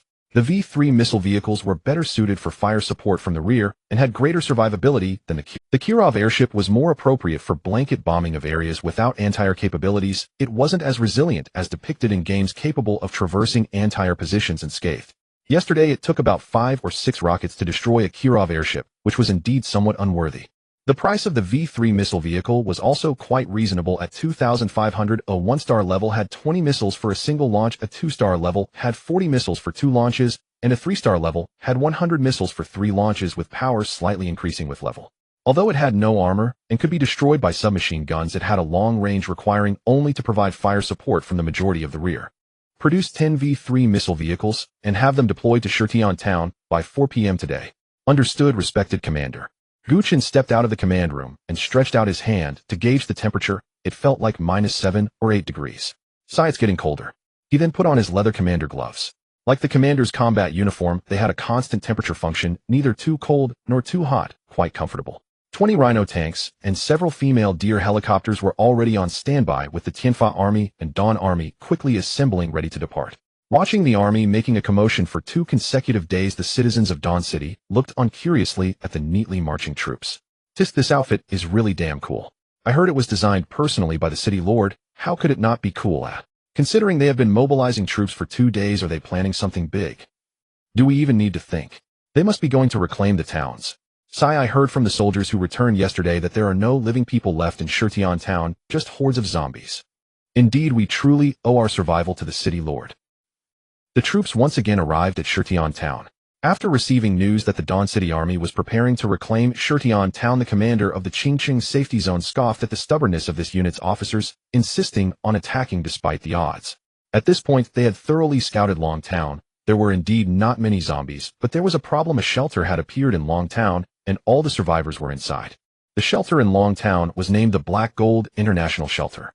Its predecessor was the Black Gold International Security Company, a powerful international security firm equipped with ample weaponry, and most of its security personnel had military training, including many retired special forces. However, the Black Gold International Shelter was now refusing to allow them entry into Long Town. A conflict even broke out between the two sides, resulting in mutual destruction as their strengths were quite similar. The only difference was that the Black Gold International Shelter lacked armored vehicles, but they had 5 civilian helicopters and 10 civilian Hummers. However, these troublesome matters were all the military's concern. Gu Chen was currently smoking and reclining with his legs crossed, watching the relentless bombardment of Shirtian town. "Don't stop, the Rhino tanks keep bombing," Boris said, looking like a war profiteer, sitting on top of the command. Despite the cacophony of gunfire around him, Boris remained relaxed, occasionally directing MiG fighters to bomb areas with high concentrations of zombies. They continued this bombardment throughout the morning. The zombies did not seem to decrease in number, and the soldiers' supplies were dwindling. Fortunately, Gu Chen had anticipated this issue and used the remaining energy points to produce 5 supply trucks. All red alert units within the supply trucks range would automatically replenish ammunition. Additionally, 5 supply trucks were also brought to the Dawn Army, but someone needed to unload the trucks and load the ammunition, which was done by the civilians who had accompanied the trucks to the front lines. Since the zombie king of Shirtian town had been blown to pieces, the nearly 2 zombies now had no tactics. They rushed forward mindlessly at the sound of gunfire. Some zombies were not even shot dead. They were trampled by the zombies behind them. There were also not many special zombies left in the horde. They occasionally emerged to take potshots, but were of little use. These 2 zombies could not withstand the firepower of several thousand soldiers and 20 tanks. Gu Chen even felt that if the global military bases and governments had not been attacked, this group of zombies would not have posed any significant threat. A modern army of several thousand could easily fend off over 100,000 mindless ordinary zombies. At 4 p.m., the V-3 missile vehicles arrived on time, marking the conclusion of the effort to reclaim Shirtian town. After a round of bombing, a quarter of Shirtian town was directly covered. Boom. Clouds of small mushroom explosions rose, a scene witnessed by the safety zone officers observing Shirtian town through binoculars. After reporting to the commander, he was astonished. Missile vehicles. These could guide themselves without satellites, but where did they come from? Yet his subordinates would not deceive him. He hurriedly rushed up to the observation tower and lifted his binoculars to take a look. Damn impressive. The commander's lips twitched as he finally understood why Dawn City was so audacious in wanting to station troops in the Qingqing safety zone. With their firepower, they could flatten the safety zone in no time. Now he didn't care where Dawn City had acquired their equipment. He just hoped they wouldn't one day decide to eliminate him. After several rounds of bombardment, there were no more hordes of zombies in Shirtian town. The remaining task fell to the infantry. They would reclaim each street, and if all went well, they would take Shirtian town by tonight. Commander, numerous hostile targets are approaching Shirtian town. Xiao Qi's voice came through, and the radar displayed a series of red lines. So fast. Mutated animals. Seeing the red dots approaching at high speed, Gu Chen quickly issued the order to retreat. It was approaching evening. Large-scale combat was no longer suitable. Half an hour later, the troops gathered, and the mutated animals finally appeared in Gu Chen's line of sight. It turned out to be sparrows. Indeed, thousands of mutated sparrows with hundreds of mutated wolves running on the ground, evidently attracted by the gunfire. Quick, evacuate. Buzz. Leaving behind the anti-air tracked vehicles for cover, all the troops began to retreat, followed closely by the anti-air tracked vehicles. To Gu Chen's surprise, the target of these mutated animals was not him. They merely regarded him as an enemy. Their real targets were the corpses on the ground, as well as the zombies. Gu Chen had always believed that zombies and mutated creatures were akin to one family, but now it seemed he had overthought it. Mutated creatures would attack zombies and consider both zombies and humans as food. Even different species of mutated animals would kill each other. Haha, that's good. Oh, at least humans are not fighting alone. And Gu Chen chuckled, then skillfully lit a cigarette. For some reason, his smoking frequency had been increasing lately. After returning to Dawn City, Gu Chen ordered the expansion of the Dawn Army. In the recent battles, they had lost several hundred men, so they needed to prepare some reserve troops. However, their sacrifices would not be in vain. Not only would their families receive compensation, but their names would also be recorded. The process of expanding the Dawn Army went very smoothly, recruiting 1,000 soldiers in one night before halting the enlistment. Outside Dawn City, 2 individuals clad in tattered grass and wearing masks slowly crawled towards two mutated wolves nearby. One of them gestured to the other, and then they crawled forward in unison. It wasn't until they were about 5 or 6 meters away from the wolves that the mutated beasts noticed the presence of humans, but it was too late. The two men swiftly took the wolves down. With skilled elbow strikes, throat locks, and neck twists, their movements were synchronized. Qualified, Li Gong said, satisfied as he took out a stopwatch. Congratulations, you have completed the training and become true elites. I hope you will serve as capable subordinates to the commander. As he spoke, Li Gong suddenly saluted. Du Wei and Yang Li also saluted in return. Indeed, it was these two, both wearing skull masks, which made them appear quite intimidating. We swear loyalty to the commander. Tomorrow you will report to the commander, who will assign you new tasks. Yes, squad leader Li. After saluting, Du Wei and Yang Li left. Although they had undergone a loyalty test by Boris, their minds had not been controlled. They simply had an unthinking admiration for Gu Chen, their faith firmly rooted in him.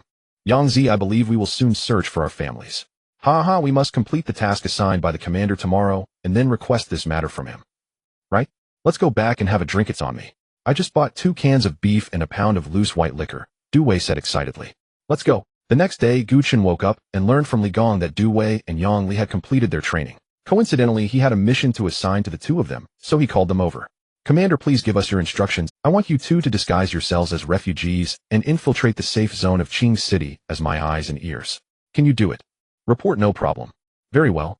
We will communicate through the smart wristbands. It do not get discovered. Yes, Commander. After saluting, the two went to collect a set of tattered clothes, and after covering themselves in dirt, they began preparing for their undercover work. On the other side, the recovery of Shitian town was nearing completion. Unless there were any special circumstances, it would be reclaimed today, so Gu Chen did not accompany the troops. To his surprise, mutated sparrows and wolves were still feasting on corpses in Shitian town. Had they not eaten enough after a whole night? Since they were still hungry, let's add some seasoning for them. A mere 1,000 mutated creatures posed no threat to Gu Chen's forces. The main reason for the retreat last night was that it had grown dark. Mutated sparrows were small and easy to sneak attack while flying in the air. But what was there to fear during the day? With anti-aircraft armored vehicles and anti-aircraft troops, they could unleash their firepower. As for the mutated wolves, they posed no threat at all. After half an hour, the battle ended, and there were not many zombies left in Shitian town. There should be about 10,000 scattered throughout the various corners of Shitian town, all lucky enough to have survived the V3 rocket barrage. By the afternoon, the safety of Shitian town had been secured. Gu Chen felt a sense of regret, as there were indeed no survivors. Since the emergence of parasitic zombies, almost all the humans hiding in their homes had been flushed out, leaving no survivors hiding at home. Report, Commander, Shitian town has been secured. Should we split our forces to attack the coal and electricity station and the industrial park? The Tianfa army will reclaim the industrial park, and the Dawn army will head to the coal and electricity station. Yes, Commander. There were not many zombies at the industrial park and coal station, so they were easily taken down. However, Gu Chen connected with Boris's vision. Boris had discovered something very strange in the industrial park. What is this? Gu Chen looked at the female zombie, whose belly was larger than its entire body, feeling somewhat disgusted. Unclear, but it has been confirmed that it has no attack capabilities. After finishing his sentence, Boris looked at the writhing zombie with some disgust and took a sip of alcohol to suppress it. Roar! Damn, hurry up and deal with it, it's really disgusting. Yes, Commander. Bang bang, under the fire of several mobilized soldiers, the zombie was shot down. However, its belly continued to writhe and a series of disgusting bugs crawled out from inside. Among them were the bugs Gu Chen had seen before, marked as Class C parasites, along with some he had never encountered. A swarm of newborn bugs dragging sticky liquid crawled everywhere, while also yelling at the mobilized soldiers. One mobilized soldier accidentally stepped on a bug, and all the other bugs swarmed in to feast on their fallen comrade. At the same time, the zombie's corpse was wrapped up by hundreds of bugs, leaving only bones in an instant. Boris decisively took out a Molotov cocktail and threw it, while the mobilized soldiers also pulled out grenades. The air was filled with the sound of explosions and a foul odor. Boom! After a series of explosions, the swarm of newborn bugs was exterminated. Continue searching, see if there are any more. If so, eliminate them directly. Also pay attention to the coal and electricity station. Yes, Commander. If nothing unexpected happened, this thing should be a parasite, and the bugs Gu Chen had never seen before might be other types of parasitic zombies. So disgusting. Gu Chen took another sip of water. Fortunately, these bugs had weak attack capabilities. Otherwise, with their reproductive abilities, humanity would be unable to withstand them. With thousands of bugs in its belly, that zombie was probably also parasitized and used as a breeding host by the swarm of bugs. Forget it, I won't think about it. The industrial park can be put into use today. Let the engineers go check if they can modify it to produce some weapons or something similar. With the gradually scattered gunfire, the coal power station was successfully recaptured. After such a long battle, most of the buildings in Shutian town had been reduced to rubble, making it unsuitable for habitation. It is possible that residential buildings will be rebuilt in the future, but for now the houses in Shiguang City are sufficient. The remaining task is to clear the corpses from the industrial park and the coal power station. This work does not require the army. A casual recruitment in Shiguang City brought over 1,000 people to clean the battlefield. The corpses in Shutian town cannot be left behind, otherwise they could attract mutated animals, which would create further troubles. Additionally, Gu Chen collected 3 complete insect corpses which he had never seen before, intending to take them back for the engineers to study. With such a commotion in Shutian town, the 2 surrounding shelters could not possibly be unaware, especially the Qingqing safe zone, which had been closely monitoring Shutian town. Upon seeing the troops from Shiguang City enter Shutian town, they were so shocked that their jaws nearly dropped. They were not astonished by Shiguang City's recapture of Shutian town, but rather by the weapons of Shiguang City. What did you say? Shiguang City is still using airships. Yes, Commander, it is indeed astonishing, isn't it? But where did they get these antiques that were already obsolete during World War II? The commander rubbed his chin in confusion. Clearly Shiguang City already had bombers. Why waste energy on? I'm not sure, but watching that airship blow up zombies was truly exhilarating. Even I enjoyed it from above. Alright, let's not discuss Shiguang City any longer. Have we figured out the strength of the Heijin International Shelter? Yes, more or less. Heijin Shelter has more than a dozen modified civilian Hummers and a few helicopters which pose some threat after carrying combat personnel. In terms of individual equipment, everyone is equipped with bulletproof vests. The commander nodded slightly, acknowledging that according to Xia country's laws, international security companies are indeed permitted to have such configurations. Besides, handguns, rifles, submachine guns, and shotguns can all be owned in a parallel world. However, heavy firepower and sniper rifles are not allowed. Nonetheless, most international security companies still smuggle some weapons privately. In that case, let's attack. We will subdue them until they surrender. This task will be assigned to the 3rd Regiment. Yes, Commander. Additionally, the mortar unit will follow. Haha, if Shiguang City cannot handle a single security company, then who can? Heijin International Shelter. Jim, those big soldiers from Xia country are in your hands. If all goes well, they will soon launch an attack on us. Understood, boss. A burly black man saluted the man sitting in the boss chair, who was from Xia country, before leaving. This person was Lin Feng, the chairman of Heijin International Security Company. He had served in the Foreign Legion for 8 years and participated in many wars of various sizes. Later, due to an injury to his leg, he had to retire, and he successfully established Heijin International Security Company in Xia country using the connections he had built over the years. One could say that his life has been quite legendary. Hearing a sudden cry for help from outside the office, Lin Feng frowned, took out his pistol, and walked out. He saw a woman being forcibly dragged into the restroom by 2 muscular men, clearly intending to commit a heinous act. Lin Feng followed them at a leisurely pace. Bang! Bang! After 2 gunshots rang out, the guards inside the security company rushed over immediately. Boss, are you hurt? Lin Feng ignored the man and pointed at the 2 corpses on the ground, saying, throw them out, feed them to my pets. Yes, boss. The woman also looked at Lin Feng with a face full of terror and only dared to leave after Lin Feng gestured for her to put on her clothes. I have said before that anyone who joins Heijin International Security Company is prohibited from raping women, using drugs, and gambling. These 3 points are still in effect now. Lin Feng extended 3 fingers and spoke calmly in front of the numerous armed guards. Yes, boss. Disperse now.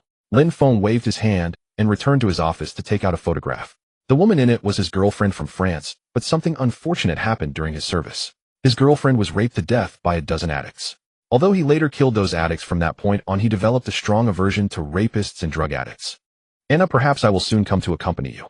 In this apocalyptic world, no one dared to say they could see tomorrow's sun, so Lin Feng viewed death with indifference. He was not afraid of the battlefield filled with gunfire. Why would he fear the apocalypse? On the other side, Du Wei and Yang Li had not eaten since receiving their undercover mission, allowing themselves to appear as if they were on the brink of death. At this moment, the 2 finally arrived at the city gates of the Qingqing safe zone. The 2 soldiers on guard saw the figures in the distance, first raised their guns to aim, and after confirming that both were human, they lowered their weapons and ran over. Officer, help us. Du Wei shakily said, while supporting Yang Li. I will take you to the inspection passage. As long as you pass the inspection, you can enter the safe zone, and then you can go to the cafeteria for some porridge. There is no food service at this hour. The 2 soldiers did not waste any words and took the 2 to the inspection passage. After confirming there were no injuries, the 2 gratefully entered the safe zone. Old Du, where should we go first? Yang Li, pretending to be unable to walk, asked with his head down. Let's go to the cafeteria first. Didn't the soldiers say there's free porridge? We might as well take advantage of it. I'm starving after not eating for so long. Yes, don't forget the mission the commander assigned to us. Rest assured, Wei sent a message to Gu Chen using his smart wristband while speaking. Upon receiving the message, Gu Chen looked towards the safe zone where the shadows on the map had slowly expanded. Haha, the mission is proceeding smoothly. He then edited a message in response instructing them to continue lurking and try to blend in to attain some official. The corpses in Shutian town had not yet been cleared and Gu Chen had nothing to do for the moment, so he continued to practice combat skills with Boris. His combat skills had become quite strong, and neither Li Tian nor Li Gong had the ability to resist against him, especially since Gu Chen was fighting in a restrained manner. Thus, in terms of combat techniques, Gu Chen had already surpassed Li Gong and Li Tian. Alright Boris, let's call it a day. I'm getting a bit hungry. Gu Chen waved his hand and wiped the sweat off his forehead, then asked Boris to fetch a few cans of beef. I must say the beef cans produced by the Red Alert base are indeed genuine, with large chunks of braised beef each containing about half a pound of meat, and the taste is very delicious. Especially Boris, who always enjoys drinking with the beef cans, making Gu Chen feel hungry just by watching. The next morning, the residents of Shuguang City resumed their daily lives as usual, while a civilian cleanup team, escorted by an armed convoy, departed for Shutian town to process the battlefield. Clearing the hundreds of thousands of corpses would take several days. Fortunately, it was winter. Had it been summer, the stench would have become unbearable. Meanwhile, Gu Chen leisurely ate his breakfast while in Qingqing City's safe zone. A high-level command meeting was underway, where officials had just decided to halt all free food distribution to survivors. This order may provoke widespread resentment. Let them taste lead. An enraged colonel slammed his fist onto the table. That very morning, he had witnessed numerous diners at the communal mess hall openly disdain their meals and secretly discard them. Investigations confirmed this behavior had persisted for days, not merely hours. Silence. The commander shot a stern glare at the colonel, then sighed deeply. Have those individuals been— Yes, commander. Starve them for 3 days, water only. Thereafter suspend all free food rations within the safe zone. Daily sustenance shall consist solely of 1 bowl of thin rice gruel. Any assembly or unrest will be met with immediate arrest. Meeting adjourned. Yes, commander. Numerous officers rose, saluted crisply, and departed, evidently satisfied with the resolution. This course was unsustainable. Without replenishment, food stocks would dwindle inexorably. Though agricultural planning had begun, cultivating viable crops required far more time than the current crisis allowed. Ultimately, the region's geography worked against them, economically advanced, yet utterly devoid of arable land. In this apocalyptic reality, hastily sown fields offered no salvation. Shall we propose a food trade with Shuguang City? Mutated animal meat had already been tested on lab mice and proven lethally infectious. That avenue was closed. Black Gold International Shelter faced identical shortages. As a private security firm, it had never stockpiled substantial provisions. Yet through sheer force, its personnel had stripped Longshan town's supermarkets and markets bare, securing only a temporary reprieve. Boss, shall we contact Shuguang City and negotiate a food exchange? Exchange with what? Water. At his subordinate's suggestion, Lin Feng's eyes lit up. Of course. He controlled a water source. Longshan town housed a municipal water purification plant, now under Lin Feng's absolute control. Its supply had been verified uncontaminated. All Black Gold personnel drank exclusively from it. Lin Feng was certain Shuguang City would accept such a proposal, and dispatched an envoy bearing water samples to negotiate terms. Within hours, the envoy reached Shuguang City's outer perimeter, and stood stunned before its towering wall. Had he somehow crossed into another world? Where had such a colossal fortification emerged? Still mindful of his mission, he underwent thorough inspection by 2 sentries before declaring his identity and purpose. Leave the water sample. You may return. We shall inform our city lord. Appreciate it, brother. Once the envoy departed, Gu Chen was promptly briefed. He inclined toward accepting the offer. Every citizen of Shuguang City, including himself, relied on dwindling stocks of pre-apocalypse bottled water, while the logistics factory could produce more, but at prohibitive cost. Acquiring water through trade would thus be highly advantageous, though neither Gu Chen nor his Tianfa or Shuguang armies would consume it directly. Poison remained an unacceptable risk. At most, it would be distributed to civilian residents. Moreover, Gu Chen had already marked Longshan town for acquisition. He recalled Longshan possessed an unpolluted underground aquifer and a fully operational purification plant. Crucially, upstream contamination posed no threat to its flow. Dispatch a telegram to Longshan via Zheng Yi. Confirm the trade, but set the price ourselves. Understood, honorable commander. Gu Chen nodded faintly, his mind already retracing Longshan's layout. A modest population, yet economically robust. A water purification plant. Then Longshan must be our next objective.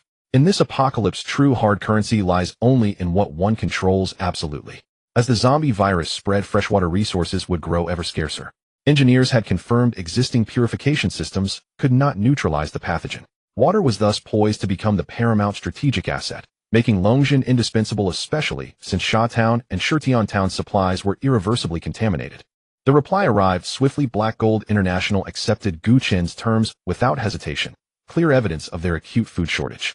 Half a ton of rice for 2 tons of water. What do you think, Xiaoqi? Honorable Commander, the groundwater feeding Longshan's plant is undoubtedly abundant, sufficient to sustain its population for over a century.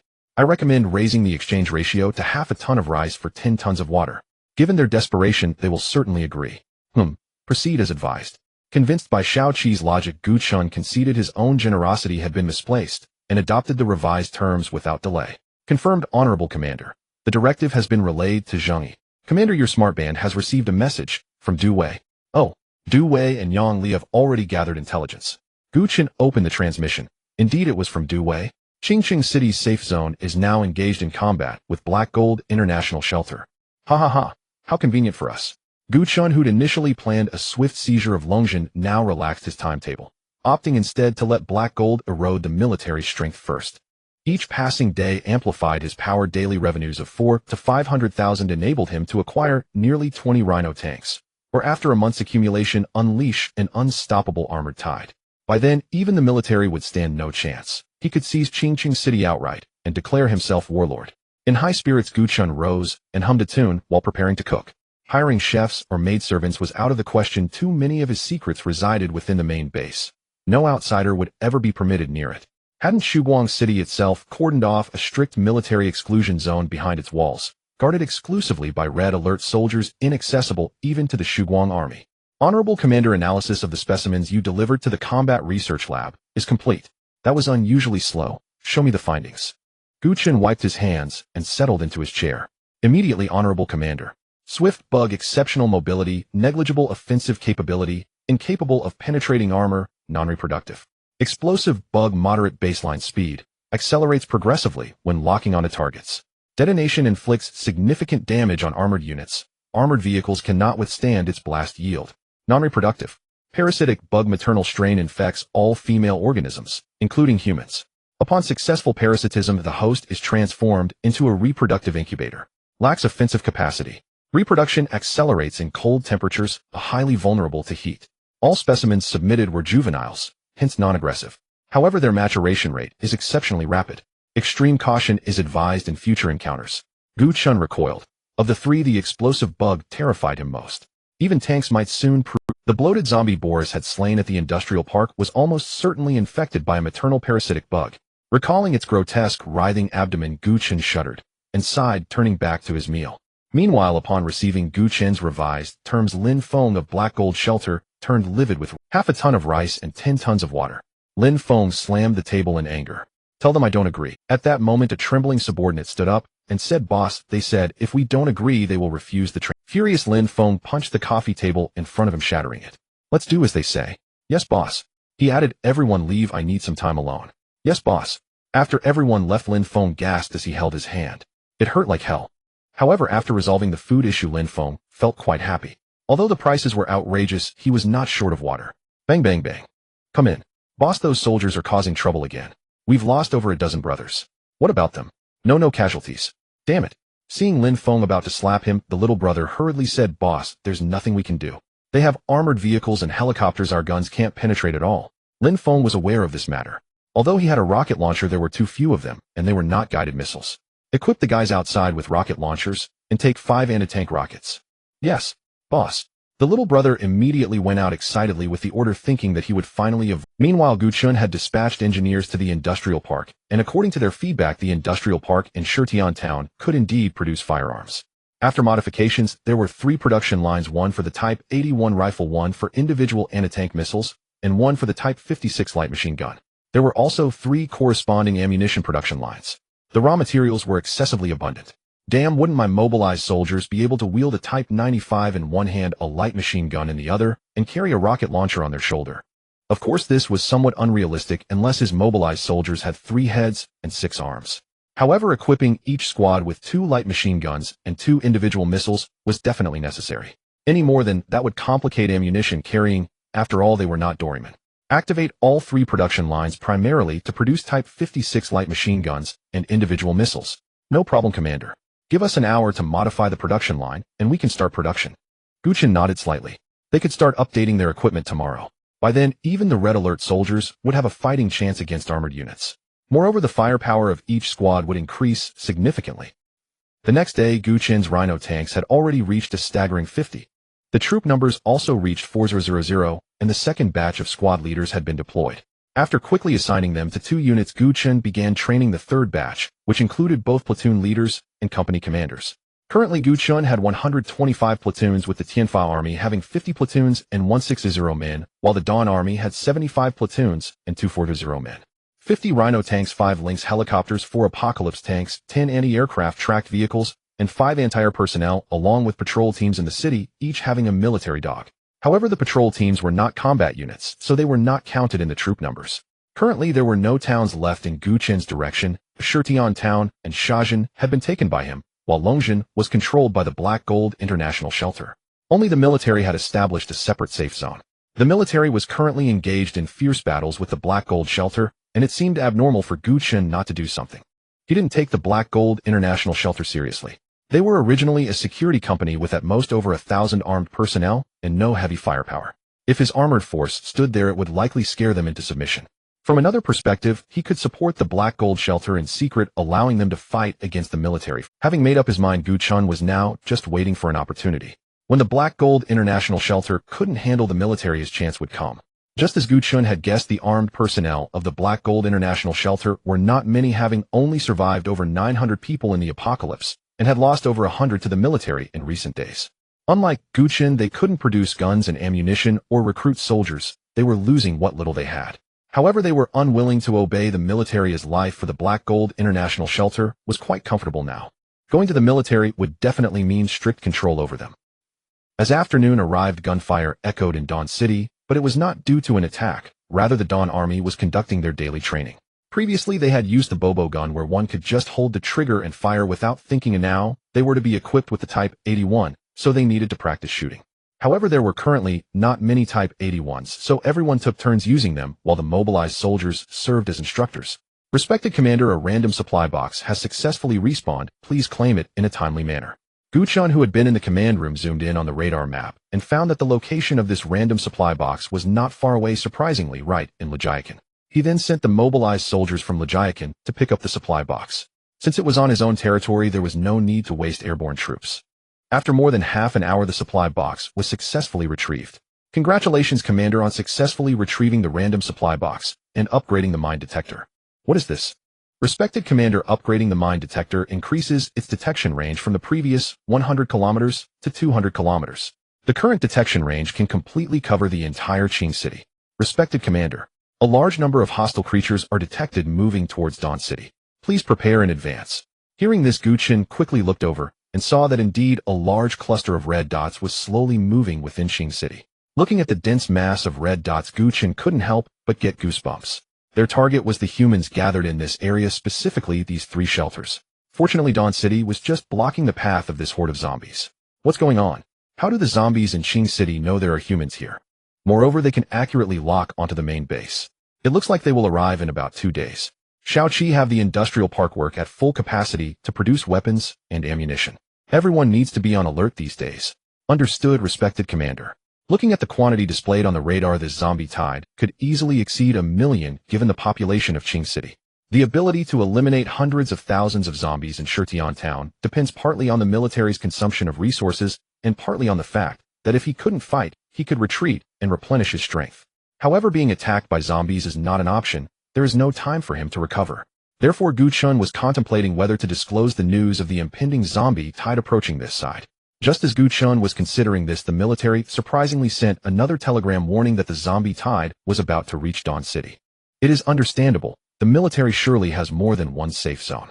Since the government has long sensed the disaster's approach, they must have prepared adequately, though they might not have anticipated the horror of this calamity. In addition, the military had also provided information to the Black Gold Shelter, putting aside past grievances. It remains uncertain whether the Black Gold Shelter would believe it. After expressing gratitude to Zhang Yi from the safe zone, Gu Chen felt relieved. 3 shelters cannot possibly be unable to withstand 1,000,000 zombies, right? Have the news been spread? Yes, Commander. Sigh, after all, we are all human. When it's time to fight, we should unite against external threats. Commander, if the information turns out to be inaccurate, the other 2 forces might blame us. Let them blame us. I have only done what I should.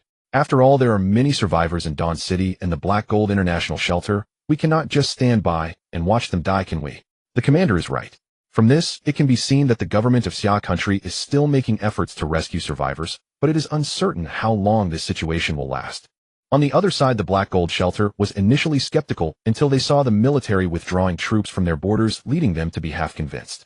After all, they had previously been engaged in combat with the military, and now the military was warning them of an approaching zombie tide, urging them to prepare. Anyone would have doubts. Fine, let's temporarily believe it. Notify everyone that they must rotate duty 24 hours a day for the next few days. Alcohol is prohibited, and they must reach their positions immediately upon hearing the whistle. Yes, boss.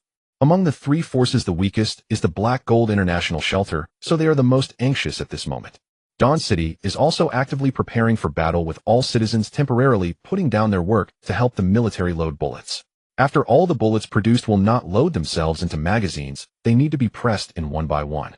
Initially, upon hearing about the 1,000,000 zombies attacking, the citizens of Dawn City were very panicked, but thinking about the tall and sturdy walls and the past victories, they gradually calmed down and actively engaged in preparations. When there are too many zombies, they will definitely pile up against the city walls. Boris organized some people to make more Molotov cocktails in the next few days to clear the zombies. All right, Commander. Boris saluted and left the command room. Produce 10 demolition experts. The demolition experts are actually Crazy Ivan, who might have a miraculous effect in clearing the zombie tide. Additionally, more V-3 missile vehicles and Kirov airships can be produced. The Rhino tanks can be set aside for now. They will be fighting a defensive battle, not an offensive one, so the tanks won't be useful. What is currently troubling Gu Chen is Shirtian Town. Although there are no people in Shirtian Town, there are industrial parks and coal power stations. The industrial park relies entirely on the coal power station for support. Both are indispensable. The industrial park is very important to Gu Chen. After careful consideration, he decided to head to Shirtian Town to establish a forward base and protect the industrial park and coal power station. Fortunately, the 2 locations are not far apart. Once the energy points are sufficient, he can produce base vehicles. Gu Chen, who initially thought the energy points would be enough, became anxious again due to energy point issues. We still need to develop more mining areas. The mining vehicles he is currently producing are already saturated, and adding more would cause overflow. Lojayakan and Shajin are the only 2 places with mining areas. To obtain new mining fields, expansion is necessary. Coincidentally, he needs to unlock the Allied Forces faction. Thinking this, Gu Chen opened the map. To the northwest of Dawn City is Qingqing, which has many mines, but is also full of zombies. To the east is a small city called Ning City, which also relies on energy resources. It has a copper mine and an oil field with a population of about 1,000,000, significantly fewer than Qingqing, making it relatively easier to conquer. After marking Ning City on the map, Gu Chen closed it. He must capture Ning City because the Yellow River flows through that area, allowing for the construction of a naval dock. Once the situation here stabilizes, Gu Chen can send troops to Ning City. Commander, the Black Gold International Shelter has sent us the first batch of drinking water. Do you need to review it? No need. Find 2 lab rats to test for poison, then pack some rice and send it over. All right, Commander. By the way, they inquired whether they could purchase some weapons. I understand. I will contact. All right, Commander. Exchange weapons. He happens to be ready to retire a batch of babosha, should he process them for the Black Gold International Shelter. After thinking it over, Gu Chen felt it was entirely feasible. The Black Gold International Shelter lacks industrial capacity. Even if he gives them babosha, they cannot produce bullets themselves, so they would still have to rely on him. For a long time, the Black Gold International Shelter has naturally become a subordinate force of Dawn City. Zhang Yi replied to the Black Gold International Shelter, "We can trade, but I don't want water. I want gold, silver, or raw materials." All right, Commander. Black Gold International Shelter. Dawn City wants gold and silver in exchange. Yes, boss. Isn't it strange that Dawn City still wants these during the apocalypse? Perhaps for industrial use. After all, Dawn City has formidable strength. Since they want these, let's give it to them. Long Town is full of wealthy people, and they likely have many luxury goods. Lausen, take some people out to search. I didn't expect Dawn City to be so accommodating, exchanging something as important as weapons so readily. All right, boss. Lausen slightly bowed and retreated while the others left after Lin Feng waved his hand. Lin Feng probably never imagined that Gu Chen would offer him antiques from the last century, and he still felt that Dawn City has a broad vision. Walking back and forth in the office, Lin Feng decided to send more people out to search for gold and silver as the zombie tide is about to arrive. Gu Chen was initially pondering how to deal with these obsolete babosha. Now it's good. Someone is willing to take them off his hands, and he can also make a profit while indirectly controlling the Black Gold International Shelter. It can be said to achieve multiple objectives with one action. The next day, a truckload of gold and silver jewelry was delivered. Honored Commander, the supply vehicle from Black Gold International Shelter has arrived. Have them unload the goods, then provide them with the prepared weapons. Understood, Honored Commander. Gu Chen had packed the PPSH submachine guns for the trade last night, and he thoughtfully included 2 clips of ammunition for each gun. 5 kilograms of various jewelry exchanged for 50 PPSH submachine guns. This deal is worthwhile. Exchange everything. Ding ding ding. 4,000 energy points received. Although it's not much, it's a steady stream, accumulating thousands at a time adds up considerably. Not to mention that the ammunition is the real key. After receiving the goods, the representatives from the Black Gold Shelter were somewhat dissatisfied, as this was 5 kilograms of luxury items. After communicating with Lin Feng via the intercom, they finally left. Lin Feng thought, in this apocalypse, luxury items are useless. It's already a good thing that they are willing to trade. Why nitpick? Besides, the PPSH is quite good and easy to use. Continue collecting various precious metals. We need to exchange for more ammunition, as this thing consumes a lot of bullets. Thinking about the stable source of weapons and ammunition in the future, Lin Feng happily propped up his legs. Xiaoqi, how is the production of the V-3 missile vehicles and Kirov airships going? Honored Commander, currently, there are 13 V-3 missile vehicles and 3 Kirov airships. Continue production and equip the mobilized troops with Type 56 light machine guns and individual rocket launchers. Understood, Honored Commander. In just one day, the industrial park produced over 500 Type 56 light machine guns and more than 100 individual rocket launchers. The ammunition was measured in the tens of thousands, while the rocket launcher ammunition was somewhat less, with 200 explosive rounds. They should be able to produce much more before the zombie tide arrives tomorrow. Upon learning that the zombie tide tomorrow would consist of over 1 million, the people in Dawn City were anxious, yet they did not stop working, rather they became even more diligent. They didn't even spare time for meals, knowing that their ability to protect their new home depended on these bullets. Box after box of magazines were moved to the city wall, while supply trucks were parked below, dedicated to resupplying the mobilized troops. The safe zone in Qing City and the Black Gold Shelter were also preparing for the impending zombie tide. When Black Gold International Shelter discovered they had limited ammunition, they submitted an order for 100 rounds to Gu Chen. Receiving such a large order at once, Gu Chen remarked that bullets are indeed highly profitable.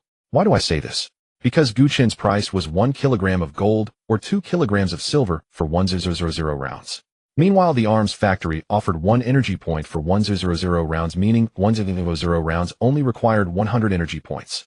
However, it was unrealistic for Black Gold Shelter to gather that many points in such a short time, so Gu Chen extended them credit. They would pay after the zombie tide passed. On the other hand, Lin Feng was giving Gu Chen's prices a thumbs up. Since Dawn City is so generous, we must show our appreciation. Send 5 tons of water to Dawn City and tell them its interest. While smoking a cigarette, Lin Feng rummaged through the delivered bullets, realizing that they were freshly made. It seemed that Dawn City had a weapons factory. From now on, he needed to maintain a good relationship with Dawn City. All right, boss, I'll arrange that right away. Lin Feng's subordinates were also very pleased, as with these weapons and ammunition, their chances of survival during the zombie tide increased significantly. Time passed slowly, and soon it was early the next day. Gu Chen was awakened from his sleep by Xiaoqi. Honored Commander, the zombie tide is about to arrive. Please prepare yourself. Damn, so soon. Gu Chen irritably threw off the blanket, quickly got dressed, and triggered the air raid alarm within Dawn City. The military sirens continued to sound throughout the city. All units assemble. To the city wall. Turn on all searchlights. Naturally, the air raid alarm in Dawn City was heard by the safe zone next door, prompting them to take swift action, while the somewhat slower Black Gold Shelter remained unaware of the approaching zombie tide. However, they were relatively safe, as 2 shelters in front had absorbed most of the zombies. Although there would be a zombie tide in Longtown, it would certainly not be as severe as that of Dawn City in the safe zone. Watching the red dots on the map gradually split into 2 waves, Gu Chen breathed a sigh of relief. Thankfully, not all of them were coming for him. Vroom, vroom, vroom. The female deer helicopter had also taken off, heading towards the walls that would soon face a zombie attack. Everyone stay behind the shooting holes. There may be zombies using precision rifles among them. If anyone gets their head blown off, don't blame me for not warning you. Boris walked along the city wall, drinking while repeatedly broadcasting this warning over the loudspeaker. The soldiers of the Dawn Army, gripping their cold rifles, gazed at the abyss-like darkness in the distance, their hearts racing with anxiety. If it weren't for the mobilized troops standing beside them, they probably would have fired in fear. Over 1 million zombies. It took a long time to deal with several 100,000 in Shirtian town. How many days and nights would it take to handle over 1 million? As time passed, the atmosphere grew increasingly tense. Finally, a gunshot rang out, breaking the tranquility. Hearing the gunfire, the Dawn Army soldiers were uncertain whether there were zombies approaching, and they began firing at will. Everyone cease fire. The zombies haven't arrived yet. Cease fire. Cease fire. Cease fire. Boris shouted furiously through the loudspeaker for a while before stabilizing the situation. Who fired just now? A soldier from the Dawn Army trembled as he stepped forward. Report, sir, I was so scared that I accidentally discharged my weapon. This soldier was a civilian who had just joined the Dawn Army. He had not yet received training, so his nervousness was understandable. However, Boris was not lenient, delivering a swift kick. Yet he held back his strength. It would be bad if he were to kick him into a disability. Cough, cough, I'm sorry. Do you know how many more zombies we will face because of those few shots you fired? Originally, the zombie tide was evenly split between the safe zone and Dawn City, but now the gunfire attracted tens of thousands of additional zombies. The soldier kept apologizing, tears streaming down his face. Commander, he's a newbie. He hasn't received training yet. Why don't you? Boris shot a glare at the veteran of the Dawn Army, speaking up for the rookie, and then walked over to help him up. After the war, Enzi will clean up the battlefield, and this month's points are gone.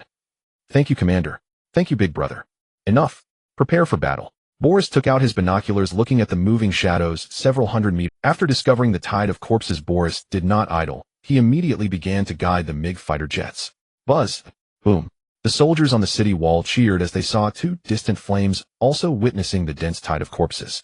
The V-3 missile trucks also began their bombardment, while the Kirov airship awaited orders. Gu Chen planned to deploy the Kirov airship after daylight, as nighttime was too perilous for such a large vehicle. Once the tide of corpses reached within 200 meters, Boris shouted to open fire, and the soldiers who had endured for so long instantly unleashed their firepower. In such density of corpses, there was no need to aim. Merely having a direction was sufficient. Beneath the city wall, the soldiers of the Dawn Army, who had not yet replaced the Type 81 rifles, nervously awaited orders while gripping their PPSH submachine guns. The battle bunkers outside the city wall also opened fire, with several mobilized soldiers controlling machine guns and crazily sweeping the area, while each bunker was equipped with AC for explosive. These were installed by demolition experts. If they could not hold their position, the soldiers of the Red Alert in the bunkers would return to the city through pre-dug tunnels and then detonate the C4, both to kill the zombies and to bury the tunnels. As the zombie army advanced, casualties appeared among the people on the city wall. Fortunately, there were not many parasitic zombies in this horde, and thanks to the protective shooting holes, the number of injured was minimal. Medic! Medic! The soldiers carrying medical kits weaving through the city wall were the medics produced by Gu Chen. They had not produced many, only using the leftover materials each day. There were just over 20, but it was enough. Zombies have entered a 50-meter range. Everyone opened fire. Beneath the city wall, the soldiers of the Dawn Army, using PPSH, finally pulled the trigger. Watching the dazzling flames, their tension eased somewhat. However, the tide of corpses quickly advanced to just a few meters, and the mobilized soldiers in the bunkers swiftly emptied the bullets from their machine guns before retreating back into the city through the escape tunnel. Boom, boom, boom, boom. The continuous sound of explosions rang out beneath the city wall, and the zombies that had just approached the wall were once again blown away. Throw Molotov cocktails. Don't let them form a human ladder. Boris shouted, and all the soldiers quickly took out the prepared Molotov cocktails and threw them down. A good number of these were prepared, as there were plenty of beer bottles and glass bottles, enough for thousands, with each person having 3 or 4. Crackling sounds filled the air, and everyone's mood lightened. The explosions that occasionally erupted beneath the city wall were the work of the demolition experts. He continuously threw C4 bombs out from the shooting holes. At this time, due to the numerous upgrades, Gu Chen directly instructed Xiao-Qi to mute the message notifications. Produce 20 more supply trucks. Always be ready to replace them. Understood, esteemed Commander. Production. Dewdrop helicopters fly out and clear those zombies forming a human ladder. Don't let them come up. Received, Commander. Several Dewdrop helicopters quickly flew outside the city wall and launched attacks on the rapidly growing tide of corpses. Boris, pay attention to the special zombies using rocket launchers within the horde. Once spotted, immediately guide the MiG fighter jets to bomb them. Yes, Commander. Boris replied and began to observe intently through the shooting hole. My ammo box is empty. Who will go bring some boxes? A soldier of the Dawn Army reached for the ammo box, only to find it empty, thus shouting to those nearby. The mobilized soldiers could automatically replenish their bullets through supply trucks, but the Dawn Army could not. Due to limited space on the city wall, it was impossible to store many ammo boxes. Most were piled in the open space below the wall. Brother, I'll go. You use my gun first. The rookie, who had been feeling guilty for misfiring, hurriedly handed his gun to the nearby veteran and then crawled down the wall. "Be careful, bend down, and don't look up." After the veteran advised, he continued shooting. After several minutes, seeing that the ammo had not been delivered, the veteran grew anxious. Turning around, he saw a corpse lying there with only half a head left. 3 ammo boxes were also dropped nearby, belonging to the rookie, who had just gone down to fetch them. Damn it! The veteran dropped his gun and began to carry the ammo boxes one by one. There was no time to mourn. He quickly loaded the ammo and shot angrily. Bang! A dewdrop helicopter was hit by a brightly lit rocket launcher, and with the sound of alarms, the brain controlling the dewdrop helicopter charged straight into the human ladder formed by the zombies. Boris also quickly locked onto that special zombie, and within less than a minute the MiG fighter jets arrived as promised. Boom! Zombies are coming up. Push them down. Push them down. As the first human ladder of zombies approached the city wall, more and more zombies successfully climbed up. Damn it! A soldier pulled out 2 grenades, stuffed them into the mouth of a zombie, and kicked it down. However, the effect was not significant, as even the dewdrop helicopter could not stop the zombies from forming a human ladder. Damn it! Finally, the C4 has been replenished. A demolition expert cursed, saying that the supply truck was too slow in replenishing the C4, unable to keep up with the usage. Here comes the C4. Boom. A human ladder of zombies was uprooted, and amidst the flying corpses the soldiers on the city wall cheered. Gu Chen smiled at this scene, knowing that the demolition expert would indeed work wonders. In the distance, the sun finally shyly revealed its head. "Time's up, Kirov. Airship, move out." "Understood, Commander." Kirov reporting in. On the other side, the Qing City safe zone was also not faring well. The zombies forming a human ladder had also crossed the city wall, but fortunately the military had anticipated this and installed remote-controlled explosives below the wall. With the booming explosions, the human ladder formed by the zombies was also destroyed. However, soon countless zombies surged up again. Damn, there are too many zombies. Without large-scale destructive weapons, we can't hold them back. An officer cursed while continuously pulling the trigger. At the same time, he looked up towards the distance. A mushroom cloud. Seeing the mushroom cloud appearing on the side of Dawn City, the military personnel were dumbfounded. "Look, in the sky over there. Is that an airship? What the hell? Wasn't this thing already phased out? But it's really good for clearing zombies."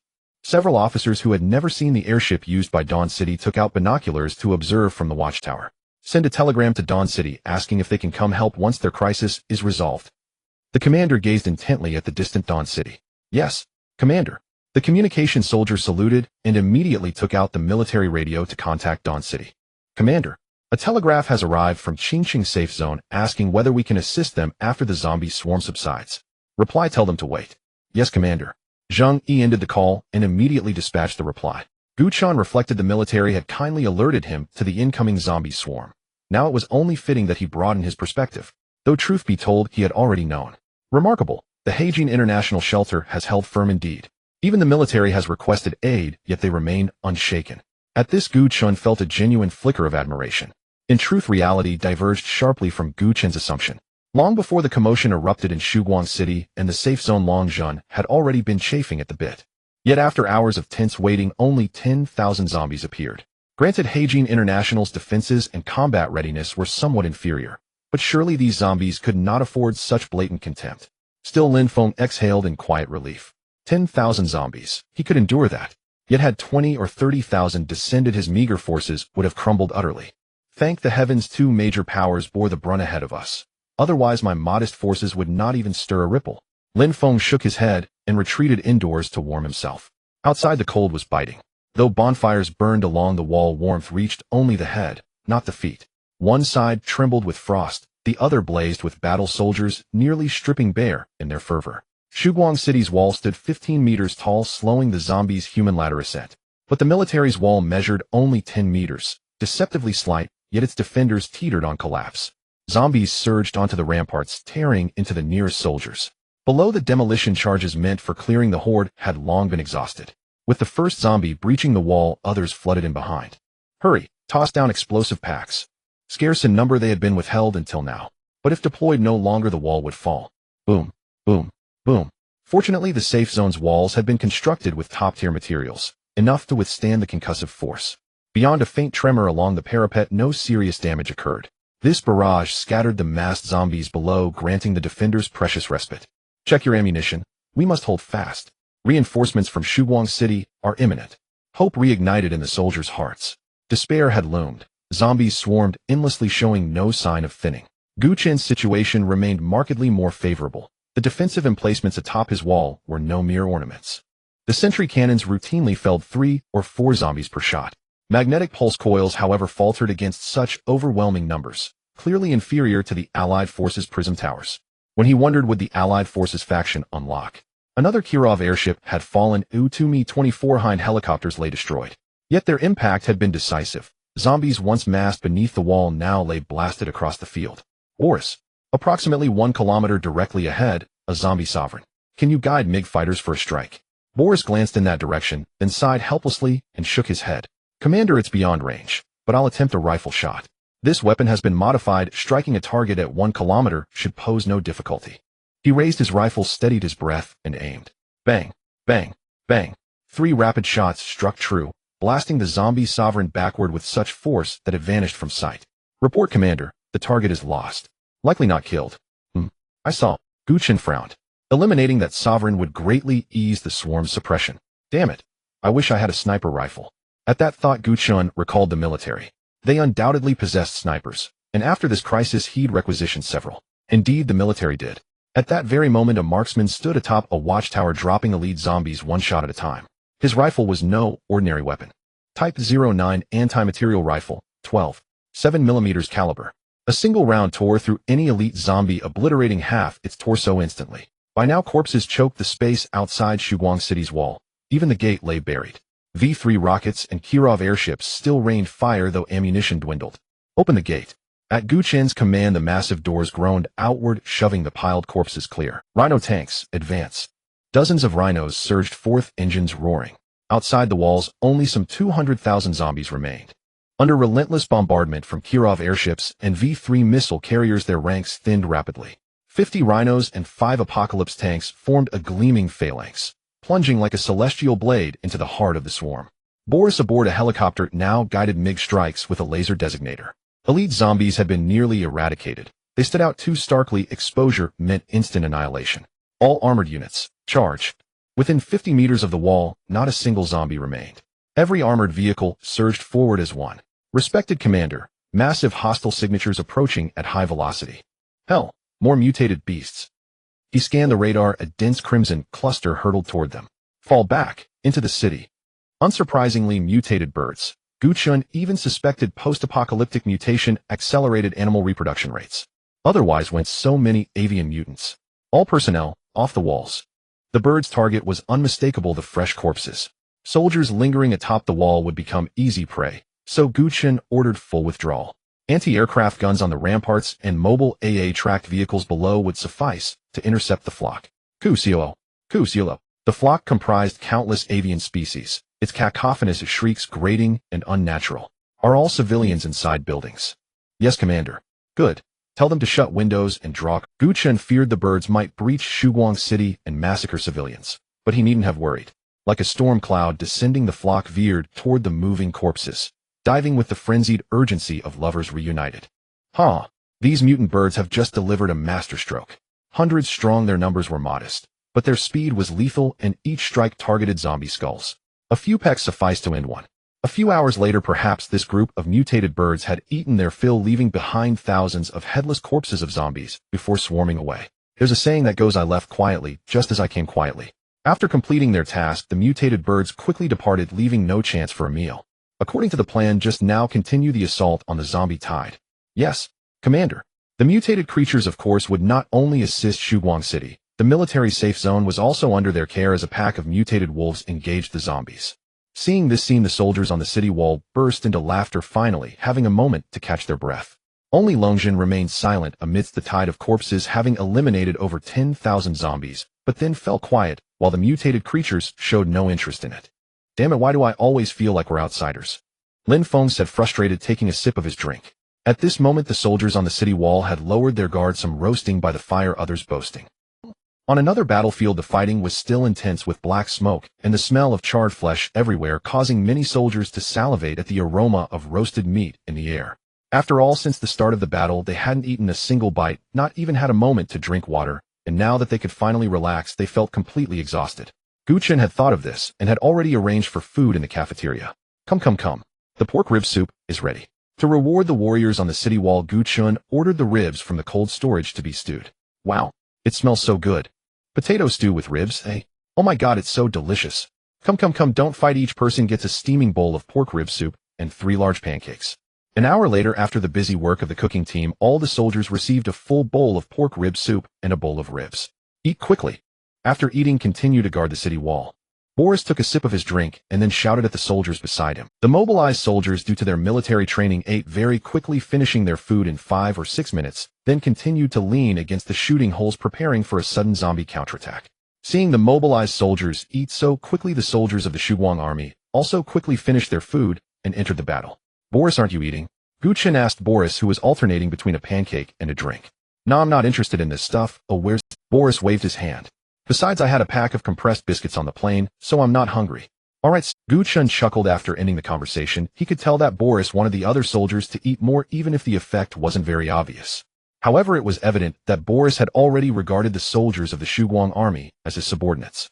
This scene was precisely what Gu Chen wished to see. After a brief rest, the battle had to continue. Relying solely on tanks to clear zombies was clearly insufficient. Thus, all operable vehicles were filled with soldiers. Relying on mobility, they could retreat if they were unable to fight back.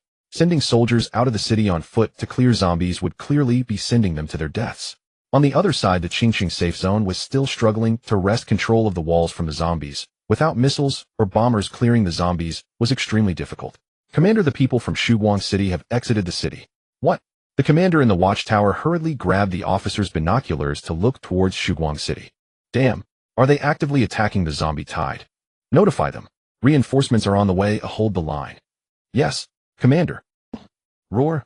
The zombie king let out an angry roar, and then the remaining tens of thousands of zombies began to retreat rapidly. Hey, they know how to run. Commander, I can hit that zombie king now. Should I take it out? No need, let it flee with its little minions. If we kill it, we'll still have to spend time cleaning up the remaining zombies. Boris, take all armored units to support the military. Understood, Commander. Boris boarded the female deer helicopter and drove towards the safe zone along with the tanks. Look, those airships and helicopters are moving towards us. A soldier excitedly pointed at the distant Kirov airship and female deer helicopter. Damn, reinforcements have finally arrived. Brothers, kill them. The blood-soaked commander shouted, clearly having gone through a tough battle. Whoosh, whoosh, whoosh, whoosh, whoosh. At this time, it was already evening. The Kirov airship was indeed running low on ammunition, but they still dropped everything into the zombie tide. Damn, this airship drops bombs like it's throwing dumplings. It's so damn enjoyable. Our helicopters should have also resupplied ammunition, right? All units move out, infantry fighting vehicles, and tanks go charge out. The commander waved his hand, and all armed forces in the safe zone mobilized. The Rhino tanks followed closely behind. After a round of concentrated fire at the city gate, the zombies were cleared, and then the military tanks and infantry fighting vehicles followed out. Both sides mobilized collectively and did not finish clearing all the zombies until 11 p.m. The warriors on the city wall, as well as the drivers in the infantry fighting vehicles and tanks, stood up and solemnly saluted the departing figure of Shugwang City. If it were not for the generous help from Shugwang City, the Qingqing safe zone would certainly face disaster this time. Just as both sides were running low on ammunition and needed resupply, something happened at Longjin. The radar suddenly displayed a large number of enemy units moving towards Longjin, and the direction was not towards Qingqing, but towards Ningshi. However, the Black Gold International Shelter had no idea of the impending danger. The military had not received any new information, so they were unaware that a horde of zombies was approaching Longjin. This battle was clearly far from over. Notify Longjin to prepare to resist the zombies. Yes, Commander. Zhang Yi immediately sent a telegram to the town government of Longjin. The Black Gold International Shelter still owed him a batch of gold, so it couldn't be lost, and he still wanted to use the Black Gold International Shelter to drain the military district. It was best not to directly offend the military. The timing was not right, and he could not be impatient. Supporting the Black Gold Shelter from behind was the right decision.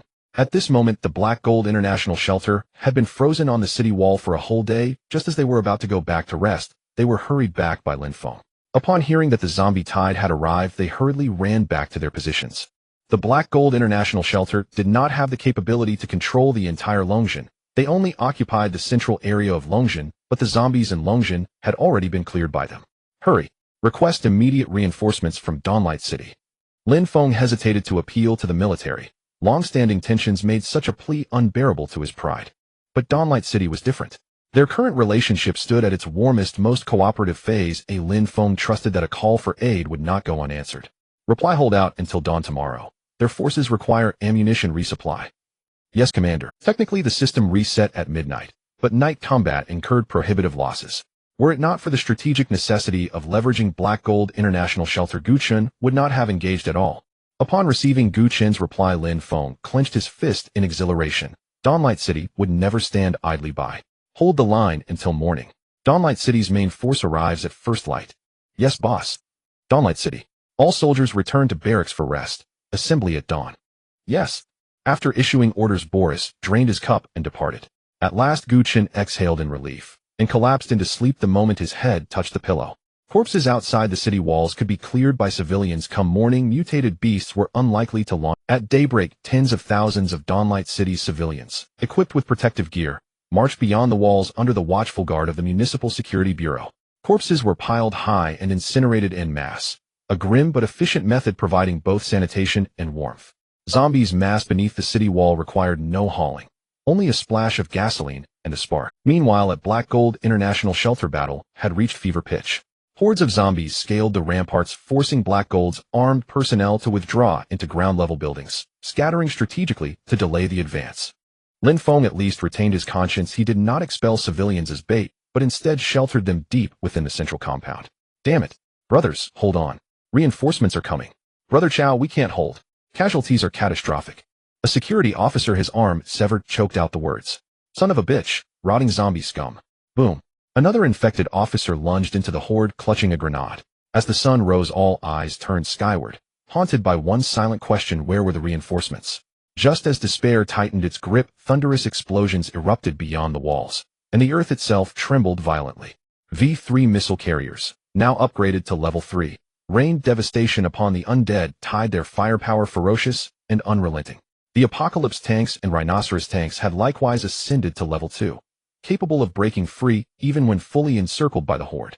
The Kirov airship had also reached level 3. Each bomb now carried apocalyptic force, while reinforced armor plating and self-repair systems dramatically enhanced battlefield survivability. That was precisely why Gu Chen dared deploy it.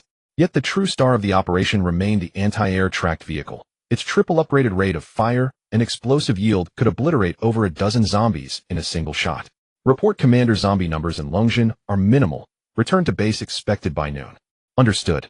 Swift resolution only. Beware elite zombies. Received, Commander. Gu Chen wasn't monitoring Boris's feed at that moment.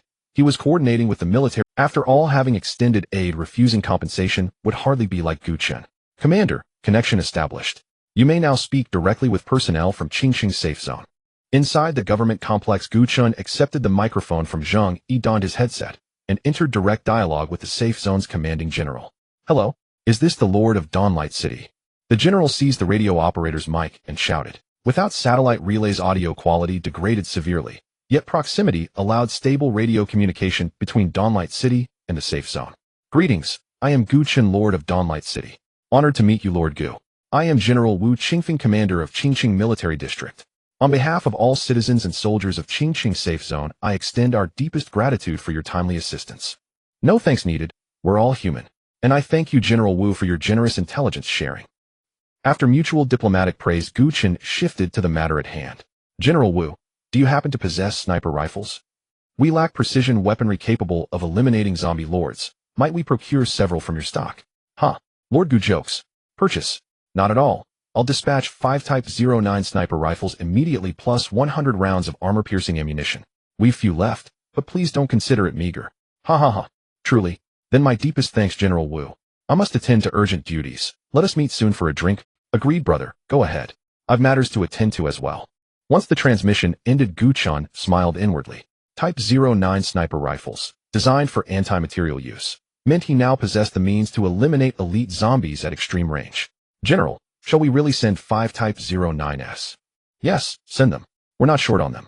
200 sit idle in storage. Shall they gather dust? General Wu dismissed the concern.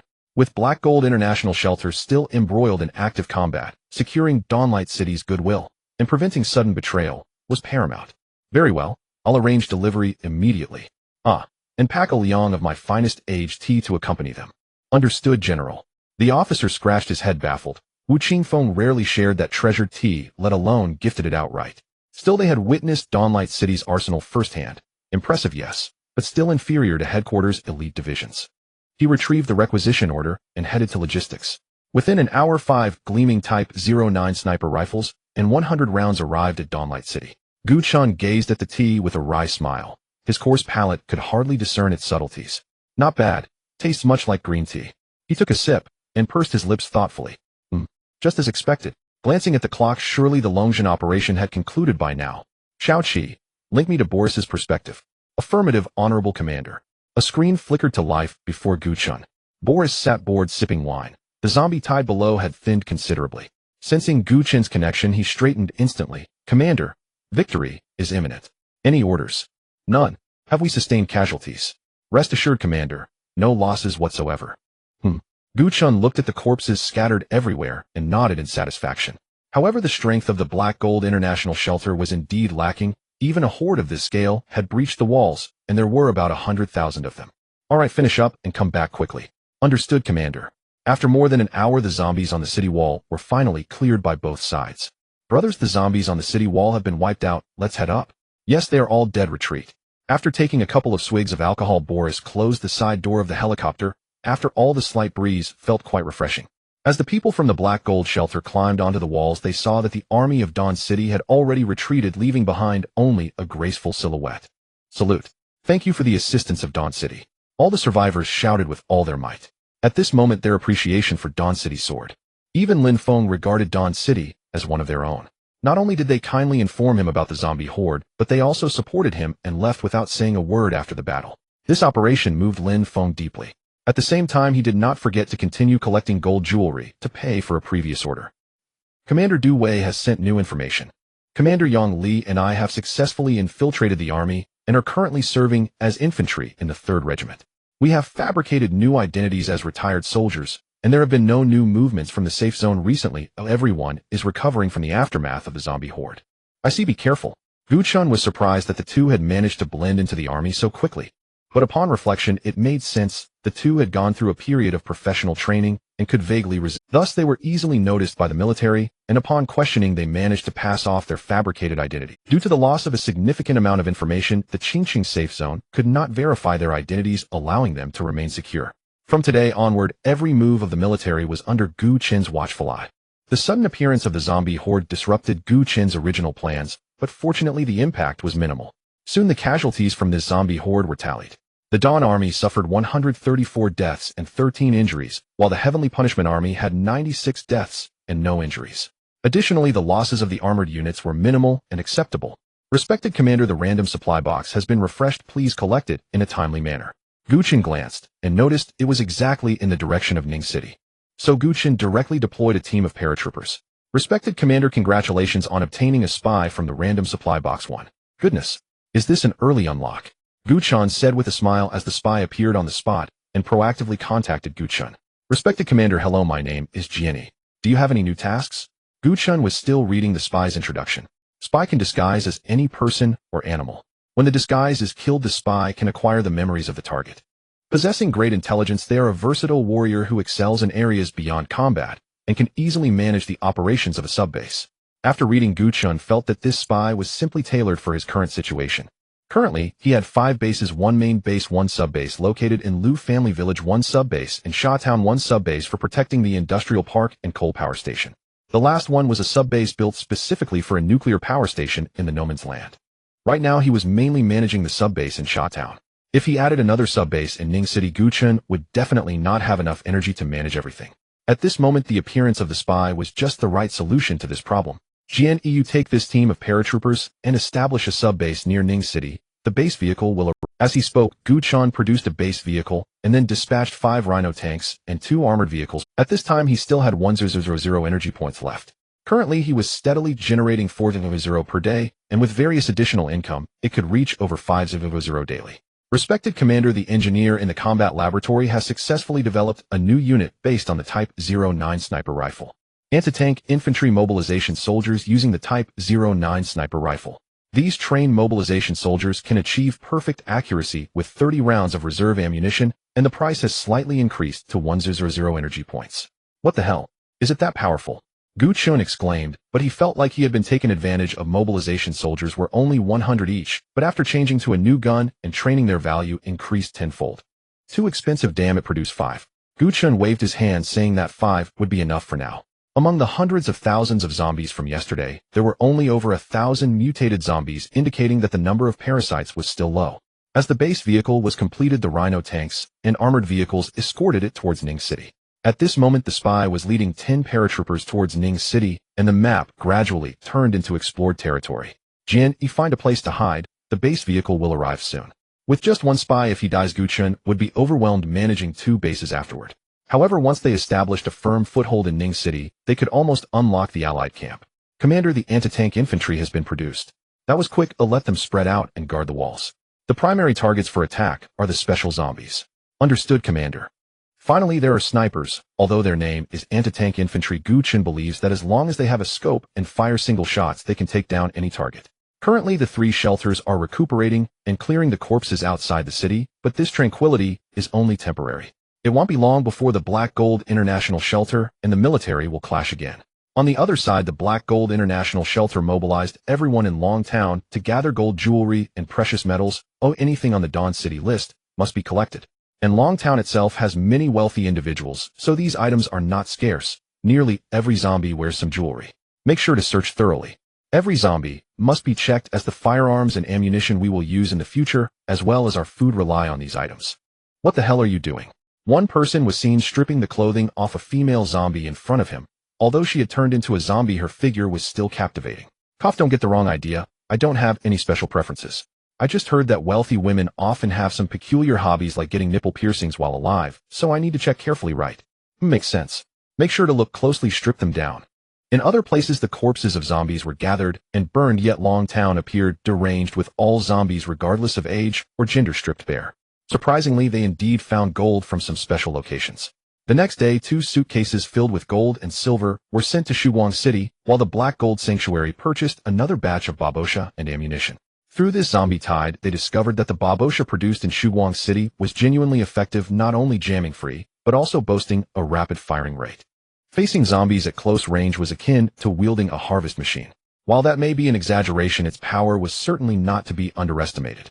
Thus, Lin Feng decided to buy babosha submachine guns in bulk, as he believed they were not only cheap, but also highly effective, making them the best value for money.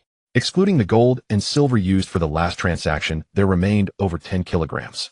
Gu Chen generously provided 120 units, and giving an extra 20 didn't matter to him, as he profited from the ammunition. The Black Gold International Sanctuary would not only be grateful, but would also purchase more ammunition in the future. Calculating their ammunition was likely running low after just enduring a zombie tide, as even if there weren't many zombies, it was estimated that over half the ammunition had been expended. Esteemed Commander, the base vehicle has been deployed. Reserve space for constructing barracks and a vehicle factory, then build walls to protect the base vehicle. Understood, esteemed Commander. The walls were instantly constructed, and then Gu Chen clicked to build the barracks and vehicle factory. Along with some watchtower cannons, soon his energy points were depleted again. Tisk, it's been a while since they hit 0. At the same time, his desire for the copper mines and oil fields in Ning City grew stronger. His development had hit a bottleneck, with the mines unable to expand and the gold and silver acquired from the city were limited. Now the metals submitted by survivors decreased by the day, with even some beginning to exchange for scrap iron.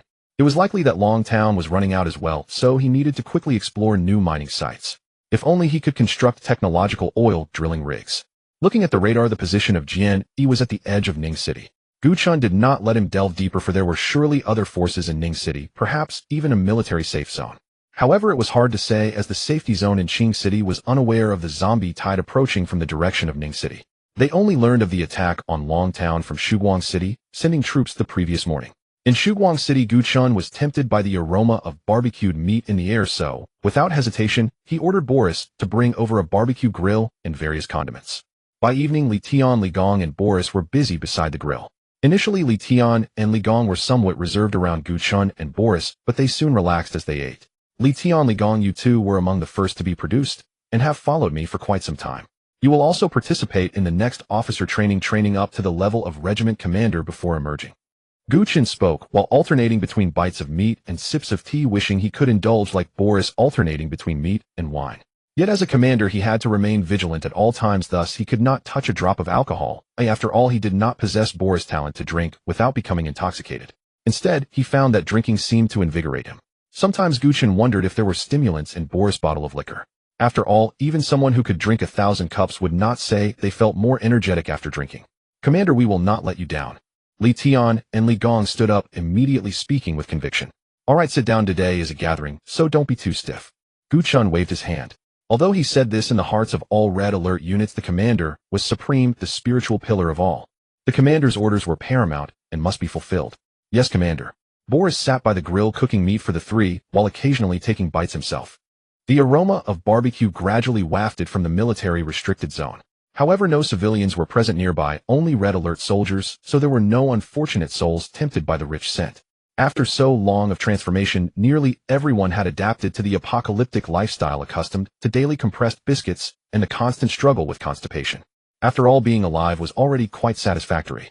In Shuguang City at the central square, it was already evening, and the citizens handling the zombie corpses and the Shuguang troops patrolling the city had all gathered here. In front of them were rows of small boxes, each inscribed with a person's name. Zheng Yi was reporting sorrowfully behind these urns the casualties from the recent zombie tide. It must be said Zheng Yi truly excelled in politics. When it came to stirring the masses, he was unparalleled. Not long after his speech, all citizens began to weep. To commemorate these soldiers who sacrificed to protect our new home, I have planned a cemetery. From now on, all fallen warriors will be buried in this cemetery, quietly guarding us and watching our homeland return to its former glory before the apocalypse. Applause erupted endlessly, and no one spoke. Zheng Yi's efforts were by no means in vain. Water can carry a boat, but it can also capsize it. From today onwards, the fighting spirit of the Shuguang troops would undoubtedly soar, for they knew their sacrifices would not be in vain, as someone would remember them, and they would be commemorated annually. After everything was concluded, Zheng Yi announced the end of the assembly. All members of the Shuguang troops tossed and turned in their dormitories, unable to sleep. Today they learned what honor meant and understood their responsibilities. Gu Chen naturally grasped this as well. Through this assembly, combined with the daily training of the Shuguang troops, he believed this unit had already forged a military spirit. The new recruits would be inspired by the veterans, becoming even braver in future battles. After finishing the barbecue, Gu Chen dismissed a few of them and contacted Jian. The base deployed by Jian had already established basic defensive facilities. As long as they did not encounter a zombie tide, everything would be manageable. However, there were a few soldiers, so Gu Chen produced 20 mobilized soldiers in the barracks over there. After production funds were depleted, at this moment, he suddenly recalled the gold and silver sent by the Black Gold International Sanctuary today. Shaoqi recycle those gold and silver, then produce a female deer helicopter at Jianyi subbase, along with 2 anti-tank infantry and 2 grenade launchers. Understood, esteemed Commander. 100 energy points have been recycled, with 7400 energy points deducted, and production is underway. Report to the Commander, the military is gathering troops, and we are among them. It seems we are going to attack Long Town. Alright, I understand. Stay safe and avoid direct confrontation. If you can avoid it, do so. The next day, after Gu Chen woke up, he saw a message from Du Wei. After replying, he stretched lazily and contacted Zheng Yi. Send a message to the Black Gold International Shelter. The military is gathering troops. Have them prepare. Understood, Commander. After the zombie tide ended, the military and the Black Gold International Shelter resumed their previous state, exchanging blows without triggering large-scale conflicts. The military aimed to avoid unnecessary casualties, hoping for the Black Gold International Shelter to surrender willingly, while the shelter feared a large-scale conflict with the military but did not want to surrender. Thus both sides exchanged blows intermittently. Boom. Yo-ho. A person carrying a rocket launcher let out a strange cry, excitedly waving at the infantry fighting vehicle that had been blown up and was emitting black smoke in the distance. Finally avenging himself, he had always been suppressed by the military's infantry fighting vehicles, but this time he finally struck back. Although he missed the target and didn't destroy it, everyone felt a sense of relief. Damn it, do we give them face? Mortars blow them up. The commander of the 3rd Regiment attacking Long Town angrily slammed his hat onto the table as the infantry fighting vehicle slowly retreated.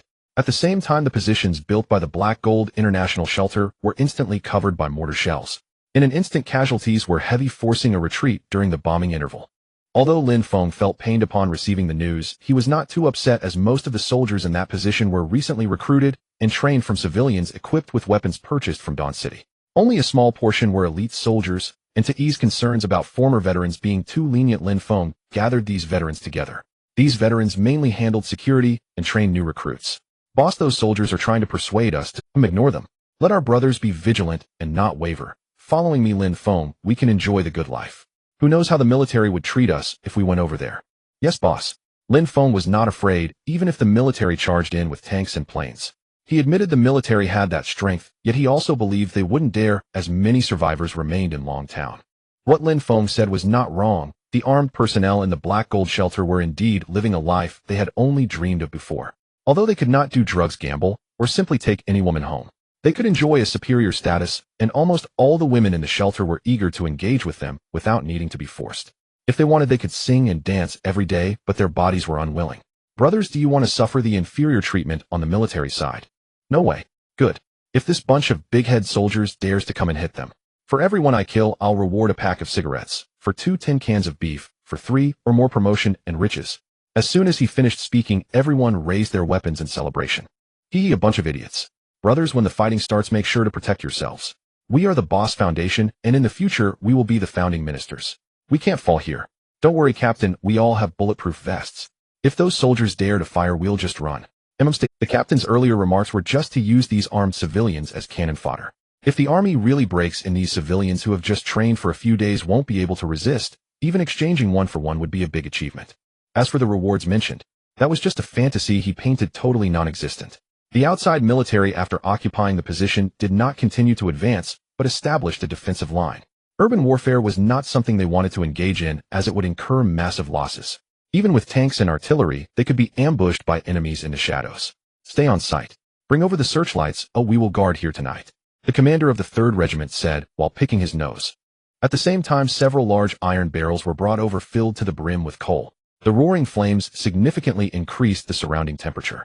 In this weather, if they didn't have a stove for warmth at night, they would likely be too frozen to have any energy. Come, time to eat. The cooks brought a big pot of mixed stew, and each person received a warm bowl to eat, which warmed them up. The aroma of the cooking wafted through the air to the nearby buildings. The people in the Black Gold shelter hid in their houses, smelling the delicious aroma, while looking at their compressed biscuits and cold water, swallowing their saliva. So fragrant. As they inhaled the scent of the food, one imagined themselves feasting on sumptuous dishes, eating heartily. If they choked, they just took a sip of water to clear it. Yet they dared not light a fire for warmth, as it would expose their location. Once exposed, it meant death. Damn it, this group of big-head soldiers is definitely doing this on purpose. Being the captain, he naturally couldn't just gnaw on compressed biscuits. He had a thermos, so he could make instant noodles, but the taste was worlds apart. Sitting in the air-conditioned office, Lin Feng sighed. Then he told his subordinate, who could use the radio, send a telegram to Dawn City and ask if they can extend credit to buy some anti-tank items and bullets for the rocket launcher. All right, boss. Lin Feng was also puzzled. Why did Dawn City love gold and silver so much? Even if they needed precious metals for industrial purposes, surely not this much.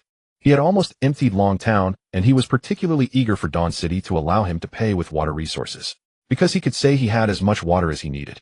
At this moment, Lin Feng only hoped that Dawn City would agree to his credit request and be willing to sell him anti-tank weapons. With enough anti-tank weapons, the military's tanks would be nothing. If one came, he would blow it up. Currently, Lin Feng had very few anti-tank rocket launchers left, only 5 rounds, and recently, he had only heavily damaged an infantry fighting vehicle. There was no choice. His rocket launcher was relatively outdated with average accuracy and power. Gu Chen quickly grasped the key point after reading the telegram. However, Longtown probably didn't have much gold and silver left. Right? Could Lin Feng be trying to pull a fast one? Tell Lin Feng that the price for this transaction is too high. I need to see his sincerity. It means you need to pay a deposit first, otherwise I won't trust you. On the other side, Lin Feng scratched his head anxiously after receiving the call back. This is asking me to pay a deposit. Well, it's reasonable given how precious the rocket launcher is, but where am I supposed to get this deposit? At this moment, Gu Chen had Zheng Yi send a telegram again. If the garrison of Shuguang City can enter the Black Gold International Shelter, then Shuguang City will provide this weapon for the Black Gold International Shelter free of charge. What? Is there such a good thing? Lin Feng found it hard to believe. The Shuguang City Army stationed at the Black Gold International Shelter means that the Black Gold International Shelter is now under my protection, right? Why did Lin Feng think this way? Mainly because the strength of the Black Gold International Shelter compared to the military in Shuguang City is too vast. It would be quite simple for any force to completely annihilate him if they were willing to exert their full strength. The reason the military rejected Gu Chen's garrison was that the military strength was not much different from that of Shuguang City, so neither side feared the other. This created a facade of harmony. Reply to the call and tell Shuguang City that we welcome the garrison of Shuguang City into the Black Gold International Shelter. Yes, boss. On the other side, Gu Chen was somewhat surprised that things went so smoothly.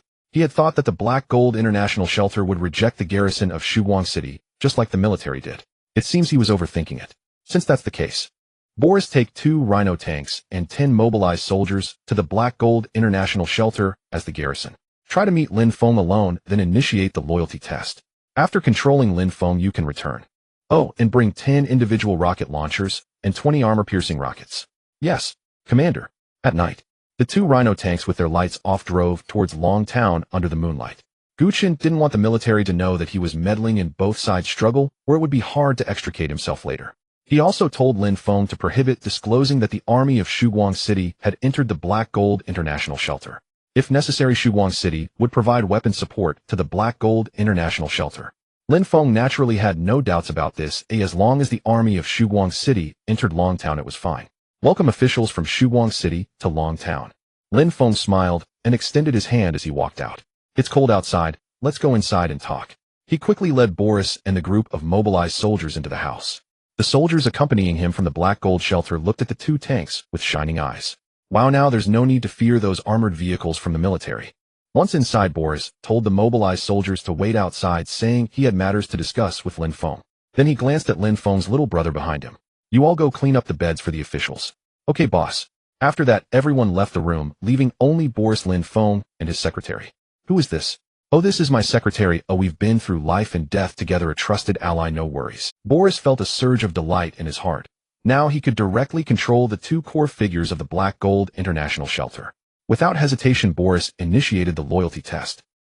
After about 10 minutes, Lin Feng and his secretary walked out of the room without showing any changes. Take General Boris and the soldiers from Shuguang City to their residence. Okay, boss. Lin Feng's subordinates didn't notice anything unusual and led Boris and the mobilized soldiers to their accommodation. The Rhino tanks were parked in the garage, and surely no one would dare to make any small moves against them. Even if someone did, the intelligent control system of the Rhino tanks was not to be underestimated. Report, Commander, the mission has been completed very smoothly. Haha, just come back tomorrow. Understood, Commander. After Boris finished speaking, he lay down on the bed, and the room was air-conditioned. It must be said that the service in Longtown was indeed considerate. Even at this late hour, several massage girls were brought in to attend to Boris. But what is Boris? Of course he is here to enjoy himself. The next morning, after having breakfast, Boris drove away in a Rhino tank.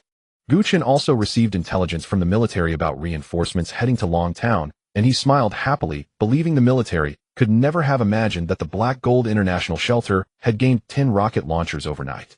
The military reinforcements naturally intended to deepen their advance into Longtown, and further advancement would inevitably lead to urban warfare. However, the military had already confirmed that there were not many anti-tank weapons in Longtown, so they approached without caution. Brothers, have you heard the sounds? Not long ago, we were thoroughly beaten by these iron lumps. Now we can finally take our revenge. These 10 rocket launchers were distributed to 10 elite soldiers, forming 2 anti-tank squads. These 10 men had previously served alongside Lin Feng, so their combat strength was formidable. Stay hidden when the enemy's infantry fighting vehicles come in. Don't rush to attack. Wait until their tanks are in range, then strike. Rest assured, Captain, we are most familiar with urban warfare. A man with scars all over his face kissed his rocket launcher as if it were his beloved. Infantry fighting vehicle squad, beware of enemy anti-armor weapons. Don't worry, the enemy's rocket launchers will have a hard time penetrating our armor. Ta-da-ta-da-ta-ta-da-da. The infantry fighting vehicles indiscriminately sprayed bullets at several buildings in front of them, and the infantry aboard quickly disembarked, subsequently taking control of those buildings. Continue to advance, assault team, secure the surrounding buildings. Assault team received, executing. The military was advancing in an orderly fashion, unaware that the residential area ahead would be their grave. Whoosh, several smoke-emitting rockets launched from the broken windows. The target was the tank following the infantry fighting vehicles. Boom. Gun turret damaged. Repeat, gun turret damaged. Fall back. Driver, the tracks are broken. Damn it, deploy smoke grenades, run. The driver said without hesitation. In urban warfare, a tank that has lost its offensive and mobility capabilities is a coffin. Whoosh, smoke grenades were launched from all directions. At the same time, the crew inside also fled. All vehicles retreat. The enemy has powerful anti-tank weapons. Whoosh. As soon as he finished speaking, several rockets were fired again, instantly turning a firing infantry fighting vehicle into a fireball. Deploy smoke grenades. Quickly retreat. After the entire street was filled with smoke, the anti-tank squad also lost their targets. Let's go find another place. This area will soon be bombarded. After the anti-tank squad withdrew, the buildings were indeed bombarded by mortars. Hee, they won't be coming back for a while. Oh, let's take a break for now. Leopard, take some men and eliminate that assault team. Got it, Jim. Lao K, Lao Chun, let's go meet these big Ha ha ha, let's go. A few of them changed their guns and took a detour through a small path. Yang Li and Du Wei were also part of this unit, but they were stationed with the garrison troops, not in the assault team. After seeing the tanks and infantry fighting vehicles retreating in disarray, this good news was relayed to Gu Chen. Haha, this Black Gold International Shelter is quite handy to use. Respectful commander, your military dog has captured a spy. What? Gu Chen was momentarily taken aback. Wasn't that a unit from the game? It took him a few seconds to realize, damn, someone has infiltrated the Dawn City as a spy. Have they been captured? Sorry, respected commander, the military dog killed the target directly and found a military radio in the target's residence. So this person was sent by the military. Yes, commander, it's very likely they disguised themselves as a refugee to infiltrate. Gu Chen rubbed his chin. From now on we will equip 2 military dogs at the city gates, and everyone entering the city must be screened by the dogs. Additionally, send the dog that captured the spy to the Black Gold International Shelter. I suspect there are military infiltrators over there as well. Understood, respected commander. Lin Feng quickly received the news from Gu Chen. Upon learning that his shelter was likely infiltrated by the military, he immediately expressed his willingness to cooperate with the military dogs. In fact, since the day of the conflict with the military, Lin Feng had refused to accept any survivors, fearing that the military would plant infiltrators in the shelter. Continue to fight against the military and try not to use the Rhino tanks. A batch of light machine guns and anti-tank rocket launchers will be delivered soon, and continue to vigorously scavenge for precious metals and oil. Okay, commander. Lin Feng nodded and then lowered his arms. He was wearing the smart wristband that Boris had given him last night. Boss, what's wrong? A guard outside the door, hearing his boss talking to himself, asked. It's nothing. Gather everyone. I suspect there are military infiltrators among us. Yes, boss. The guard quickly left after breaking into a cold sweat. The military dogs began to investigate one by one according to their sense of smell upon arriving at the Black Gold International Shelter. Everyone knew they were looking for infiltrators, and everyone was extremely tense, afraid of being misidentified. Woof! Woof! The person swallowed hard and slowly walked out. Take him away for questioning. Lin Feng waved his hand decisively. Boss, are you sure it's him? He killed a big soldier yesterday. I saw it with my own eyes. Boss, I'm not an infiltrator. I'm innocent. I said take him away. Yes, come here.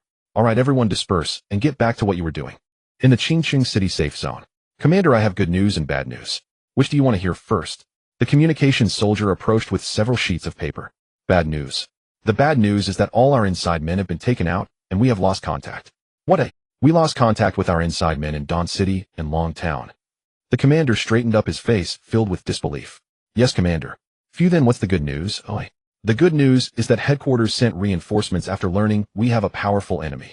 Some man-portable air defense missiles will be airdropped the day after tomorrow, along with a batch of light weapons and ammunition supplies. Airdropped supplies. Yes, commander, they will fly from the direction of Ning City. Okay, I understand. The commander nodded. The man-portable air defense missiles seem to be of little use. After all, using this against fighter jets is rather unrealistic. It's not that they can't be shot down, but the probability is too low, akin to having no hope at all. However, he also knew that getting headquarters to transport an anti-air missile was somewhat unrealistic, let alone an entire air defense system. So using man-portable air defense missiles would be a makeshift solution. Perhaps a blind cat might catch a dead mouse and knock one down. Currently, they dared not confront Dawn City, mainly because Dawn City had fighter jets while they themselves lacked effective air defense missiles. Of course, regarding whether Dawn City was supported by a hidden family headquarters, also responded. That is, don't worry about it, fight when necessary. This is also why headquarters would spend resources to airlift a batch of air defense weapons to the Qingqing City safe zone. If Gu Chen knew that several transport planes loaded with weapons would soon fly over Dawn City, he would surely be curious about how he would feel about it. Report to the commander, the 3rd Regiment retreated in Long Town and has lost the position they seized yesterday. What? Are the tanks and infantry fighting vehicles just for show?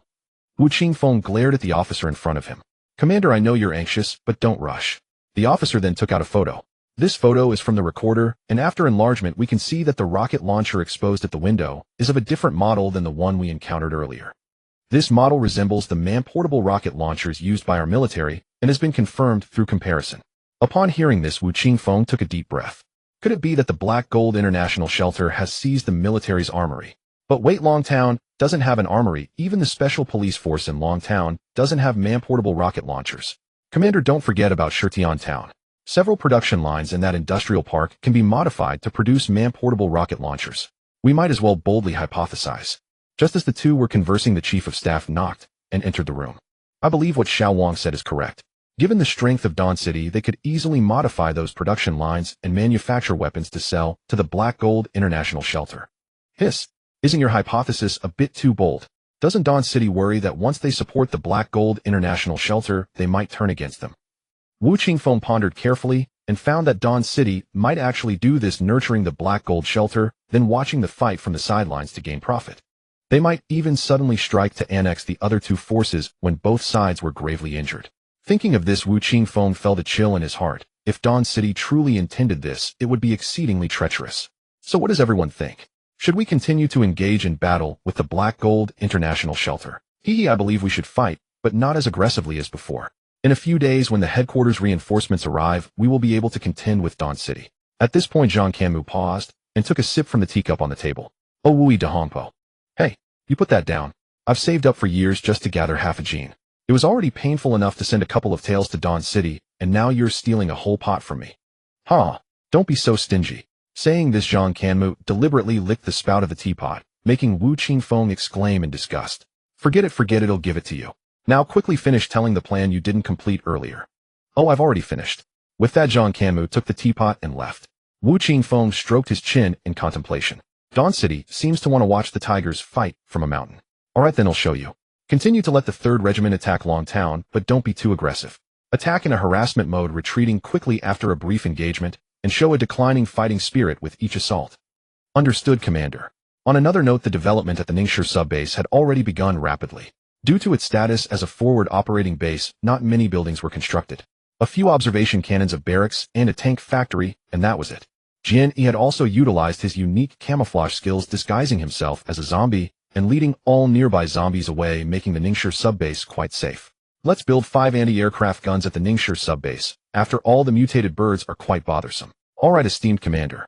As Gu Chen spoke, he collected various precious metals gathered that day. Ding ding ding ding ding ding. Listening to the pleasant sounds, Gu Chen's energy points surged from over 2,000 to 900. However, the revenue from collecting precious metals was decreasing day by day. Subsequently, Gu Chen also reclaimed a truckload of diesel sent by the Black Gold International Shelter. Another 10,000 energy points were credited. After producing all the Rhino tanks, Gu Chen would have nearly, with 60 tanks, 3,000 soldiers plus missile and air support. Gu Chen was now 90 confident he could take the Qing City safety zone. However, not right now. He was waiting for an opportunity, one that would compel the military to attack him. If the military initiated an attack on him, Gu Chen could manipulate public opinion and put the military in a passive position. After all, Dawn City had saved many survivors. Conversely, if he took the initiative to attack the military, he would fall into a public relations crisis. He believed this opportunity was not far off. As long as the military personnel were not foolish, they would surely recognize the individual rocket launchers used by the Black Gold International Shelter. This would lead them to deduce that the rocket launchers were produced in Shutian Town and then suspect Gu Chen. After all, Shutian Town was under his control, with residents from Dawn City going in daily to gather supplies and wealth. He believed the military would soon strike against him. After all, Shutian Town was their initial target, and after he dealt a blow, it was hard to believe the military's higher-ups would not be enraged. Even if they endured it, they certainly would not tolerate this instance of Gu Chen aiding the Black Gold International Shelter. If they let this slide too, then Gu Chen could only acknowledge their identity as the Turtle Warriors. After eating, Gu Chen went to sleep. The next day, the military's 3rd Regiment launched another operation, but this time, they were much more cautious, constantly harassing from a distance. With snipers at their disposal, they were able to make the people of the Black Gold Shelter unable to lift their heads. They had to retreat from their defensive line once again, but to their surprise, the military did not push in. Are you fools? Don't push so hard, they've already fled. Don't forget our mission, let's fall back first. The leader of the 3rd Regiment scolded the nearby snipers before waving his hand to order a retreat. Captain, why did those big-head soldiers retreat? It's a ruse, definitely a ruse. Oh, let's observe for a while long. The leader of this team was already frightened by the enemy's snipers, which reminded him of the despair he felt when encountering snipers on the battlefield. Thus, both sides fell silent. Board Gu Chen suddenly received a report from Jiani. Report, Commander. Radar shows that a few planes will pass over our subbase around dawn. Planes? Gu Chen exclaimed in astonishment. Given the current situation, the only possibility for planes would be the military passing over Ningshi. Could it be heading to the Qing City safety zone? There is no airport at the Qing City safety zone, so it is likely they are delivering supplies. Damn, if I don't collect some tolls, how can I justify myself? Gu Chen. Currently, there are no satellites, so the military's planes rely entirely on radar navigation, flying at altitudes of 8,000 to 10,000 meters, and transport planes don't fly too quickly. I believe the anti-aircraft guns should be able to shoot them down. Produce a 10-man anti-aircraft unit at the Ningshi subbase. Understood, esteemed Commander. Production is underway. Currently, the energy points are insufficient, but once they are sufficient, Xiaoqi will automatically produce the anti-aircraft unit. Gu Chen was determined to secure this batch of supplies from the military. After arranging everything, Gu Chen instructed Xiaoqi to wake him up at dawn, then went to sleep. Everyone thought this shipment was just some supplies, unaware that it also included military research data. However, to maintain confidentiality, it was not mentioned in the telegraph, nor was it sent via telegraph. The military headquarters never expected that a group of bandits was already waiting for them. After all, zombies cannot hit planes flying at thousands of meters, so there weren't even any escorting fighters. Due to traveling all night, the pilots of the two transport planes were somewhat fatigued, especially since the city below was pitch black with hardly any points of light visible, which made them even more irritable. We're almost to Qing City, stay alert. Understood. What's that circle of lights ahead? Who knows, maybe it's a survivor. Sigh, I suddenly need to pee. Huh, don't wet your pants. The two joked with each other, feeling much more spirited. At that moment, several light points suddenly shot up from the ground. Evade, evade. Feeling the plane's tremors, the two pilots immediately sensed something was wrong. Gu Chen was also awakened by Xiaoqi. After opening his bleary eyes, he quickly connected to Jian's perspective. Boom, boom, boom, boom, boom, boom. Hurry, accelerate, and leave this area. Increase altitude, increase altitude. At this moment, the wings were already damaged, and the two transport planes hurriedly pushed their speed to the maximum, trying to escape quickly. However, how could that be as easy as they wished?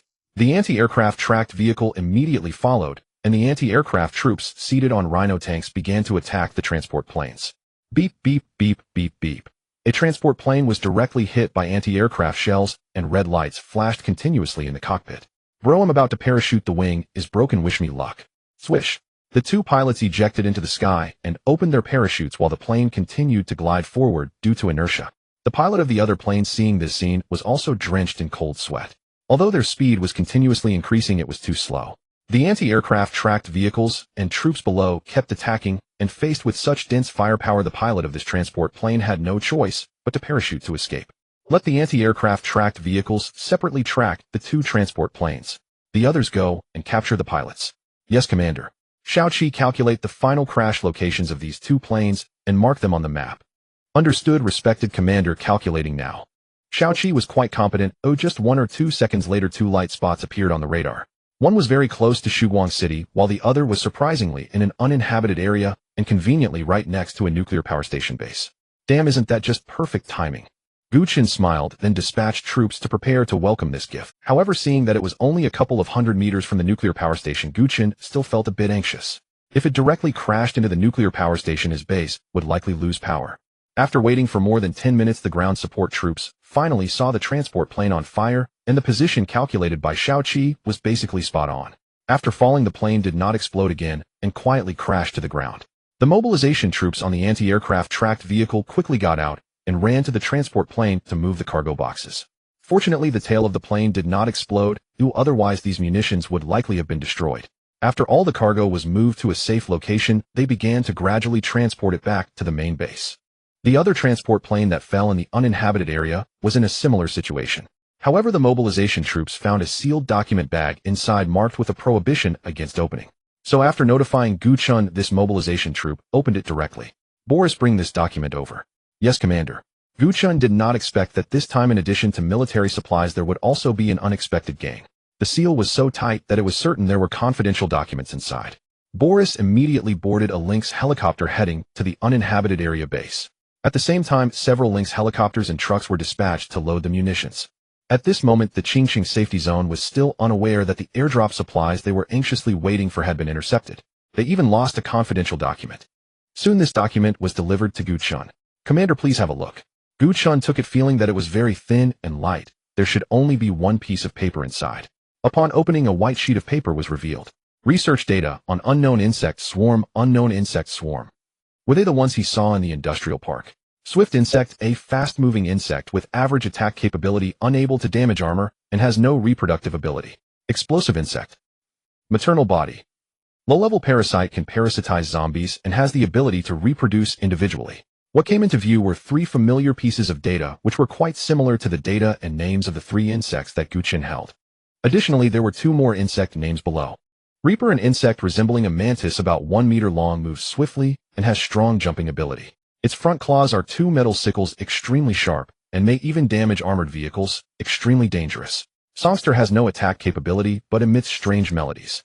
All insects that hear the sound will become agitated, and other living beings may experience hallucinations. Note, currently most insect swarm nests are near meteorite craters. All military districts should act cautiously.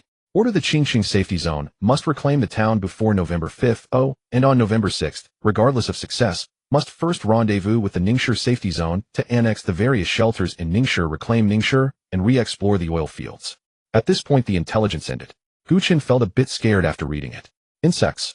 Insect swarms. Could it be that the meteorites carried organisms from outer space and landed on Blue Star? It's not impossible to think about it. Those with gaming experience know that insects reproduce at astonishing speeds.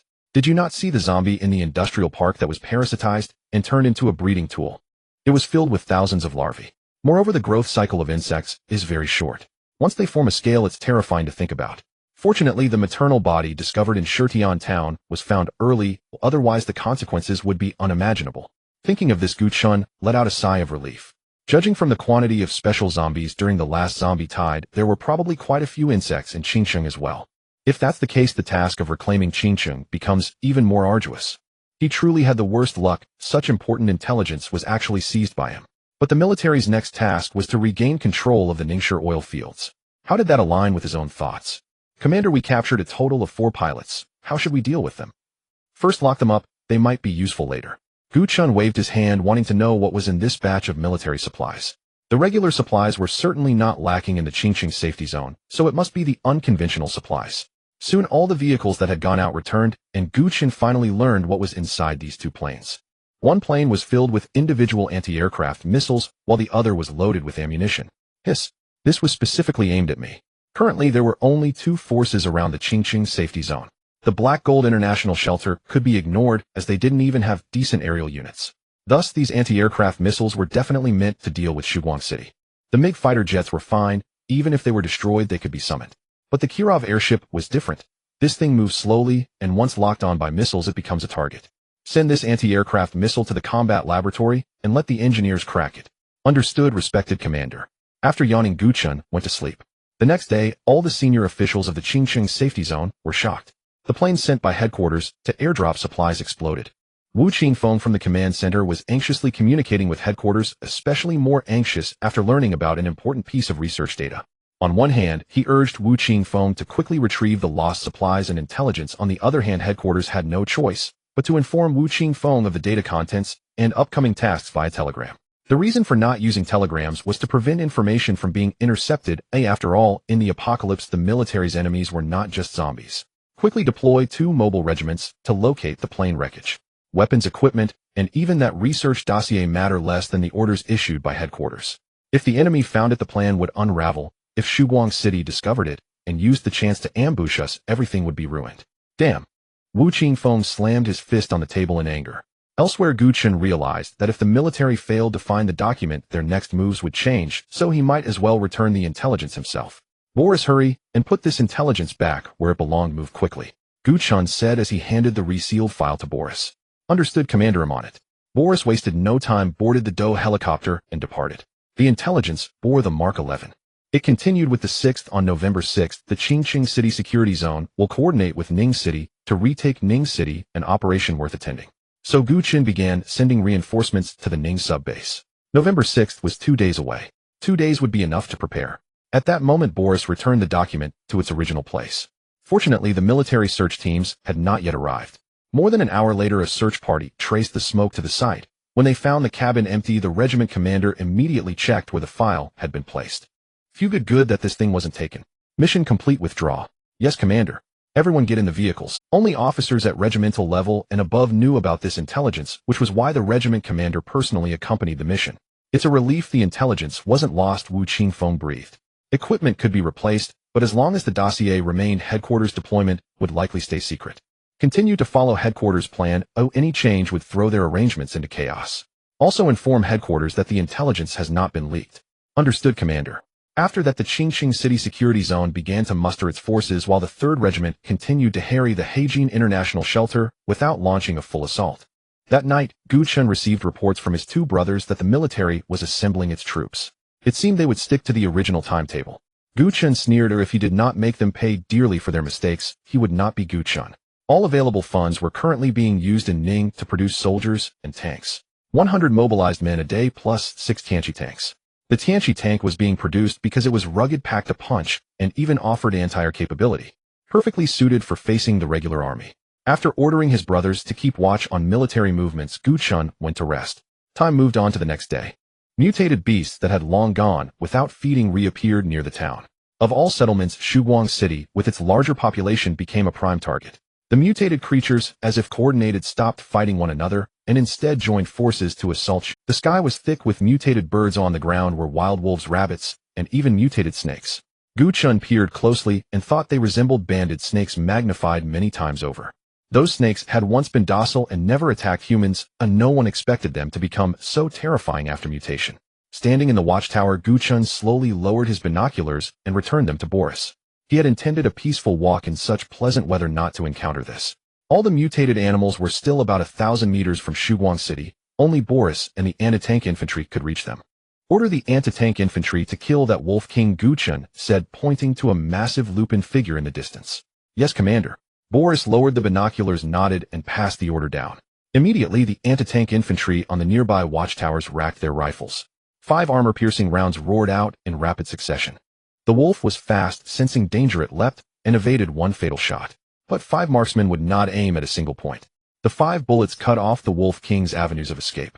One round tore the wolf's foreleg to pulp, and another struck with such force that it blew away its lower body. The dying wolf let out a thunderous howl, and every wild wolf surged forward toward Shuguang City. The other mutated creatures joined the charge. The wolf king was already lifeless. As expected, no matter how formidable evolution made a creature, it could not withstand bullets. Gu Chen sighed and left the watchtower. Mutated birds would be arriving soon, and the watchtower would be vulnerable. He was a commander, not a frontline trooper. No sooner had Gu Chen left the tower than gunfire erupted on the city walls. The sentry cannons could not engage air targets, but against charging beasts they became nightmares. Even fragments ricocheting off the ground would wound the mutated creatures. Each bullet could bisect an animal. The mutated birds had grown clever this time, and did not bunch together, instead scattering. That dispersion reduced the effectiveness of the air defense guns, which the Sioux faction systems were designed to beat clustered targets. Some of the birds that swept over the wall attacked the soldiers stationed there, while others plunged into the city. Patrols and the security bureau inside hurriedly raised their weapons and opened fire. Soon the anti-air units and the anti-air tracked vehicles arrived and cleared the flock that had penetrated the city. The birds perched on the walls were gradually slaughtered, and then attention turned to the mutated animals ringed up against the base of the wall. A soldier spat as he hurled a Molotov. Those beasts are idiots. Haven't they seen how high the walls are? He tossed the burning bottle, while grumbling. Earlier their priority had been the aerial threat, or those ground creatures would never have gotten so close to the wall. After the last tide of corpses, Gu Chen had discovered how useful Molotovs were. He ordered the continued production of as many as they could make. The concoctions were simple to assemble. With glass bottles and gasoline, they could produce countless. Crackling flames rose again, and the scent of roasting meat drifted upward. To be frank, the flesh of the mutated beasts smelled surprisingly appetizing, but it was inedible. After clearing the mutated birds, the soldiers on the walls had little to do. Occasionally, they fired at the ground or lobbed another Molotov.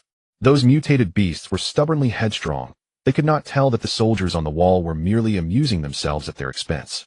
The mobilized soldiers did not attack. Such a splendid opportunity for target practice was naturally given to the Dawn Army.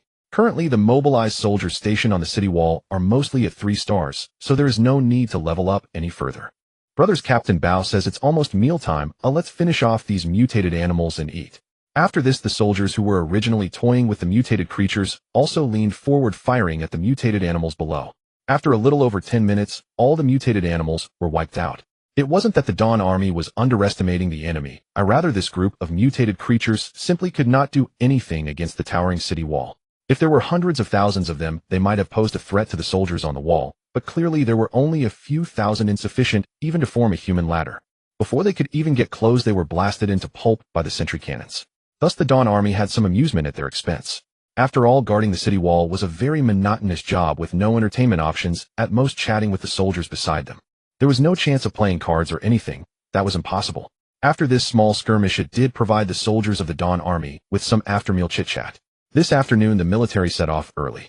Since both Shutian Town and Long Town had not been captured, the army had to take a long detour to reach Ning City, which wasted a lot of time, so they had to depart ahead of schedule. Upon receiving the news of the army's departure, Gu Chen did not expect them to set off so early, so he directed the Tianqi tanks and mobilized soldiers at the Ning City base to reach the ambush location. Additionally, he instructed Lin Feng to take people to prepare for an attack on the safe zone. Naturally, it was not a real attack, just a feint to intimidate the outgoing troops. Currently, the safe zone in Qing City was devoid of sufficient forces. If attacked, it would surely prompt the majority of the outgoing troops to return, at which point Gu Chen would launch a surprise strike. Striking them off guard, he would then take down this troop. After this, the military would undoubtedly be unable to contain their fury and would declare war on Dawn City, giving Gu Chen the opportunity to seize the safe zone in Qing City. Sai being a good person is truly troublesome. Gu Chen's side, for the sake of future developments, he could not strike hard against the military at this moment. After all, it had only been about a month since the apocalypse began, and most people still respected the government and the army. Once this incident passed, Gu Chen could unleash his true self, though after all the military struck first. He had to take revenge, right? Isn't it reasonable to strike back? By then he could have Zheng Yi manipulate public opinion, and it was likely that Gu Chen could emerge as the righteous side. The next phase was just waiting. After casually frying a dish, Gu Chen devoured a large bowl of rice. It wasn't until around 5 in the afternoon that the military troops arrived near the suspected ambush location. At this moment, the convoy was proceeding in an orderly manner, and the soldiers aboard the trucks were still unaware that 2 cannon barrels were aimed at them from the distant sand dunes. Bang bang, bang bang, bang bang. At Gu Chen's command, all the Tianqi tanks opened fire first. A total of 10 Tianqi tanks unleashed the first wave of bombardment, firing 20 shells. The military convoy instantly lost 2 trucks filled with infantry and 4 armored vehicles. Enemy attack. Get out. Get out. Hearing the explosions nearby, the officer in the armored vehicle hurriedly shouted into the intercom, then quickly jumped out of the vehicle, rolling down to take cover behind the sand dunes. After all, in such situations, tanks and armored vehicles are just live targets. Target located on the sand dune 300 meters away, switch to armor-piercing rounds and fire. This convoy's 5 tanks quickly locked onto the distant Tianqi tanks. The Tianqi tanks, however, showed no intention of evading, as the controlling AI calculated that the enemy's caliber could not penetrate them. Sure enough, the Tianqi tank that was hit merely trembled slightly. A dent appeared on its surface, but it sustained no significant damage. The other tanks, however, were unfortunate. Under concentrated fire from the 10 Tianqi tanks, they all exploded, ultimately only damaging 2 Tianqi tanks, which could still be repaired and reused. The soldiers hiding behind watched in disbelief. Did we just lose all our tanks in one encounter? Lin Feng, it's time. Oh, let's attack. Don't get caught up in the fight. Roger that, Commander. Brothers, according to the intel from Dawn City, the military safe zone is understaffed as most of the troops are engaged in battle with the forces of Dawn City. Our mission is to harass the safe zone. Oh, all of you must cherish your lives and avoid unnecessary exposure. Yes, boss. The crowd exclaimed excitedly, their adrenaline surging. Each one as energized as if they had been injected with stimulants. The soldiers stationed on the city wall were startled when so many people suddenly rushed out, hurriedly crouching behind the wall. Hide behind the stones, don't expose yourselves, you just harass them. Bang, bang. Gunfire erupted continuously, and the defending troops in the Qing City safe zone panicked, since their reserve forces were limited. Whoosh, boom. What the hell? A soldier was startled to see a rocket launcher explode on the city wall. This group is serious.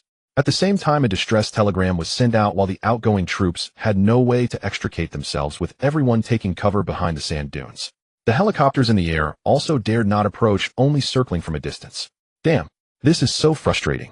The intel definitely leaked. Report to the regiment leader, the safe zone is calling for our assistance. They are under attack, and the enemy's firepower is formidable. What? The disheveled regiment leader exclaimed as he grabbed the radio operator in shock.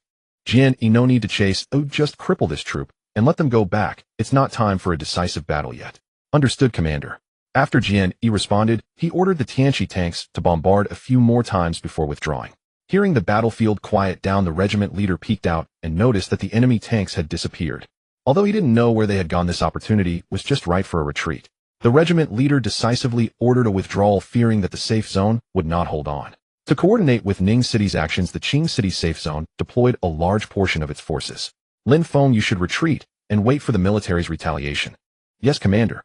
Lin Feng nodded, waving his hand as he and his men ran off as if their feet were greased. Meanwhile, Wu Qingfeng was also reporting to headquarters about the intel leak.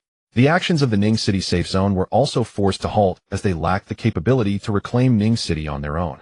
Once the military figured it out, they would soon suspect Dawn City, as it was the only force nearby with such capability. Jian Yi, produce a female deer helicopter to continue exploring eastward, try to locate the Yellow River, and then build a naval dock there. Understood, Commander.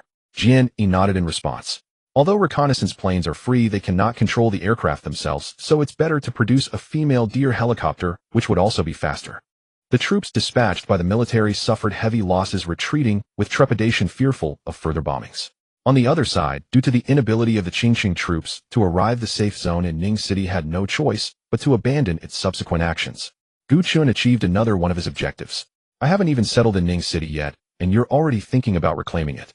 If you reclaim it, where will I build my naval dock? Once the female deer helicopter is produced, it can go to find a wide river basin to construct the naval dock. When the returning troops discovered that the enemies attacking the safe zone had long since fled, they realized they had wasted an entire day going in circles, not only being toyed with, but also suffering heavy casualties. Damn, it must be the work of Dawn City. Commander, just strike. I can't hold back any longer. Hearing his subordinate's words, Wu Qingfeng snorted coldly and then slammed his hand on the table. Gather the troops tomorrow to attack Dawn City. Yes, Commander. Originally, Wu Qingfeng was already displeased with a powerful armed force emerging in his territory. However, for the sake of the greater situation he had endured for so long. But now he could no longer tolerate it, for if he did not eradicate Dawn City, his words might not hold sway in the territory of Qingqing. The growth rate of Dawn City was alarmingly rapid. Wu Qingfeng even suspected that Dawn City had several workshops producing heavy tanks. After the battle ended, he specifically sent someone to check the ambush location in Dawn City. Based on the tracks, they were definitely heavy tanks, and they might even be super heavy tanks. But weren't heavy tanks basically phased out by now? Where did they get the workshops? Despite the confusion in his heart, the data provided by the tank engineers could not be wrong. After all, this was their profession, and they were experienced craftsmen with decades of experience. Commander, according to the reports from those who retreated, our tanks' armor-piercing rounds couldn't penetrate the enemy's tanks, which led to our crushing defeat. Couldn't penetrate? Wu Qingfeng was shocked again. What kind of steel monster is this that a 125mm caliber can't penetrate? Indeed, we deployed 5 main battle tanks while the enemy had 10, resulting in a final outcome of 5-2. Moreover, the enemy's tanks have dual cannons, which I find outrageous. The drawbacks of dual cannons are too many, whether in mobility or accuracy. Wu Qingfeng nodded in agreement, but his subordinates wouldn't lie to him. It seemed that Dawn City had mastered some incredible technology. How many tanks do we still have? Report, Commander. There are still 20 main battle tanks, 10 infantry fighting vehicles, 5 self-propelled artillery, and 8 helicopters in the garage. Pull them all out tomorrow and call the Chief of Staff. I want to discuss how to engage tomorrow. Yes. All tanks rolled out of the garage, and such a large commotion naturally could not escape the notice of Du Wei and Yang Li, who hurriedly reported the situation to Gu Chen. Seeing the military respond so quickly and deploy so many tanks, Gu Chen could instinctively tell they were preparing to strike against him. Thus, he ordered all the Tianqi tanks from the Ning City subbase to be transferred over, expected to arrive at Dawn City by tomorrow morning. Notify all soldiers to rest well tonight. A fierce battle awaits tomorrow. Gu Chen naturally understood why the military was mobilizing so quickly. It was certainly to catch him off guard. Unfortunately, the military did not anticipate that there were spies of Gu Chen within their ranks. Having made preparations, Gu Chen stretched and collapsed onto his bed, falling asleep. Meanwhile, in the early morning, Wu Qingfeng suddenly assembled all senior officers and canceled today's plans. I suspect there are spies among our grassroots officers, so today's plan is canceled. The tanks will remain outside and head out the day after tomorrow. Yes, Commander. The officers replied in unison. Commander Wu, should I arrange for someone to investigate the spies? Suggested Chief Zhang. Don't disturb the snake in the grass. With the presence of these spies, we can also spread false information externally. Wu Qingfeng shook his head and then dismissed everyone to rest after checking the time. The next day at 6 a.m., soldiers filled the city walls. Gu Chen also woke up early, as the military was expected to launch an attack against him today. However, the Qingqing safe zone was eerily quiet. Aside from the patrolling soldiers, everyone else was resting. Hiss, why haven't they come yet? Gu Chen glanced at the time. It was already past 7 a.m. Unlogically, the fighting should have started long ago. At this moment, he realized a problem. The military must also suspect that there were spies within their ranks, leading them to change their attack plans. Sure enough, he waited until after 10 a.m. and the sun had risen high, but the military's attacking troops had yet to arrive. Damn, I was indeed played. Gu Chen sighed. Du Wei and Yang Li would never deceive him. After all, they were completely loyal to him. This time he had made a presumptive error. The military wasn't foolish. After a series of incidents, they would definitely suspect that there were spies within. Once the soldiers on the city wall returned to their normal state, Gu Chen didn't pay any more attention. He knew that Du Wei and Yang Li would promptly inform him of the latest developments. After lunch, the Qingqing safe zone initiated major movements once again, but it was merely for the sake of the spies. Dozens of tanks roared to life and rolled out of the city gates. Seeing this, Du Wei quickly sent a message to Gu Chen, and Gu Chen naturally instructed everyone to prepare. After a while, he realized he had been played again. The next day, another similar situation arose, and by the third day, Gu Chen had become somewhat numb to the messages sent by Du Wei. Damn, I'll trust one last time. I hope the military is serious this time. These past 2 days, Gu Chen had indeed been put through the ringer, and he was starting to doubt it.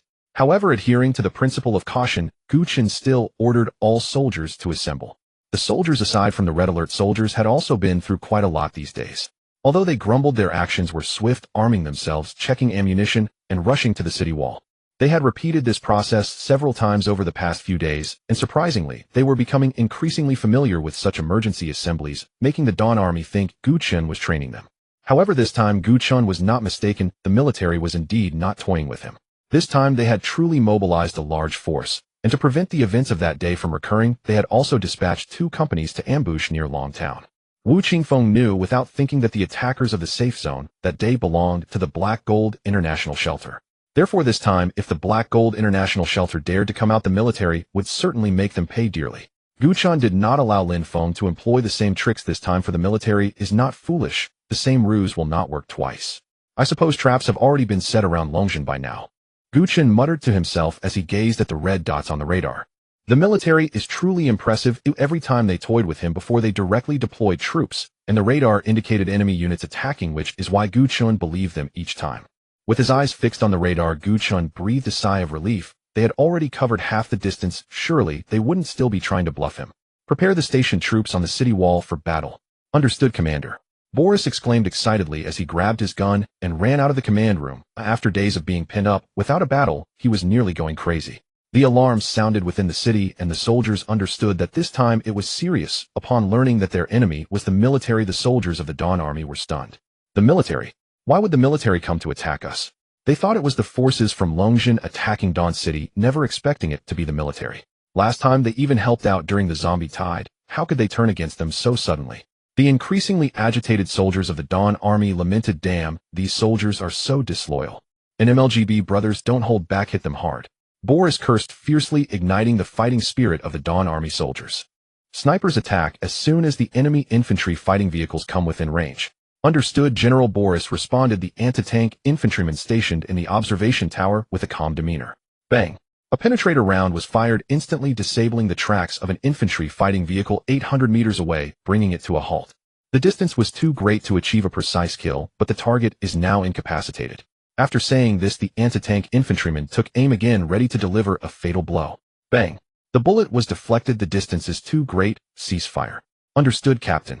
Although there were no officers among the 5 anti-tank infantrymen, Gu Chen appointed one of the private soldiers as the squad leader.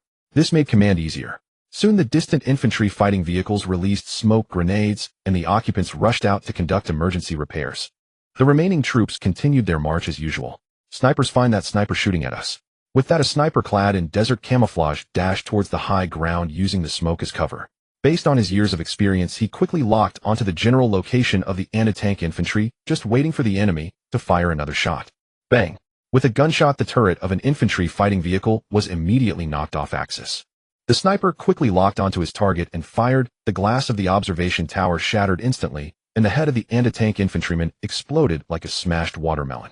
Seeing this scene, Gu Chen was also taken aback. Thankfully, he did not overestimate himself, and was standing in the observation tower merely to enjoy the view. He resolved never to stand so high again. After all, one could be shot in the head by a bullet from a kilometer away at any moment. Take out that sniper. Gu Chen ordered the 1-star anti-tank infantryman. As a 1-star anti-tank infantryman, he was indeed quite capable. He locked onto the sniper in just 1 second, and the desert camouflage proved ineffective. With a bang, the sniper was instantly turned into a mist of blood. Shoot out the tracks of their tanks. The 09 sniper rifle in the hands of the anti-tank infantryman probably can only damage the tracks, and might not even be able to break them.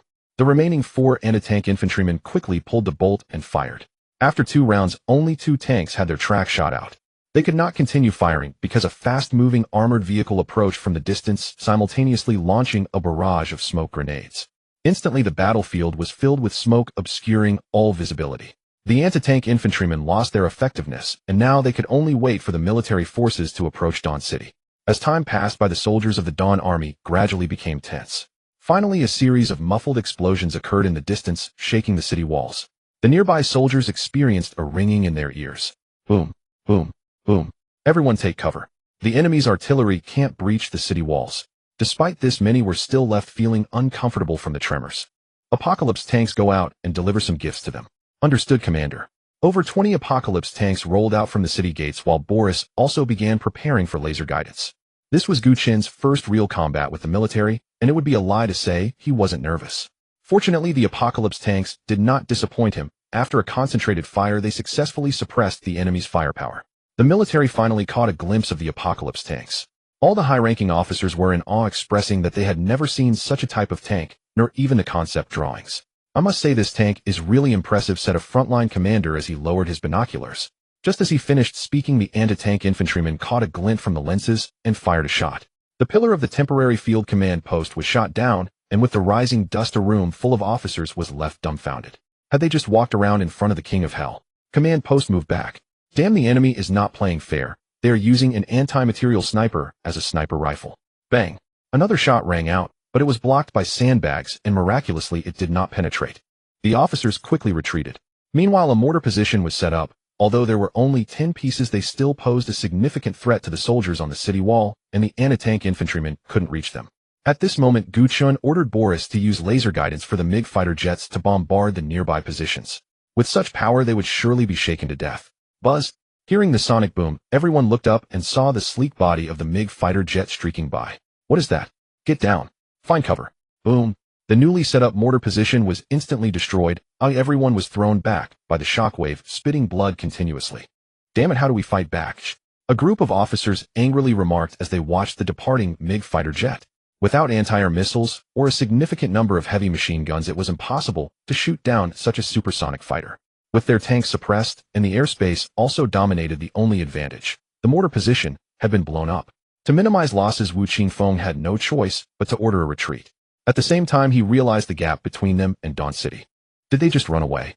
Gu Chen chuckled, but the military's approach was indeed reasonable. Isn't it foolish to fight when you can't win? Since they had fled, Gu Chen had no intention of pursuing them. He understood the principle of not chasing a desperate enemy, especially since Du Wei and Yang Li had already informed him that there were anti-tank guns set up on the walls of the safe zone in Qingqing City. Thus, Gu Chen did not plan to launch a counterattack. Even if Boris could summon MiG fighter jets for elimination, it wouldn't work. After all, laser guidance couldn't reach too far, and if they got too close, they risked being targeted by enemy snipers. Boris couldn't be revived, and no matter what, Gu Chen wouldn't take that risk. So have they followed us? Report, Commander, they haven't. Let's go, don't worry about them. They shouldn't fall for it. Yes. Gu Chen's guess was indeed correct. The military had laid anti-tank mines along their retreat route, and the artillery in the warehouse had already been deployed. If Shuguang City dared to follow, they would certainly face bombardment.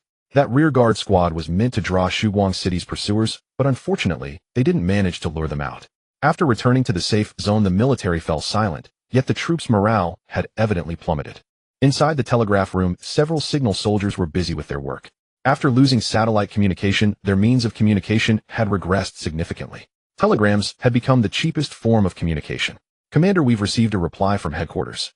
Wu Qifeng sat in a chair and began to read the paper. The military headquarters was located in Jizhou, the capital.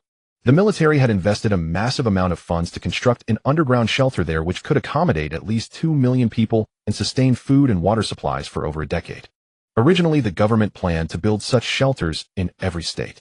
However, they found that the zombie virus seemed to be easily controlled, and the financial resources required for constructing these underground safe zones were too great, so they abandoned the idea.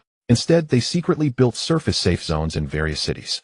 These safe zones could only accommodate tens of thousands of people, with some able to hold over 100,000, thus significantly reducing costs. However, looking back now, that decision seemed flawed. After reading the telegram, Wu Qingfeng wore a bright smile, clearly having encountered some good news. Headquarters was attempting to retake the missile base. Once they succeeded in reclaiming the missile base, what was there to fear from Shuguang City? If they don't listen, a missile will take care of it. Yet Wu Qingfeng was unaware that the military headquarters faced heavy resistance while attacking the missile base. Over half a month had passed without any progress, and they had suffered significant losses. This fact was not disclosed to Wu Qingfeng. However, if Wu Qingfeng knew, he would probably curse. What was the missile base? It was just the garrison troops. After turning into zombies, they could barely shoot. They had already withstood hundreds of thousands of zombie hordes. How could they not handle a few zombies? Unaware of the situation, Wu Qingfeng swaggered back to the command center humming a tune. Hey Commander Wu, are you happy after a defeat? This is not like you said, Advisor Zhang, with a broad smile glancing at the teapot on the table. He expected Wu Qingfeng to snatch it away, but to his surprise he poured him a cup instead. What's going on? Is there something happening? Advisor Zhang, now serious, asked. Haha, why so serious? It's good news. Headquarters is preparing to reclaim the missile base. Once we regain control of the missiles, this apocalypse should be coming to an end soon. Hearing this, Advisor Zhang raised an eyebrow. Oh, is that so? Then that's indeed worth celebrating. No wonder you were kind enough to pour me a cup of tea. Haha, old Zhang, I'm happy today. How about we have a drink tonight? Advisor Zhang smiled and shook his head, then made an excuse to decline. Wu Qingfeng, puzzled, scratched his head. How strange, what's with this guy? Doesn't he usually love mooching off meals? Today he didn't even drink tea. After leaving the command center, Advisor Zhang quickly returned to his dormitory and used the excuse of needing rest to send away the 2 guards at the door. Inside Shuguang City, after eating, Gu Chen lay sprawled on the bed while the monitor in front of him played the TV series he had downloaded before the apocalypse with Xiaoqi. Xiaoqi, connect me to Jianyi. Yes, esteemed commander. After Xiaoqi finished speaking, the screen split into 2 sections, one for Jianyi and one for the TV series. How are things on that side? Have you found an open water area? Report, Commander, we did find one, but there's a group of people stationed there. It seems they are guarding the water pump. When the female deer helicopter flew over, it nearly got hit by a rocket. What? A rocket launcher? It can't be the military, can it? Gu Chen straightened up. Why were they everywhere? No, Commander, judging by their outfits, they are just ordinary people. Gu Chen breathed a sigh of relief upon hearing they were ordinary folks. As long as they weren't the military, he could handle it. Then 2 apocalypse tanks were produced directly at the Ning City base. Little kids, can you not take me down? After a day's accumulation plus the precious metals recovered today, Gu Chen's energy points remained at 400. After thinking it over, he decided to deploy a nuclear bomb. Although he didn't need it for now, such a deterrent weapon of mass destruction was still necessary. 30,000 energy points, just a drop in the bucket. After choosing to build, Gu Chen glanced at the Iron Curtain device. Also costing 3000, it could be upgraded. Gu Chen decided to get it done tomorrow when energy points were sufficient. As the saying goes, it might be useless, but it can't be absent. Now that the naval dock had found a suitable location for construction, it was also time to prepare for unlocking the allies.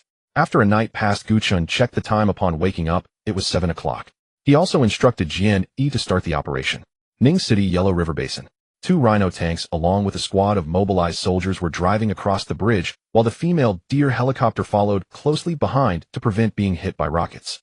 The more than 20 armed personnel guarding the water pump were startled awake by the rumbling and rushed out after grabbing their weapons. It turns out to be a bunch of scattered militia. Seeing this scene, Gu Chen couldn't help but laugh. Knowing there were tanks, they still rushed out in droves. Oh, wasn't that just asking for death? Boom, boom. The second apocalypse tank couldn't even be bothered to fire its cannon, directly obliterating the makeshift camp with just 2 shots.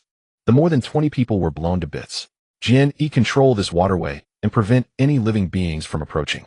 Then construct a forward base and naval dock. Understood, Commander. Honestly, Gu Chen was quite frustrated. Why was the base construction area so small? If he wanted to occupy the whole world, wouldn't he need to build hundreds of thousands of bases? Honored Commander, the nuclear missile silo construction is complete. Placed at the main base. Gu Chen nodded. He had not expected such a superweapon to take so much time to assemble. After placement, he discovered the device was not free. Each one cost 50,000 energy points, and there was a 1-hour preparation time. Inevitably, he thought if it really were like the game, producing a warhead every 10 minutes, he might not be able to resist obliterating launching himself. Gu Chen smiled. Having a nuke at this moment was of little practical use. Nuclear arms, he knew, were more often instruments of deterrence, and he felt the same way. He planned to reveal it at an opportune moment to intimidate the military. He even toyed with the idea of a nuclear test.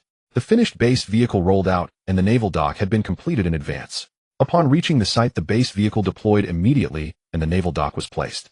Gu Chen now lacked only an Iron Curtain. According to Xiaoqi, building it would unlock the Allied forces. Xiaoqi, which nation's units do the Allied forces correspond to in the game? Honored Commander, the Allied faction encompasses units from all Allied camps. Initially, it contains units from the Dongtan nation in the game. Units from other nations can be unlocked via the research center. Produce 2 more submarines and reserve the remaining energy points for the Iron Curtain device. Understood, Honored Commander.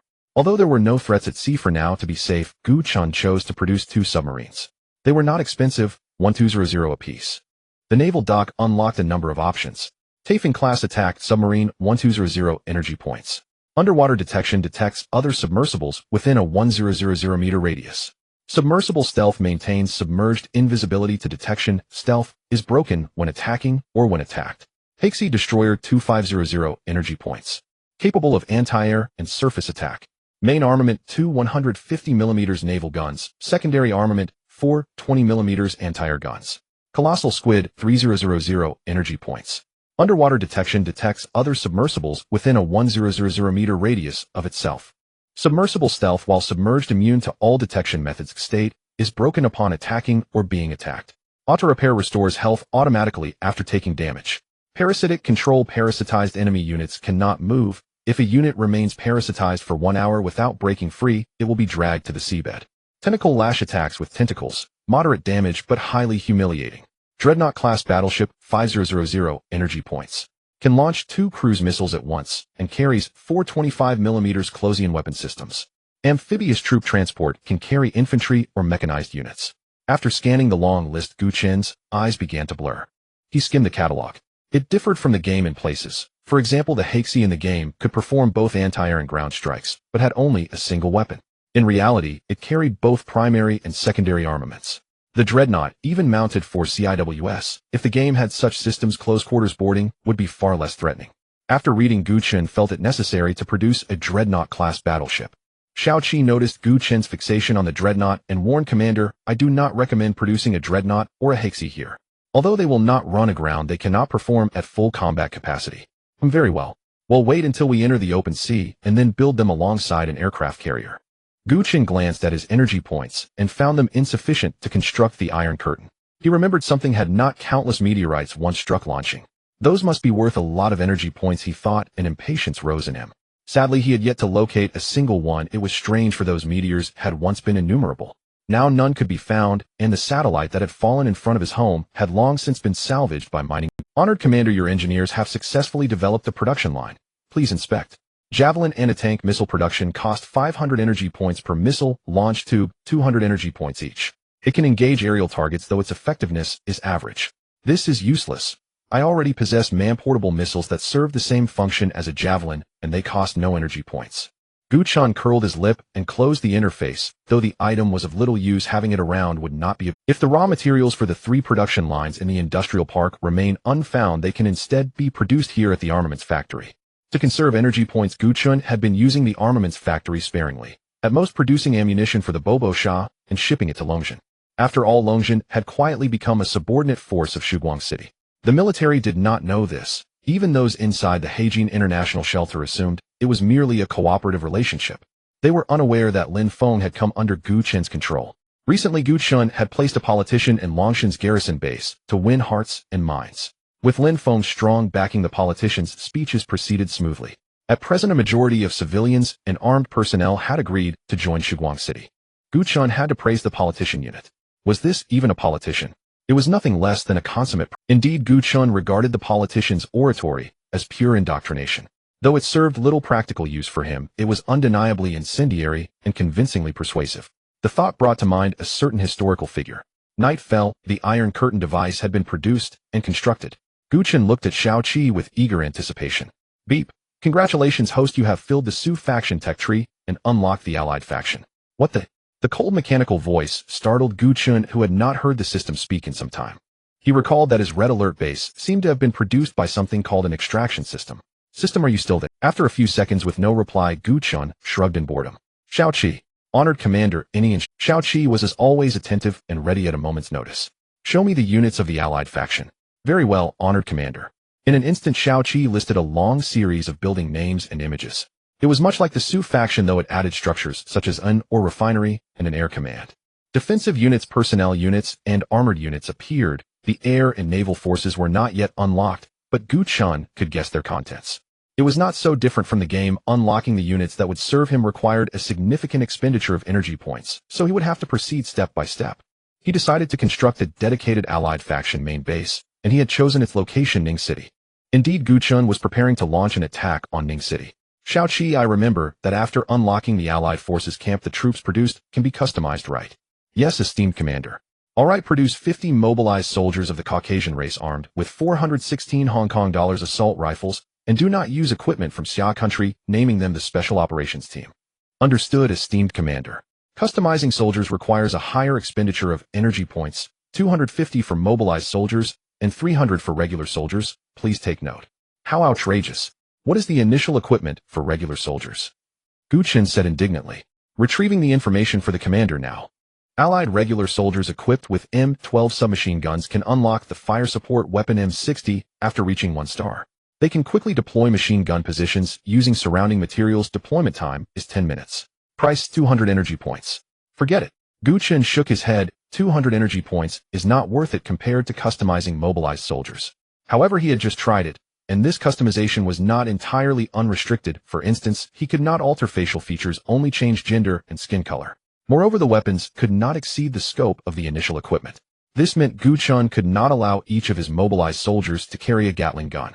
The reason he wanted to produce a unit that looked foreign was naturally to create chaos. This way, even if the military broke their heads, they would not suspect Dawn City. Soon a small unit that looked very much like Americans marched out of the barracks in perfect formation. Reporting to the commander, the special operations team is here. I am team leader Li Long. Gu Chen had been waiting at the barracks entrance for quite some time. He did not expect his luck to be so good, producing a team leader right on cue. He had planned to assign a team leader to lead this unit, but it seemed unnecessary now. However, upon hearing the Chinese spoken by Li Long, Gu Chen realized an issue. Could this group not speak English? Do you all speak English? Yes, Commander. 50 mobilized soldiers answered in unison. Esteemed Commander, the Red Alert unit can use 8 languages. If needed, they can switch languages at will, but their default is Xia language. Xiao Qi kindly reminded from the side. Wow, impressive. It was just that Gu Chen was uneducated and could only exclaim in surprise. Were they really just mobilized soldiers? If their intelligence were any higher, wouldn't they directly transform into agents? Xiao Qi, give them foreign names and send the names to me. Understood, Commander. Clearing his throat, Gu Chen began to assign them tasks. Li Long, your unit is to infiltrate Ning City, ideally forming a small power. Most importantly, you must make others believe your foreign forces understand. Understood, Commander. Li Long replied loudly, and then Gu Chen assigned them 4 reconnaissance vehicles. After all, as foreign forces, it wouldn't make sense for them to be equipped too well in Xia country. In fact, Gu Chen also wanted to equip them with anti-aircraft tracked vehicles, but people from the Qing City safe zone would have surely seen them, so he had to forego that to avoid exposure.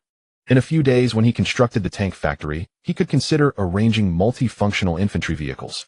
He wondered if the multifunctional infantry vehicles in reality would also allow soldiers to transform. To unlock the Allied forces camp, he naturally had to start from the first building. The power plant after completion would be followed by the ore refining plant and barracks. Thinking about how many energy points he would have to spend made Gu Chen feel a pang of regret. However, to unlock more powerful equipment, this was necessary. Looking at the Allied base vehicle parked on the ground, Gu Chen scratched his head. Li Long, take this base vehicle with you, find a safe place to deploy it, and prohibit any creatures from approaching. Yes, Commander. After unlocking the Allied forces camp, Gu Chen naturally would not have just this one Allied base vehicle. They could be produced at the tank factory at any time with costs equivalent to the Soviet base vehicle. In the future, the management of the Allied base vehicle would be entrusted to Li Long, and after unlocking spies, he would produce a spy to assist Li Long. The reason Gu Chen did this was to create a force completely unrelated to himself. Li Long might even perform a scene as his rival later. Not bad. The plan is set in motion, just waiting to trap the military. Gu Chen nodded in satisfaction. The military had plenty of good resources. He was still eyeing the military's weapons and ammunition production line. Du Wei and Yang Li had already informed him about the production lines in the Qing City safe zone. They were much richer than the industrial park in Shitian town, from small handguns and landmines to large machine guns and artillery. According to the intel from the 2 brothers, the military could currently produce the largest caliber artillery, which was a 122mm towed howitzer. It was also because it was somewhat heavy, and considering that Dawn City had an air force, they had not deployed it to attack Dawn City. Otherwise, Gu Chen was not sure if he could withstand long-range bombardment. That thing had a range of thousands of meters. Perhaps another reason was that the military feared collateral damage to civilians. However, Gu Chen was not worried because he had the V-3 rocket vehicle. In theory, the V-3 rocket vehicle could hit targets at least several hundred kilometers away, but perhaps due to the game's settings, the V-3 rocket vehicle produced by Gu Chen could only strike at a distance of 10,000 meters. As long as he ran out a few more kilometers, he could reach the military safe zone. Hence, Gu Chen was not afraid of the military safe zone threatening him with long-range howitzers. He was just afraid that if the military became furious, they would stop at nothing to fight him to the death. Today, Gu Chen also received good news. The potatoes he had planted were about to mature. The seeds found in Lu family village were early maturing varieties, so they could be harvested in just 3 months. Gu Chen had long instructed Zheng Yi to plan the planting area. It had been over a month, and soon Dawn City would welcome its first batch of food harvest. For the next batch of planting, Gu Chen planned to expand the area, since with the increase in population, the previously planned area was evidently insufficient. Although the future food might only consist of potatoes, it was still true that being able to eat enough was good. Currently, no polluted water resources had been found to harm the plants. This point made Gu Chen quite comfortable. If the polluted water could not be used for irrigation, humanity would likely be facing extinction. After reclaiming the coal power plant in Shutian town, electricity supply had gradually resumed during this period, greatly relieving Gu Chen's electricity consumption. Thus, Dawn City could be described as brilliantly lit, while Shutian town remained desolate. After all having been bombed, once it was no longer suitable for habitation. It could be transformed into a potato planting base in the future, as the terrain there was flat and suitable for machine harvesting. At that time, he could just send a few bulldozers from the mine to clear the ruins. With that thought, Gu Chen prepared to take it. Just leave it to Jiang Jinyu. After all, it's not a big deal. Meanwhile, Gu Chen also produced 2 mining vehicles to recover the ruins. Although they hold little value, each vehicle might fetch only 300 to 400, but the speed is remarkable. At the temporary prison in the Ningshi Division base, 4 captive pilots lay injured in the dimly lit room. The interrogator, resembling a demon, took a sip of alcohol and spat on them. Pull him up. A mobilization soldier immediately yanked a half-conscious person to his feet. Will you speak? Humph. The pilot stared quietly at the interrogator, appearing calm on the surface, while a wave of frustration surged within him. You've been beating us for 2 days, why don't you ask? So you won't say anything, huh? Smack. The interrogator pulled out a whip from who knows where, ready to strike. Stop, stop, stop. Why don't you just ask? You've been torturing us for 2 days, the pilot shouted hysterically. Always asking if we'll speak, but why don't you just ask already? The interrogator was momentarily stunned by the pilot's questioning. Oh, I seem to have not interrogated yet. No, I need to consult the commander. Respectful commander, the interrogator requests to speak with you. Granted. At this moment, Gu Chen was lying in bed engrossed in a movie. Commander, the 4 pilots we captured have successfully surrendered. For a moment, Gu Chen was confused. He knew about the pilots they had captured, but with so much happening recently, he had forgotten. However, what did the interrogator mean by surrender? Just as Gu Chen was filled with questions, the interrogator aimed the camera at the 4 crouching individuals on the ground. What the hell? You actually resorted to torture? Cough 'em, commander, don't worry, they're still alive. Gu Chen was. The reason for capturing these pilots was to find out where they came from, and another reason was to make them future flight instructors. After all, the Red Alert base wouldn't produce flight instructors. Gu Chen's future Air Force couldn't rely solely on the Red Alert units. The cost would be too high. But fortunately, as long as they still have a breath left, Gu Chen can pull them back from the clutches of death. Produce 2 medics at the Ningshi Division base. Okay, respected commander. Although medical supplies were gradually becoming scarce, Gu Chen was not worried at all. The medics carried medical kits that had everything, even Viagra, and they would refresh daily. Therefore, Gu Chen dared to say that as long as there was a breath left, he could pull them back from death. Just as he was about to lie down and continue watching the movie, Li Long sent another call request. Connect. If all went well, Li Long had already arrived at Ningshi as he was driving. A sudden call at this time surely meant something important. Commander, the base vehicle has already deployed in a safe location, disguised as a cargo truck. Additionally, while exploring Ningshi, we discovered a group of foreign researchers who mistook us for embassy troops and requested our protection. Why would a foreign research team appear in Xia country? Gu Chen was puzzled and had a vague feeling that this matter. At the same time, he also heard the sound of chaotic conversations from Li Long's side. Continue to disguise your identity. This research team definitely has secrets. Take them to Dawn City. Understood, commander. At this point, Li Long had already adopted an accent from the lighthouse country. The call was then cut off. Gu Chen thought for a moment and asked the interrogator to come over. When it comes to interrogation, it must be handled by the interrogator. I wonder how long that group of foreigners can hold out. Meanwhile, in the southern suburbs of Ningshi, a smoking SUV stopped by the roadside. These people were the so-called research team. There were 5 individuals in total, 3 men and 2 women. Hey, Lieutenant, we are the top research team from the lighthouse country. I advise you to clarify things with your superior. The leader of this research team spoke arrogantly. After all, according to rank, he was higher than Li Long, but since they were not in the same system, he could not command him. Hearing Li Long say he needed to consult his superior stunned him. Didn't you have an obligation to protect the taxpayers? Damn it, no wonder you're just a lieutenant. I suggest you clean up your mouth, you bald donkey.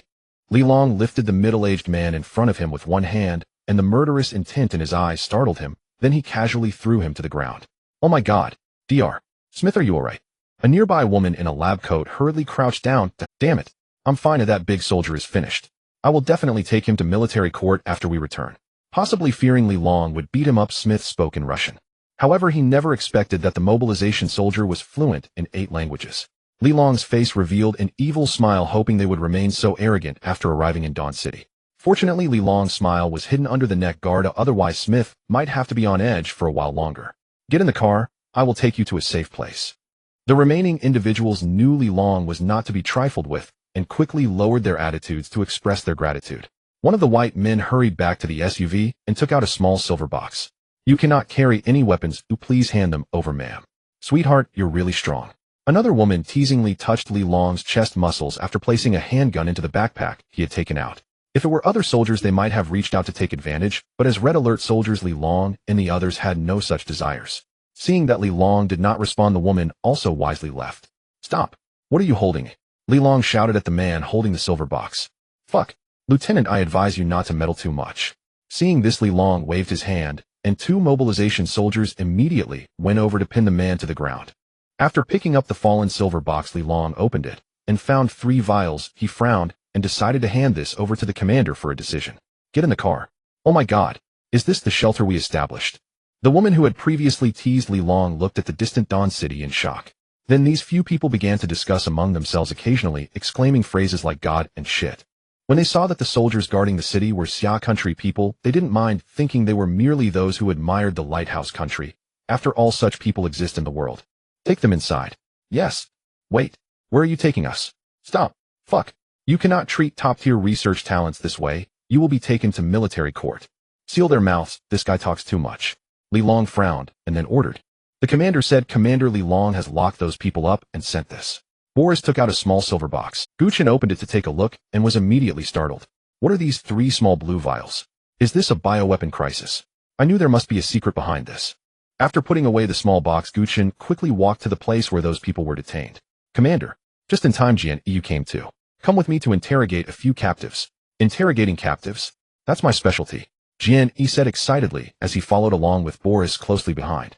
The few people locked in the room saw Gu Chen and the others and began to curse loudly. Although Gu Chen couldn't understand much, he could hear the words FCK and BTCH. Go give them a little appetizer. Sure thing, Commander. Jian Yi put on boxing gloves and randomly kicked one. Since they were all tied up, they had no capacity to fight back. What are you doing? What do you want? Oh. 20 minutes later, Jian Yi stretched his joints. At this point, no one dared to shout anymore. Everyone, including the 2 foreign women, had been beaten, exhausting Jian Yi. After fetching his whip, he was ready for the next step. The oldest Smith could hardly endure such torture. He suddenly recalled that during his studies of Xia country's culture, he learned that kneeling was the best way to plead for mercy. Thus Smith suddenly knelt down.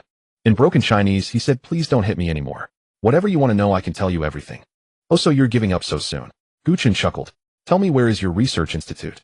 It's underground 100 meters beneath the garbage processing plant in Qingqing City.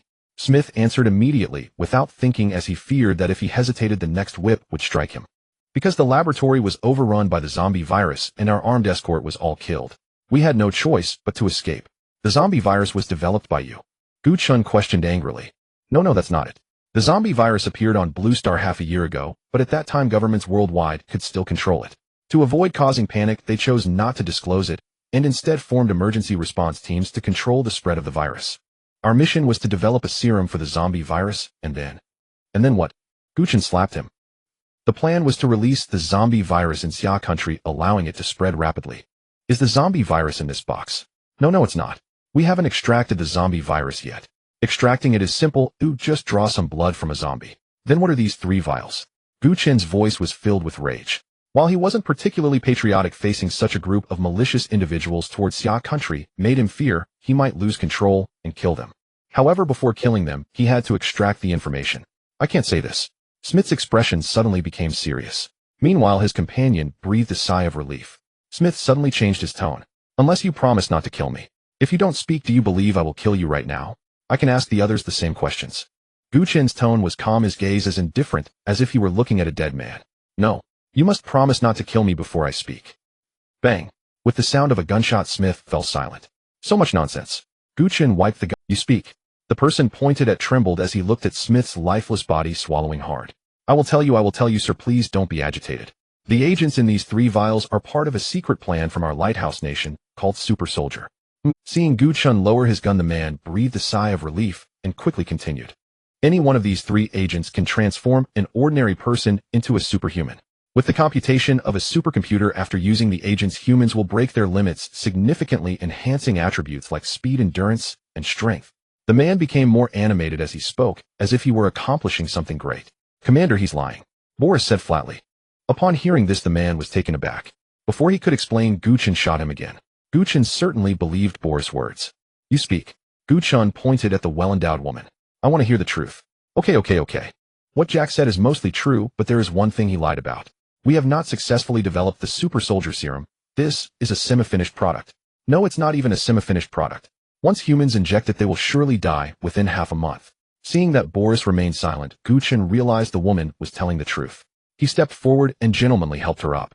I like honest ladies like you. You're in great shape, keep it up. After helping her up, Gu Chen gave her a firm slap. This made her involuntarily moan, and she felt disdainful in her heart. Indeed, men are creatures that think with their lower bodies. You two, do you have anything else to say? If I'm satisfied, you might just survive. Gu Chen smiled kindly. If one didn't witness him killing two people with no change in expression, one might think this devil was a good person. I have intelligence to share. Wait'll go first. Damn you bastard. A man and a woman began to tussle on the ground to share information to save their lives. After all, they had the same information, and if one spoke first, death was certain. This was exactly what Gu Chen wanted to see. He didn't intend to spare any of these people. A few minutes later, the woman was pinned to the ground, continually slammed into the floor by him as he grabbed her hair. Gu Chen waved at the woman, who sensibly unbuttoned her clothes and revealed her bra, then leaned over Gu Chen, posing seductively. Before long, accompanied by muffled gasps, the woman was bloodied and dead, leaving only the last panting. I have information, don't kill me, don't kill me. Okay, you speak, I promise not to kill you. Gu Chen pushed aside the woman, who had turned into a pile of mush, and stood up. He quickly crawled over to Smith's corpse and began searching. Soon he pulled out a small black USB drive from Smith's backside. Sir, this USB contains a wealth of valuable research data that will surely assist you. Whom do you have such teams in Xia country? Gu Chen said, pointing at the USB, indicating Boris to take it. The hiding place was too awkward for him to touch. No more. I'm not quite sure, either, since we are closed off from the outside world, the man said with sincere eyes, and Boris nodded in agreement. All right, you can get up too. Thank you, sir. My God, I'm finally alive. At this moment, the foreign woman beside them had already started to entertain herself, revealing a sudden burst of spring scenery. Listening to the moans in his ears, Gu Chen let out a cold laugh. So she wants to seduce me. He could easily guess why this woman was behaving this way. If it were any other man, they might have indeed punished her on the spot, but Gu Chen was not interested in such trash. The woman gazed at Gu Chen with a dazed expression, mumbling incoherently, while the fabric on her body gradually diminished until she directly knelt before Gu Chen, eager to serve him. Get lost. Gu Chen kicked her away, then waved his hand at Boris. Throw them and the body on the ground outside to feed the zombies. Understood, Commander. Boris clearly enjoyed doing such things. After calling a few mobilized soldiers, they lifted the body away. The two were already stunned, especially the woman, who was jolted back to reality by Gu Chen's kick. Didn't he? Why did he kick me away? Wait, feeding me to zombies. No, you said you wouldn't kill us. Right, I didn't kill you. Gu Chen, facing the questioning, said innocently. He wasn't wrong, it was the zombies who did it. What did that have to do with him? No. The noisy sounds finally faded away, and Gu Chen felt quite comfortable. However, he was still quite concerned about this research team. It seems that countries had begun researching the zombie virus before the apocalypse, yet they hadn't discovered much. Xia country must also have relevant institutions, but it was unclear if they still existed. Send the USB and these 3 test tubes to the combat lab for the engineers to study. Yes, Commander. The mobilized soldier beside Gu Chen saluted and turned to leave with the items. Although it was uncertain whether the combat lab could yield any results, Gu Chen didn't hold out much hope. After all, even the Lighthouse Nation, as a major power in Blue Star, hadn't produced anything substantial. They only managed to concoct a defective potion that would kill whoever consumed it. All right, Gianni, you can go back now. Don't hit those pilots, who I still need them. Understood, Commander. Gu Chen called Jian over. Initially worried these people would stubbornly refuse to say anything. To his surprise, this group turned out to be soft-hearted. Apart from their tough talk, they were quite pliable. The Super Soldier program. It should be similar to the physical enhancement potions I have, right? However, besides the physical enhancement potion, he took himself, the subsequent production could only enhance an ordinary person into an elite soldier's physique. In contrast, the serum for super soldiers could directly break through human limits. The gap between them was significant. If they could truly develop a super soldier, it would be a qualitative leap for humanity. The so-called emergency squad for the apocalypse should be the armed police squad I saw at the wonton shop, right? Recalling their appearance at that time, they indeed didn't resemble ordinary soldiers. It seemed that the government still had some operational capability, and I must not underestimate them. Just as Gu Chen thought, even though the army's strength had been significantly reduced, its foundation remained, and they were beginning to reclaim airports, military fortresses, ordnance factories, and so on. However, the process of reclaiming was not smooth, as the army encountered unimaginable enemies. Qing City Safety Zone. Commander Headquarters has issued new orders to refrain from attempting to reclaim airports and military bases, or the losses would be significant. The communication soldier took out another sheet of paper and continued, Headquarters wants us to build a new airport. It just needs to be able to take off and land. Once constructed, Headquarters will provide air support. Alright, I understand. Wu Qingfeng nodded after receiving the 2 telegraphs. Since Headquarters did not allow him to reclaim airports and military bases, there must be a reason for it. Could it be related to those meteorites? Sigh. Wu Qifeng sighed and began drafting a plan for the new. There weren't many construction materials left in the safety zone, but building a makeshift airport was still feasible. Hopefully Headquarters can provide more aircraft. It'll blow up the walls of Dawn City at the first opportunity.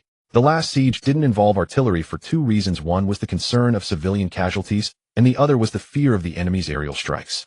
After all, Wu Qingfeng was unaware that the planes were guided by Boris, who had a guiding range of only about 1,000 meters. If he had known, he probably wouldn't have been so apprehensive. On the road from Longtown to Dawn City, 5 water trucks were slowly moving forward. After controlling Linfeng, Longtown had to send 5 trucks of water every 2 days, with each truck carrying 20 cubic meters. Since this road had been cleared many times, it was very safe with no abandoned vehicles in sight. Therefore, the escort for the water trucks consisted only of a pickup truck fitted with a machine gun and 4 armed personnel. Hey, is that a zombie over there? One person sitting in the back of the pickup pointed at a figure 100 meters away and exclaimed, Damn, can we really encounter zombies in this cursed place? Ha ha, just what I needed to pass the time. Let me practice my shooting. The person controlling the machine gun immediately turned the gun towards it and excitedly started shooting, as if he could already envision the zombie being turned into pieces. Boom. After being hit several times, the zombie unexpectedly exploded. Holy crap, did you load shells? Damn, it's a machine gun, not an artillery piece. How could I load shells? This is unbelievable. How did that zombie explode so suddenly? Before he could finish his sentence, the remaining words got stuck in his throat as he saw a large shadow appearing in the distance. Hurry up and speed up. What on earth is that over there? Could it be another zombie tide? The pickup could accelerate, but the water trucks fully loaded couldn't exceed 100 miles per hour. After all, that was under full load. Quick call for help from Dawn City. Hurry. The person in the passenger seat frantically adjusted the intercom channel and called the garrison on the walls of Dawn City. Upon receiving the distress signal, the emergency troops of Dawn City quickly set off, with 4 Deer helicopters and 5 reconnaissance vehicles carrying soldiers heading out. Xiaoqi, why didn't the mind control detect any hostile targets approaching? I'm not sure, Commander. It is possible that the enemy possesses counter-detection capabilities. Gu Chen frowned as he looked at the radar map, which only began to show some red dots after the battle started. Once the emergency troops arrived at the rescue location, he decisively ordered them to abandon the water truck and drive away quickly. At the same time, Gu Chen also saw what it was through the camera of the female Deer helicopter. A swarm of bugs. Indeed, there were at least several thousand explosive bugs. They were quite similar to the kind Boris had previously crushed, only they were many times larger, approximately around 80 centimeters. Moreover, their bodies were as smooth as if waxed. After exploding, they would spew out a thick black liquid, which looked extremely disgusting. After closing the high-definition image, Gu Chen instructed the emergency troops to return quickly.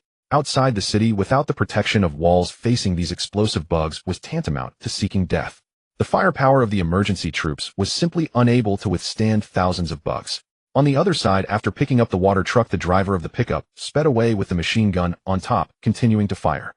Several reconnaissance vehicles, after receiving Gu Chen's orders, also drove towards the city, while the female Deer helicopter broke off from the air. As the thousands of explosive bugs neared their target, their speed suddenly increased dramatically, and their bodies puffed up like pufferfish. Bang! The water truck that had stopped at the back successfully attracted the target. After several explosive bugs approached, they detonated, enveloping the water tank with black liquid and emitting a piercing sound, while foul white smoke billowed out. Puff! The water inside flowed out, possibly due to a chemical reaction, resulting in even denser white. Whoosh, whoosh, whoosh, whoosh, whoosh. After the vehicles fled, the female Deer helicopter quickly fired off its rockets before retreating, as these bugs were actually attempting to jump onto the helicopter. Gu Chen was also startled upon seeing this, for the jumping ability of this swarm of bugs was rather terrifying, akin to a bouncy ball. They would jump up and then bounce again upon landing. Each jump grew progressively higher, and the female Deer helicopter rapidly ascended and hurriedly escaped from the area. Although the explosive bugs were fast, they could not catch up to the vehicles, so they stopped in their tracks after a distance. Damn it, those bugs didn't follow us, right? A member of the emergency team said, still shaken. No, it's too terrifying. Hurry, return to the city. Thus, several thousand explosive bugs settled at the only passage from Longtown to Dawn City. This meant that Longtown would not be able to supply water resources to Dawn City. The water supply pipeline designed by engineers had not yet been implemented, so these bugs had to be eradicated. Let's directly deploy aerial units. Gu Chen pondered for a moment, and then ordered all female Deer helicopters and Kirov airships to deploy. As long as they flew high enough, they wouldn't get bombed. After more than an hour, it was done. The corpses of the bugs would be collected by mining vehicles to see if they were worth anything. At night, the interior of Dawn City was vibrant with lights, while Gu Chen leaned back in a chair watching the newly installed surveillance system. Respected Commander, the mature bugs are edible. Xiao Qi, who had been standing beside Gu Chen, suddenly said. Edible? You mean the kind you can eat? Yes, Commander. The viruses in the adult bugs have been digested, and the meat is tender, juicy, and the protein content is 6 times that of ordinary meat. Xiao Qi, how do you know this? Xiao Qi waved a hand in the air, and a video appeared before Gu Chen. The video was a recording from the combat laboratory. Several engineers in protective suits were using electric saws to dissect a corpse of an explosive bug. These are the bugs that did not explode, and there aren't many. According to the engineers' experiments, this meat is all edible. Engineers show the commander a demonstration. Xiao Qi said to the screen. Okay, please wait a moment, Commander. Saying this, an engineer used a knife to cut a piece of meat and placed it on a pre-prepared grill while explaining what to watch out for when dissecting the explosive bug. Inside the explosive bug, there was something akin to a stomach containing a large amount of flammable and explosive gas, as well as a highly corrosive thick liquid. When processing the corpse, the stomach needed to be removed separately. A few minutes later, the originally white meat had turned brownish black. Then the engineer directly stuffed it into his mouth and chewed while giving a thumbs up. Report to the commander, the taste is excellent. Although Gu Chen found it hard to believe, he felt quite pleased, given the reproductive rate of the bug's humanity likely wouldn't lack food in the future. Should I capture a female bug to use as a breeding base? Wouldn't that mean I would have infinite food? Thinking this, Gu Chen's heart raced with excitement, completely forgetting whether others could accept this. However, Gu Chen also wouldn't let others know this was bug meat. He would just have it processed and sold directly. Xiao Qi, how many unexploded explosive bugs are there? Respected Commander, according to the engineer's count, there are a total of 50 corpses that have not yet exploded. Damn, process them all. Gu Chen said with sparkling eyes, for this was all food. However, he knew that this stuff was bug meat, so no matter how delicious it was, he wouldn't eat it. It felt a bit off. Dealing with the corpses was also quite simple. Just produce a few more engineers, as they were quite skilled with this matter. Roar. Sleep tight, Xiao Qi. Turn off the lights. Okay, Commander. Good night. Gu Chen lay down on the bed and soon fell asleep, while tomorrow he needed to take Boris to the Ning City branch base to meet the 4 pilots who should have already been rescued by the medics. The next day, under Gu Chen's orders, a meat shop was established in Dawn City. It was labeled as being subsidized by the Dawn City government. Each pound of meat only required 1 point, limited to 1 pound per person per day. When they inquired about what kind of meat it was, the seller would say it was guinea pig meat. After all, guinea pig meat is quite similar to this bug meat. The seller was none other than Jiang Jinyu. Indeed, he also worked part-time as the director of the Public Security Bureau, leader of the Lu Village Patrol Team, and owner of the government meat shop, truly a part-time prince. Gu Chen had already had Boris control him, but even without control it didn't matter, as Jiang Jinyu's level of trust in Gu Chen had reached 99,999. At this moment, a long queue had formed outside the meat shop. Everyone craned their necks to look at the meat shop. Having heard the announcement earlier, the crowd who hadn't eaten meat in a long time immediately gathered. The Dawn City truly puts the people first. Indeed, look at how they distribute meat subsidies. Can any other refuge be so fortunate? Damn, I've heard from people who came from Longtown that their leader used to care little for their lives. They could barely survive each day, and many starved. If that's the case, then Longtown has the worst living conditions. Although the military has stopped providing free food lately, they do distribute relief porridge, which is as watery as soup. Hey, how do you know about the living standards over there? Well, recently some brothers heard that life is good here, so they sneaked over from the military. Du Wei and Yang Li did it. The citizens in the city are extremely happy today because they got to eat meat, and it was guinea pig meat. Just 1 point, almost indistinguishable from getting it for free. In just one day, Gu Chen's image in their hearts grew even more magnificent. Gu Chen and Boris have now arrived at the Ning City branch base by helicopter. Commander, you're here. The situation of those 4 individuals has stabilized. Jian Yi saluted, then drove Gu Chen to find those 4. The place where the 4 were held was not at the Ning City branch base, but at a nearby car repair shop. There weren't any buildings around, and inside there were abandoned large trucks parked. At that moment, a medic just happened to walk out from inside. Commander, where are they? Upon entering the workshop, Gu Chen saw 4 individuals gathered together drinking thin porridge. Oh, you all look quite spirited. Jian Yi walked over with his hands behind his back. Upon hearing Jian Yi's voice, the hands of the 4 visibly trembled. Our commander has something to discuss with you. After saying that, Gu Chen walked over. Hello, I am the City Lord of Dawn. Seeing the puzzled expressions of the four, Gu Chen smiled slightly and waved to Boris. Boris then grabbed two of them and led them into a small room. What are you doing? Don't get excited, my subordinate just has a few questions to ask. Gu Chen pressed down on the two with one hand, speaking lightly. The two pilots were already bewildered. Oh, what kind of strength is this? Is he a monster? After about 10 minutes, Boris scratched his head and exited the small room. Commander, the loyalty test failed. Perhaps their faith is too deep. I think we need to assimilate them for a period before proceeding. Boris suggested, not expecting that the two could withstand his loyalty test. Gu Chen pondered for a moment. Naturally, these individuals could not be killed or sent back. After all, their technical skills are very important to Gu Chen. However, if they cannot be controlled now, they can only live in Dawn City, gradually accepting it. Then the two also walked out of the small room. What did he ask you? Nothing much, just chatted about everyday life and discussed ideals. Stop chatting, your current identity is that of prisoners. Gu Chen spoke, then shifted the topic. However, our common goal is to save more humans, so in a way we are also friends. Boris released their bomb. This operation left them completely bewildered. What's this? If threats don't work, are you trying to entice us? Let's get acquainted. What are your names? Gu Chen asked the four individuals before him. The four are not very tall, appearing to be about 1.7 meters, each sporting a buzz cut. Gu Chen couldn't tell if it was his eyes playing tricks, but he felt they all looked alike, though one seemed more mature. Let me go first. Zhao Dushing, an aviation instructor at the Summer National Air Force Academy. The other three are students who graduated under me. Zhao Dushing winked at the three. Lu Yong, Qin Feng, Song Zhuang. Seeing the unwilling demeanor of the three, Zhao Dushing gave each of them a light flick on the head. Sorry, this one. Commander, they are used to being arrogant. It's all right, they're young, a bit of a temper is normal. Hearing that the three were his students, Gu Chen was quite surprised. He thought those with such deep faith would be soldiers with years of service, but unexpectedly, it was quite the opposite. By the way, you can call me City Lord or Commander-in-Chief from now on. Actually, I bear no ill will towards your military, rather it was the Qingqing safe zone that initiated the attack first. So you might not believe me, but I have a video you can watch. Saying this, Gu Chen took out a tablet and opened the pre-prepared video, which was footage of the attack on Dawn City by the safe zone.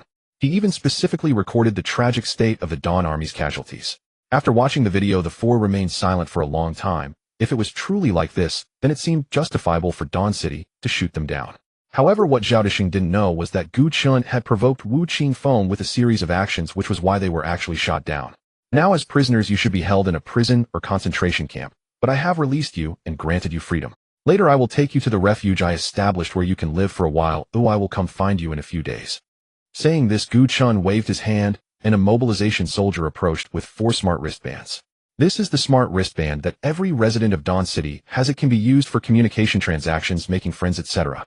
You can take a look at it. The 4 received and wore them in a daze. What does this mean? Is he not afraid we'll cause trouble in the city or incite the citizens? In reality, they were overthinking it. In the past, if they declared their identities, they might have gained public support, but now, the leader in the hearts of the residents of Dawn City had become Gu Chen, a savior whom many had seen. The previously arrogant Lu Yang was about to speak, but was stopped by Gu Chen. My giving you freedom means I trust you, so no need for further words. Seeing Gu Chen's gentle demeanor, Lu Yang felt a bit embarrassed. After all, his tone just now had been a bit harsh. All right, after you finish eating, someone will take you to Dawn City. I have things to handle, so I'll take my leave first. Gu Chen stood with his hands behind his back, fully embodying the commanding presence of a commander, instantly dazzling the 4. This young man has a tremendous aura, no less than that of the one before. Zhao Dushing mused as he watched Gu Chen's retreating figure. After the helicopter took off, Gu Chen slumped back. Acting like a big shot is tiring. Xiao Qi, how did I perform just now? Very cool. Ha ha ha, you have great taste. While chatting with Xiao Qi, Gu Chen glanced out the window. At that moment, a question crossed his mind. Where did the bugs come from yesterday? The military's confidential documents indicated that the area around the crater was a hotspot for insect swarms. Could it be that there is a nest of insects not far from Longshan? Thinking of the bugs, Gu Chen associated them with bug meat. Surely there must be a maternal body for the swarm, right? Otherwise, where did all those explosive bugs come from? We need to deploy helicopters to search the area soon, he said. Xiao Qi, send out 2 female deer helicopters to search near the site of yesterday's battle. Understood, esteemed commander, Xiao Qi replied. After returning to Shuguang City, Gu Chen instructed Lin Feng to deploy all civilian helicopters to search the nearby uninhabited areas. This action naturally drew the attention of the military. What is Shuguang City up to now? Wu Qingfeng remarked, digging out a booger while the other officers were distracted. Old Zhang, what do you think they're looking for? Gold mines, silver mines, iron mines. Anything is possible. I'm sure you all know that Shuguang City has been buying various minerals in bulk. Wu Qingfeng and the other officers nodded in agreement. If Shuguang City really had mines, wouldn't they have developed them by now? Moreover, it's well known that the area south of Qingcheng doesn't have many mines. The large mining sites are mostly in the north. One officer mocked Shuguang City. That may not be the case. Perhaps they have some impressive detection technology that can probe thousands of meters underground. Haha, I'd say rather than that they're just daydreaming. Do you know what caused the explosions over there yesterday? Wu Qingfeng interrupted their banter, frowning. Commander, we haven't figured it out yet, but we can confirm that Shuguang City is involved. Shuguang City involved. Damn, why is he everywhere? Could it be that Shuguang City is experimenting with some secret weapon? At this time, Wu Qingfeng knew about the existence of explosive bugs, but he had never seen them, so he didn't consider that possibility. Since Shuguang City is involved, I won't get involved. We can't provoke them before the airport is fully established. By the way, have the 4 pilots been found? Report, Commander, they have not been found yet. Keep searching. I want to see the living or the dead. Even if they have turned into zombies, I want them tied up for me to see. I'm worried they might have been captured by Shuguang City. The meeting is adjourned. Wu Qingfeng stood up and said. At this moment, the 4 pilots had already arrived at Shuguang City, and looking at the lively streets, they felt a sense of illusion, as if they had returned to the time before the apocalypse. Haha, after waiting in line all day, I finally got my meat. Finally a change in diet. After so long without meat, even the poop is hard. Damn, can you not be so disgusting? Hearing the conversations of the passers-by, Zhao Disheng quickly grabbed someone to ask. Hey brother, what do you mean by getting free meat? Is it really free? Oh, you must be newcomers. Just go straight ahead. There's a meat shop set up by the Shuguang City government. A kilogram of meat costs only 1 point. It's almost free. Hurry up, if you don't go, today's meat will be gone.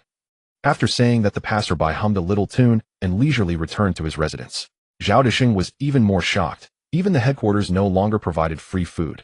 After all, many places were crying out for food, and the large grain depots had only been captured in 2 locations. During the attack, one had to be extra careful. If contaminated by zombies, all efforts would be in vain. The group continued walking, eager to see what this free meat was all about. Big dog, are you on duty again? Are they bullying you? Uncle, the big dog seems to have gained weight today. Several elementary school students surrounded the patrolling team as they walked by, with the military dog playfully rubbing its head. Haha, hurry home after school, don't run around. After letting the military dog interact with the children for a while, the patrol team continued on their route.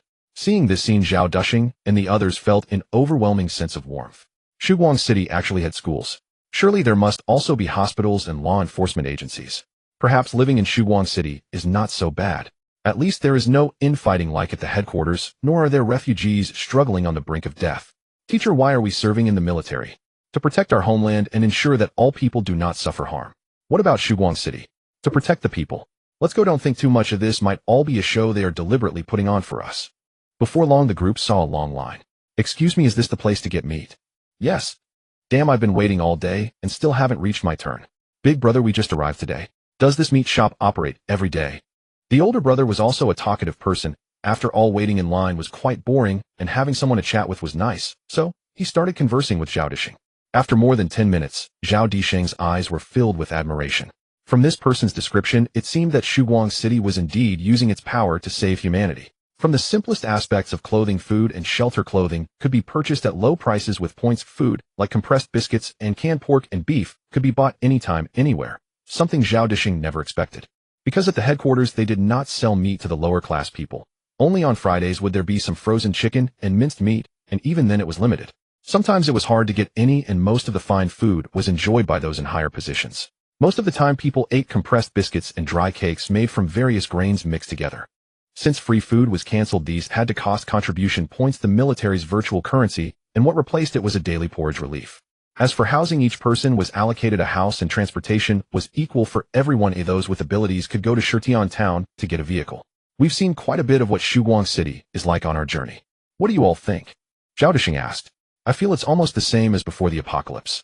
Everyone here has their job, cleaning, doing labor, running businesses, and going out on adventures. Teacher, I feel that the people here are quite happy. Have you noticed that there are no expressions of despair on their faces?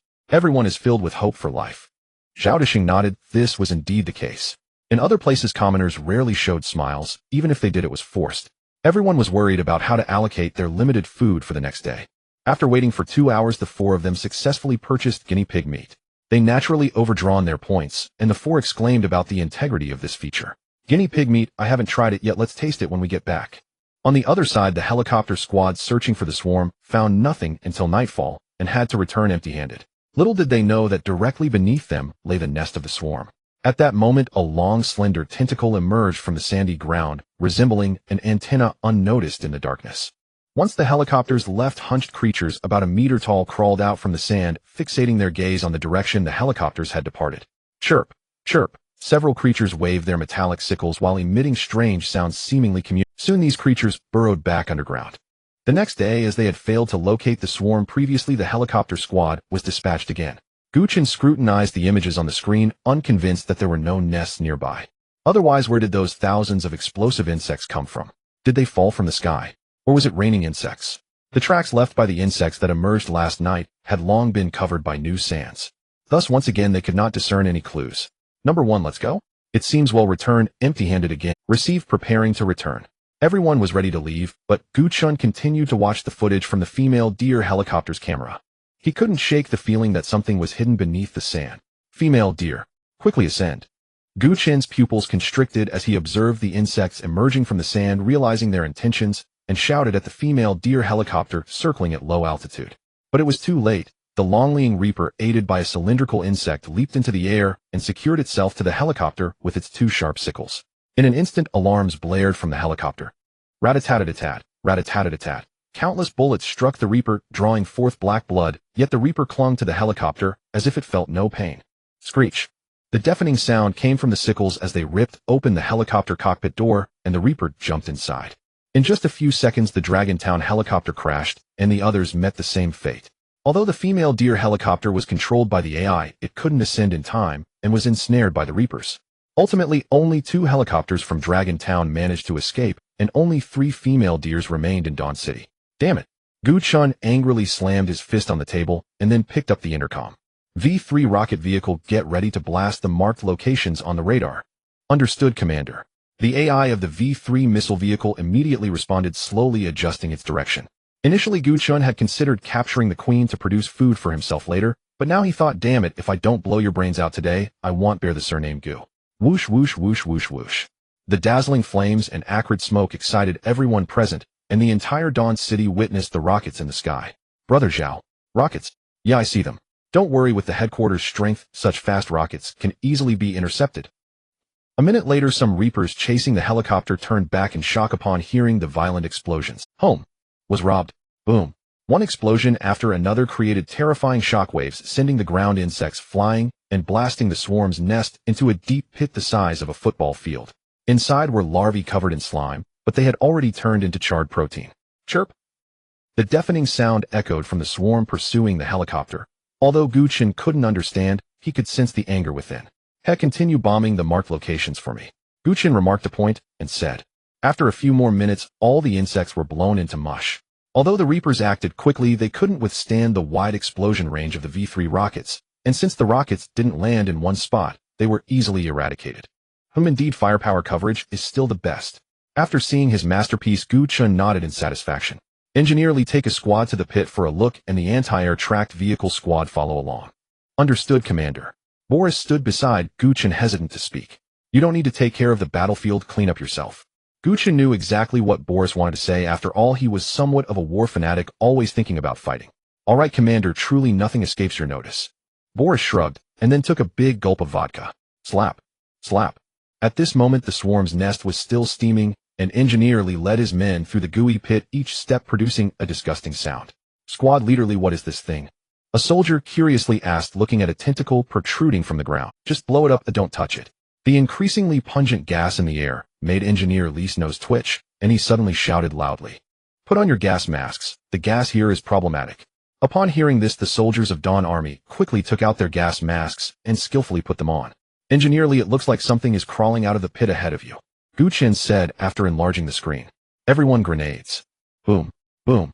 After a series of explosions, two soldiers cautiously approached with their guns. Report, Squad Leader, the target has been eliminated. Just as he finished speaking, a head-sized insect suddenly latched onto his neck, desperately trying to burrow in. Damn! The soldier next to him cursed and immediately reached out to pull off the insect, but it clung too tightly with its 8 legs and wouldn't come off. At that moment, Engineer Lee rushed over, swiftly slicing off the 8 legs of the insect. The detached legs spasmed a few times before falling to the ground. The soldier also fell into unconsciousness, and soon 2 men carried him away for isolation as it was uncertain whether he carried the zombie virus. Despite having lost its legs, the creature continued to struggle, emitting an unpleasant sound. Commander, this creature might be the mother body. How should we dispose of it? Mother body. Ha ha, isn't this food just handed to us on a platter? Catch it, and then go after a female zombie. Yes, Commander. Engineer Lee threw the mother body into a sack, and with a few punches it was silenced. Gather returned to the city. A few hours later, the soldier observed that he had not been infected by the virus, and Boris had also brought back the zombie. Commander, we have found a female zombie, Boris said, dragging in a zombie that was tightly bound. Let's go check on that mother body. Gu Chen smiled, and then headed with Boris to the designated isolation area. This was an abandoned air raid shelter, many parts of which had collapsed, now just suitable for breeding the mother boat. The shelter had been renovated and equipped with lighting. At this moment, the mother body was repeatedly crashing against the iron cage surrounding it, making threatening noises. Sizzle. A magnetic storm soldier reduced the voltage and fired a current into the cage, causing the mother. This magnetic storm soldier was specifically produced by Gu Chen to teach the mother body a lesson. It was necessary, as the creature was too unruly and the 8 legs that had been severed were already sprouting flesh buds likely to heal in a couple of days. All right, don't kill the creature. Understood, Commander. The magnetic storm soldier quickly stopped the electricity and replied respectfully. At this moment, 2 engineers from the combat laboratory approached with documents. Report, Commander. After research, this mother body can breed 3,000 larvae at once, classified as a low-level mother body producing every 3 days, with a larval maturation period of 1 week. By the way, Commander, we will be making certain modifications to this mother body. Once modified, it will only produce 1 type of larva, which we affectionately call meat columns, with a singular ability to help other insects jump into the air. Gu Chen nodded slightly, and then asked, since you can modify this mother body, can you control it? Sorry, Commander, we cannot. All right. Gu Chen shrugged, but this was acceptable. From now on, this creature would serve as his source of meat. Though it might be somewhat disgusting, the nutritional content and taste would be unparalleled. As for the energy needed for the mother body to breed, it was simple. Feeding it a few zombies or mutated animals daily would suffice. Go on, little zombie. Boris kicked the mother body back into the cage as it tried to jump out, then threw in the zombie. Upon spotting a suitable host, the mother body lunged forward and directly burrowed into the zombie's body. Commander, we can remove the cage now. Once parasitized, the mother body will be unable to detach from the host and will lose its attacking and moving capabilities. After the engineer finished speaking, Gu Chen waved his hand, and 2 mobilized soldiers quickly came forward to remove the cage. The zombie also lost its ability to move, its belly slowly swelling. By the way, Commander, both the mother body and the larvae require organic matter for growth, so please be prepared. I understand. Gu Chen then allocated a platoon from the Heavenly Punishment Army to garrison the air raid shelter, equipping it with various heavy firepower. From machine guns to rocket launchers, they even produced a few grenade launchers. Additionally, they hung some rocket launchers on the walls of the shelter so that others could quickly grab heavy weapons in case of a crisis. However, the likelihood of such a situation was minimal, as the meat column had no attacking capabilities and posed no negative effects aside from its fleshiness. It was useless. You stay here and prevent any non-red alert units from approaching. Once the larvae mature, eliminate them directly. Yes, Commander. The platoon leader saluted. Gu Chen nodded and left, thinking to build 2 lookout cannons inside. He hadn't expected things to go so smoothly. He would no longer lack food. For vegetables, there were potatoes, and for meat, there were insect meats. Perfect. Honorable Commander, the Allied mineral refining plant has been completed. That was fast. Gu Chen quickly accessed Li Long's view. Since releasing Li Long, Gu Chen had allowed him to gather energy points on his own, and he hadn't expected that so soon he would have constructed a mining vehicle, while Li Long had also reached 2 stars, but had lost a few mobilized soldiers. Report, Commander. I am currently constructing a barracks. Do you have any instructions? It's fine. Have you located a mine? Gu Chen asked curiously. Not really, we found a satellite near the base and recovered it after bringing it back. I see. Gu Chen nodded, and for a while Li Long continued to report the recent progress to Gu Chen. The Allied base was established on the outskirts of Ning City, positioned opposite the Ning City subbase. By the way, has the time-space mining vehicle been unlocked? Gu Chen asked impatiently. If there was one advanced technology in the Allied forces, it would undoubtedly be the time-space technology. Honorable Commander, the time-space mining vehicle has been unlocked, however it has no attacking capability and a very small capacity. Can it teleport? Yes, Commander. Xiao Qi patiently answered Gu Chen's questions, and Gu Chen finally witnessed this absurd black technology in reality. Whoosh! It was fast. Really fast. Can it? Sorry, Commander, it cannot. Hey, you even learned to answer before I finished. Gu Chen was about to ask if the time-space mining vehicle could teleport freely when Xiao Qi interjected. Sorry, Commander. Alright, stop apologizing every day or it's annoying. Gu Chen shook his head and lit a cigarette. I haven't seen a zombie in a long time. Gu Chen scratched his head, but that was normal as there were 3 factions in this area, and the surrounding zombies had long disappeared. Only occasionally mutated animals appeared. The zombies Boris caught were brought back from the outskirts of Qing City via helicopter. The situation in Ning City subbase was different. Although spies often disguised as zombies to lure groups of corpses elsewhere, there were always zombies approaching every moment. Thus the walls were never quiet, attracting many survivors, but they were blocked from entering by the high walls. Meanwhile, Jian Yi was also inquiring whether to allow survivors in. Jian Yi built another outer city and start accepting survivors. You can use that as a transit station, identifying any ill-intentioned individuals and sending the rest to Dawn City. Understood, Commander. Shao Qi allocates some energy points to Li Long and instruct him to construct the Air Command Center as soon as possible. Understood, Honorable Commander. Upon receiving Shao Qi's order, Li Long immediately commenced construction of the Air Command Center. Once the minefield was built, the center became fully unlocked. Gu Chen prepared to seize the Qingcheng City safe zone. Over the past few days, with the tireless efforts of Zhang Yi and others, the citizens of Shuguang City had unanimously agreed to go to war and pledged their full support. Similarly, Longjin Town had reached the same consensus. Lin Feng would soon lead a large force to assault the safe zone from another direction. Though Gu Chen knew it was morally fraught for human factions to turn on one another in the midst of apocalypse, rapid development left him no choice. After all, the insect swarm had already appeared nearby. The thousands of creatures encountered previously served as a stark warning. Who could say how many more hives lurk beneath the earth? Shao Qi sent messages to Du Wei and Yang Li at midnight tomorrow when our offensive begins. Sabotage the military camp, preferably detonating the tanks. Yes, Commander. Shao Qi nodded, and moments later the message appeared on both men's wristbands. By then it was already evening. The brothers had waited until nightfall to check their bands, as doing so during daytime patrols would have drawn undue attention. Back in their dormitory, the two exchanged a silent, knowing glance to confirm the message. Old Yang, fancy a smoke. A soldier who had just finished his shift strolled by and asked, "Hey, where'd you come from?" Du Wei hastily pulled on his jacket and clapped the soldier on the shoulder. "Why ask so many questions? You two coming or not? Hurry up. If someone spots us, you'll miss your chance." Coming. Yang Li quickly donned his heavy coat and followed the pair outside. There, behind a pile of rubble near the dormitory wall, the three smoked and chatted casually. "You two aren't soldiers, are you?" Tang Fei exhaled a slow, perfect smoke ring.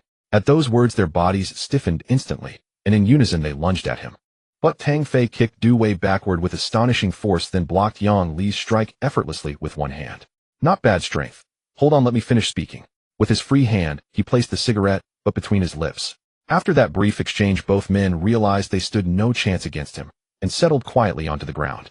"If I'm not mistaken, you're from Shuguang City." "Enough pretense. We saw through you long ago."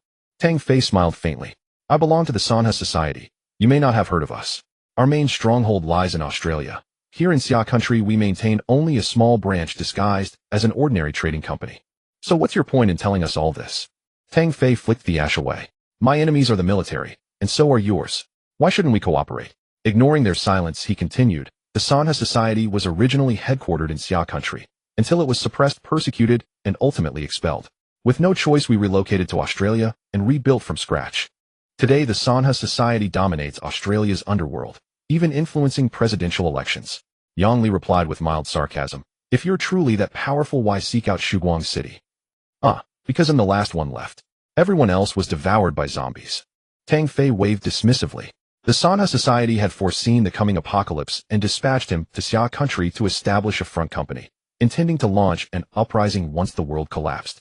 Alas, the trading company he founded suffered terrible misfortune on day one of the apocalypse. It was obliterated by a meteor strike, and the smuggled arsenal buried beneath the rubble. Had Tang Fei not been traveling to Ning City for business negotiations at the time, he too would have perished.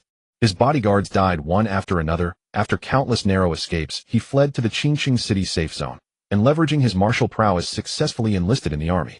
Thereafter he remained hidden within the ranks, biding his time, until he noticed Du Wei and Yang Li. "I've shared all this because I hope you'll relay my proposition: an enemy's enemy is a friend, a principle I trust Shuguang City's warden understands well. Moreover, I suspect a major purge looms for recent enlistees like us. You've noticed it too, haven't you? All newcomers have been segregated into a single dormitory. Time is running short." With that, Tang Fei whistled a light tune and walked away. After brief reflection, Du Wei and Yang Li decided to report the encounter directly to their commander. The next morning, as Gu Chen rose, Shao Qi projected Du Wei's overnight message onto the main screen. Gu Chen ate breakfast while Xiaoqi stood beside him, reciting the message verbatim. I've heard of the Sanha Society before. Didn't they rename themselves the Tindi Society? During university, Gu Chen had researched such organizations out of curiosity, never imagining he'd confront one amid the apocalypse. Yet now Tang Fei, a representative of this faction, sought alliance. Whether Gu Chen accepted or refused mattered little, even if provoked, the Sanha Society could hardly mount a transoceanic campaign to punish him in Xia country. And should he agree, Tang Fei offered no tangible advantage. Clearly he's trying to freeload off me. Gu Chen chuckled dryly. Xiaoqi, send word Tang Fei is to appear in person at Shuguang City. Yes, Commander. Freeloading. Not on my watch. Wouldn't Boris deliver a rather emphatic reminder? Though, how deeply rooted is this man's faith? Such organizations typically employ rigorous indoctrination. Thus, Gu Chen had already prepared for failure. But even in defeat, he could methodically break Tang Fei's will through sustained psychological pressure. Once the plan crystallized, Gu Chen couldn't help but muse, am I really becoming the arch-villain? Could a righteous protagonist emerge to judge him? Oh dear, how utterly terrifying. Though I wonder, would even such a paragon withstand the blast of a heavy artillery barrage? After a moment's whimsical reverie, Gu Chen handed his bowl to Boris. Wash it. Ning City Safe Zone. A divisional commander stared furiously at a telegraph dispatch. Ning City lacked a formal military base, so its safe zone housed fewer than one full division. That was precisely why reclaiming Ning City had required cooperation with Qingcheng City's safe zone. Damn it. That Wang Wu. What a fickle opportunist. Have we identified that newly emerged armed group yet? We have, sir. A junior officer replied, his face clouded with anxiety as he met the commander's gaze. What's wrong? Why that grim expression? Sir, this armed faction originates overseas, and their equipment is exceptionally advanced. What a... The commander stared stunned at the junior officer. However, they do not have armored vehicles, and their numbers are not large. Strangely, they were able to construct such tall city walls. Although somewhat blurry, the imposing city walls can still be seen. Have we identified which country it is? Not yet. We haven't observed it up close. The commander nodded, and then said, tomorrow send someone to make contact. Yes. The time had come to the afternoon. The air command was already established, and 4 invader ground attack aircraft were produced. Subsequently, the data for the invader attack aircraft was retrieved by Xiaoqi. Invader ground attack aircraft equipped with 8 air-to-ground missiles, 300 rounds, each of 30mm cannons on both sides, can return to air command for ammunition resupply, with a resupply time of 2 hours, no energy points required, price 1200, can upgrade to increase weapon power, but cannot increase ammunition capacity. 4 invaders are more than enough to attack the military safe zone. Moreover, they can resupply every 2 hours, meaning they can be deployed 12 times a day. Originally, Gu Chen thought that ammunition would also refresh once a day, but now he no longer had to worry. On the other side, the safe zone of Qingcheng City suddenly conducted a large-scale inspection of soldiers who had recently joined the army, specifically to identify any infiltrators, and those who joined later were certainly under greater suspicion. Send a message to headquarters. The makeshift airport has been completed and can accommodate 6 aircraft. The telegraph operator had just sent the message when the well-prepared headquarters immediately dispatched 6 fighter jets to the safe zone of Qingcheng City, expected to arrive tonight. Report, Commander, we have identified 100 suspects. How should we handle them? Lock them up. Yes. Among these 100 people are Du Wei and Yang Li. After being searched, they were locked in a small dark room, and their smart wristbands were not removed, as on the surface this device was merely a watch for telling time. Although the 2 might be infiltrators, some leniency would still be shown until proven otherwise. Gu Chen was naturally aware that the 2 were under suspicion, but he was not worried. If all went well, he would occupy the safe zone of Qingcheng City tonight. Only by taking the safe zone of Qingcheng City could he dare to develop freely in this place, otherwise he would be targeted everywhere. Gu Chen believed that as long as he dared to attack Qingcheng City, the military would surely take advantage of the situation.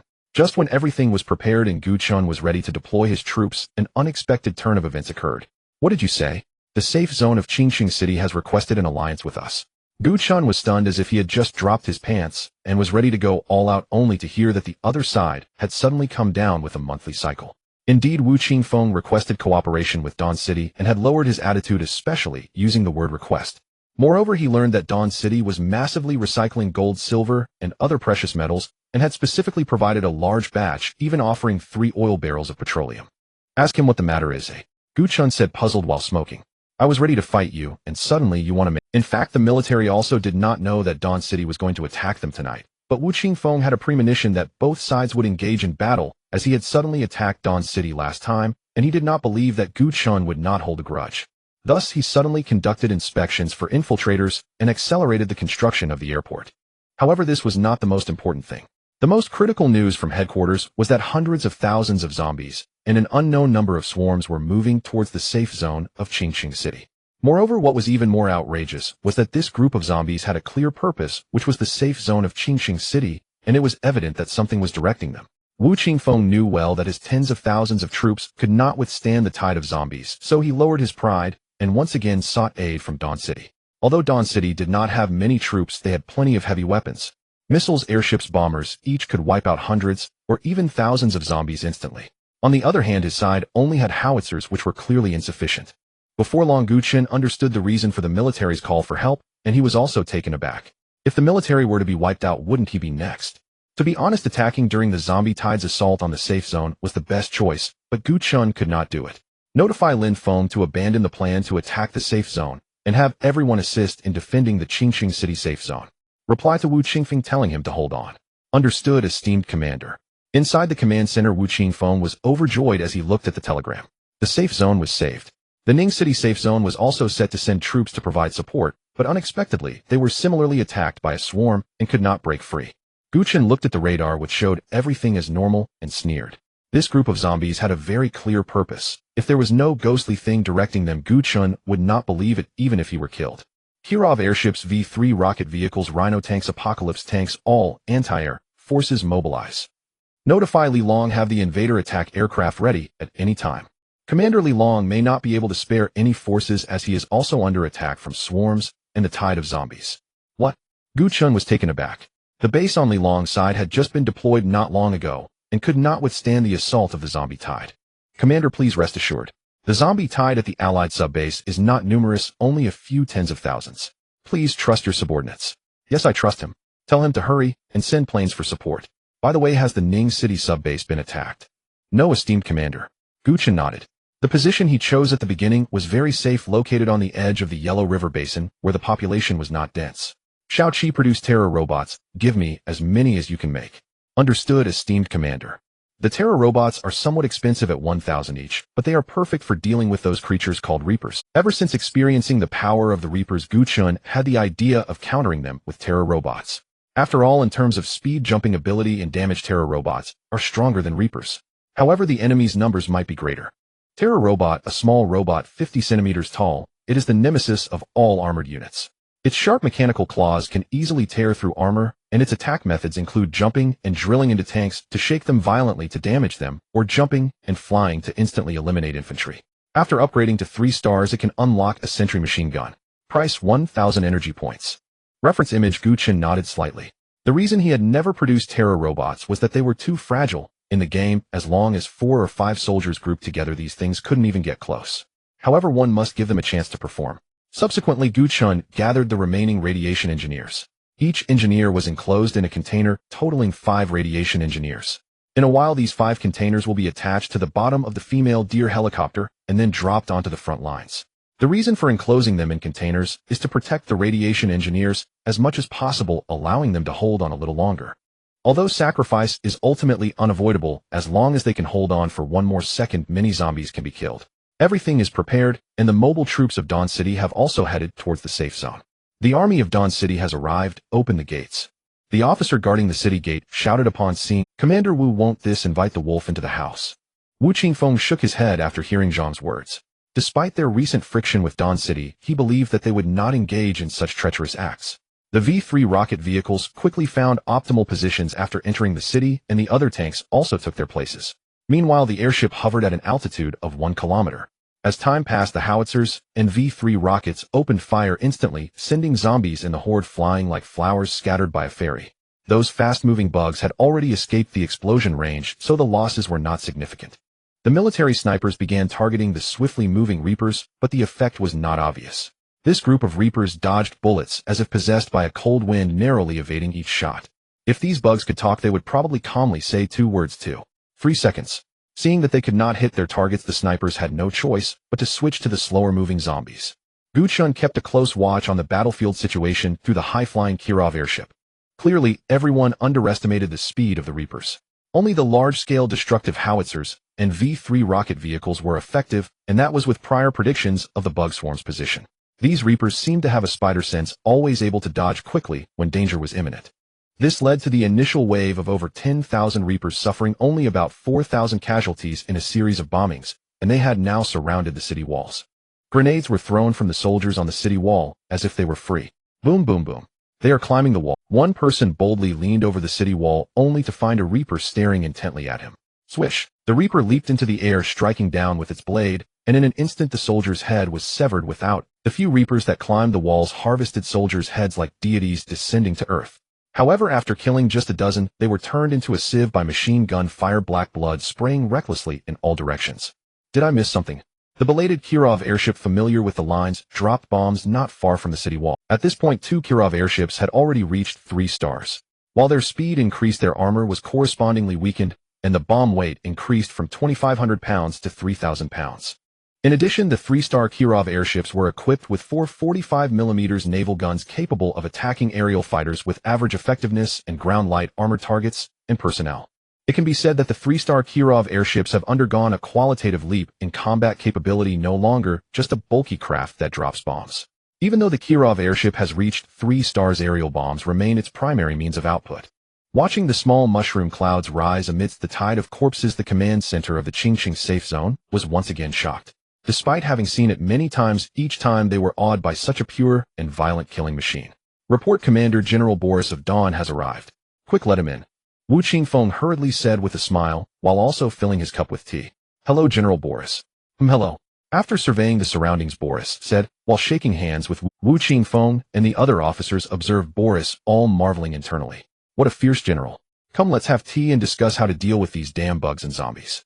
No, I will go up to the city wall to oversee the battle personally. Boris waved his hand.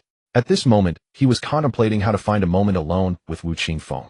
Commander Wu, I have a matter to discuss with you and Advisor Zhang regarding our Commander Gu, which is not convenient to talk about here. Boris said with a serious expression. Wu Qingfeng understood that this was probably about discussing commission matters, which naturally wasn't suitable to be spoken about openly. Then you all may leave for now. Yes, Commander.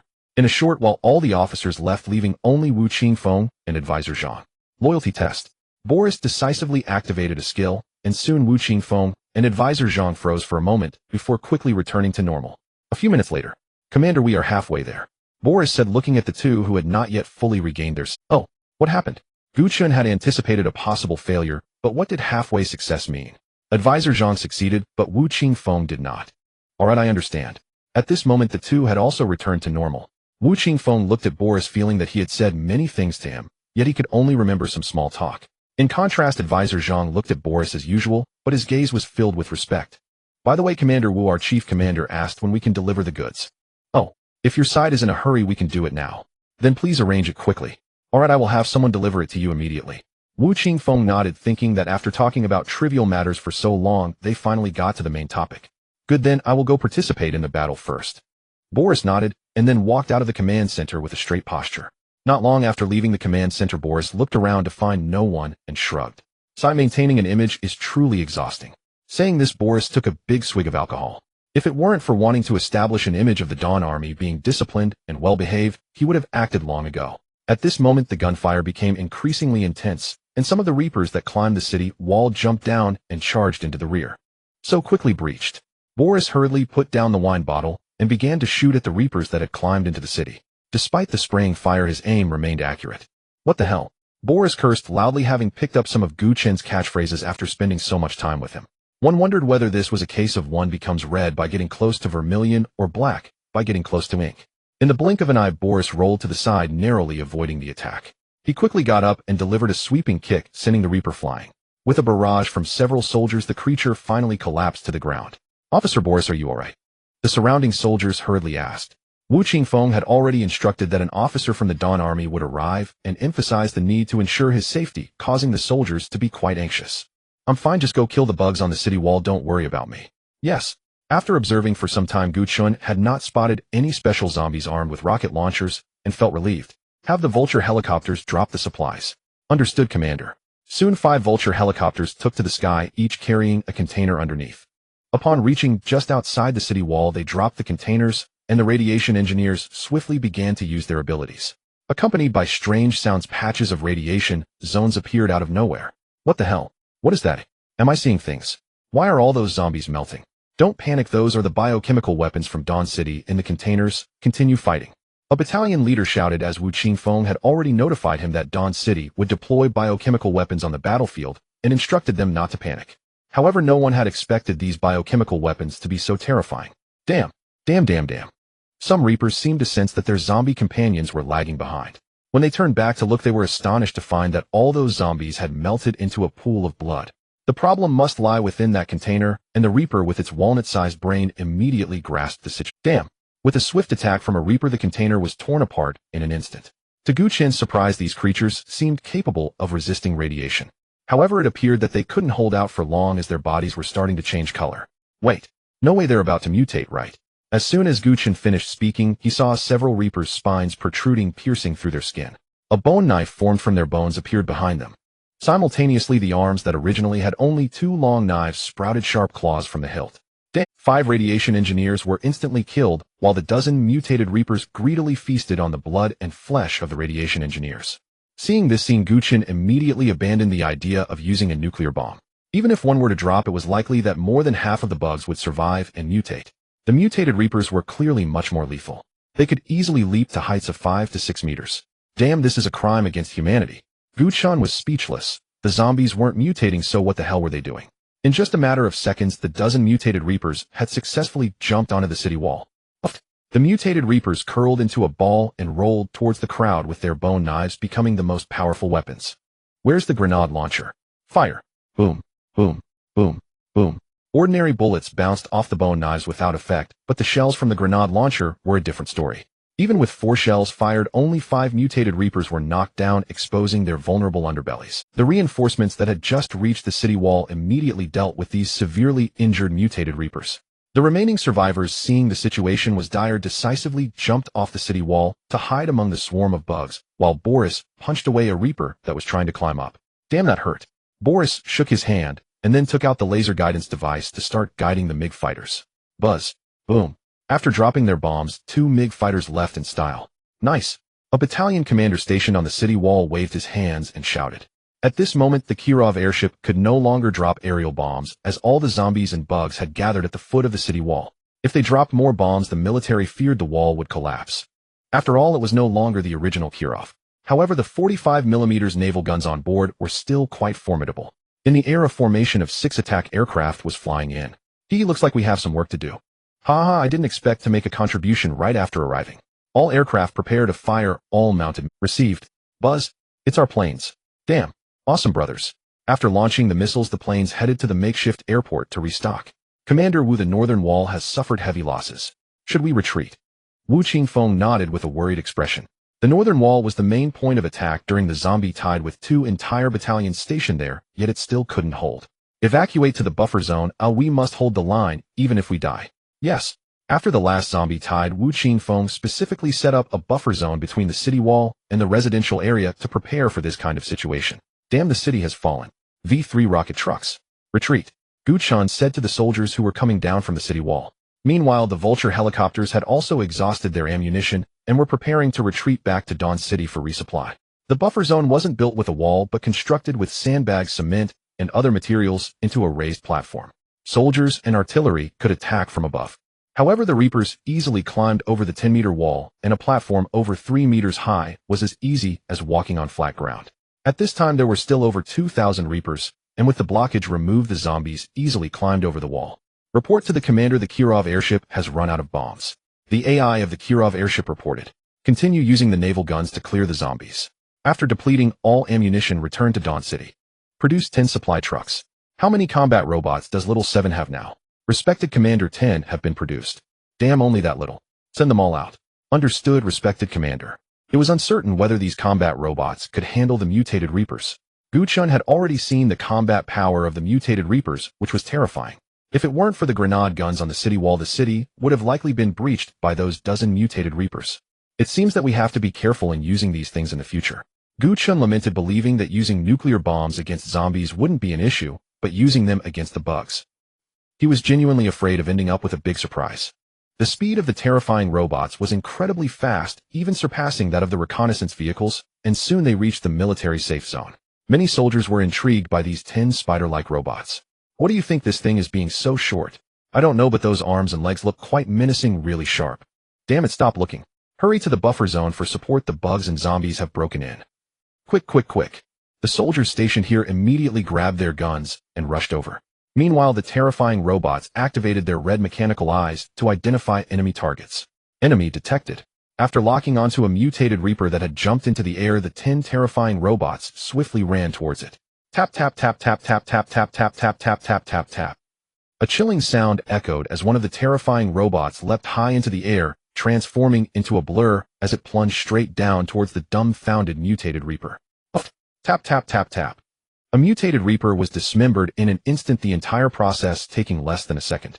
Soon the 5 mutated Reapers that charged to the high platform were all eliminated, saving numerous soldiers' lives. At this time, the remaining Reapers were not many, around 1,000.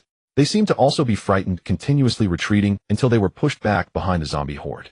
It was evident that these zombies had become their cannon fodder. Faced with the soldiers and heavy machine guns on the high platform, these zombies could only be turned into minced meat.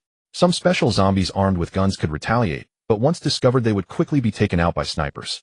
The distance from the city wall to the high platform was 150 meters, and not even this distance could be covered by over 200,000 zombies.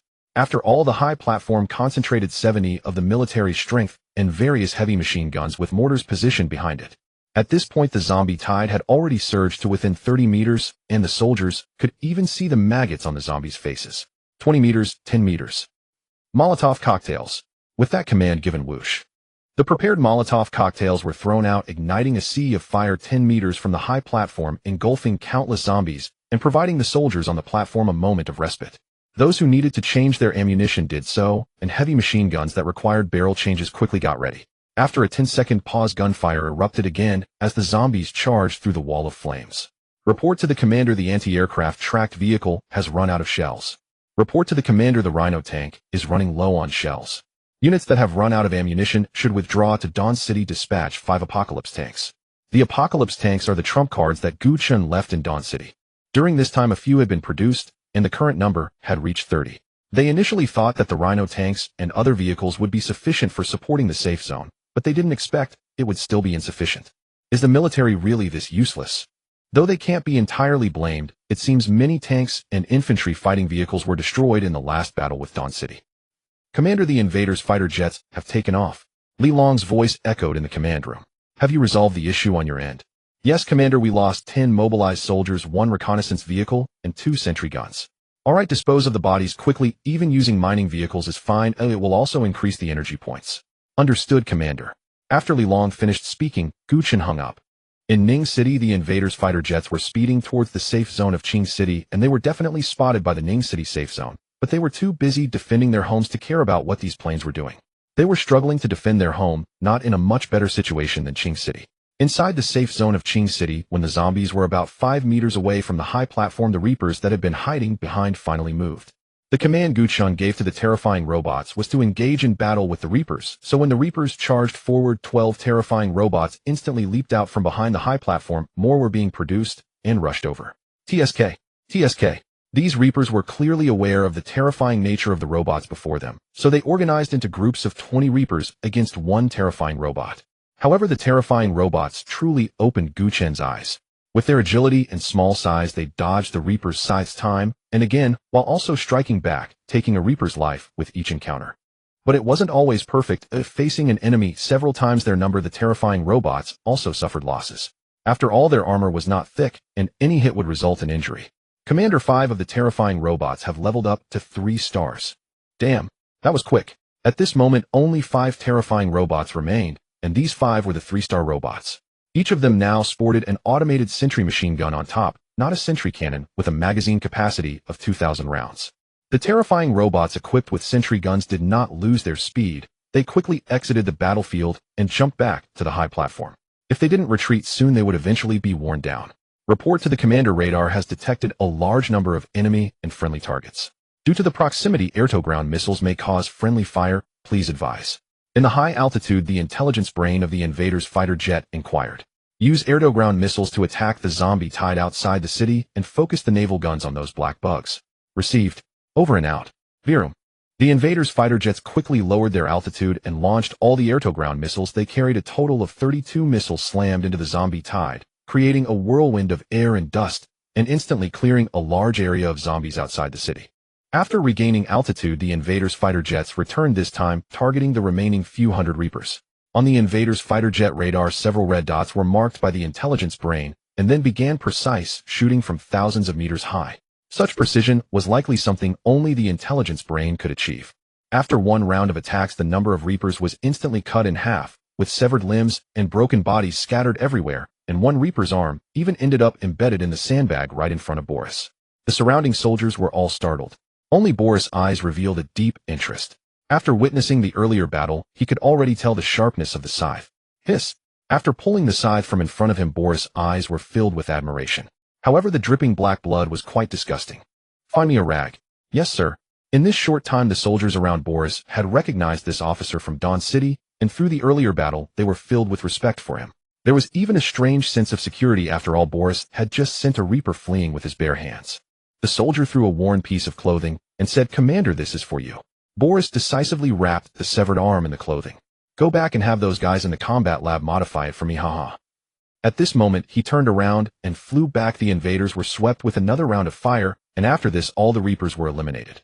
Only over 100,000 zombies were still charging valiantly, but clearly they couldn't stir up much of a storm. On average, each person could kill about 10 zombies to conclude the battle.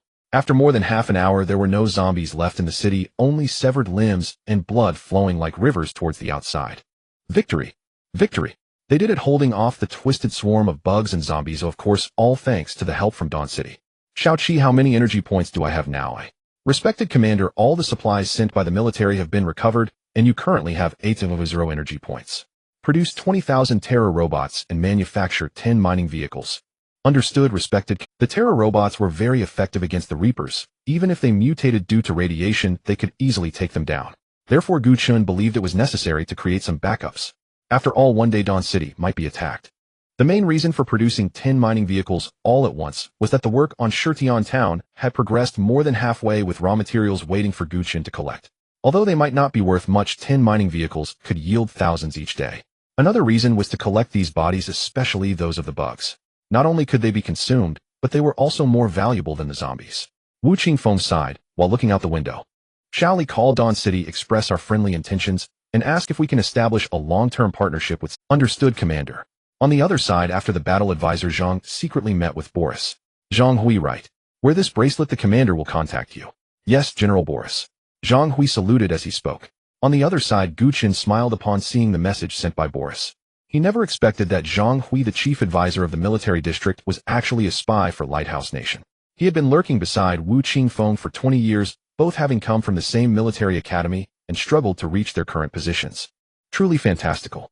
Zhang Hui was still maintaining contact with Lighthouse Nation, which had a well-equipped armed group lurking in the embassy, appearing as ordinary staff, but could transform into special forces the moment they wielded weapons.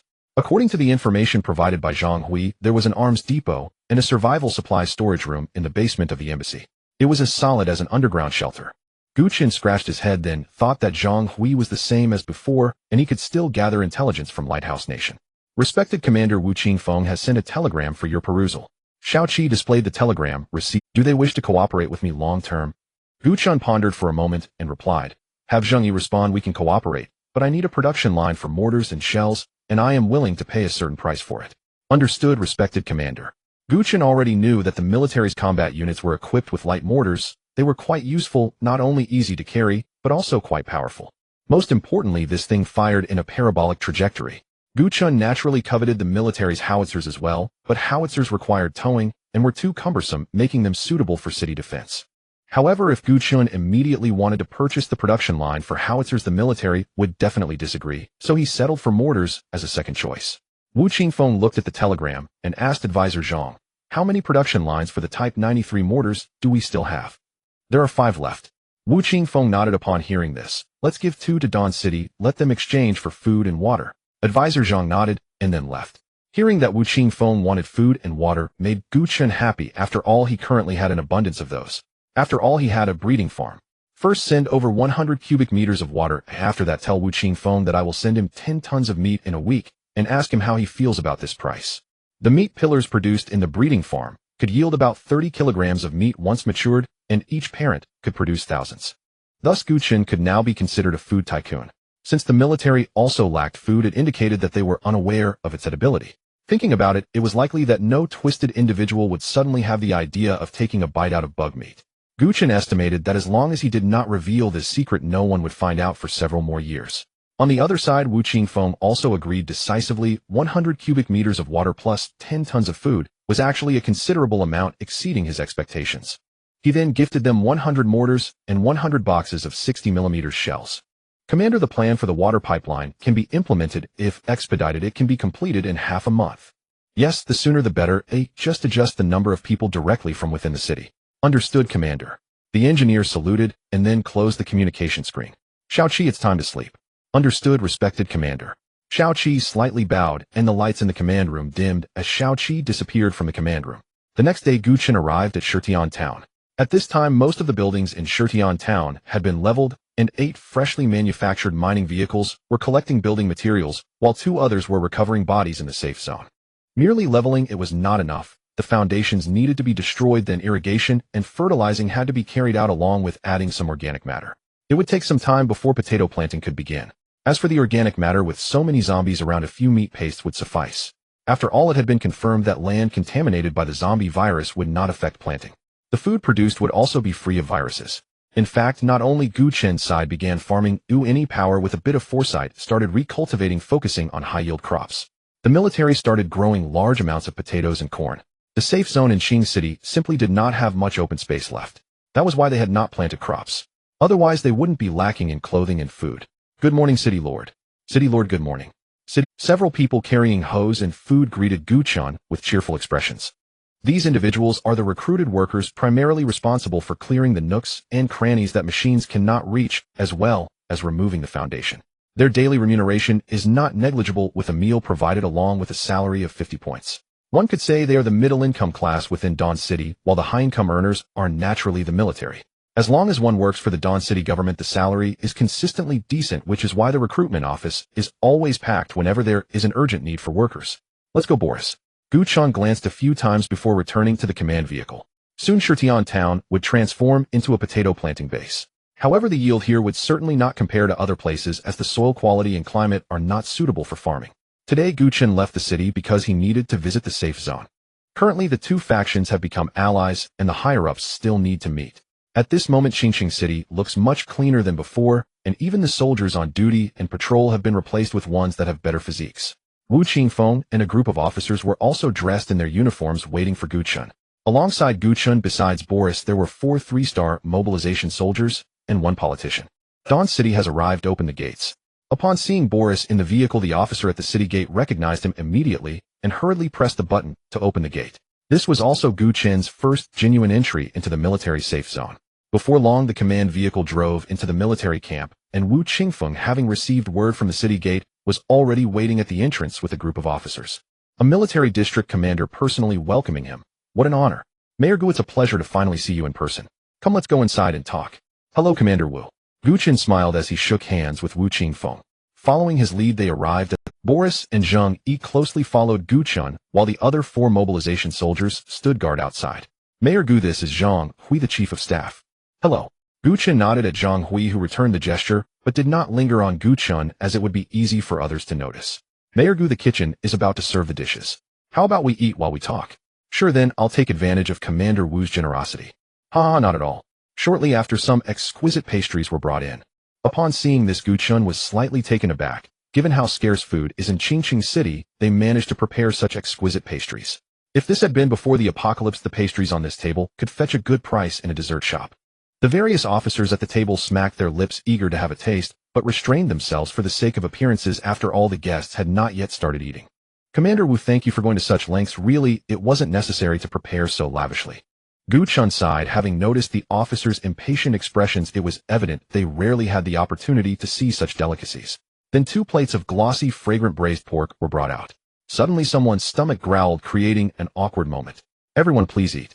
Don't mind me. Saying this, Gu Chen picked up his chopsticks and took a piece of braised pork. It was tender and not greasy at all. Quite delightful. Boris and Zhang Yi also began to eat, and seeing Gu Chen and the others starting to eat, the officers could no longer hold back and picked up their chopsticks one by one. Not long after, under Wu Qingfeng's watchful gaze, the group of officers finally restrained themselves. Mayor Gu, it's not easy to meet you, so we naturally need to prepare adequately. To be honest, this is the first time I've had such delicious braised pork. Your chef isn't from the state banquet, Gu Chen joked, knowing well that these dishes were not prepared by state banquet chefs. Unexpectedly, Wu Qingfeng looked at him in surprise. Well, he actually guessed correctly. During their conversation, neither side mentioned the past conflicts, as they were both here for cooperation, making it unnecessary to bring up such prickly subjects. Then several more dishes were served, but there weren't many varieties left. Stir-fried shredded potatoes, candied sweet potatoes, braised ribs, seaweed egg drop soup, and finally the staple food was rice. During the meal, Wu Qingfeng learned that the Black Gold Shelter is now a subordinate of Dawn City. Although surprised, he found it within the realm of acceptance. He had long suspected that Long Town might have a cooperative relationship with Dawn City, but he did not expect that Long Town would directly submit to Dawn City. Then both sides confirmed a long-term trade relationship. The safe zone of Qingqing City could trade surplus minerals with Dawn City and could also trade for the production line of firearms. For instance, they could trade water, food, medical supplies, etc. Additionally, the safe zone of Qingqing City would also have to pay electricity fees to Dawn City in the future. Indeed, Gu Chen directly connected his power lines. The safe zone of Qingqing City has been consuming more electricity recently, and the existing generator sets are no longer sufficient, plus generating power also consumes a lot of energy. Thus, Wu Qingfeng inquired whether it was possible to send some electricity over. Gu Chen replied that there was no problem. After all, he still controlled the power plant in Shitian Town. Originally, one of the reasons the safe zone of Qingqing City attacked Shitian Town was because of this power plant. Now that it was taken by Dawn City, they could only watch helplessly. However, Wu Qingfeng had come to terms with it. In this post-apocalyptic world, naturally those with capabilities hold more resources. They couldn't just comply because they were the military. The payment method for electricity fees remained various minerals or weaponry. After the negotiations concluded, Wu Qingfeng and the other officers happily escorted Gu Chen out. Before he knew it, it was already evening. Gu Chen looked at the sky outside and scratched his head. Well, now he had become allies with the safe zone of Qingqing City, but it could only be said to be a relationship based on mutual benefit. It was uncertain how long it would last. Xiaoqi, how many energy points can I recover in a day now? Esteemed Commander, if all income channels are accounted for, it's approximately 500 to 800, fluctuating within that range. Continue to expand the military force. The next targets are to produce 10 mining vehicles, 20 V3 rocket vehicles, 20 anti-air track vehicles, 20 apocalypse tanks, 5 kilo airships, and 50 terror robots. Understood, esteemed Commander. This may take about 2 weeks. Alright, just arrange it as you see fit. Gu Chen nodded, and at that moment he had just returned to Dawn City. He saw a pickup truck parked outside with a person anxiously waiting beside it. The mayor is back. Open the gates. The soldier on guard outside spoke into the intercom. Mayor. Tang Fei quickly turned around and waved his hand excitedly. Mayor Gu. Mayor Gu.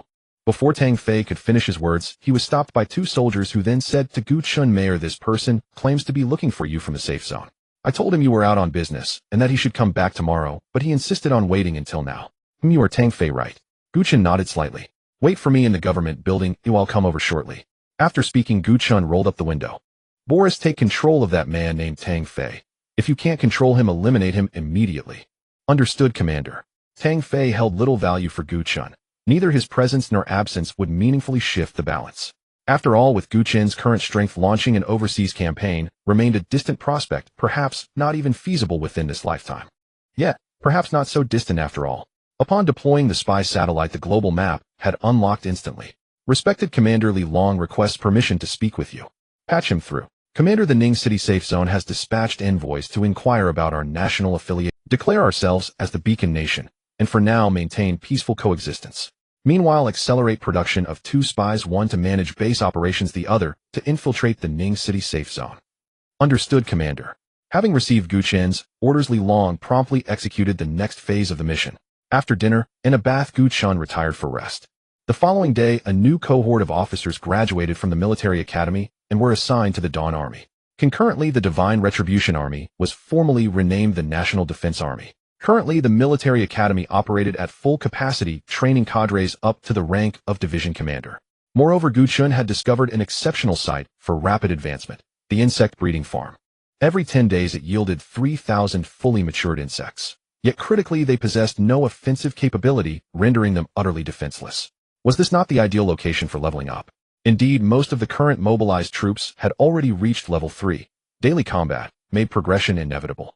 Newly produced soldiers could henceforth be deployed there for accelerated training. As for tanks, those were impractical. The entrance to the air raid shelter was too narrow to accommodate them.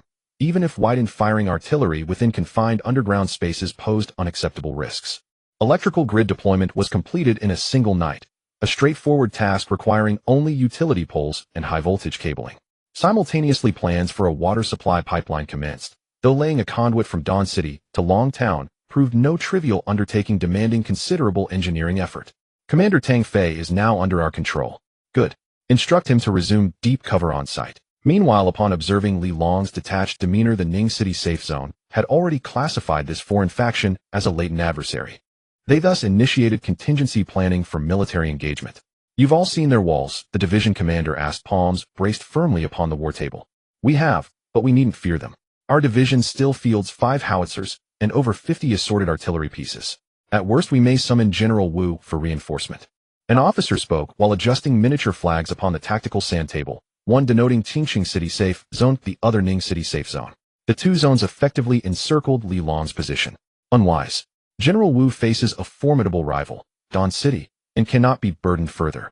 Should his defenses weaken, a surprise assault could prove catastrophic. By the way, does this faction conduct survivor rescues? The division commander suddenly asked.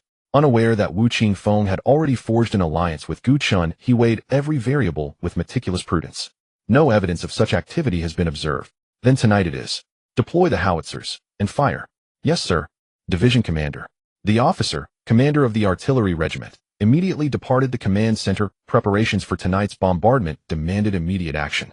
Had this commander known last night's aircraft originated from Dawn City, he likely would not have acted so recklessly. Division commander. Urgent dispatch from headquarters. Let me see it. Moments later, the division commander lowered the telegram, his expression darkened by grim realization.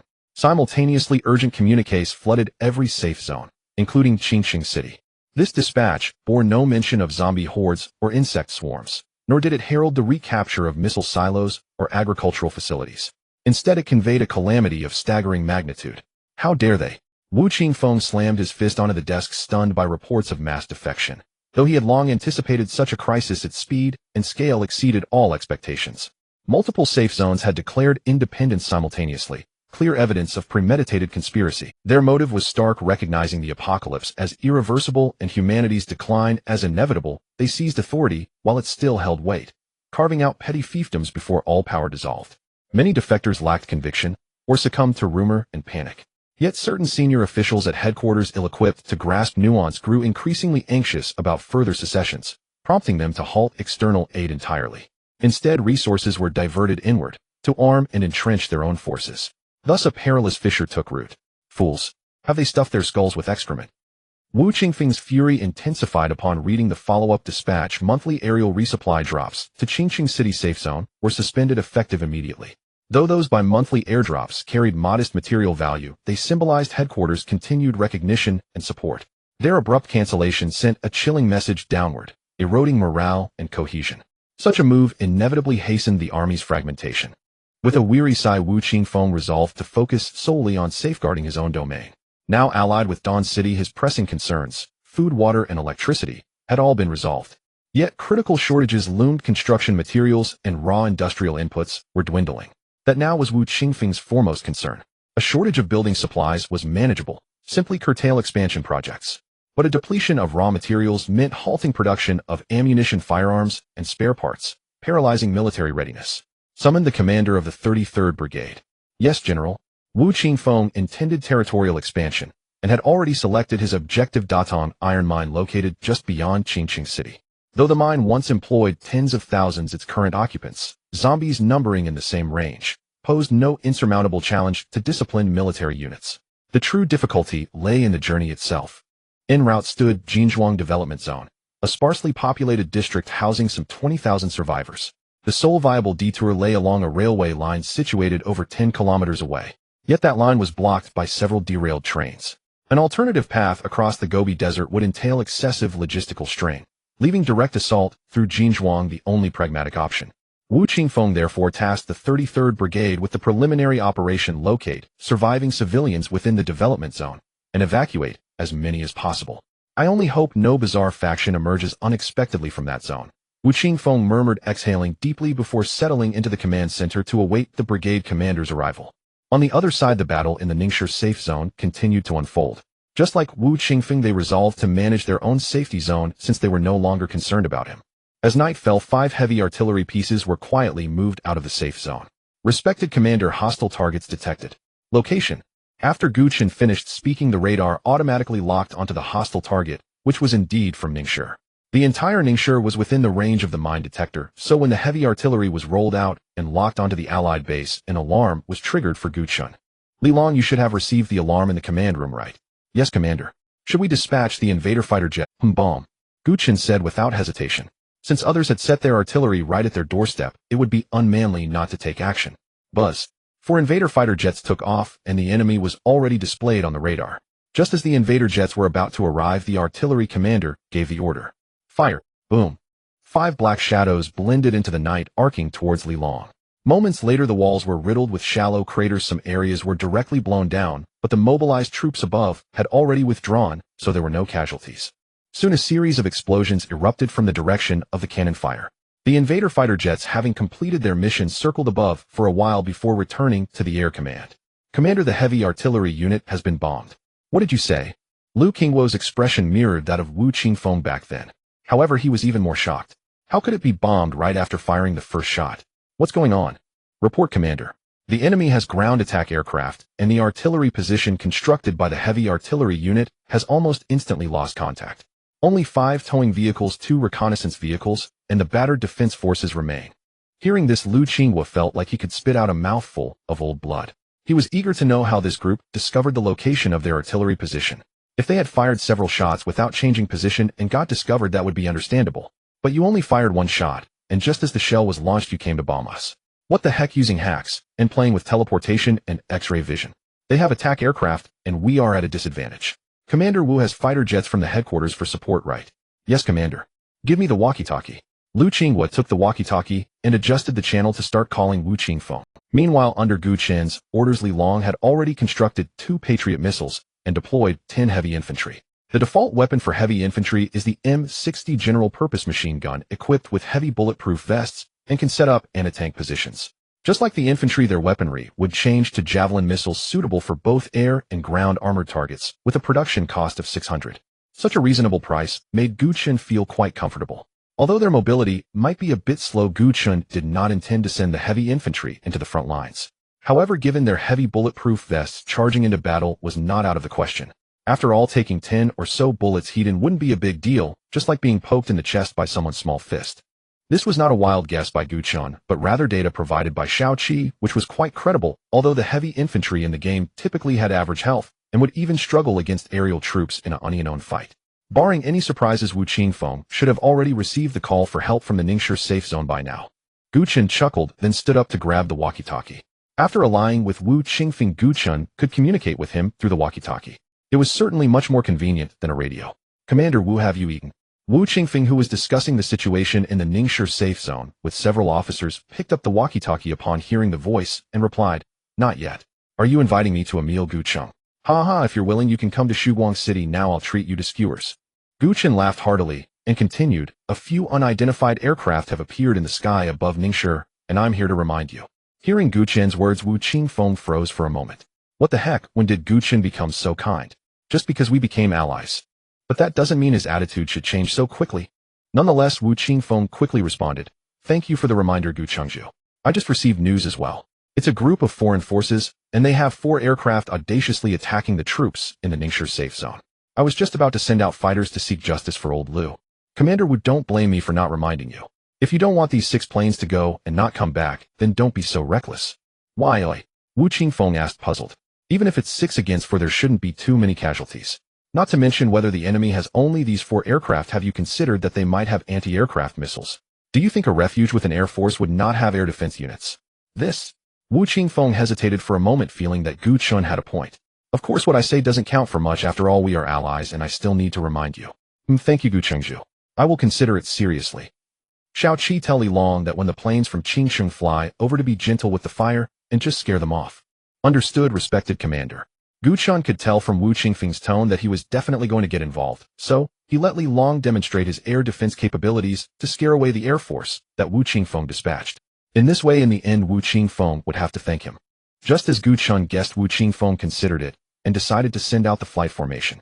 However, remembering Gu Chen's words, he also advised the pilots in the formation to stay alert. After the flight formation departed, Wu Qingfeng notified Gu Chen.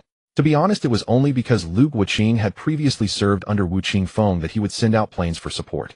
Everyone could clearly see the current situation, and some safe zones were even engaging in fierce battles. After receiving the news from Wu Qingfeng, Lu Qingguo was also delighted and waited in the command room for good news. He was no longer in a hurry to deal with Li Long, as he believed the noise from earlier had attracted nearly 1 million zombies in Ningshi. That's nearly 1 million zombies. Enough for that foreign force to have a feast. As long as Commander Wu successfully annihilates their aerial forces, we can create some noise tomorrow to draw the zombies away. Ha ha, wouldn't that be a windfall? Lu Qing was said with a smile, but he also didn't forget about Wu Qingfeng. By then he would share the spoils with Wu. Li Long was indeed attracted by the zombies, but not as many as Lu Qingguo had guessed. Only tens of thousands of ordinary zombies were drawn over, and many of them returned to the city midway. Gu Chen clearly observed this wave of operations through the radar, feeling quite puzzled. Could it be that the zombie... It is also possible that during the first zombie tide, there was a special zombie leading tens of thousands of zombies away without looking back. If nothing unexpected happened, the ordinary zombies in Ning City were controlled by those special zombies, and the tens of thousands of zombies were beyond the control limit. Had growing up and even gathering troops now. Gu Chen was quite surprised by the actions of the special zombies. It seemed the parasites within them were also learning and improving continuously. At this moment, the radar displayed 6 rapidly moving red dots, which must be the planes from the Qingqing. Since the invaders' fighter jets could not engage in aerial combat, Li Long did not take action. The ground-based air defense firepower was sufficient. The javelin missiles used by the heavy infantry could easily lock onto the fighter jets at low altitude, not to mention the presence of Patriot missiles. Whoosh, whoosh, whoosh. The surface-to-air missiles continuously fired, and upon seeing the light points below the planes, several pilots felt a sense of crisis and released their thermal decoys.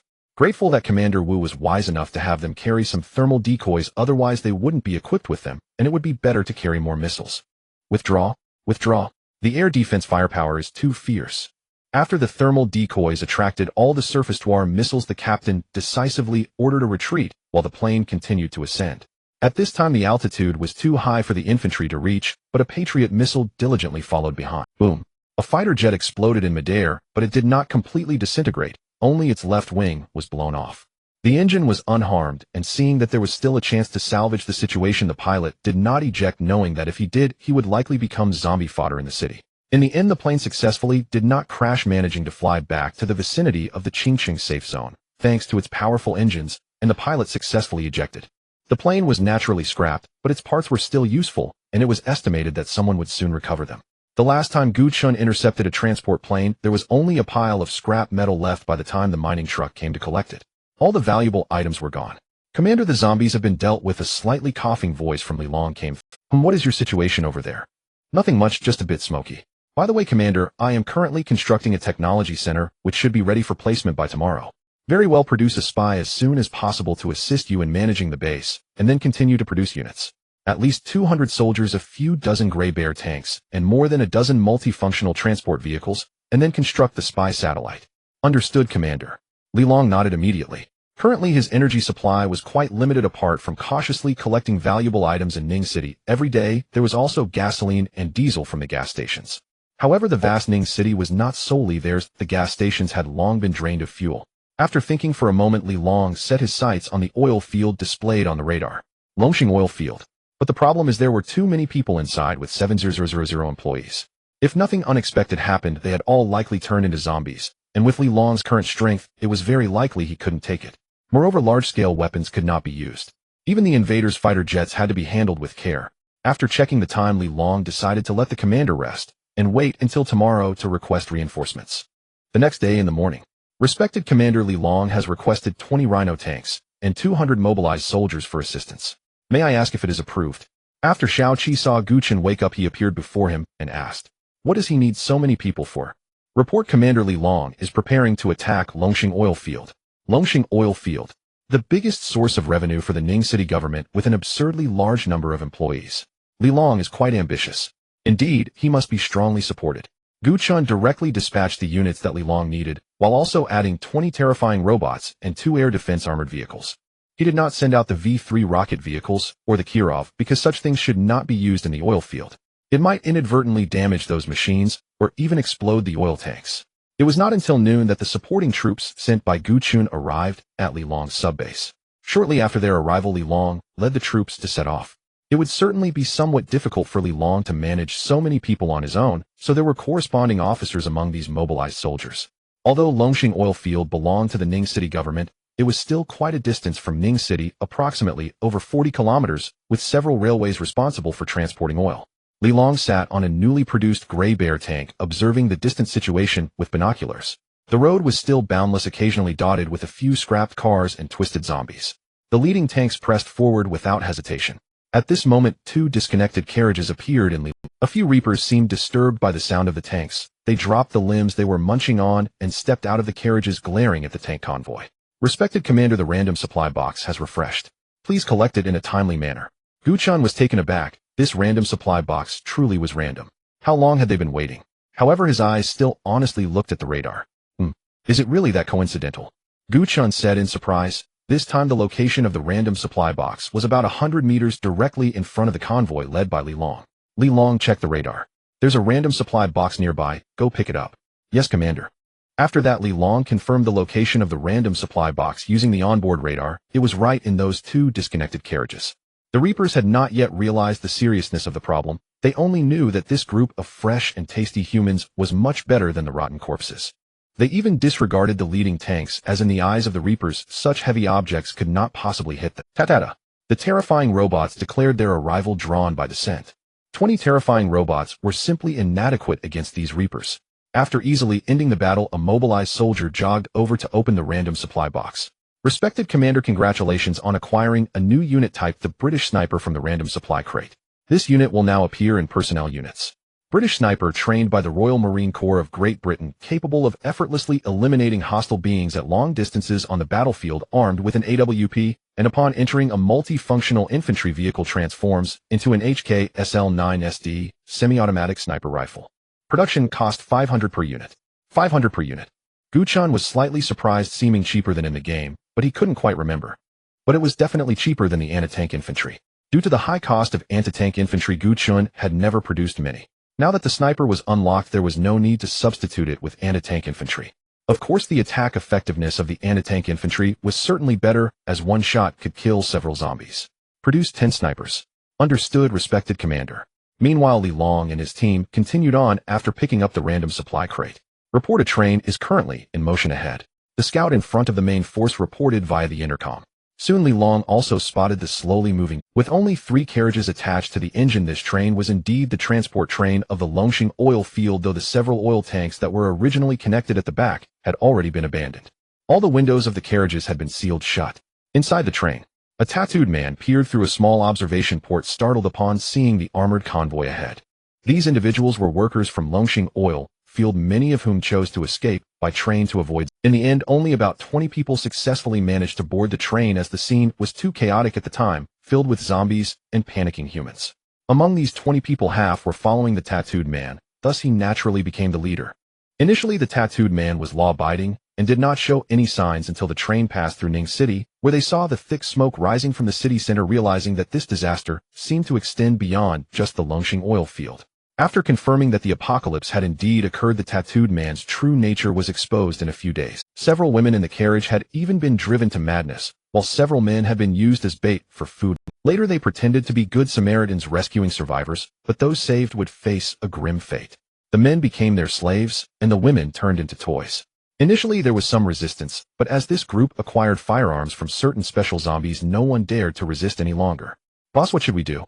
A youth as thin as a stick looked at the tattooed man and asked. Don't worry about them, just... The tattooed man lit a cigarette and said, then instructed everyone to prepare for surrender. As long as this convoy ignores them, they can continue living like emperors. If the convoy intercepts them, they should just raise their hands to surrender. Perhaps it would even earn them a chance to survive. He wasn't foolish. With so many tanks in the convoy, their few broken guns were utterly insufficient. Li Long frowned as he looked at the still-moving train. Bang, bang, bang. After 3 gunshots, the tattooed man decisively ordered his men to throw away their weapons. Brothers, kill those stinking women and throw them out from the other side. Don't let those soldiers see. Okay, boss. Several men pulled out machetes, directly ignoring the women's pleas for mercy, stabbing them one after another, then tossing them off the train from the other side, rolling down the slope. As long as Li Long didn't come to look, they would never be seen. SSS. The train gradually came to a stop and the tattooed man along with his lackeys raised their hands and slowly walked out. Officer, officer, don't shoot. The tattooed man clearly had some experience. While shouting, he hugged his head and lay on the ground. Commander, how should we handle this? No, these people should be workers from Longxing oil field. They might still be useful. Keep one alive, kill the others. Understood, Commander. Li Long waved his hand from atop the tank. Several mobilized soldiers immediately understood, lifting their guns and firing a series of shots, leaving only the tattooed man standing. The tattooed man, hearing the gunfire, was already too scared to lift his head, while several of his lackeys who had just stood up were shot, listening to the sounds of falling and cries. One can imagine how terrified the tattooed man was. Bring him over. Understood. A mobilized soldier walked over, kicked the tattooed man up, and then used his gun to drive him towards the convoy. Are you an employee of Longxing oil field? Yes. Yes. Yes. The tattooed man, hearing this question, repeated yes 3 times, fearing that if he hesitated these soldiers would execute him. Ask him where the oil transported by this train was before the apocalypse. Gu Chen spoke to Li Long through his headset, and then Li Long repeated it. Sir, there are a total of 5 oil tanks, 3 of crude oil and 2 of diesel, all parked over there.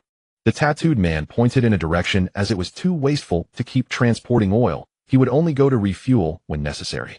Very well. Are there many zombies in Longxing oil field? Many. Too many. Sir, are you going to attack the oil? I dare not go. A few days ago, I wanted to go back to see if I could rescue a few more people, but I was chased away by some big bugs that looked like mantises. My brothers barely managed to shake off those big bugs, and I haven't gone back since. While speaking, the tattooed man was putting on a halo for himself. His words implied that he had always been saving people and had never done anything illegal, and he didn't forget to. Just when he thought he might survive, Li Long nodded slightly at him, then shot him in the head. There was no helping it. The mobilized soldiers were just that straightforward, and these people could be said to have received their just desserts. Commander, can we airlift an engineer? We don't know how to operate the train, and we may need to use it to transport the oil tank. I understand. Gu Chen nodded, then had the female Deer helicopter carry 2 engineers and 10 mobilized soldiers over. Once the engineers arrived, they immediately took control of the train, while Gu Chen also saw the gruesomely dead women from the engineers' perspective. After driving for about 20 minutes, they indeed saw 5 tankers parked on another track. After switching tracks and connecting the tankers, the engineer controlled the train to head towards Qingqing City, with 10 mobilized soldiers on board to protect him. Gu Chen had also dispatched a mining vehicle to the tracks to prepare for the recovery of this liquid gold. Wow, I wonder how much these are worth. Upon arrival, Gu Chen ordered the mining vehicle to recover the 3 tankers filled with crude oil, keeping the remaining 2 canisters of diesel for his own use. Although the red alert vehicles refresh daily and may not be necessary, other vehicles in Dawn City still need to be utilized. These 2 canisters of oil would last for a while. Moreover, they were all negative pressure diesel, so there was no worry about freezing. When the mining vehicle recovered the crude oil, it was not as violent as when recovering scrap metal. It extended a large black tube from the rear of the vehicle and inserted it into the top of the oil tank. After more than 10 minutes, the mining vehicle was filled and slowly returned to the ore refinery. An hour later, Gu Chen stared blankly at the additional 100 energy points. Commander, saliva is coming out. Slurp. Ahem, Xiao Qi. Allocate 500 to Li Long, and let him launch the spy satellite quickly. Yes, esteemed Commander. Gu Chen initially thought of giving some energy points to Jian Yi, but realized Jian Yi probably wouldn't need them. There were no zombies around, and the defensive facilities had all been constructed. After some thought, Gu Chen built a nuclear power plant, and set up some defensive weapons in the specialized subbase for it. After completing these, there were still over 200 points left. I remember Tanya has also been unlocked. Let's produce her first, and save the remaining 100 energy points. Xiaoqi produced Tanya. Okay, esteemed Commander. Producing Tanya was also to have another option for special missions in the future. After all, as an Agent Tan, you would certainly be more useful in infiltration tasks than Boris. If Boris were to carry out an infiltration mission, he would probably just down a bottle of vodka and pull out a laser-guided weapon for a massacre. As for whether Tanya was good-looking, Gu Chen had no idea. He never watched cutscenes while playing games, so Tanya's appearance was always just a blur like a pixelated icon. Soon Tanya was produced, and after receiving Gu Chen's permission, she entered the command room wearing a trench coat, striding in a seductive manner with her standard dual pistols resting on her thighs. Tanya, commander of the Allied Women's Special Operations Team, equipped with ultralight bulletproof sports bra, dual Desert Eagle Special Editions, secondary weapon, high explosive C4 bombs capable of easily taking out any structure. Skilled in 15 types of hand-to-hand combat techniques, proficient in explosives, freestyle, swimming, diving, and various non-combat skills.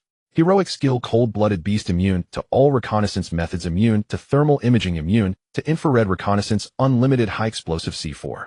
Only drawback, excessively hot figure. After reading the introduction, Gu Chen noticed a shadow moving in front of him and looked up instantly shocked. Is Sister Ya's figure this good? Gu Chen felt as if he had wasted his time playing games before. Perhaps it was because the temperature in the command room was a bit high. Tanya was slowly shedding her winter coat. Underneath was a military green tank top. It seemed like her ample assets were about to burst free. Seeing this, Gu Chen suddenly remembered a foreign woman he had played with some time ago. Compared to Tanya, not only was her figure inferior, but her looks paled in comparison. Looking at the very pleasing Tanya, Gu Chen's mood improved significantly. Commander, may I ask if there are any new combat missions?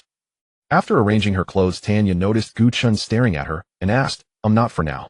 You can familiarize yourself with the environment here, then let Boris take you to your living quarters. Gu Chen straightened up and replied as he had to maintain decorum. He was feeling overwhelmed. Boris' living quarters were right beside the main base, a house he had specifically reserved for future hero units.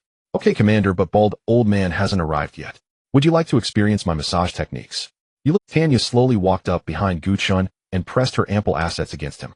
In fact, she had noticed Gu Chen staring at her figure for a long time. After all, she was a high-ranking agent.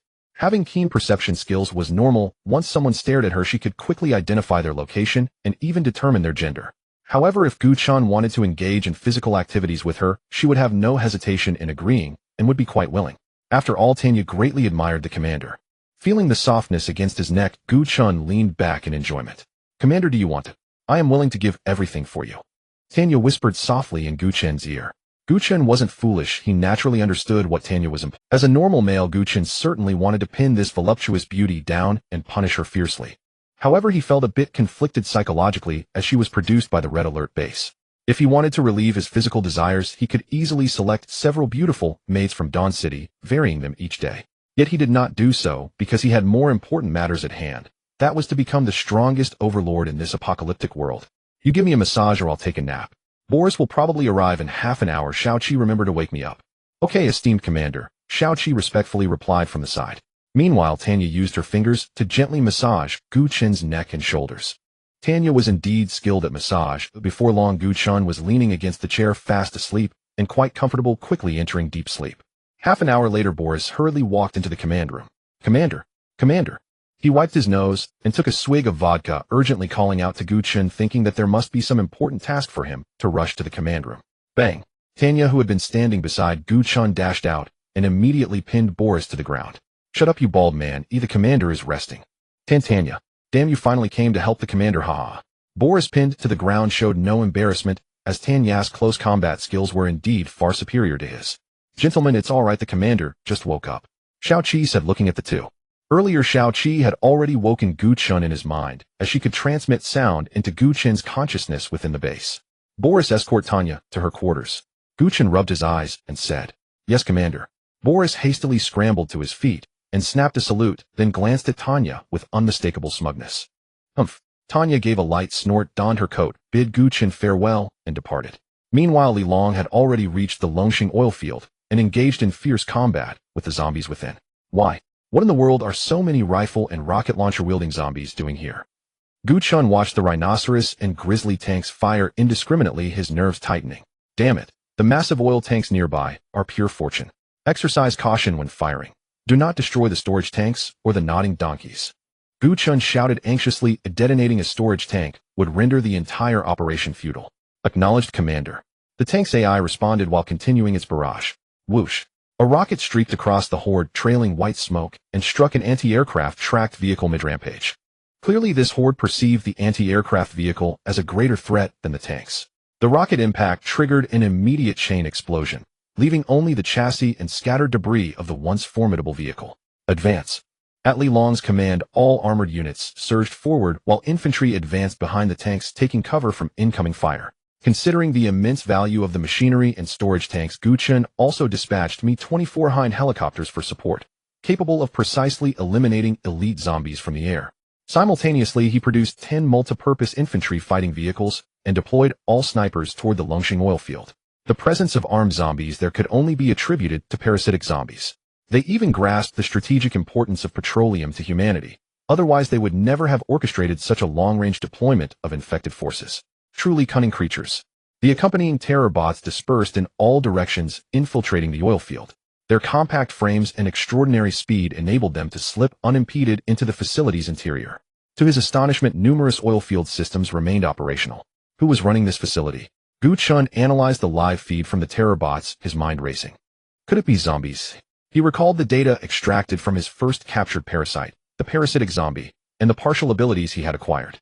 It was highly plausible that former employees had been infected and were now subconsciously maintaining operations under the parasite's control. After all, if some zombies wielded firearms, others surely knew how to drive vehicles, or even operate tanks. He simply hadn't encountered them yet. Damn it. We humans squabble over resources, but now zombies are muscling in too. After venting his frustration, Gu Chen ordered the terror bots to proceed eliminate elite zombies and secure a safe engagement zone for the armored column. Rocket-wielding zombies were abundant across the oil field, strategically positioned atop high ground or concealed behind cover. Unless they fired first, they remained virtually undetectable. A frontal assault would only incur unnecessary casualties. Though 10 terrorbots were few in number, their objective was singular and unmistakable: locate and neutralize rocket-armed zombies, a target easily identified by its weapon alone. Ordinary zombies couldn't keep pace. Even the occasional Reaper was effortlessly dispatched. Rat-a-tat. Zombie shrieks echoed across the oil field, but the distinct metallic whir of the terror bots cut sharply through the din. All who heard it involuntarily shuddered. At that moment, the Hind helicopters arrived. Guided by the AI's targeting system, they systematically eliminated elite zombies occupying elevated positions. Elite zombies lurking behind cover or inside buildings, those notorious lurkers, were swiftly carved into fragments by the terror bots. Once anti-tank threats were eradicated, the bots shifted focus to the mobile Reapers. Click, click. 2 Reapers stood side by side, seemingly communicating, then split apart in unison. All Reapers now hunted the terror bots, storming the oil field. The oil field hosted roughly 1,000 Reapers, not many yet significant. Additionally, several zombies bore grotesque chrysanthemum-like cranial blooms. These were the same specimens previously discovered in Shirtian town, unseen since until now. Grrrr. What is that sound? Gu Chen paused, startled by the eerie resonance, then felt a sharp throb behind his temples. Xiaoqi, noticing, immediately muted the audio feed. After 15 seconds, Gu Chen exhaled, tension easing. Xiaoqi, what just happened? Respected Commander, I have recorded the audio and transmitted it to the combat laboratory. Engineers will deliver analysis shortly. Understood. Orderly Long to halt the advance. Affirmative, Commander. Shall I summon Captain Tanya to administer a therapeutic massage? Yes. Gu Chen nodded. Even through the screen, the sound had induced vertigo and searing headache. Pushing forward now risked catastrophic losses. Fortunately, the terror bots remained unaffected, continuing their agile Hitandran campaign deep within the oil field.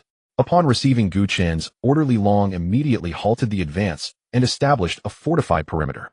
Xiaoqi produced 10 additional terror bots. The prior mass production protocol was already underway, yet it consumed none of the energy points earned from yesterday's recovered petroleum. His plan: deploy terror bots alongside tanks for a coordinated breach. Infantry could no longer advance. The sonic anomaly rendered them vulnerable. But tanks and terror bots controlled entirely by AI remained immune to its effects.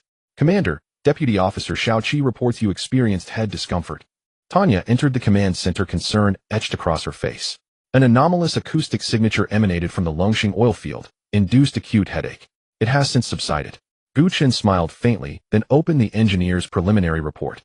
Must say, their efficiency is truly exceptional. He spoke while scanning the data. Tanya continued her expert massage, her hands working with practiced precision. At last, Gu Chen understood the origin of that haunting sound. The Chanters, a species documented in classified military archives, previously intercepted. They were not merely humanity's nemesis, they were the existential scourge of all biological life. Though physically defenseless, their collective sonic emission proved far more devastating than any kinetic assault. Could this be psychic warfare?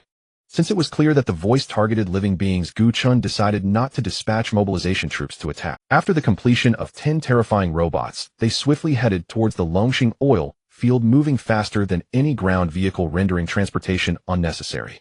If trains were to be restored in the future, they could be used for troop transport. After more than half an hour, the newly arrived terrifying robots quickly joined the battle. Minutes later, the rhinoceros tank slowly entered the Longxing oil field. The machine guns, aligned with the gun emplacements, continuously fired at the zombies before them. They would only fire when the surrounding environment was confirmed to be safe. Some reckless Reapers attempted to ambush the rhinoceros tank from the shadows, but as soon as they jumped out, they were shredded by the accompanying terrifying robots. Thus the battle ended shortly after it began. Commander, we have found the bug that made the sound. 2 mobilization soldiers came over carrying a Tunterlong creature. Gu Chen had never seen this bug before. It was likely a singer. However, its head had been blown apart, so Gu Chen could not discern its exact appearance. I understand. Continued to reclaim the Longxing oil field. The reclamation of the Longxing oil field was nearing its end, and no trace of the mother body had been found, indicating that there should be no nest here. After more than an hour, the entire Longxing oil field was thoroughly secured.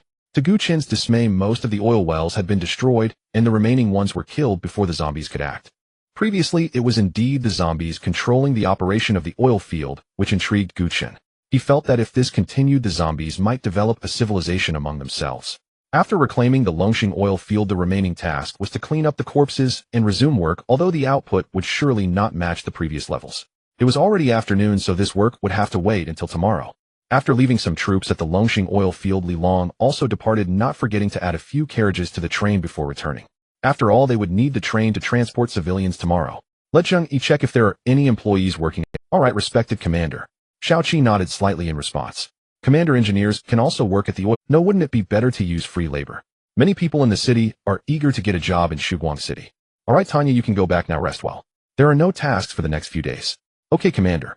After enjoying an afternoon of massages, Gu Chen also felt a bit drowsy. After stretching, he returned to the lounge. You need to be normal and speak slowly. Wu Qingfeng firmly held down the 33rd Brigade commander, who was about to kneel. Commander, I'm sorry for the brothers. The 33rd Brigade commander cried as he recounted their experiences in the Jinzhuang development zone. This morning was relatively normal, but despite searching all morning, they did not find a single survivor. When preparing to enter Jinzhuang again in the afternoon, the vanguard troops suddenly went mad and began to kill each other. They shouted about monsters. As a brigade commander, he naturally did not believe that his soldiers would suddenly rebel. Sensing something was amiss, he sent out a reconnaissance team. In the end, without exception, they all perished. Even the last person who survived kept scratching at his own body, eventually pulling out his own entrails. Just as the brigade commander found the situation very strange and prepared to withdraw, he vaguely heard strange melodies, and the soldiers around him were gradually distorting. Realizing something was wrong, the brigade commander shot himself in the arm with his last consciousness to awaken. It was also because the source of the sound was somewhat distant that it did not directly affect him. After waking up, the brigade commander saw the soldiers killing each other in agony, but still decided to quickly retreat with the unaffected soldiers for the sake of the greater good. They had brought a whole regiment of soldiers, but only a battalion returned. Thus, the 33rd Brigade commander came to beg for forgiveness without even treating his wounds. After all, he had lost more than half a regiment without even seeing the enemy. We've been old friends for so long, and do you think about my feelings when you kneel so easily? Wu Qingfeng firmly supported Su Feng, who wanted to kneel. Commander, they were all young lads in their 20s. They died so inexplicably, it really pains my heart. Wu Qingfeng sighed, and then took out the research data that the headquarters had given him earlier. Take a look at this. If nothing else, the enemy you encountered might be the singer described in this data. Su Feng wiped his tears and quickly took the document, reading it word for word. After reading, he was filled with endless hatred. He wanted to avenge his soldiers. Where are you going? Wu Qingfeng reprimanded Su Feng, who was rushing for the door, knowing from his understanding of his old comrade that he was surely going to the logistics to grab a sniper rifle to kill that singer from a distance. I'm going to the medical room. Get the hell out of here, I know exactly what you're like. Wu Qingfeng quickly walked over and had his guards take Su Feng to the medical room for treatment. Meanwhile, he was also contemplating how to lure out and kill that singer tomorrow. If they couldn't draw it out, even with a sniper, they might not be able to kill the singer. The worst-case scenario would be to use artillery or fighter jets. Wu Qingfeng sighed, then suddenly remembered that Shuguang City probably didn't know about such a thing, as they had not found the confidential documents during that time. So Wu Qingfeng quickly stood up and headed to the communication room, preparing to share the contents of the confidential documents with Shuguang City. At the same time, he subtly hinted that he needed their assistance. Last time, Shuguang City had helped him defend the city and had a massive slaughter of small robots inside. Wu Qingfeng had heard about it from his subordinates. Killing Reapers was as easy as cutting vegetables. Moreover, since they were robots, they would not be affected by this. If Shuguang City could help, this matter would be much simpler. In a better mood, Wu Qingfeng returned to his dormitory with his hands behind his back. The next day, after waking up, Gu Chen learned about the telegram sent by Wu Qingfeng through Zheng. He didn't expect there to be a singer over there as well. Gu Chen was aware of the Datong iron mine. It was just that the output was average, and it was too far from Shuguang City, which was why he had never attacked it. Since the military wanted it, he might as well give it to them. After all, one cannot only give without receiving. Gu Chen then dispatched 5 terrifying robots to assist the military in killing the singer. Outside Shuguang City, bus after bus drove out of the city, filled with workers heading to the Longxing oil field and civilians cleaning up zombies. To ensure nothing unexpected happens, Gu Chen arranged for 5 engineers to stay at the Longxing oil field, He was not short on energy points at this moment. Several buses carried workers to the train storage area, which would then transport them to the Longxing oil field. The Longxing oil field has a total of 20 oil storage tanks, but not all of them are full. After inspection by the engineers, it turned out that only one of the 20 storage tanks contained oil, and it was only half full. Each storage tank has a capacity of 80 cubic meters. Initially, they should have all been filled. Even if they weren't completely full, there should have been at least 8 or 10 tanks filled. Now there were less than 40 cubic meters left. Combined with the tanks recovered the day before, it was about the same amount. These zombies are really impressive, Gu Chen. There are no humans around, so it's highly likely that the zombies took them away. These oils can be collected by mining vehicles, and Gu Chen doesn't need to worry about it. Commander Zhang Hui has sent a message. Gu Chen took out his wristband, slightly startled. Why would Zhang Hui suddenly send me a message? Could it be that something happened on Wu Qingfeng's side? Commander, the influence of the Lighthouse Nation in the Summer Country has been destroyed by the swarm. Their final command to me was to use explosives to destroy the Qing City security zone. Currently, I can no longer contact the Lighthouse Nation. What should I do next? After reading it, Gu Chen stretched lazily. The influence of the Lighthouse Nation was destroyed. Ooh, what a good thing. They even wanted Zhang Hui to blow up the Qing City security zone. Damn, what a group of scoundrels. Gu Chen cursed inwardly. If he hadn't controlled Zhang Hui, the more than 100,000 people in the Qing City security zone would probably have been buried the next day. Since Zhang Hui can no longer contact the Lighthouse Nation, he is no longer useful to me. I can use him to make Wu Qingfeng owe me a personal favor. Thinking of this, Gu Chen contacted Wu Qingfeng and clearly stated that he had captured a research team from the... He also interrogated and found that there was a spy codenamed A among the high-ranking officials in the Qing City security zone, and he could help Wu Qingfeng expose the spy. On the other side, Wu Qingfeng was also taken aback and gradually started to believe Gu Chen's words. Gu Chen's tone was very urgent, clearly indicating that something important was at stake. Moreover, Gu Chen wouldn't gain anything by lying to him, as the final decision-making power rested with him. After some consideration, Wu Qingfeng agreed to allow Gu Chen to send someone to check for spies. The Dawn City indeed has its methods. He had previously uncovered the undercover agents planted in Dawn City and the Black Gold Refuge, so Wu Qingfeng was also curious about what methods Dawn City used to detect spies, thinking he might learn something. In the afternoon, Boris brought a military dog to the security zone. What is this? Wu Qingfeng looked at Boris in confusion, wondering why he brought a military dog. Commander Wu, this is not just any military dog. It's a specially trained military dog from our Dawn City capable of easily identifying spies. I see that's a problem then. With that, the military officers stood up in the command room to await the dog's search. Soon the military dog approached Zhang Hui. Woof, woof, woof. Seeing the military dog showing aggression, everyone was stunned. The previous individuals hadn't made a sound, but suddenly the dog barked at Zhang Hui, which indicated what? Impossible, absolutely impossible. Wu Qingfeng waved his hand fiercely. Zhang Hui has been with me for over 20 years, so I guarantee that he is definitely not a spy. On the other side, Zhang Hui, having been tipped off by Gu Chen in advance, also cooperated, indicating he could accept a search of his person and residence. Wu Qingfeng naturally insisted that 2 soldiers go to search Zhang Hui's home. If Zhang Hui hadn't been controlled previously, he certainly wouldn't have left evidence in plain sight. However, Gu Chen had already instructed him to place the incriminating evidence regarding his status as a spy in a relatively easy-to-find location, waiting for someone to take it and report it. Sure enough, a dozen minutes later, the 2 soldiers returned with a pile of documents and materials and handed them to Wu Qingfeng. This, old Zhang, you. Wu Qingfeng looked at Zhang Hui, who remained expressionless, his heart twisting in pain. How could you be? These documents were all without exception related to communications with the Lighthouse Nation, and Wu Qingfeng even found one document about the destruction of the Qing City security zone. The rest was naturally just some melodrama, and Gu Chen was too lazy to watch. He felt a bit sad for Wu Qingfeng. His old friend of over 20 years turned out to be a spy. This is hard for anyone to accept. At that moment, Zhang Hui was already tied up. However, Wu Qingfeng couldn't bring himself to order his execution out of consideration for his old friend. Commander, do you need help? Hearing Boris' words, Wu Qingfeng nodded with tears in his eyes. Bang! A gunshot sounded, startling not only Wu Qingfeng's eardrums, but also his heart. Sigh. After a long sigh, Wu Qingfeng also felt relieved. Thinking of the plan to destroy the Qing City security zone, Wu Qingfeng became enraged. If Zhang Hui had successfully executed, it wouldn't the lives of over 100,000 people vanish in an instant. Bang, bang, bang, bang, bang, bang. Wu Qingfeng raised his sidearm and shot at Zhang Hui's corpse frantically until the magazine was empty. Given the different times, there was no need for interrogation. It was much more straightforward to execute. Commander. A military officer wanted to step forward to support him, but Wu Qingfeng waved his hand. Find a new staff officer. Yes. Wu Qingfeng looked up at the sky, thinking that he had truly incurred a huge favor this time. Gu Chen felt no sorrow for Zhang Hu's death. In fact, he even wanted to shoot him a few times. For such a traitor who betrayed his compatriots, dying 1,000 times wouldn't be enough. Tang Fei and their organization at least knew they were from the summer country. It was just that the government didn't allow such civilian organizations to exist, which caused conflicts. However, from another perspective, the Triad is also a patriotic organization. They not only frequently help overseas Chinese, but also control the Australian government, so it's no wonder the summer country didn't let them stay on the mainland back then. It's just that the Triad didn't really fit with the government. Otherwise they wouldn't have thought of rebelling during the apocalypse. They were just a bit unlucky and got blown up right at the start. Soon Gu Chen received Wu Qingfeng's gratitude. Wu Qingfeng was also not someone who only spoke empty words. He knew that Dawn City had always wanted the weapon production line from his side. Thus he generously offered an entire production line of his towed artillery. It is worth noting that there were only 2 such lines in the entire Qing City security zone. Sitting in the command room, Gu Chen looked happily at the telegram. It should arrive tomorrow, and he planned to install it directly in Shutian town. From now on I can consider myself a wielder of heavy artillery.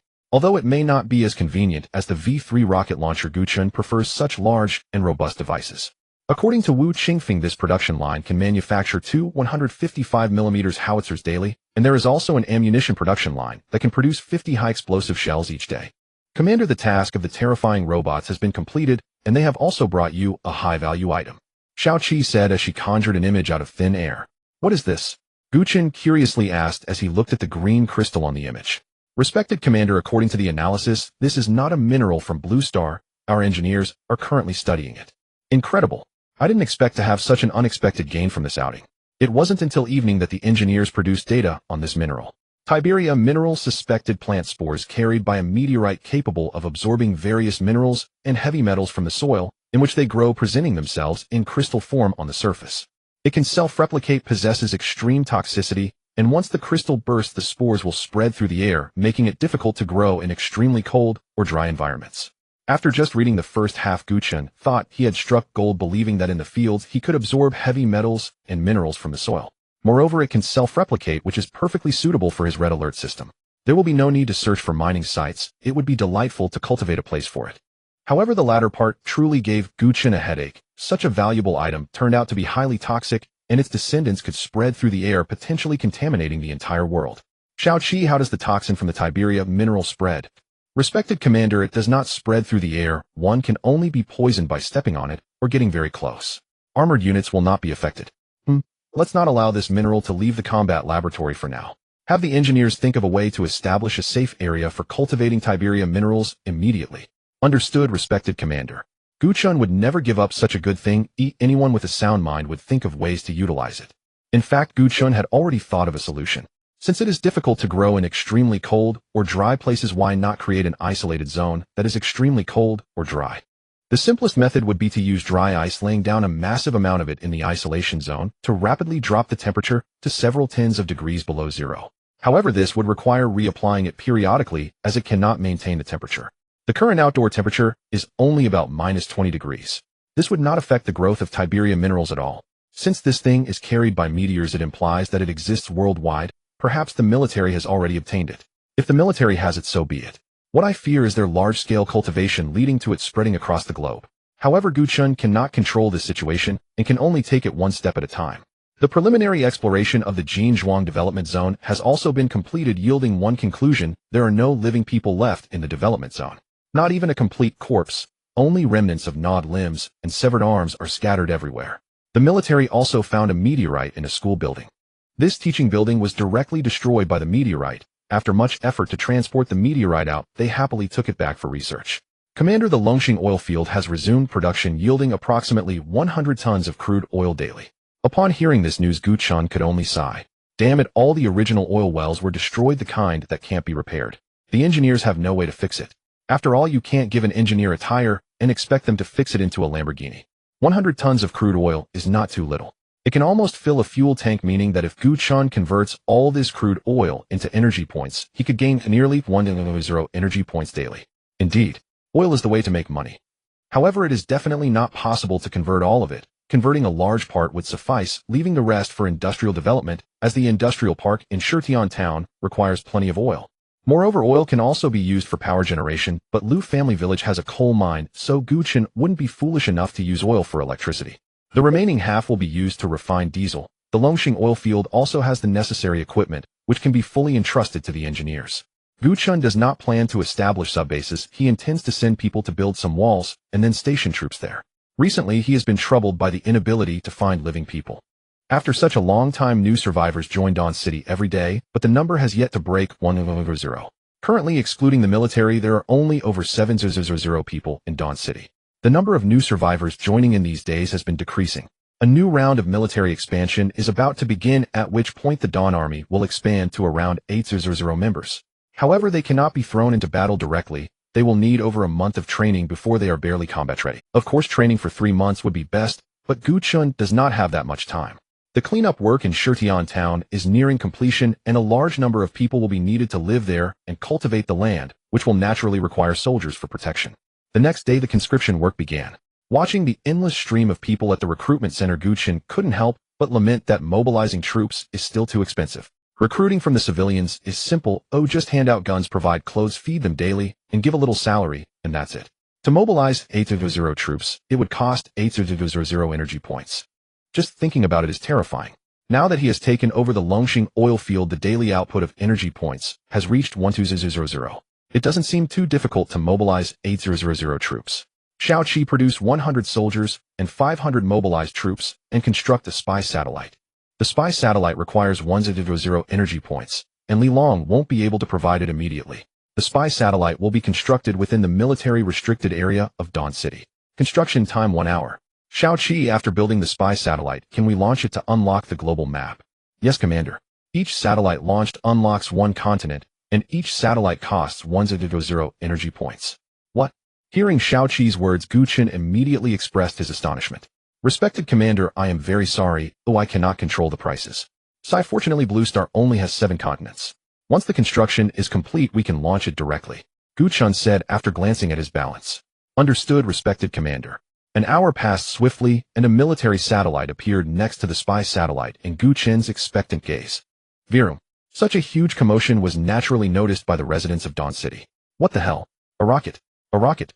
Is this going to launch a satellite? The satellite successfully launched into the sky, and a vast area suddenly lit up on the radar in Gu Chen's hopeful gaze. However, a strange event occurred. Before Gu Chen could celebrate, the radar flickered suddenly, and the previously unlocked images vanished, reverting to their original state. Gu Chen, who was laughing just moments ago, was left dumbfounded by this scene. Xiao Qi, I need a reasonable explanation. I apologize, Commander, but I am also unaware of the reason for this. Gu Chen exhaled a puff of smoke, appearing somewhat despondent. Damn it, did all of his 10,000 energy points just go to waste? I'm very sorry, Commander, Xiao Qi said, lowering its head, clearly just as puzzled about why the spy satellite malfunctioned. Forget it, I think I know the reason now, Gu Chen said as he got up. Before the apocalypse, all the satellites launched by Blue Star fell from the sky. Gu Chen should have anticipated that his launched satellite would also crash. Sigh, what a waste of anticipation. After getting dressed, Gu Chen went to find Tanya, as her combat skills were even stronger than Boris, and he definitely needed to learn a move or two. Commander Li Long has sent the latest news. What's going on? Gu Chen, drenched in sweat, took a sip of water and asked. There has been a sudden zombie uprising in Ning City, and they have attacked the Ning City safe zone, which is on the verge of being breached. Oh, and what of that? Gu Chen put down his cup, pondered for a moment, and decided to have Li Long dispatch planes for support. Commander, should we continue? Tanya, dressed in a fitted training outfit, said enthusiastically, clearly getting a bit carried away. No, there might be new missions soon. You change your clothes. Okay, Commander. Gu Chen quickly took a shower in the training room, got dressed, and returned to the command room. If all went well, Wu Qingfeng would contact him soon. Indeed, it wasn't long before Wu Qingfeng's voice came. Lord Gu, there's an emergency. I'll be brief. Something has happened in Ning City that concerns the lives of over 100,000 people. I already know and have dispatched support troops. It's like this. Oh, you knew. Wu Qingfeng on the other end was stunned, surprised that the news from Shuguang City traveled so fast. Is it possible to learn about Ning City's situation immediately? Oh, by the way, I haven't had the chance to tell you. There was a foreign power in Ning City, and I have already subdued them. My information came from them, and the fighter jets have already taken off. Wow, Lord Gu, you're impressive. But the Ning City safe zone definitely cannot hold, as they are facing not only zombies, but also swarms of bugs. Therefore, the top priority now is to rescue as many people as possible from the safe zone. I have dispatched all the trucks and helicopters, but it's still not enough. I don't know if Lord Gu can lend a hand from your side. Of course, there's a railway near Ning City. I have restored its operation. Just send the people there, and I will also dispatch vehicles to the Ning City safe zone for rescue. All right. Thank you, Lord Gu. No need, we are allies. The situation in the Ning City safe zone was indeed far from ideal. At this moment, Gu Chen's perspective had connected to the invading aircraft. Despite being a kilometer high, Gu Chen could still hear the roars of zombies below, indicating the sheer size of the zombie tide. The walls of the Ning City safe zone were still relatively sturdy, but under the bombardment of the explosive bugs they appeared precarious. Seeing this, Gu Chen unconsciously began to compare his own walls. He then shook his head. Against the bombardment of over 100,000 explosive bugs, his own walls could not withstand for long. What is that? Gu Chen curiously observed the large meatballs appearing behind. However, he quickly realized the purpose of these. He saw one after another of the explosive bugs and reapers jumping into the mouths of the meatballs and being swallowed. Once full, the shape of the meatball slowly transformed into something resembling a cannon. Puff, puff, puff. One after another unidentified objects were launched. As the outer layer of mucus disappeared, Gu Chen finally understood what those objects in the air were. They were the reapers and explosive bugs that had just entered the meatball's belly. What the hell is this? A bug cannon. Gu Chen felt his heart race as he watched from the sky. The launched bugs accurately hit the walls and the interior of the city. After landing, the reapers immediately unleashed their slaughter, while the explosive bugs detonated upon hitting the walls. The target of the invading aircraft naturally shifted from the zombie tide to these large meatballs. Boom. What the hell is that? Gu Chen remarked in disgust as he watched the meatballs explode into chunks, yet still wriggle. These chunks of flesh continuously moved toward a pink meatball and eventually fused back together. Clearly that pink meatball was the key. After launching the missiles, the invading aircraft made a turn and unleashed a barrage on the still reforming meatball, successfully destroying it. However, there were still dozens of such meatballs on the battlefield. Inside the Ning City safe zone, all civilians gathered at another city gate.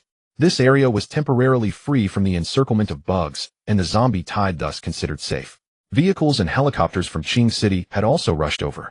Quick, get in the vehicle. Don't panic, line up, and I promise to get everyone out safely. The officer leading the group shouted, but clearly his assurances held little credibility. With the walls about to collapse, everyone would soon become lambs to the slaughter. To survive, how could anyone patiently queue? Everyone surged forward, and only the strongest could squeeze through. The officer fired several shots, but the effect was minimal. Given the urgent situation, there were not enough personnel to maintain order. Vehicles filled with people took off, heading straight for the railway constructed at the Longxing oil field, where trains were already waiting with all usable carriages loaded. On either side of the train were tanks and armored vehicles. Damn it, there are too many people. The officer despaired as he looked at the crowd that showed no signs of decreasing. At this moment, the walls had fallen, and there were few surviving soldiers in the safe zone. Several helicopters hovered outside the command center waiting for Commander Lu Qinghua and other officers to board. Just as these helicopters were filled with people and ready for takeoff, several explosive bugs fell from the sky. Boom. After several loud explosions, only the wreckage of the helicopters remained. Soon the swarm of bugs and the zombie tide invaded the safe zone. At this moment, human life seemed extraordinarily insignificant. The Ning City safe zone ultimately succeeded in evacuating 600 people, while the remaining individuals were left behind forever. Thus the Ning City safe zone ceased to exist. After the swarm of insects and the tide of corpses attacked and captured the safe zone of Ning City, they ceased their rampage and began to indulge in this feast. Those who successfully evacuated looked at the distant Ning City, feeling an indescribable sensation in their hearts. Mayor Gu, I have arrived. Wu Qingfeng learned how Ning City fell in less than a day through the support troops sent there, which is why he personally came to Dawn City to visit Gu Chen. The insect swarm is terrifying. Even Gu Chen, who possesses the Red Alert base, cannot guarantee that he can fend off the insect swarm with complete certainty. Commander Wu, I hope we can completely set aside our past grievances and unite against the new enemy. In the office of Zhang Yi, Wu Qingfeng listened to Gu Chen's words with utmost seriousness. I came here this time specifically to discuss this matter, and I hope we can encourage each other moving forward. Let's encourage each other. Gu Chen stood up and shook hands with Wu Qingfeng emphatically. The two reached a consensus to first confront the external enemies before addressing other issues. Clearly the power of the insect swarm shocked many. While the soldiers in the Ning City safe zone may not have spoken much, there were nearly 10,000 of them. In the face of the combined assault of the insect swarm and the zombies, they only held out for 5 to 6 hours. This is truly terrifying. If the Qing City safe zone does not genuinely cooperate with Dawn City, it might soon follow in the footsteps of Ning City. The rescued civilians were also distributed. The Qing City safe zone could not accommodate too many, so most were sent to Dawn City. Gu Chen was naturally pleased as he didn't lack food, only manpower, and the more people the better. By the way, Mayor Gu, could you elaborate on how you subdued that foreign power in Ning City? Of course. It was simply because I found them displeasing. A group of foreigners dared to act tyrannically in Xia country. The night before last I bombed their base directly, and since there were no civilians inside, I had no concerns. As a result, they surrendered the next day. Ha! Upon hearing this, Wu Qingfeng also burst into laughter, fully trusting Gu Chen's words. In the end, both parties decided that any force receiving an attack would do their utmost to help the other. At the same time, Gu Chen generously reduced the costs of electricity, food, and water, which made Wu Qingfeng beam with joy. By nightfall, Wu Qingfeng still wanted to take Gu Chen to dine at his place. Mayor Gu, let me tell you a secret. This gathering did not have too many people. Only Wu Qingfeng and a newly appointed chief of staff were present, while Gu Chen had only Tanya and Boris. What secret? Gu Chen asked curiously, seeing Wu Qingfeng's mysterious expression. We discovered a meteorite in the Jinzhuang development zone and found a miraculous mineral on it. Let's call it the green crystal mine for now. This mineral is definitely not from Blue Star. According to our researchers' experiments, this mineral can theoretically grow and replicate infinitely provided the soil has enough minerals and heavy metals. Do you know? This mineral absorbs various minerals from the soil and presents itself in crystalline form, making it incredibly convenient to use, saving us a lot of manpower and resources, and we won't need to specifically look for mines. Isn't Dawn City always short of minerals? I'll give you half of this stuff. Just find a place to bury it. In a few days you'll be rolling in wealth.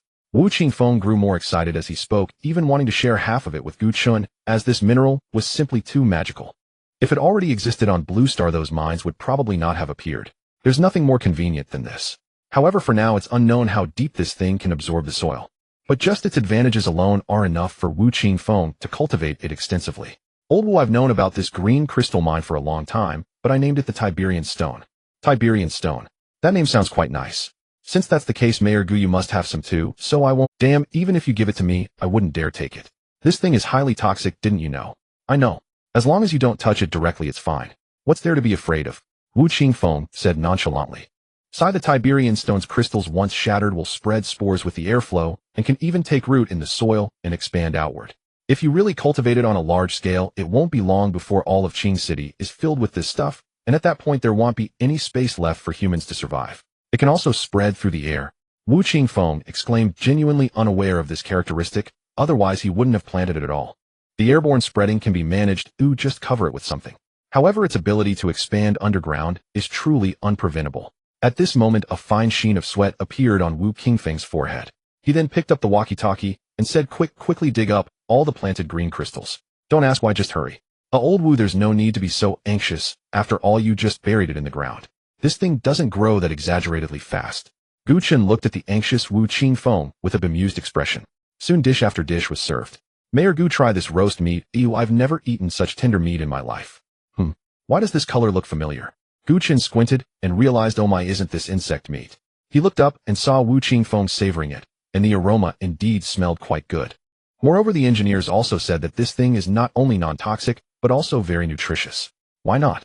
Tanya, is it delicious? Gu Chen glanced at Tanya, who was eating the roasted meat. Yes, delicious. Commander, this thing is absolutely perfect with drinks. Boris burped and then pulled out a bottle of liquor to take a sip. Ha, Mayor Gu, this was roasted by the chef of the national banquet. It's definitely delicious. Wu Qingfeng was also eating with his mouth full. Gu Chen thought for a moment and decided to give it a try. It really is fragrant. Gu Chen sighed in his heart and then closed his eyes as he took a bite. After all, he would have to eat it sooner or later, so the sooner he ate, the sooner he would accept it. He had prepared himself to spit it out, but after chewing a few times, Gu Chen exclaimed. If he didn't think about the fact that it was insect meat, it was indeed delicious. The texture was tender, juicy, and fragrant, and it didn't take much effort to chew. However, once he thought about it being insect meat, Gu Chen felt a bit repulsed. So how is it? Delicious, right? It's indeed delicious. No wonder it's from the national banquet chef. Mainly, it's because the quality of the meat you provided is high. I truly can't believe that in the apocalypse I can still casually eat such high-quality meat. I heard this is guinea pig meat. Yes, we have raised some guinea pigs in Dawn City, which is why there is so much meat available. Gu Chen casually remarked after swallowing the meat in his mouth. Commander Wu, no need to see me off. Come visit me sometime, and I'll treat you to skewers. Deal. I'm holding you to that. Damn, do you think I'd joke about that? Gu Chen chuckled and cursed lightly before boarding the command vehicle with Tanya and Boris. Commander, the situation in Ning City is chaotic. Aren't Li Long's and Jian Yi's outposts potentially at risk? Indeed, they are vulnerable. Gu Chen nodded faintly. Jian Yi's outpost was relatively safe, far from Ning City, not even reaching its suburban periphery, whereas Li Long's position was genuinely perilous. Once Ning City's safe zone is fully secured, an assault on Lilong will follow swiftly. Don't worry, I'll construct a weather controller upon our return. Heh, he who dares invade shall be struck down, charred to cinders like roasted insects. Gu Chen declared, brimming with confidence. Surely the weather controller would prevent insect mutations. Surely it wouldn't trigger celestial tribulations for them. Moreover, the weather controller's lethality against units vastly surpassed its effect on structures. By then the city would likely reek of roasted meat. Lend me your leg. I'll catch a quick nap. Gu Chen gazed at Tanya's long, taut, flawlessly sculpted legs, and imagined how perfectly they'd serve. The command vehicle offered ample space. Gu Chen could stretch his legs fully, and its superior suspension made a brief doze entirely feasible. Understood, Commander. Tanya gave a slight nod, then drew her legs together to offer Gu Chen a comfortable resting place. Oh. As his head settled onto her thigh, he felt an exquisite softness, and soon drifted into slumber. Over half an hour later they arrived at Dawnlight City. Gu Chen stirred awake, and squinted curiously at Boris's hasty, retreating figure. What's Boris up to? Oh, he said the engineers at the combat lab built him a new toy, and he couldn't wait to claim. A new toy? Gu Chen's expression turned oddly skeptical. Boris was straightforward to a fault. Surely he was the one misreading things. My. Tanya, why is your thigh wet? Gu Chen frowned at the damp patch on her leg. Reporting, Commander. That's your saliva. Ahem. Gu Chen coughed awkwardly, then decided to go see what toy Boris had acquired. Inside the combat lab, Boris gripped a massive pitch-black greatsword. Before him stood two solid steel rods. With a thunderous roar, he brought the blade down in a single decisive strike. Cheek. Both rods, each with a 1.5 centimeters radius, were severed cleanly, their cut surfaces mirror smooth. Excellent. Magnificent. Boris caressed the obsidian blade as tenderly as one might stroke a beloved partner. Hey Boris, where'd this sword come from? Gu Chen had been startled by its sheer power. Reporting, Commander. The weapon was forged from a harvester's arm recovered by General Boris on the battlefield, then refined and modified by our engineers. Commander, you must try it yourself. Boris tossed the black blade over. Whoa.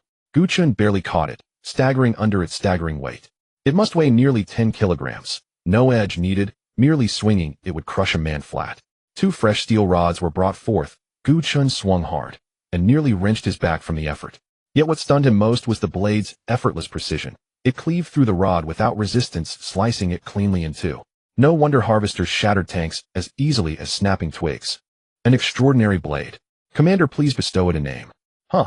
Gu Chen blinked. Naming things had never been his forte. Let's call it the insect blade. After prolonged deliberation, Gu Chen finally settled on 2 words. A perfect name. Only you could choose so fitting a title, Commander. Boris praised fervently and kissed the insect blade. Clearly he adored it. On future battlefields, he'd likely forego firearms altogether, charging instead with this cleaver in hand. Haha. Tanya Shaoqi, what do you think? Commander, the name exudes raw authority. Tanya dutifully echoed the sentiment. By the way, I'll commission my own insect blade soon. Tanya, I'll have one made for you too. No, Commander. This one's too large. It would be impractical for me to carry. No problem. We'll adapt it into a dagger. Understood, Commander. Having settled the matter, Gu Chen hummed a light tune as he strolled toward his quarters for rest. One day, he'd simply dispatch Boris by air to capture a harvester, snap off its arms, and feed them. 2 arms meant 2 blades. Gu Chen planned to commission a Tang-style saber for himself. Though Boris's greatsword delivered devastating force and radiated formidable presence, a commander shouldn't parade across every theater bearing such a colossal cleaver. That would hardly project dignity.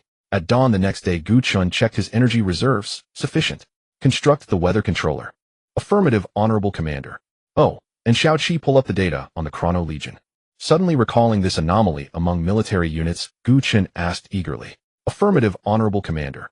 Chrono Legion trooper armed with a neutron rifle, clad in chrono armor. Unarmored yet impervious to conventional harm. Due to equipment constraints, troopers cannot move, but movement is unnecessary. They may appear anywhere instantly. Skill Chrono Shift teleports the trooper to any location, including inside buildings or vehicles.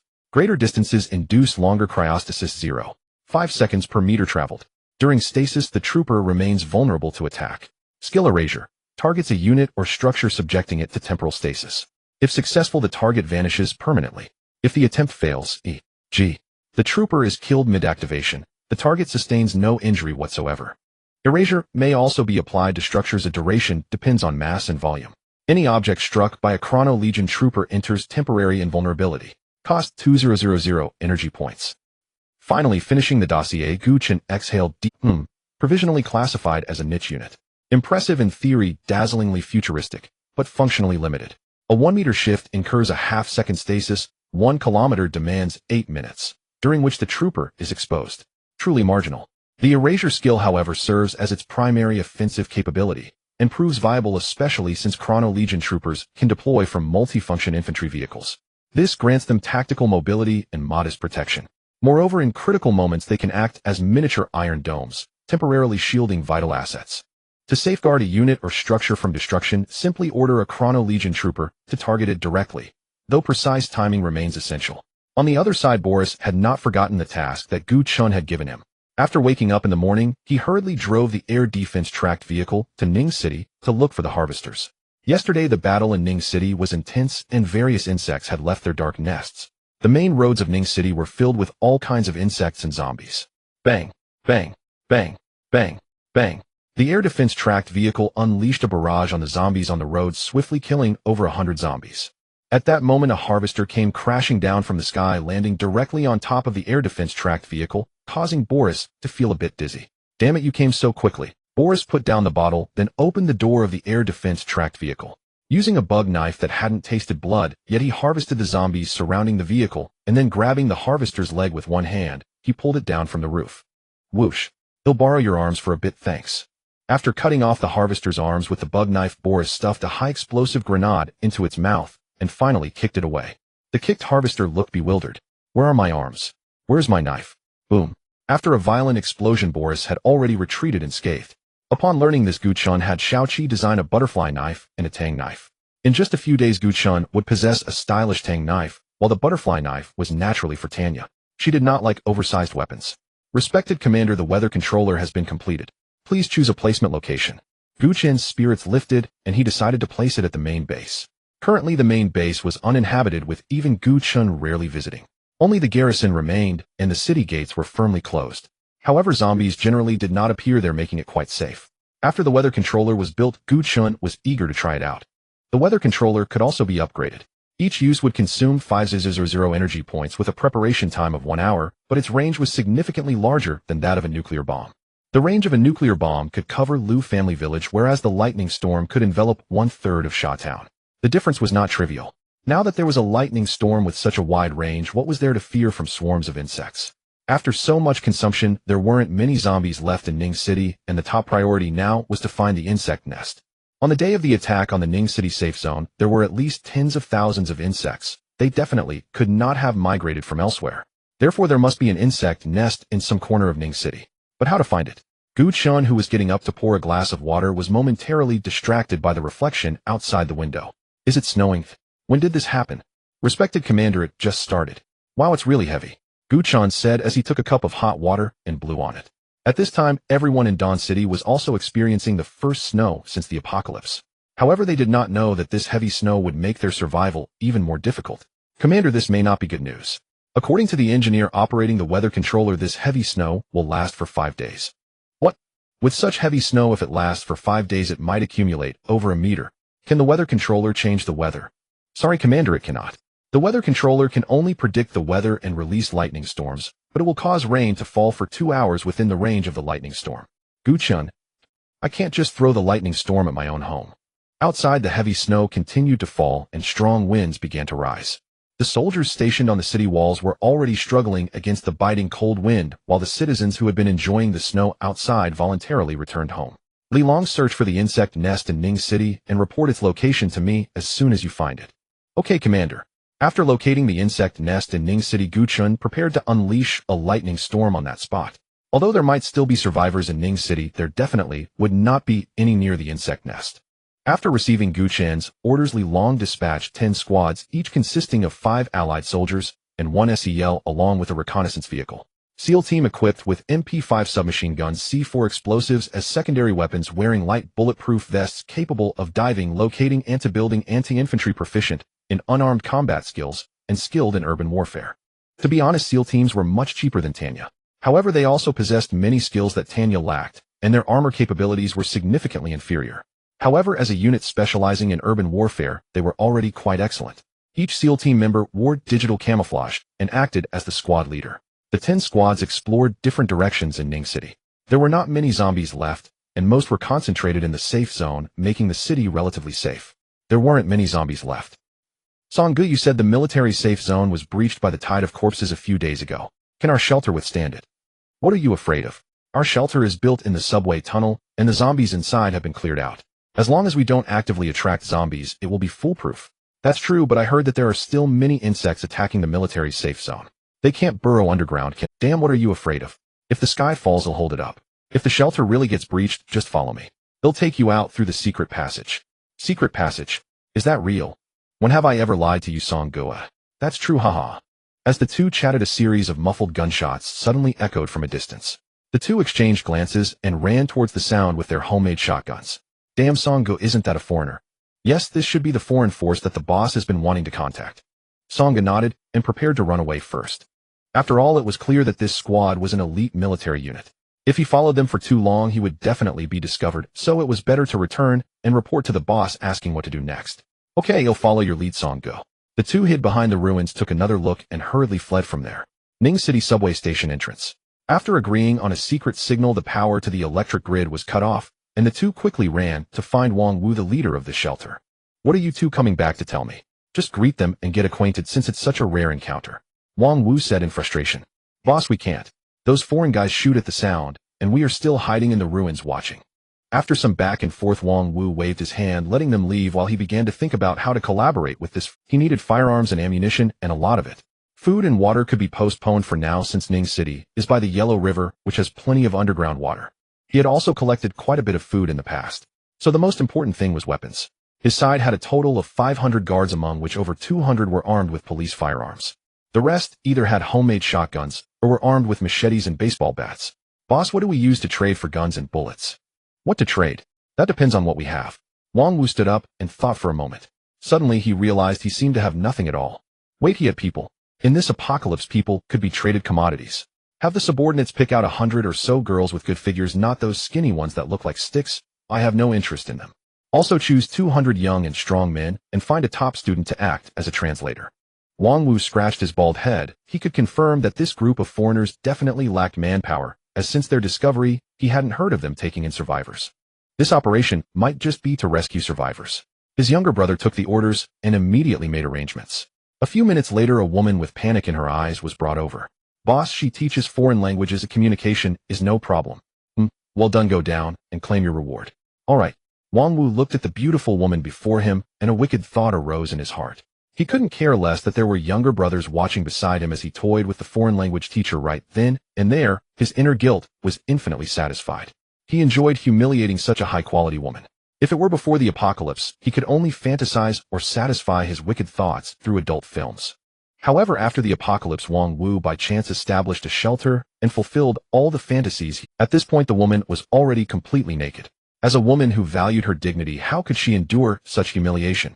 Taking advantage of the moment when the younger brothers were distracted, she quickly snatched the shotgun. Die! Bang! Bang! Bang! The pellets hit the wall beside Wang Wu evenly, yet none hit him. Wang Wu, drenched in cold sweat from fright, touched his unharmed body and finally breathed a sigh of relief. Damn it, you little vixen, you want to kill me yet? Wang Wu, with a face full of anger, walked over fiercely. After snatching the gun from the woman, he kicked her head repeatedly. Boss, don't kick her to death. This bitch tried to kill you, but we can't let her die so easily. It's better to reward the brothers to relax a bit. The younger brother was startled, but seeing Wang Wu not blame him, he boldly proposed.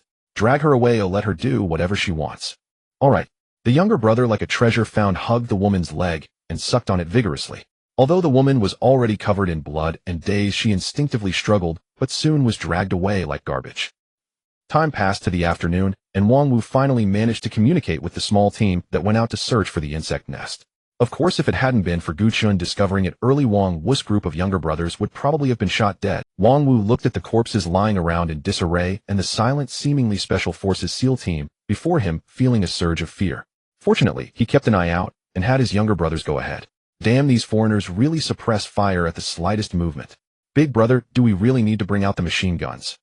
Wang Wu thought with tears in his eyes as behind the SEAL team member, a soldier quickly dug out a machine gun position with a shovel and set up an M60 general-purpose machine gun. Find their shelter. Understood, Commander. The SEAL team member immediately replied through the headset.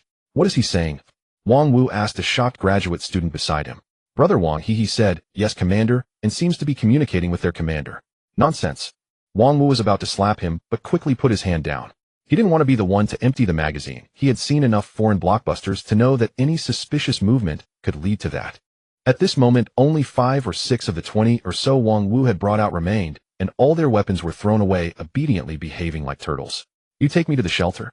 The SEAL team member pretended to stutter, feigning poor Chinese. Okay. This way, our shelter is over here. Wang Wu quickly got up and led this small team to the shelter he established. After returning to the shelter, Wang Wu felt much less afraid. Come on, with over 500 armed personnel, how could I lose against 6 soldiers?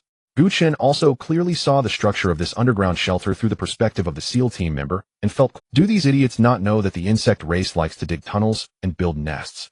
Just as Gu Chen's words fell, screams and cries for help came from not far away. Am I the legendary crow's mouth? I think so, Commander. The distant tunnel seemed to be a giant mouth of an abyss devouring the fleeing crowd. Dozens of reapers crawled quickly with their limbs pressed against the wall, jumping down after surpassing the fleeing crowd, blocking the escape route. Wang Wu was dumbfounded upon seeing this scene, but he had long prepared a backup plan. Bang! Wang Wu hurriedly pressed a button, and an iron gate fell, blocking everyone and the insects on the other side. Power on! Quickly power on! Zzz. The reapers that touched the electric net instantly felt pain and emitted a chick-chick sound. However, this electric net that worked exceptionally well against zombies did not cause much harm to the reapers. It was merely skin damage. Instead, a delicious aroma of roasted meat wafted out. The smug Wang Wu clapped his hands and confidently declared, Commander, rest assured, this group of crawlers will definitely not escape. Before he could finish his sentence, a reaper charged through the electric current, directly severing the iron bars. At this moment, blood had already pooled in the tunnel, and Wang Wu was so frightened that he pulled out his shotgun and hurriedly opened fire. However, it only caused superficial wounds to the reaper. PFF. Wang Wu's body was instantly sliced into 3 pieces, his entrails spilling out from his abdomen. Fortunately, the SEAL team reacted quickly, tossing a C4 bomb before hastily evacuating their personnel. Commander, this underground shelter will soon be compromised. Oh, I think it's better to run first. Agreed, you all withdraw as quickly as possible and then search for the nest nearby. I have a feeling it should be found. As the squad retreated, some fortunate civilians who managed to escape also received protection. By the time the squad left, over 100 people had emerged from the underground shelter. These individuals were transported to Dawn City by train, and upon hearing about the favorable living conditions there, they felt a glimmer of hope. Moments later, the temporary underground shelter was completely submerged by the swarm, with a few reapers slowly crawling out, licking their arms. PFF, PFF, PFF, PFF. For bullets shot from a distant high-rise, and the extremely agile reaper immediately executed a sideways jump, successfully dodging all the subsequent bullets. Following the trajectory of the bullets, they charged in groups. Mission accomplished. Retreat. The sniper put away his rifle and quickly boarded the DOE helicopter to escape the scene. Their goal was to lure out the reapers blocking the entrance, attempting to kill them with sniper rifles, which was somewhat unrealistic unless 4 or 5 snipers attacked a single reaper simultaneously. The mission was quite successful as over 100 reapers and swift bugs were drawn out. Respected Commander, the random supply crate has refreshed. Please be attentive to pick it up. Finally refreshed. Temporarily disconnecting from the SEAL team's perspective, Gu Chen shifted his gaze to the radar. I didn't expect it would be in Ning City this time. Gu Chen murmured, and then saw a small squad passing nearby, instructing them to pick up the random supply crate. Wait! Don't go over there. Gu Chen shouted loudly at the somewhat strange terrain. Why has a section caved in here? The random supply crate was near a fountain in a park, but the entire park had suffered a large-scale collapse. Clearly there had been no earthquake. Could it be that this is the bug nest? Shao-Chi, will the random supply crate be destroyed? No esteem. That's good. Gu Chen chuckled. Kirov, mobilize and bomb this park thoroughly. Understood, Commander. The Kirov airship slowly ascended and then flew towards Ning City. Regardless of whether there's a bug nest or not, it's respectful to bomb it first. Upon reaching the location, the Kirov airship dropped bombs like laying eggs. With the rise of small mushroom clouds, the park and surrounding residences were all turned into ruins. Truly the demolition squad. At the same time as Gu Chen expected, a sinkhole appeared before him. It was not much different from the bug nest he had seen last time, but it was larger in scope and contained many peculiar larvae, as well as the swift bugs that Gu Chen rarely encountered. In that case, let's test the power of the lightning storm. Gu Chen rubbed his hands, feeling excited as he pressed the command to activate the lightning storm. Warning, lightning storm initiated. Warning, lightning storm initiated. Warning. Suddenly, thick, dark clouds condensed above the park, and after brewing for a while, dozens of lightning bolts struck down violently. Boom. The entire bug nest was enveloped by lightning, and at that moment, all the insects saw the light. The scorched land burned with blue flames, and a nauseating smell wafted through the air as heavy rain began to fall in the area. Go pick up the random supply crate, then check what remains of the bug nest. Yes, Commander. A small squad of 20 soldiers equipped with full protective gas masks cautiously entered the sinkhole. The tactical flashlight on the SEAL team helmets was also turned on, providing some light for the squad. Respected Commander, we have picked up the random supply crate. Congratulations, Commander, you have acquired first-person experience. First-person experience, you can use mental links to freely control any red alert unit. During the connection, you can utilize the abilities of that red alert unit. Commander, as long as you wear this necklace, you can connect to any red alert unit. A soldier-shaped necklace appeared out of nowhere. Gu Chen took it, feeling its cold touch, and then put it around his neck. Following Xiao Qi's guidance, Gu Chen closed his eyes, and in the next second his consciousness arrived at the body of a soldier within the bug nest. Commander. The other soldiers immediately saluted, lowering their weapons. Did you find anything? No, Commander. Withdraw. Yes. Just as Gu Chen was preparing to lead the squad to retreat and experience the newly acquired equipment, an unexpected event occurred. Commander, your clothes are smoking. What? Gu Chen glanced at his arm, and since it had been raining he hadn't noticed until reminded by the soldier behind him that they were indeed smoking. Check your gear and leave the bug nest as soon as possible. Commander, our clothes have already sustained damage. Damn, this rain is problematic. Gu Chen realized that the damage to his clothes was likely due to the rain produced by the lightning storm. Hiss! The rubber around the eye area of the gas mask emitted a piercing sound, and small holes began to appear, causing droplets to fall into Gu Chen's eyes. Fortunately, the mental connection did not transmit pain. Gu Chen was merely startled, and then the soldier fell in the rain. The soldiers behind also collapsed, and the rain slowly began to erode their bodies. Xiao Qi, what's going on? Respected Commander, the rain produced by the lightning storm is ordinary rainwater, so it's unrelated to the lightning storm. Is it because of the bug nest? Commander, I suggest collecting some of this rainwater to send to the Technology Center for research. The engineers might discover the key to the problem. Gu Chen nodded, and then instructed a soldier to go collect the rainwater. However, it must be said that this first-person perspective is truly useful. Commander, the development work in Shutian town has to be suspended due to heavy snow. I understand, let's wait until the weather warms up, as it is impossible to plant potatoes in this snow. By the way, Xiao Qi, don't forget to regularly send a batch of soldiers to the breeding farm for star collection. Rest assured, Commander. The heavy snow outside continued to fall, and no one wanted to venture out into the cold. Even the soldiers stationed on the city wall had entered makeshift wooden shelters to escape the wind and rain. Inside, a fire burned in the stove, and the wind could not penetrate, making it quite warm. The next day, Gu Chen woke up slowly in his bed. The heavy snow outside was still falling, seemingly having not stopped all night. The snow outside the command room had naturally been cleared, and the Public Security Bureau had begun organizing citizens to clear the snow from the streets within the city. Commander, the munitions factory has unlocked the production line for 60mm mortars along with 3 corresponding types of ammunition: incendiary shells, high-explosive shells, and smoke shells. Alright, I understand. After eating, Gu Chen put on the soldier-shaped necklace around his neck. With a thought, he took control of Lilong. Commander. Several soldiers in the command room saluted. Gather, prepare to attack Ning City. Yeah. After receiving the order, the troops from Dawn City quickly boarded the train to Ning City. Tan Lame, you're by the commander's side now, but when it comes to the battlefield, it still has to be me. Boris took a sip of his drink and then boarded the female deer helicopter. Tanya could only nod and head to the command room, where Gu Chen was. During this time, they had produced quite a few Kirov airships, with currently 20 in total, among which 5 were rated 3 stars. There were also 40 V-3 rocket vehicles, of which 20 were rated 3 stars. The ratio of Rhino tanks to Apocalypse tanks was exactly 3:1, with 90 Rhino tanks and 30 Apocalypse tanks. Considering the weight of the Apocalypse tanks, Gu Chen did not consider large-scale production. To quickly transport them to Ning City, even the Rhino tanks were loaded onto the train. Once secured, this train, which had once transported oil, took on the role of a troop transport. At this moment, Gu Chen had already engaged in battle in Ning City with the personnel from the forward base, while he was also drawing the zombies in the city from another bridge. Gu Chen, possessing Lilong's body, was like a sharpshooter, using the 416 Hong Kong dollars with exceptional ease, achieving near-perfect accuracy of 1 shot per zombie. Clear the buildings. After Gu Chen finished speaking, 2 soldiers took out 2 offensive grenades and threw them into the windows of the 1st and 2nd floors. Boom. Boom. After the explosions, the soldiers who had just entered the house were attacked by zombies, some of which were left with only half their bodies. The combat boots were even bitten through, and although the zombie was quickly dealt with, that soldier was also on the verge of turning. After resolving the situation, the squad went to the 2nd floor, confirmed it was safe, and then descended to regroup with the main force to continue advancing.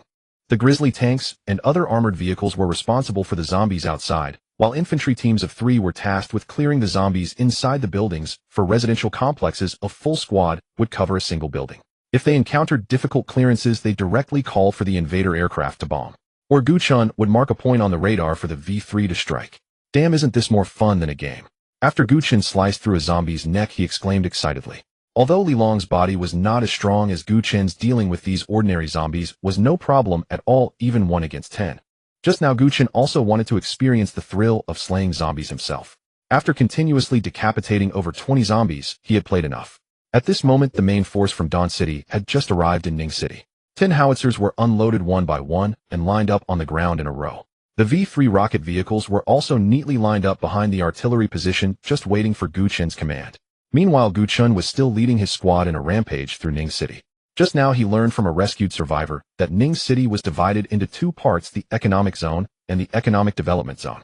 Among them, the economic zone was the economic center of Ning City, so Gu Chen could not directly launch V3 rockets, and it was best not to bomb the development zone either. After all, bombing it would not benefit Gu Chen. Although with the current human population there was no longer a need for as much living space as before, it wouldn't make sense for fools to hastily clear out zombies by blowing up good buildings. After more than an hour of deep exploration, Gu Chen found that there were still quite a few survivors in Ning City. After all, it was a city with over 1 million people. It was impossible for only a few thousand to remain. Thus it was even more improbable to use heavy weaponry. However, howitzers could still be utilized as the V3 rockets had too much power and could easily collapse half a building. The current accuracy of the howitzers was also quite good, capable of hitting precisely where aimed with a margin of error within 10 meters. Howitzers prepare for the first round of bombardment. The target locations have been marked on the radar. Gu Chen shouted into the intercom. At the same time, the radar map at the artillery position in the rear also displayed the locations marked by Gu Chen. There were a total of 4 points, which were a gymnasium, the main road of Ning City, a department store, and the underground shelter. In no time, deafening explosions erupted from these 4 locations in Ning City. Recapturing Ning City could not be as hasty as in Sha Town or Shirtian Town. Even if there were not many zombies and bugs left in Ning City, they had to be extremely cautious. After the bombardment of Ning City, the surviving bugs immediately organized themselves. Moreover, there was not just one bug nest in Ning City. Gu Chen had underestimated the situation. In the first prison of Ning City, the swarm had turned it into a terrifying base. Their mother body was resting 200 meters underground, continuously producing larvae without pause. To prevent artillery strikes, the swarm had woven layer upon layer of translucent white threads above the first prison of Ning City, resembling a spider's web. On the other side, Gu Chen had already taken down a residential complex with his team and decided to take a break there, as the heavy snowfall outside was too much, obstructing visibility and making it hard to breathe. The artillery continued to bombard without pause. In such cold weather, there was no need to worry about mutated animals suddenly jumping out to attack them. Xiao Qi in the munitions factory unlocked gas masks. Gu Chen took off his mask and asked. Currently, the only soldiers in Dawn City with gas masks were the Red Alert soldiers. The rest were mostly found in the abandoned air raid shelter and the Public Security Bureau. Yes, Commander. Should we have the engineers research and unlock it? Please expedite the research. Gu Chen nodded slightly, and then took out Li Long's individual rations, tore open the packaging, and began to heat them up. The Red Alert soldiers' individual ration was quite satisfactory, meaty, vegetable-laden, and generously portioned. After the meal, Gu Chen exited first-person perspective, having initially expected taste sensation, only to find the experience eerily akin to chewing thin air. Go cook something. Gu Chen yawned and headed toward his small kitchen to prepare a meal. Sir, what are you doing? He asked, watching Tanya's busy silhouette. Reporting, Commander. I'm grilling meat. I'll be ready shortly, she replied, wiping her hands before dashing over. Commander, how is the situation in Ning City? Steady progress. But Ning City is vast, capturing it won't take just a few days. Gu Chen frowned. Without the insect swarms, his current strength could have swept the city clean in no more than... What kind of meat are you grilling? The aroma feels strangely familiar. Insect meat, sir. Last time at Wu Qingfeng's you seemed to enjoy it immensely. Tanya smiled confidently, certain her culinary skill rivaled even Wu Qingfeng's private chef. After all, mastering this art was among her essential competencies. Thank you, but the freezer holds plenty of beef and pork. There's truly no need to resort to insect meat. Gu Chen wore a wry smile. Though undeniably delicious, that didn't mean he relished the idea. Understood, Commander. Shall I prepare a pan-seared steak for you next time? Excellent. I'd rather skip cooking altogether. Starting now, please join me for lunch and dinner whenever there's no mission. Yes, Commander. Tanya beamed. The mere privilege of serving Gu Chen filled her with unreserved joy. An hour later, both Gu Chen and Tanya let out contented sighs. Indeed, Tanya, their personal chef, proved herself masterful. The gas mask had also been unlocked for production at the armory, priced remarkably low, 1 energy point per unit. Gu Chen immediately ordered 5,000 units. Since the insect hive emitted anomalous gases harmful to humans, hostile toxin-emitting insects were not beyond possibility. Even if none existed, issuing gas masks to sentries and patrol units during this near blizzard weather would significantly ease their breathing. Commander, shall we continue training hand-to-hand combat skills? Tanya gazed at him with beguiling charm, her words laced with quiet allure. Watching Tanya, now clad in a form-fitting suit that accentuated her striking figure, Gu Chen accepted without hesitation. Truly, he was extraordinarily disciplined, resuming rigorous training moments after a full meal. Certainly not because he wished to admire senior sister Yu's physique. Absolutely not. Commander, we're under attack by an insect swarm. Catastrophic losses, catastrophic. Li Long's voice roared through the radio. Owing to the blinding snowfall, the tanks had already withdrawn from the city, leaving his squad stationed in a recently secured residential complex. Just as they settled to rest, the rooftop began trembling violently. Scouts dispatched to investigate never returned. Moments later, over 1,000 Reapers smashed through windows. Within the cramped indoor confines, conscripts and infantrymen stood little chance. Casualties mounted rapidly. Fall back from the complex immediately. How had these insects arrived so swiftly? With tanks immobilized inside the urban maze, reclaiming Ning City would have to wait until the storm abated. Gu Chen possessed a rifleman, but within a second a Reaper cleaved him cleanly at the waist. With time critical, Li Long rallied nearby troops for an urgent withdrawal. Armored units remained stationed along the outer roads encircling Ning City. Safety lay just beyond that perimeter complex. Simultaneously, several Rhino tanks accelerated toward the complex to provide covering fire. The Reapers, seemingly aware of danger beyond the buildings, refrained from pursuit. In the end, every unit evacuated successfully, though retaking Ning City would have to await the storm's end. Ning City's conquest stalled under the relentless snow, and the military's prospects fared no better. The Jinzhuang industrial zone was likely beyond reach now. On the bright side, Tiberium ore can now be left unguarded. Under such extreme cold, even deliberate cultivation would scarcely allow propagation. The coming days would be spent resting and recalling Du Wei and Yang Li. Their undercover roles were obsolete. Two newly produced spies could assume their duties seamlessly. Neither man had forgotten his original purpose. Upon receiving Gu Chen's orders, Du Wei and Yang Li began preparations to hand over responsibilities to the incoming spies. A simple exchange during routine patrols within the safe zone. Spies could alter appearances and absorb memories, eliminating any risk of exposure. Commander, I'm back. Ho ho ho, Santa Claus delivering presents. Tanya burst into laughter at Boris's appearance. Snow blanketed his entire frame. Even his rugged, handsome beard had turned pure white. Gu Chen chuckled too. Phew, the snow's unbearable out there, Commander. What's happening? Why halt operation? Boris pulled out a flask of vodka and took a long swig. Precisely, the snow's too severe for reclaiming Ning City. The weather controller forecasts 4 more days before it clears. Tell me, could our combat effectiveness possibly remain at 100% under such conditions? Boris rubbed his crimson nose and nodded in solemn agreement. Gu Chen gazed out at the blizzard, sensing something missing. What had he eaten during winters like this back in the old days? Hot pot. Yes, hot pot. At the very thought of spicy Sichuan hot pot, his mouth flooded with saliva. Come on, Boris. I'll treat you both to something extraordinary today. What's the feast? Barbecue. Boris's mouth watered instantly. Nothing paired better with vodka. No, tonight you'll savor a specialty of Xia State hot pot. After over an hour of bustling preparation, the ingredients were finally assembled, though vegetables were scarce in this post-apocalyptic world. Where after all could Gu Chen source fresh produce? Only Napa cabbage, potatoes, sweet potatoes, vermicelli, assorted hot pot dumplings, and meats graced the table. Yet even this modest spread felt sumptuous. How much meat did you two slice? Commander, these are mine. How thick? How bold? They'll deliver pure satisfaction. Boris proudly gestured toward his handiwork, setting down his insect blade. Gu Chen stared silently at the slabs of beef, thick enough to serve as premium steaks. Yet meeting Boris's expectant gaze, he offered a gracious nod. Impressive, old Boris. Brilliantly done. By contrast, Tanya's slices were elegantly thin. Shall I carry them out, Commander? She set aside her dagger and wiped sweat from her brow. Yes, take them out. I've sent Li Tian for the base sauce that must still be stored in the warehouse. Gu Chen checked the time. Li Tian should arrive momentarily.